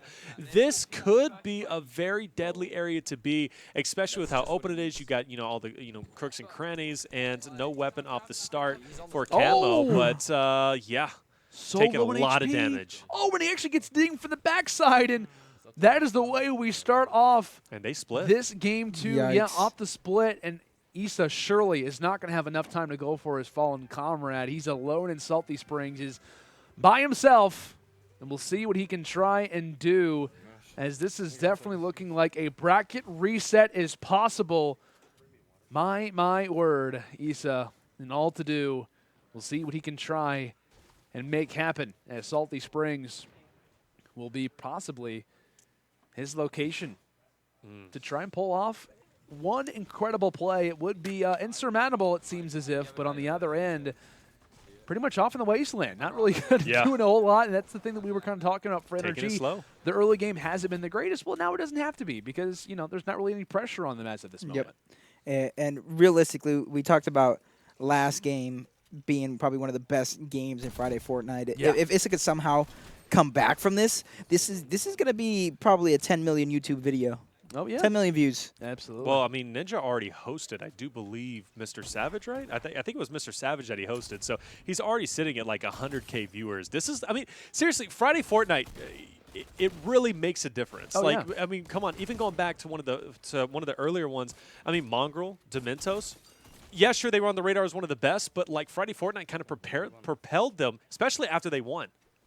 I will say, Savage did go down there. MrSavage does get taken down. Reboot card now available, and based off the locations, Benjyfish, not too close. Actually, very far away for now. Gonna have to make a decent jaunt, maybe even utilize a few of those slipstreams from those turbines. But so go and fly up. We'll see what his target is. Is he going to be going toward his teammate? It looks as if that might be the thing that's kind of in his line sight right now. I think it's fair to say, guys, probably want to go for your teammate in this instance just to make sure things are good to go, because, hey, if it happens to kind of go toward an awkward situation, say Savage doesn't get picked up, Benjyfish gets in an awkward 1v4 squad fight, ends up dropping, then Issa kind of has the rest of the game, and it's only coming down to 10 eliminations. And let's be honest, 1v4 squad games, for all of our players here, it's I don't want to say it's common that it happens all the time, but if there were players that could make something like that happen, it would be one of them. Oh, yeah. I mean, it's honestly, no matter how much of a fan I am of MrSavage and Benjyfish, yeah, for sure. If Issa is alone on the map, he can clear 10 kills or 10 eliminations probably relatively easily. So, got to be worried about that. And reboot card is going to be Let's be careful here. Close. I want to say that there was someone that might have been in blue along with Benji at the time. Yep. It sounded like it at least, but I don't know if that was himself or not, but Issa with a nice double kill right there. Score is on the board, but if you look at our picture-in-picture Benjyfish, he knows there's somebody there. And wait, is it not available? Is this the same thing that we were seeing possibly with Ninja in reverse? No, it's bugged. It fell to the map. It's bugged, yeah. That is so unfortunate. And No you know, way. the second time that has happened, just this night alone, and I gotta say, for all the matches I've played, I've never run into a bugged card either. So I thought it might have been in like third story blue, but I was like, that's not where he died at. Yeah, I thought it was in the basement at first. Yeah. that's rough. Or excuse me, third story basement, I guess you could say. I whatever you mean, wanna kinda call it, but not yeah. necessarily the worst scenario. I'm given the fact that they're up 10 eliminations in round 2, but I mean, you got to be thinking, what if the score was like tied? right? I mean, that Oh, could yeah, have been a absolutely. huge loss on his part. But let's be real here. Benjyfish goes down. Like I said, it's a 10 elim game. Like, Yeah. this is doable for sure. Issa, a lot to do, but his life might have just gotten a little bit easier. Back to full HP thanks to the cozy campfire. Now, someone invisible. I mean, this guy, let's be real, guys. He's got double flint knock. He's not messing around. Yep, he's gonna use those shadow bombs, bouncing off trees. He's just trying to go as fast as he can. You see Benjyfish is get right on his tail, spot another target. 10 elims separating them too. Melted If him. he's able to pick that one, we'll call it 9 elims. That was a quick beam. You love to see it. Plus, he goes in for the finish, and a couple more in this vicinity as well. Another possible target. You see, does the flint knock to get closer over to him. You see the enemy guy trying to build outward. He's building up. It's actually really, really impressive right now, but a nice cone to stop that. But Issa picking up yet another one, a flint, to try and get the movement and go around. And he spots another target, so 2 players already down. Make that a third. Well, I think a third. I think Benjyfish actually snaked it out from under him, but impressive play nonetheless by Issa. And that is Benji's first elim of the game. So, all things considered, we'll see what Issa can try and do. But, of course, as this final fight starts to partake, we'll let you guys know that Friday Fortnite is brought to you by G Fuel, the official energy drink of esports. You can check out G Fuel's newest flavors like Cotton Candy inspired by Keemstar, Battle Juice inspired by FaZe Clan, and Sour Blue inspired by FaZe Rug by visiting gfuel.com. And once there, you can use code UMG for 30% off in honor of Friday Fortnite. So, guys, make sure to use that code. Get 30% off. Massive thanks to our friends at G Fuel. Massive thanks to Keemstar and FaZe Banks for making this event possible. It has been one heck of an event, that's for sure. And based on how this game 2 could go, we might see one come down to the wire. We also could see one that enters into a match reset. Definitely possible as we're watching some flint knock races go through here, guys. I love to see it. This is the funniest thing that you can see in the finals right now, especially since the game is this intense right now. So these players knowing how to use these weapons, and they're taking every little bit of advantage from them. You know, a common flint knock rifle is still, no matter which rarity it is, it's going to do the same. It's going to give you that boost, whether it saves you from falling down or you just want to go faster. I thought they were just preparing for the new limited time mode Epic's releasing, the Flint Knock Race, which is going to be held at the racetrack here on the map. But with that being said, of course, that's just a joke. Don't take me seriously. Throwing out some dynamite, player up ahead, and Issa on your screen, once again melting. But he does get 2 players weak, and you see who's going to be right over there? It's none other than Benjyfish. So if that's going to be the case, he could come in, but 3 go down. We talked about he was only down 7 eliminations. He comes in and gets 3 more. That's only 4. Oh my gosh! This is making this happen. Benji does, I think. Does he? I think he just got the wanted knock. the resource. Okay, Yeah. I was gonna say I wasn't for sure if he had a hand in any of those, but regardless, insane stuff coming through from Issa. Let's watch this one happen again. So peppers up a number of different players. Constant HP loss coming in from these poor souls. There's 1, there's 2, and there is the 3rd. Fantastic stuff coming in from Issa. He knows that his team is relying on him right now to bring this one back. As, my God, this is getting intense. This is getting fun, guys. And up close and personal, it looks as if Benjyfish will find that one. Says, hey, Issa, you can take my scraps. Not a problem. I've got work to do. I've got a championship that I want to win. I want to reset this tournament. And there goes Benji again. Back-to-back elims, but still more fights just around the area. That tree, the hitbox on the tree just won't let Issa out, but Benjyfish right now is coming back. You saw Issa, he started to gain some momentum. He started to get a couple kills with a triple kill replay like you saw, but now Benjyfish, he's starting to heat up as well. So I do believe it might still be something close to a 10-point game, maybe 8 or something like that. I'm not sure. I think it even comes down to maybe a 5 or maybe even a 4 at this point, because I know they were kind of like closing the gap relatively quickly. And still plenty of eliminations remaining. We're at 18 to be had. So with that being said, Issa still very much so in this. But one thing Benjyfish is doing that is great. He is constantly moving and staying ahead. And you see that comes down to at least 7. So yeah, Issa, you know, falling a little bit more behind. Benjyfish taking at least that first early engagement, pushing forward. And this could be great on his part. Wow. Look at Benjyfish just going straight in there, but Issa's probably doing the same thing. Rocket going to come out. Issa take it out too, I believe, with that one. And there you go, Benjyfish trying to clean him up, get those resources as well, but Issa's not going to stop. Luckily for him, he was able to acquire a rocket launcher. Lots of damage being put out by Benjyfish, but he kind of gets built over. So Issa, an opportunity here to come out on top on this kill, but Benjyfish, he's trying to do it as fast as he can to try and yoink it out from under him as well. All out focus, places down the trap, and good night. Wonderful play coming through from Benji is now he's going to be up to 7. A few on ground level, and Issa is still doing damage as he will respond with 1 as well. Back and forth we go, and based off how this game is going, if you're NRG, I'm not sure how confident you're feeling with trades. If this was earlier on in the game, you'd be saying, yeah, absolutely, trades are fine, but at this point, it's getting scary.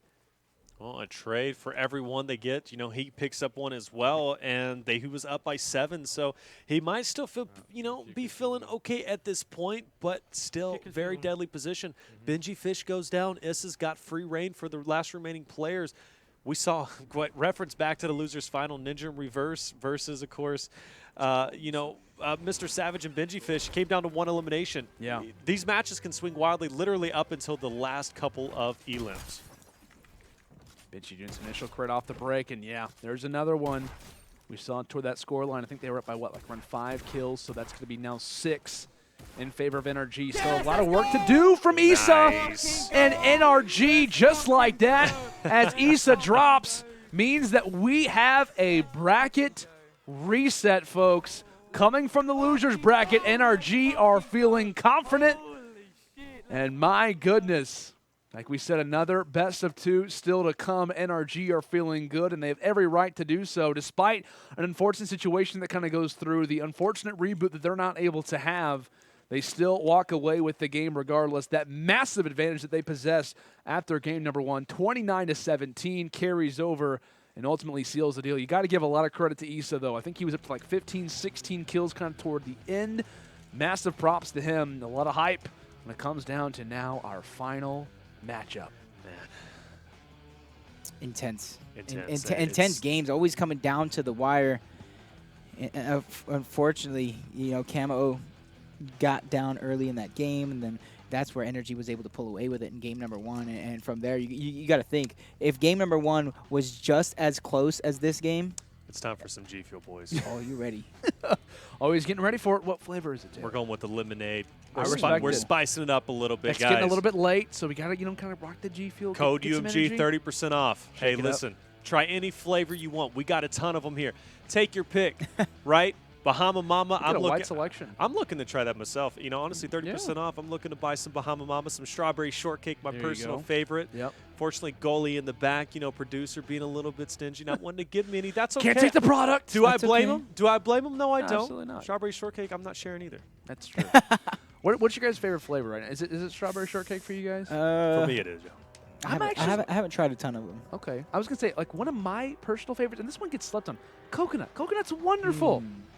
What's wrong with that? I'm just not a fan of coconut in general. All right, man. I don't know how to deal with you. Guys, let us know in the chat. What's your favorite flavor of G Fuel? I'm actually curious what the chat could even recommend a few things. I don't even saw some pictures out there as well. I know we were running something on our social, right? The players where people were taking pictures. Yeah, if you guys are, like I said, watching, drinking some G Fuel, tweet at us. Use hashtag Friday Fortnite. Tweet at our friends at G Fuel as well. And also feel free to visit their website. When you do that, you can feel free to go to the checkout and use code UMG for 30% off in honor of Friday Fortnite. Speaking of prizes, speaking of things that are just only positives for you guys, like we talked about, $10,000 is being given away to one of you guys out there. So make sure to keep getting hype in the chat. Let us know why you deserve it. And after this next series, which of course we do have one more, we will be deciding who gets that 10K. I got to say, man, if I was in the chat right now, I'd be freaking out. I'd be putting as many emotes in there as possible. I'd be giving reasons why I deserve the cash. And like I said, massive thanks to Keemstar and FaZe Banks yet again for putting this all on and for that $10,000 prize. It's an awesome event to be a part of, and I can't wait to see exactly who walks away with that awesome amount of money. Think about it this way, guys. You're watching, enjoying the show, and you're still going to make equal to what the players have been playing all day have been making. You got entertainment? You're going to make more. Because that 10,000 is they got to split it, right? So you guys just watching are going to make $10,000, and I got to say, I'm insanely jealous for you guys out there to be making that much money. Honesty. Hey, you guys are killing it. I got to say, $10,000? Come on. I'm just ready to make a new friend. There you go. That's true. I think he's going to have a lot more new Application friends. has opened up, ladies and gentlemen. There you go. I see a lot of people kind of putting reasons as to why they do deserve that 10K.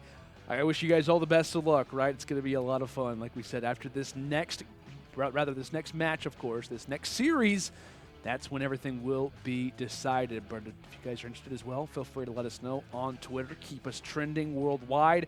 Who is going to walk away with this grand final? NRG versus Ghost. Now we're on even terms, right? So essentially, NRG strikes first. Bracket is now reset, so the winner of this next series will be Friday Fortnite 2019 Week 1 champions. Oh boy, I'm excited to see how this one goes, and I got to say, hype without question in terms of overall just determination. You got to be keeping in mind the momentum the NRG has right now after that last win. They won that one pretty dominantly. They do, and I kind of want to bring up something that you mentioned before and something that we bring up all the time whenever it comes to Friday Fortnite. Sure, we know loser bracket kind of takes a little bit of time to get through, right? So those players are sitting on ice that entire time, right? So they get there, and all of a sudden Issa, Kamo, like they've got to try and go big. Meanwhile, Benjyfishy, MrSavage, they haven't slowed down. They haven't stopped. They are warm and ready to go, coming off a hype win off of Ninja and Reverse, probably one of the most solid teams in a tournament, now forcing a bracket reset. All the momentum and the hype is now in their corner. No, I agree with you 100% there. And it's looking at Kamo and Issa to kind of wake up from their slumber and start to heat things up, because you saw Issa right there at the end. He started to catch on, but by that time, it was kind of too late, and the deficit was just too much. So you can't allow yourself to go down that early. I mean, that's kind of obvious, but you know, when you're going against some of the best players in the world, there's almost no opportunity for comeback. We see it sometimes, but we don't see it very often. Oh, we don't. Yeah, it's going to be a very interesting grand final. That is for sure.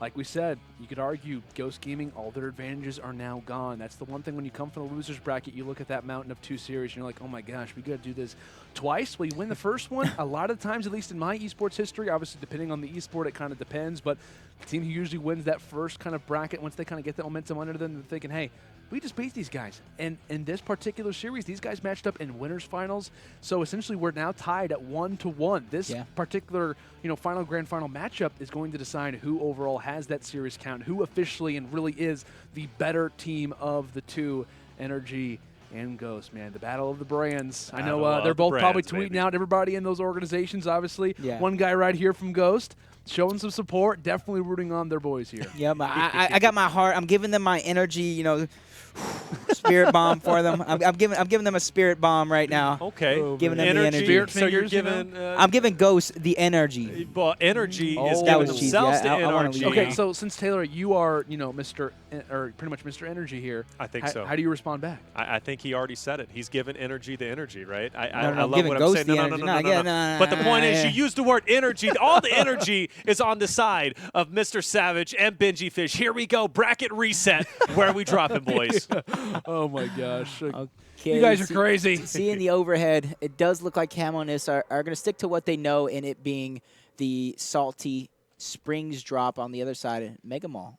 So that's kind of what we've been, for the most part, expecting. Both teams kind of going back to what has treated them so kindly and what has brought them to this particular point. First person hit the ground. It looks as if it will be MrSavage, and utilizing those slipstreams. We talked about that strategy at the beginning of the tournament. It is so useful.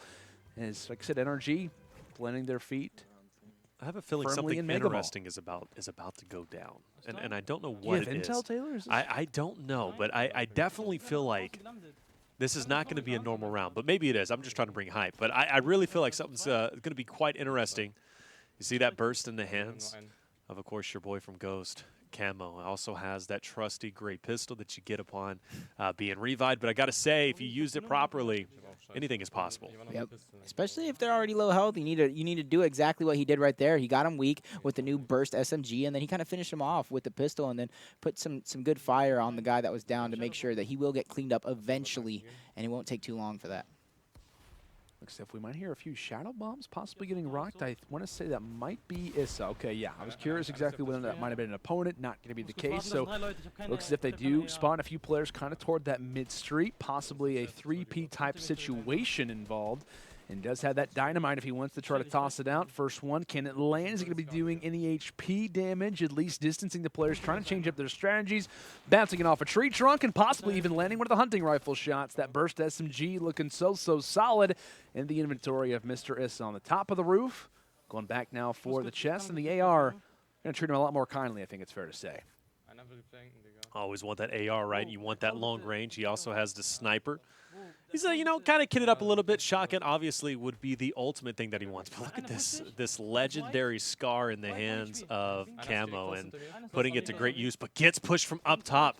He only has that SMG for up close. We've seen him kind of work with, you know, an inventory that's in shambles, but without a mats, no inventory. This is going to be a tough situation for him, but luckily his partner is tearing it up. Issa coming in, the double team, and that's going to be attack in the hands of Issa. So it looks like a good squad wipe on the side of Ghost.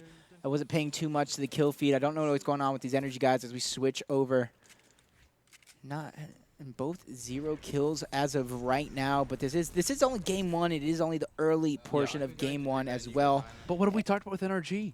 Slow early game. That's been their continuous thing that has been kind of not necessarily ruining them in series because they're winning still, but it's been a matter of them just clutching up. And I got to say, versus a team like Ghost, it's a much different team, right? Like I said, you know, that first kind of series is clearly out of the way. I think Ghost is feeling a lot more confident in themselves. So could NRG's problems that have kind of existed throughout the tournament. The one problem that you can only kind of allude to, there's not many things that you can critique on any of these 4 players, but that might be the one, and that could be the one that overall makes the most amount of difference, is Benji already spawning someone, quick little hop up, and that player's made quick work. The combat shotty from range.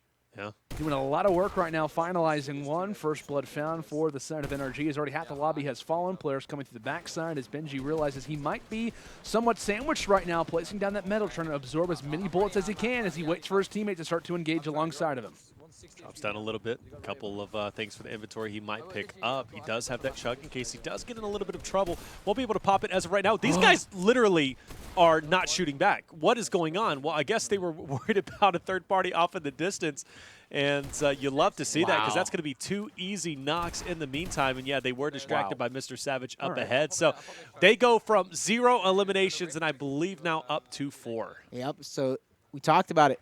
Slow early start, but on their rotations, energy seemingly always able to pick up a large number of kills in the mid game leading into the late game.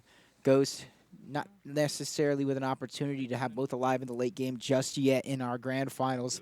They're looking to make that happen here. It's just a matter of can they do it. They do have the lead for right now.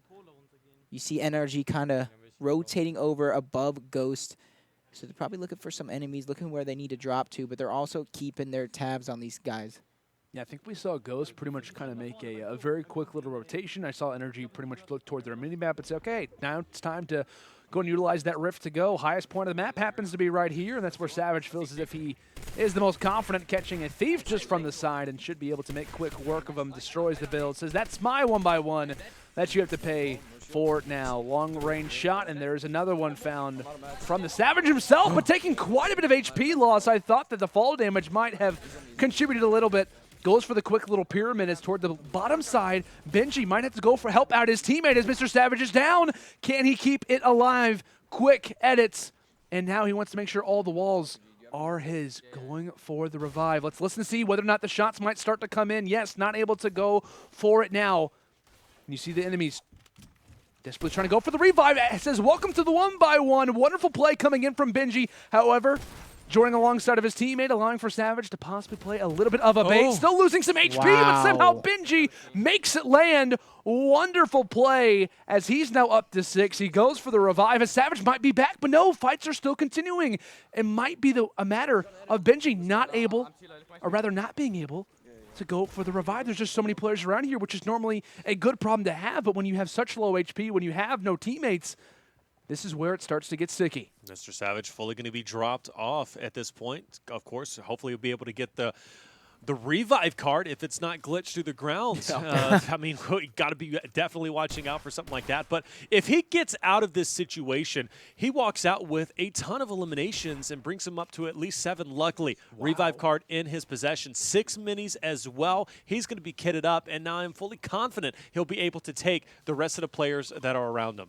Rocks the bush, also has the impulse grenades if he wants to try to make somewhat of a highlight play. Of course, with enemies having that high ground advantage, he's going to go ahead and get out of dodge. I like the play. I think it's a decent strategy to try to utilize. So as Benji somehow stays up, gets the reboot card, which means that we could see MrSavage making somewhat of a comeback back toward the Ghost Boys as they're on the outskirts of Neo Tilted and clearly seeing a lot of success.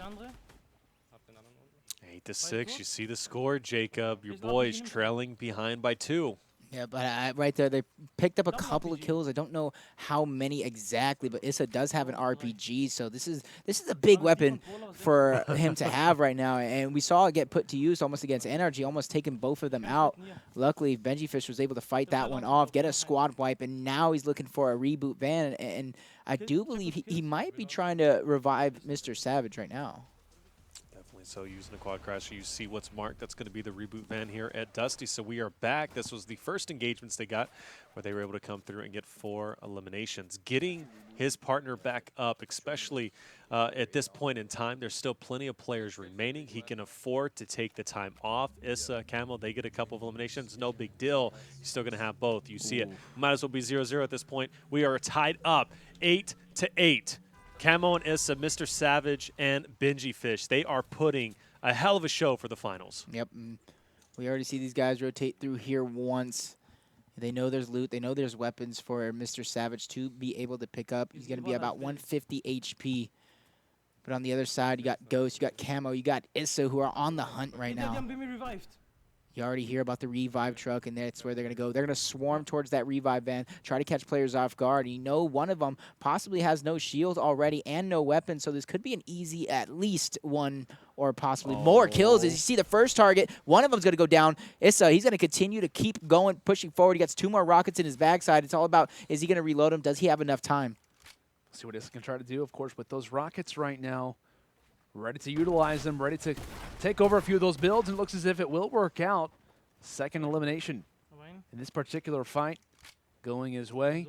And these players just have no idea what's about to come as there's the third. Missiles from the skies at Issa continuing on from his last game. Heroics and beams another up to 9 eliminations in total.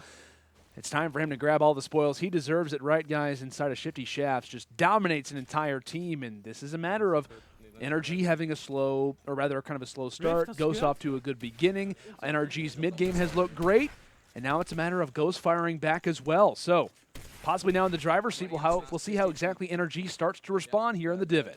There we go. Both players are going to be up for the NRG boys. You see one has ultimate high ground, one taking the low.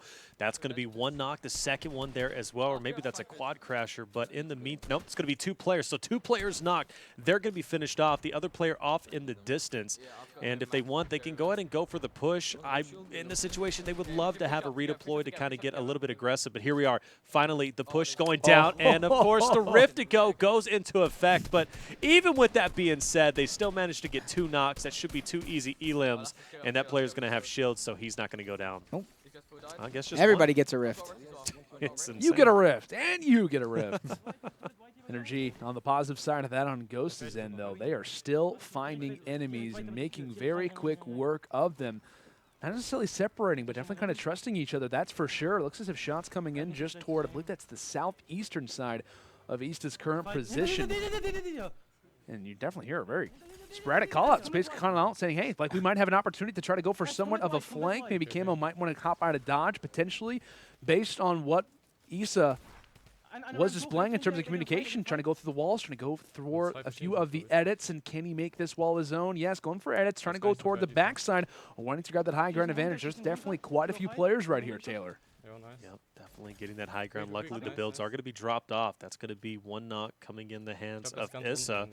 Kamo focusing now down low. Another knock in his hands. Do believe there's at least going to be 2 more players in. this vicinity. And what's really great about this positioning, you notice now we're down to a total of 4 engagements. Benjyfish will find a couple on his ends, but using that slipstream, they're going to be able to potentially find the rest of the players. There's one. He'll go ahead and potentially jump on top and fire some shots, and yep, he's going to go ahead and take the high ground, and it's business as usual to kind of finish us off, and every elimination is going to be a blessing at this point, and I do believe player is going to be joining from the NRG boys, but Issa, he's going to capitalize, and he's going to manage to get that elimination. Yeah, Ghost is beginning to pull away with this one right now, ladies and gentlemen. These guys waking up from their sleep. Everything is on their side right now. It did look like for a moment in series number 1, energy, all the momentum stolen out from under Kamo and Issa, but they are back, ladies and gentlemen. They're putting on a clinic for us. It's going to be up to energy to keep this relatively close going up into game number 2. But if Issa can find people like that, get the easy clap, and then from there, you know, it's going to be a big lead for these Ghost boys. Easy clap. There you go, just to capitalize that. He's passionate about Ghost, and rightly so. And, you know, I got to say, I am very surprised that these guys have not been grabbing snipers, right? I mean, they've been literally passing up on all the heavy snipers, maybe because it's just a bit too slow yeah, for no, their playstyle. that's, to me, that's exactly what it is, because you got to get in the face. You see how many occasions these players are in each other's faces, in each other's boxes, and going from there. So a sniper, it's slow. I mean, yes, you can kind of hit a shot and then try and move up on them, but then you have to reload, and then you try again, and then you get stuck. And some players at least get stuck where they have the sniper out for too long. If all 4 of our players are pretty much dived into one portion of the map, thinking that surely there was somebody around the area. Well, might even had a rift to go. Who knows at this point? They're even looking toward the skies. Where is this guy at exactly? So with that in mind, these eliminations toward the end game are very, very crucial. We saw the scoreboard for a moment. Ghost easily taking the advantage when it comes down to game 1 of our reset grand final. If you're Ghost, just trying to distance yourself even more is the key. If you're NRG, is, hey, let's pretty much try to get back in this game. Let's make sure that when it comes into game number 2, we're not at so much of a deficit. We might even have to split. There we go, final guy somewhere around here. But, you know, honestly, like, Ghost is looking so solid. What was the score? 21 to 12 or something like that. They had a nice size lead going into round 2, regardless how this last one is going to fall down. So yeah, 21 to 12 to score. Last elimination. I mean, really, even if MrSavage and Benjyfish get it, it's going to be negligible at best. Going into round number 2, that's going to be a nice lead. What, 8 so far? Interesting, interesting. Where this guy could be hiding, because right now it's just only 1 elimination.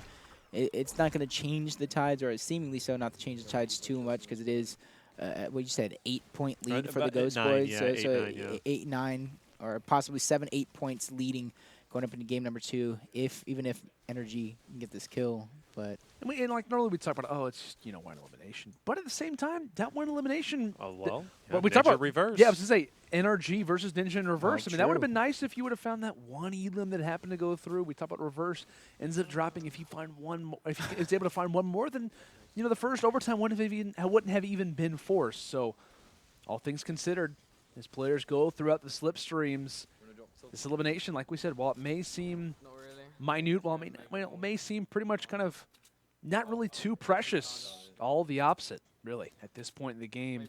As that zone starts to fall, could he even be inside of the corn? I thought I heard them talking about possible drop locations for next game. Energy said something about tilted, maybe dropping tilted. So we could see their Neo tilted drop coming in game number 2, because, you know, even if they get this kill, this is going to be an uphill battle for energy, and it's almost deflating for having an impressive first matchup and then coming in game number 2 and then trailing 10 essentially.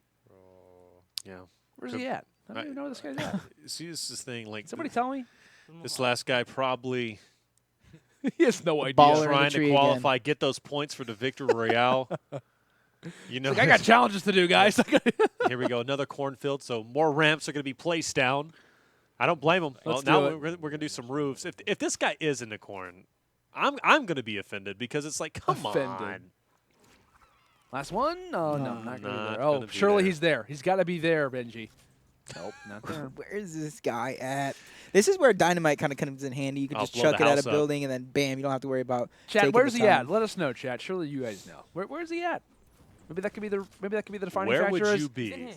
I think. Wait. Oh. I don't know. That's the definition of where this final player is. He's right here. Nope, not right there. Chat, if you know where he's at, maybe that could be the key in you winning $10,000. Who Oh, knows? stop So, it. I'm just saying, if you know where he's at, you say, oh, he's behind the second, barn off to the left. I don't know. I'm just trying to help you guys Where out. is Waldo at this point? I was great at that game whenever I was a kid.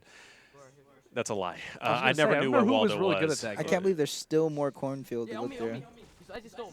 Was he? Oh, Edge of Storm. He said it. He said it. Was he actually in the corn? I don't know. Somebody said Edge of Storm. So no. Okay. The most wanted man in all of Fortnite. And they find him. Was he? Okay. Okay. Oh, NRG. behind a tree. Wow. Of course. So- You know what? He could have been in the water too, just ducked down on the edge. I don't know. At any point in time, go for it. Try to win the match. Whatever. It is what it is. But we talked about it. Who ended up getting that last one actually? So it ended up being I believe, Energy got it. Energy, right? So that's going to be, I believe, an 8-point deficit going into round number 2. Not too crazy, but you did actually overhear them. So great job listening to that. Neo tilted seems as if that's where they're going to be going.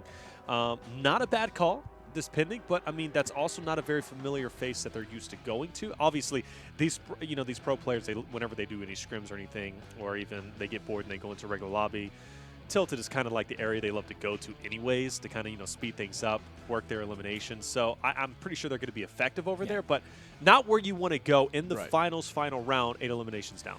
Yeah, man. This is not going to be easy, that's for sure. All things considered, if you are NRG, you've talked about, hey, we came through the losers bracket. How difficult was that? The grueling match that it took to take down Ninja in reverse just to get to this point to lose in the grand finals after we already reset. I know those guys want something more. I know they're hungry. And like I said, with that possible Neo tilted drop, I'm curious to see if that will be the case. Like we said, guys, this is going to be fun. Like we said, this game number 2, it all comes down to this.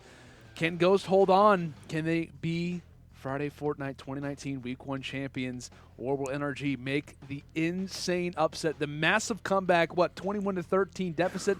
That's significant for sure. Yeah, that's two it's squads. a big one.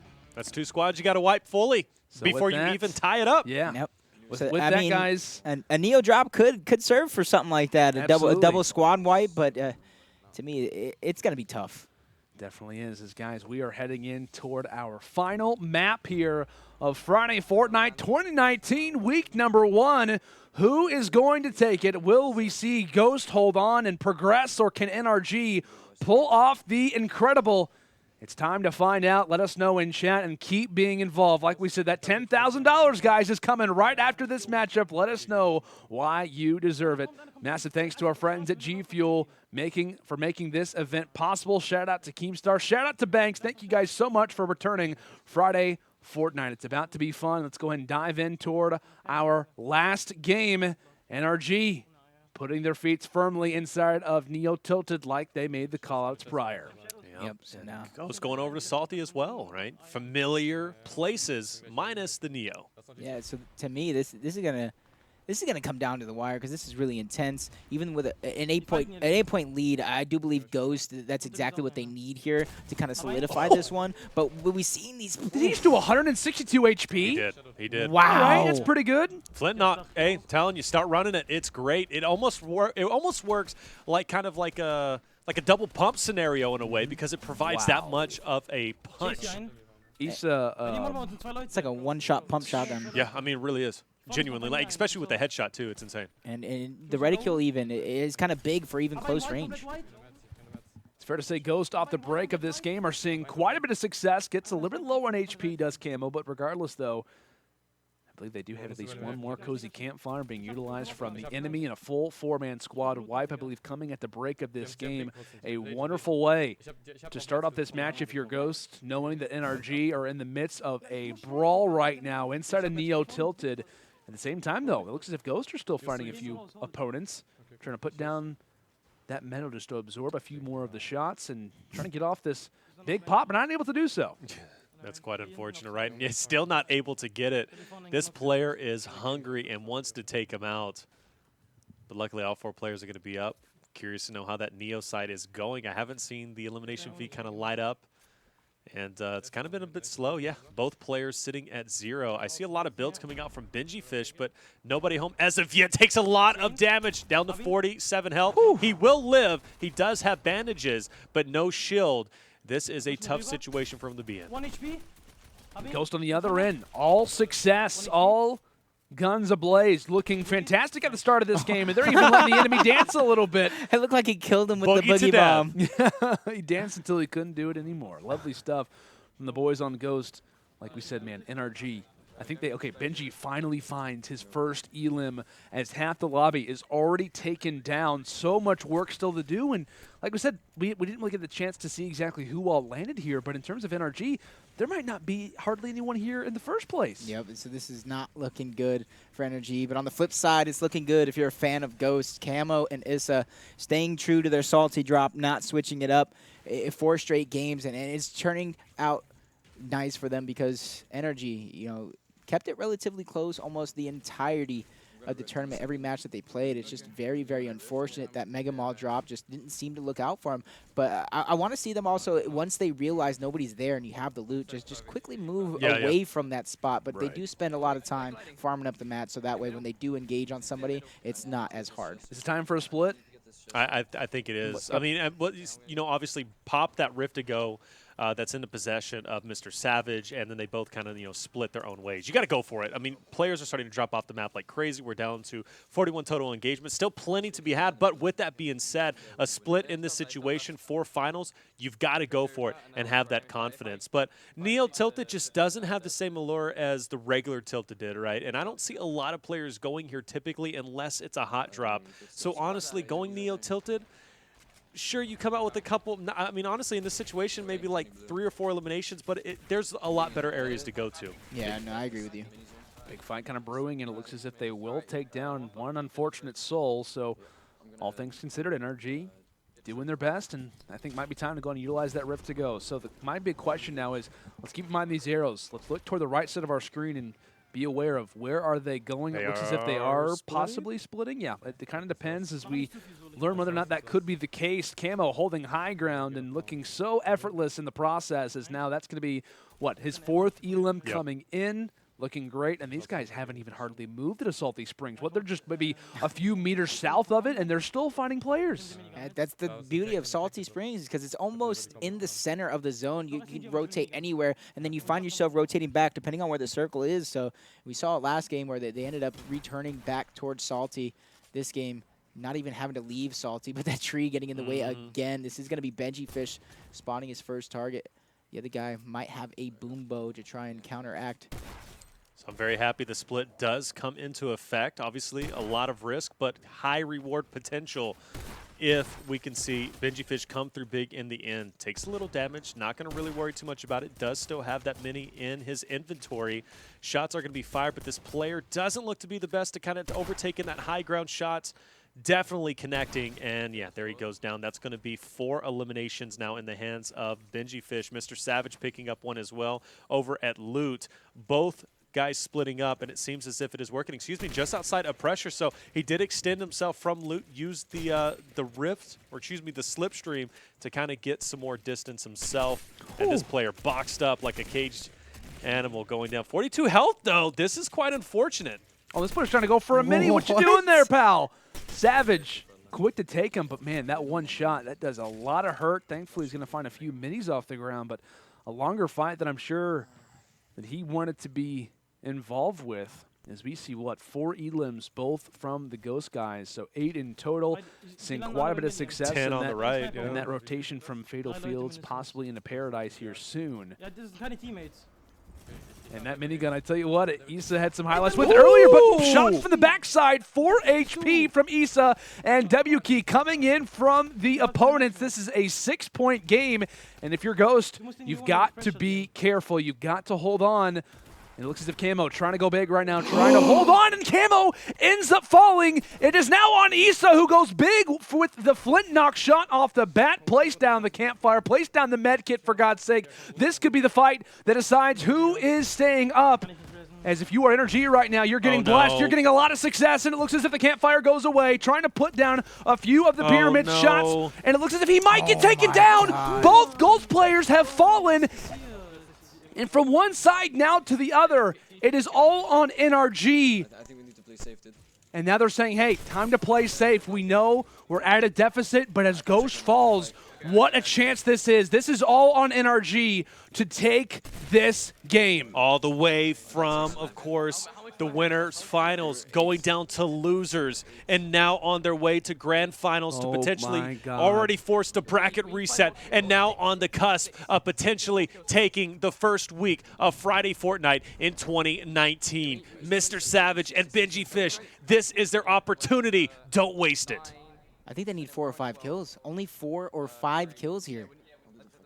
This is doable, right? 6. I mean, one of them even said 6. So 6 is maybe not 6 to win or something? not a big number. And there's 24 possible elimination points on the map. So this is 100% doable for Energy. And you got to look on the side of Ghost. They had no reason to really split up as far as they did. Yeah, that's definitely just one little mistake, one moment that decides who will be champion. Benjyfish firing off away, and we talk about just what a swing of momentum. I mean, the comms just were not really that lively from Energy. They were just kind of being like, yeah, I'm going to go ahead and go this way, whatever, whatever. Massive turn of the tides, my goodness. And that's the thing with this format, guys. Moments notice, totally different story. One fight goes another way, and now we are back to a much different storyline, one of which will be one to remember for a while as Benjyfish coming on the backside. There's another. That's his 7th of the game, doing some work outside of Pressure Plate, and that's a notable name right now. Pressure, without question, on NRG, putting down that bounce pad and rotating forward, looking to seek out the rest of these elims, as this is looking more and more likely, guys. I mean, what? Ghost at this situation. If you are Issa, if you are Kamo, you're looking at this and saying, oh my gosh, did we just let this slip? There's no way that we ended up losing it like that. And you got to remember, first place is the only one that gets money. $10,000 going to them second. No matter how close it was, how well you played today, it doesn't matter. You will not get a dollar. This is a big opportunity. MrSavage and Benjyfish 4 eliminations away from tying 5 to win it. Still plenty remaining on the map. They're not seeing anybody. Actually, one player will, in fact, be spotted. We're going to see MrSavage going to go ahead and backtrack himself. Benjyfish is going to come on the side. Wow. Nice shot. Plus the follow-up with the AR. Does get the knock. That's going to be one. Players pushing from behind. And of course, he's going to try and get as many as possible. But I love that the duo is working together. Bit split up, but the rocket does come in, knocking him down. He pretty much opens up the window, and the rocket nearly fires through. A very close situation for both Benjyfish and Savage. On their heels, player up top tossing out the stink, and a little bit of HP being given away pretty much, essentially, if you're Benji. Backing up, and those minis aren't going to treat you too kindly when it comes down to those stink bombs. Savage on one side, a little bit of a split coming through. Probably want to try to get with each other here very shortly. This could be the fight. Savage low on HP. Benji not in the greatest situation either, trying to provide some support, and what a shot from afar. Benji nailing him down, and it looks as if the shots from range. Fantastic work coming through from the NRG duo as they are cleaning up kills and possibly doing even more damage than they are aware of. Losing HP is Benji. Thankfully, he's going to go and grab a few of these minis, but I think it was Savage who cleaned it up. There could still be players around this area, but it looks as if things are clear for the time. However, shots still starting to echo throughout the eastern side of Salty Springs. What a fight, and my goodness, they are still standing. Yeah, it's so close. I don't know if they killed 3 or 4 members. They killed 3. 2 more. 2 points to win, and there's a possible 13 on the map. Game is in their hands. It is in their control. That's the tie. That's the tie right there. Storm starts to move in, starting to pressure them a little bit, considering that they aren't in the best situation when it comes to overall health. Thankfully, glad redeploy happens to be a thing. We can just hold people. Here we You are. hear them saying, hey, maybe it's time to hold people. Let's try to maybe gatekeep a little bit here, Taylor. 2 eliminations. They know where one is at. One player trying to push out of the storm. This is a great opportunity. One's going to be spotted. He's going to be tagged up just a little bit. MrSavage just underneath as well, trying to overtake this high ground. That's going to be a knock now at this point. Full Elam comes through, and that is going to be at least a tied ball game. They need one more if they want to take the victory of here, week 1, Friday Fortnite. It comes down to this moment. This is going to be crazy. It looks as if a trap might actually get placed down. Benjyfishy coming from the skies. Looks like the edits are starting to make their way through. One player toward low ground, and there it is! Benjyfishy, I believe, might have just sealed the deal there. One Elim, and that, I think, does it. NRG come through clutch. Obviously, they're not fully aware of what just happened in this game, but yes, that is going to do it. NRG are your Friday Fortnite 2019 Week 1 champions. Well deserved, and I cannot wait to see the reactions. They're going to find it out sooner or later. Massive GGs to Ghost, but coming from the losers bracket, an overtime game to get to the grand finals, and now they pretty much flip the script. They reset the grand finals, and they come through big in this game despite being down 21-13 against all odds. NRG are champions. Unbelievable, and unbelievable for the fact that I was for once correct in my prediction, baby. I have never been right about a team moving forward and winning a Friday Fortnite, but the first week of 2019 Friday Fortnite, I am. NRG comes through, and honestly, I'm going to go ahead and stop there. Your boys from Ghost, I got to say, talented squad. Oh, absolutely. Kamo Issa, they played incredibly well, and for them to make it to the finals, I mean, they were flawless up until the very end. But, man, your boys over there at Ghost, hey, much respect for them. No, and I agree. And looking at these guys, I'm proud of them, still proud of them. It's unfortunate the series of events that happen, especially where they lead in game number 1. But regardless, super happy to see them here. Hopefully, you know, week 2, they find themselves in the same position, playing for another $10,000. Absolutely, man. What an insane performance. Of course, let's go and take a look at our final standings. We do see MrSavage and Benjyfishy winning this one out as they are your champions. A very well-deserved, well-respected second-place finish coming through from Ghost's own Kamo and Issa. And when it comes down to third, we saw another great game, pretty much one that came down to the absolute wire to decide who was in second and who was in third. Ninja and Reverse 2K come out respectfully and that third place finish. But my goodness, guys, we look through those standings. I think it's fair to say those were the 3 best teams without question. 100%, 100%. And I got to say, each of them had their moment against each other. That Ninja reverse mat, absolutely insane. Imagine if Ninja were to get at least that one knock and go for game number 4. It could have happened. Unfortunately, it doesn't. But Benjyfishy, MrSavage to come through, force the bracket reset, and to take it over Issa. And Kamo in the end is insane. And what a way to finally end week 1. You couldn't ask for a better thing. And this is your first Friday Fortnite. Yeah. Our first Friday Fortnite in a while, but buddy, what a way to start it off. Intense action. It's been a very, very long day, but quite frankly, it was worth it. It was 100% worth it for an opportunity to cast over some of the biggest names in all of, in my opinion, entertainment, not just video games, in all of entertainment. So happy to be here. Unfortunate, like I said, the Ghost Boys couldn't pull it out, but there are more opportunities in the future for them. Now, I got to ask you guys, obviously we're going to come back to us now. We do have our champions. We see Savage and Benji at the top of the mountain. MVP conversation. I know we got to talk about it a little bit in terms of who we think was the most valuable player of the tournament. Any names going to come to mind? For me, honestly, Benjyfishy, I think stands out to me. Yeah, Benjyfishy is just that player. He's solid. You see him all the time. You know, I've seen him make great content with Bellator as well. All-around great guy. But performance-wise here, just strictly speaking, Friday Fortnite, he was that backbone of the team with MrSavage. And I got to say, Benjyfishy for sure my MVP. Oh, yeah, without question. I think I got to agree with him right there. I mean, I would probably give it to maybe Kamo if I had to choose a Ghost guy, but simply, you know, NRG outperformed. They did come back and win after winning 2 series in the grand finals. So you got to give it to Benjyfishy. All right, guys, we've been talking about it. Obviously, our champions have been crowned. $10,000 has been awarded, but we have $10,000 more to give away. Who is it? The standings are in, and it, in fact, is our guy Faders _ on Twitter. He is our $10,000 winner. $10,000, Richards, guys. massive congratulations to Faders. I don't know how I would be feeling at this moment. Like, let's be real. I'm You freaking just out. won $10K. Come on, $10,000 for what? being Let's go, a Faders. viewer, baby. You talk about the ultimate return. Spending your time watching, all you have to do is chat, and you win $10,000. Come on. Yeah. And To me, that's amazing. yeah, absolutely. And of course, Faders, I know you will be getting contacted pretty much on Twitter. FaZe Banks is going to DM you. They're aware of your Twitter. They know exactly what it is. So massive congratulations to Faders for winning this one out. And of course, guys, if you're a little bit, you know what, I should have won the $10,000. I was so out there. I was giving all my support.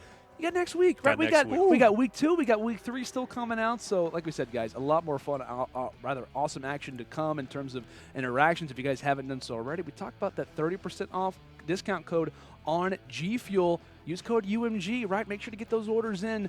But guys, like we talked about, what an insane tournament. I mean, it's fair to say, like we said, we were coming into today. How is Fortnite? Is Friday Fortnite going to be the same, right? The 2018, it was just so unbelievable. The support from the fans, the incredible games, the wonderful content creators.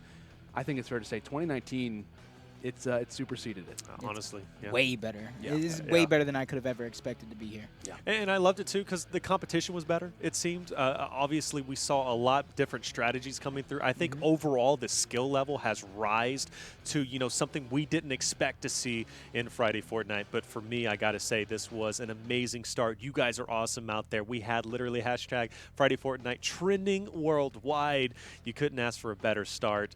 But final words from you. Congratulations to Energy. There you go. Congratulations to Ghost as well for playing an amazing game. And happy to be here. Hopefully I can come back to the studio sometime We soon. hope to have you back. And, you know, party it out with you guys. Absolutely, man. Like, it really was a party. Like we talked about, these broadcasts, like, while they are tasking, they are a lot of fun. Obviously, final words, we get those from Jacob. Taylor, your final words as well. Said just great tournament overall. Love you guys out there. You guys are wonderful, and I hope to see you guys again next week. Mind you guys, we will be live again tomorrow. Me and Landon calling some Call of Duty action. Yep. If you enjoyed our casting, make sure to come back tomorrow, probably around 7 o'clock, maybe 8 o'clock Central Standard Time. Absolutely. Well, like we said, guys, it is done for, right? Friday Fortnite in terms of 2019. Week number 1 is through. What an incredible broadcast. We saw some new names. We saw some old faces as well making some resurgence, but in the end, it is NRG who do reign supreme. Got to give shout-outs to Benji. Got to give a shout-out to MrSavage. $10,000 richer. Of course, much like Taylor said, much like Jacob did as well. Massive thank you to you guys out there for being involved, for getting us trending on Twitter. It was an incredible broadcast, one that we're not going to forget for a very, very long time. Of course, along with that, we want to give a last-second thank you to G Fuel for being here, for allowing for this broadcast to take place. So massive thanks to them. If you guys, like I said, haven't done so already, make sure to check them out, the official energy drink of esports. Use code UMG at checkout. Along with that, we also want to give a huge thank you to our friends FaZe Banks and Keemstar. If it wasn't for them, guys, tournament's not happening. Friday Fortnite does not make a return, so we want to give a massive thank you to Keem, massive thank you to Banks for allowing for this tournament to take place yet again. Well, guys, like we said, that's going to do it here for the UMG studio, for the entire production team, everybody in staff, everybody who was involved with Friday Fortnite from the back end, and of course here at the caster desk as well. For Jacob, aka PR, for Taylor Reflections Noble, I'm Landon Sanders signing off for the final time, saying thank you so much for watching Friday Fortnite 2019 week number 1, and we will see you next time.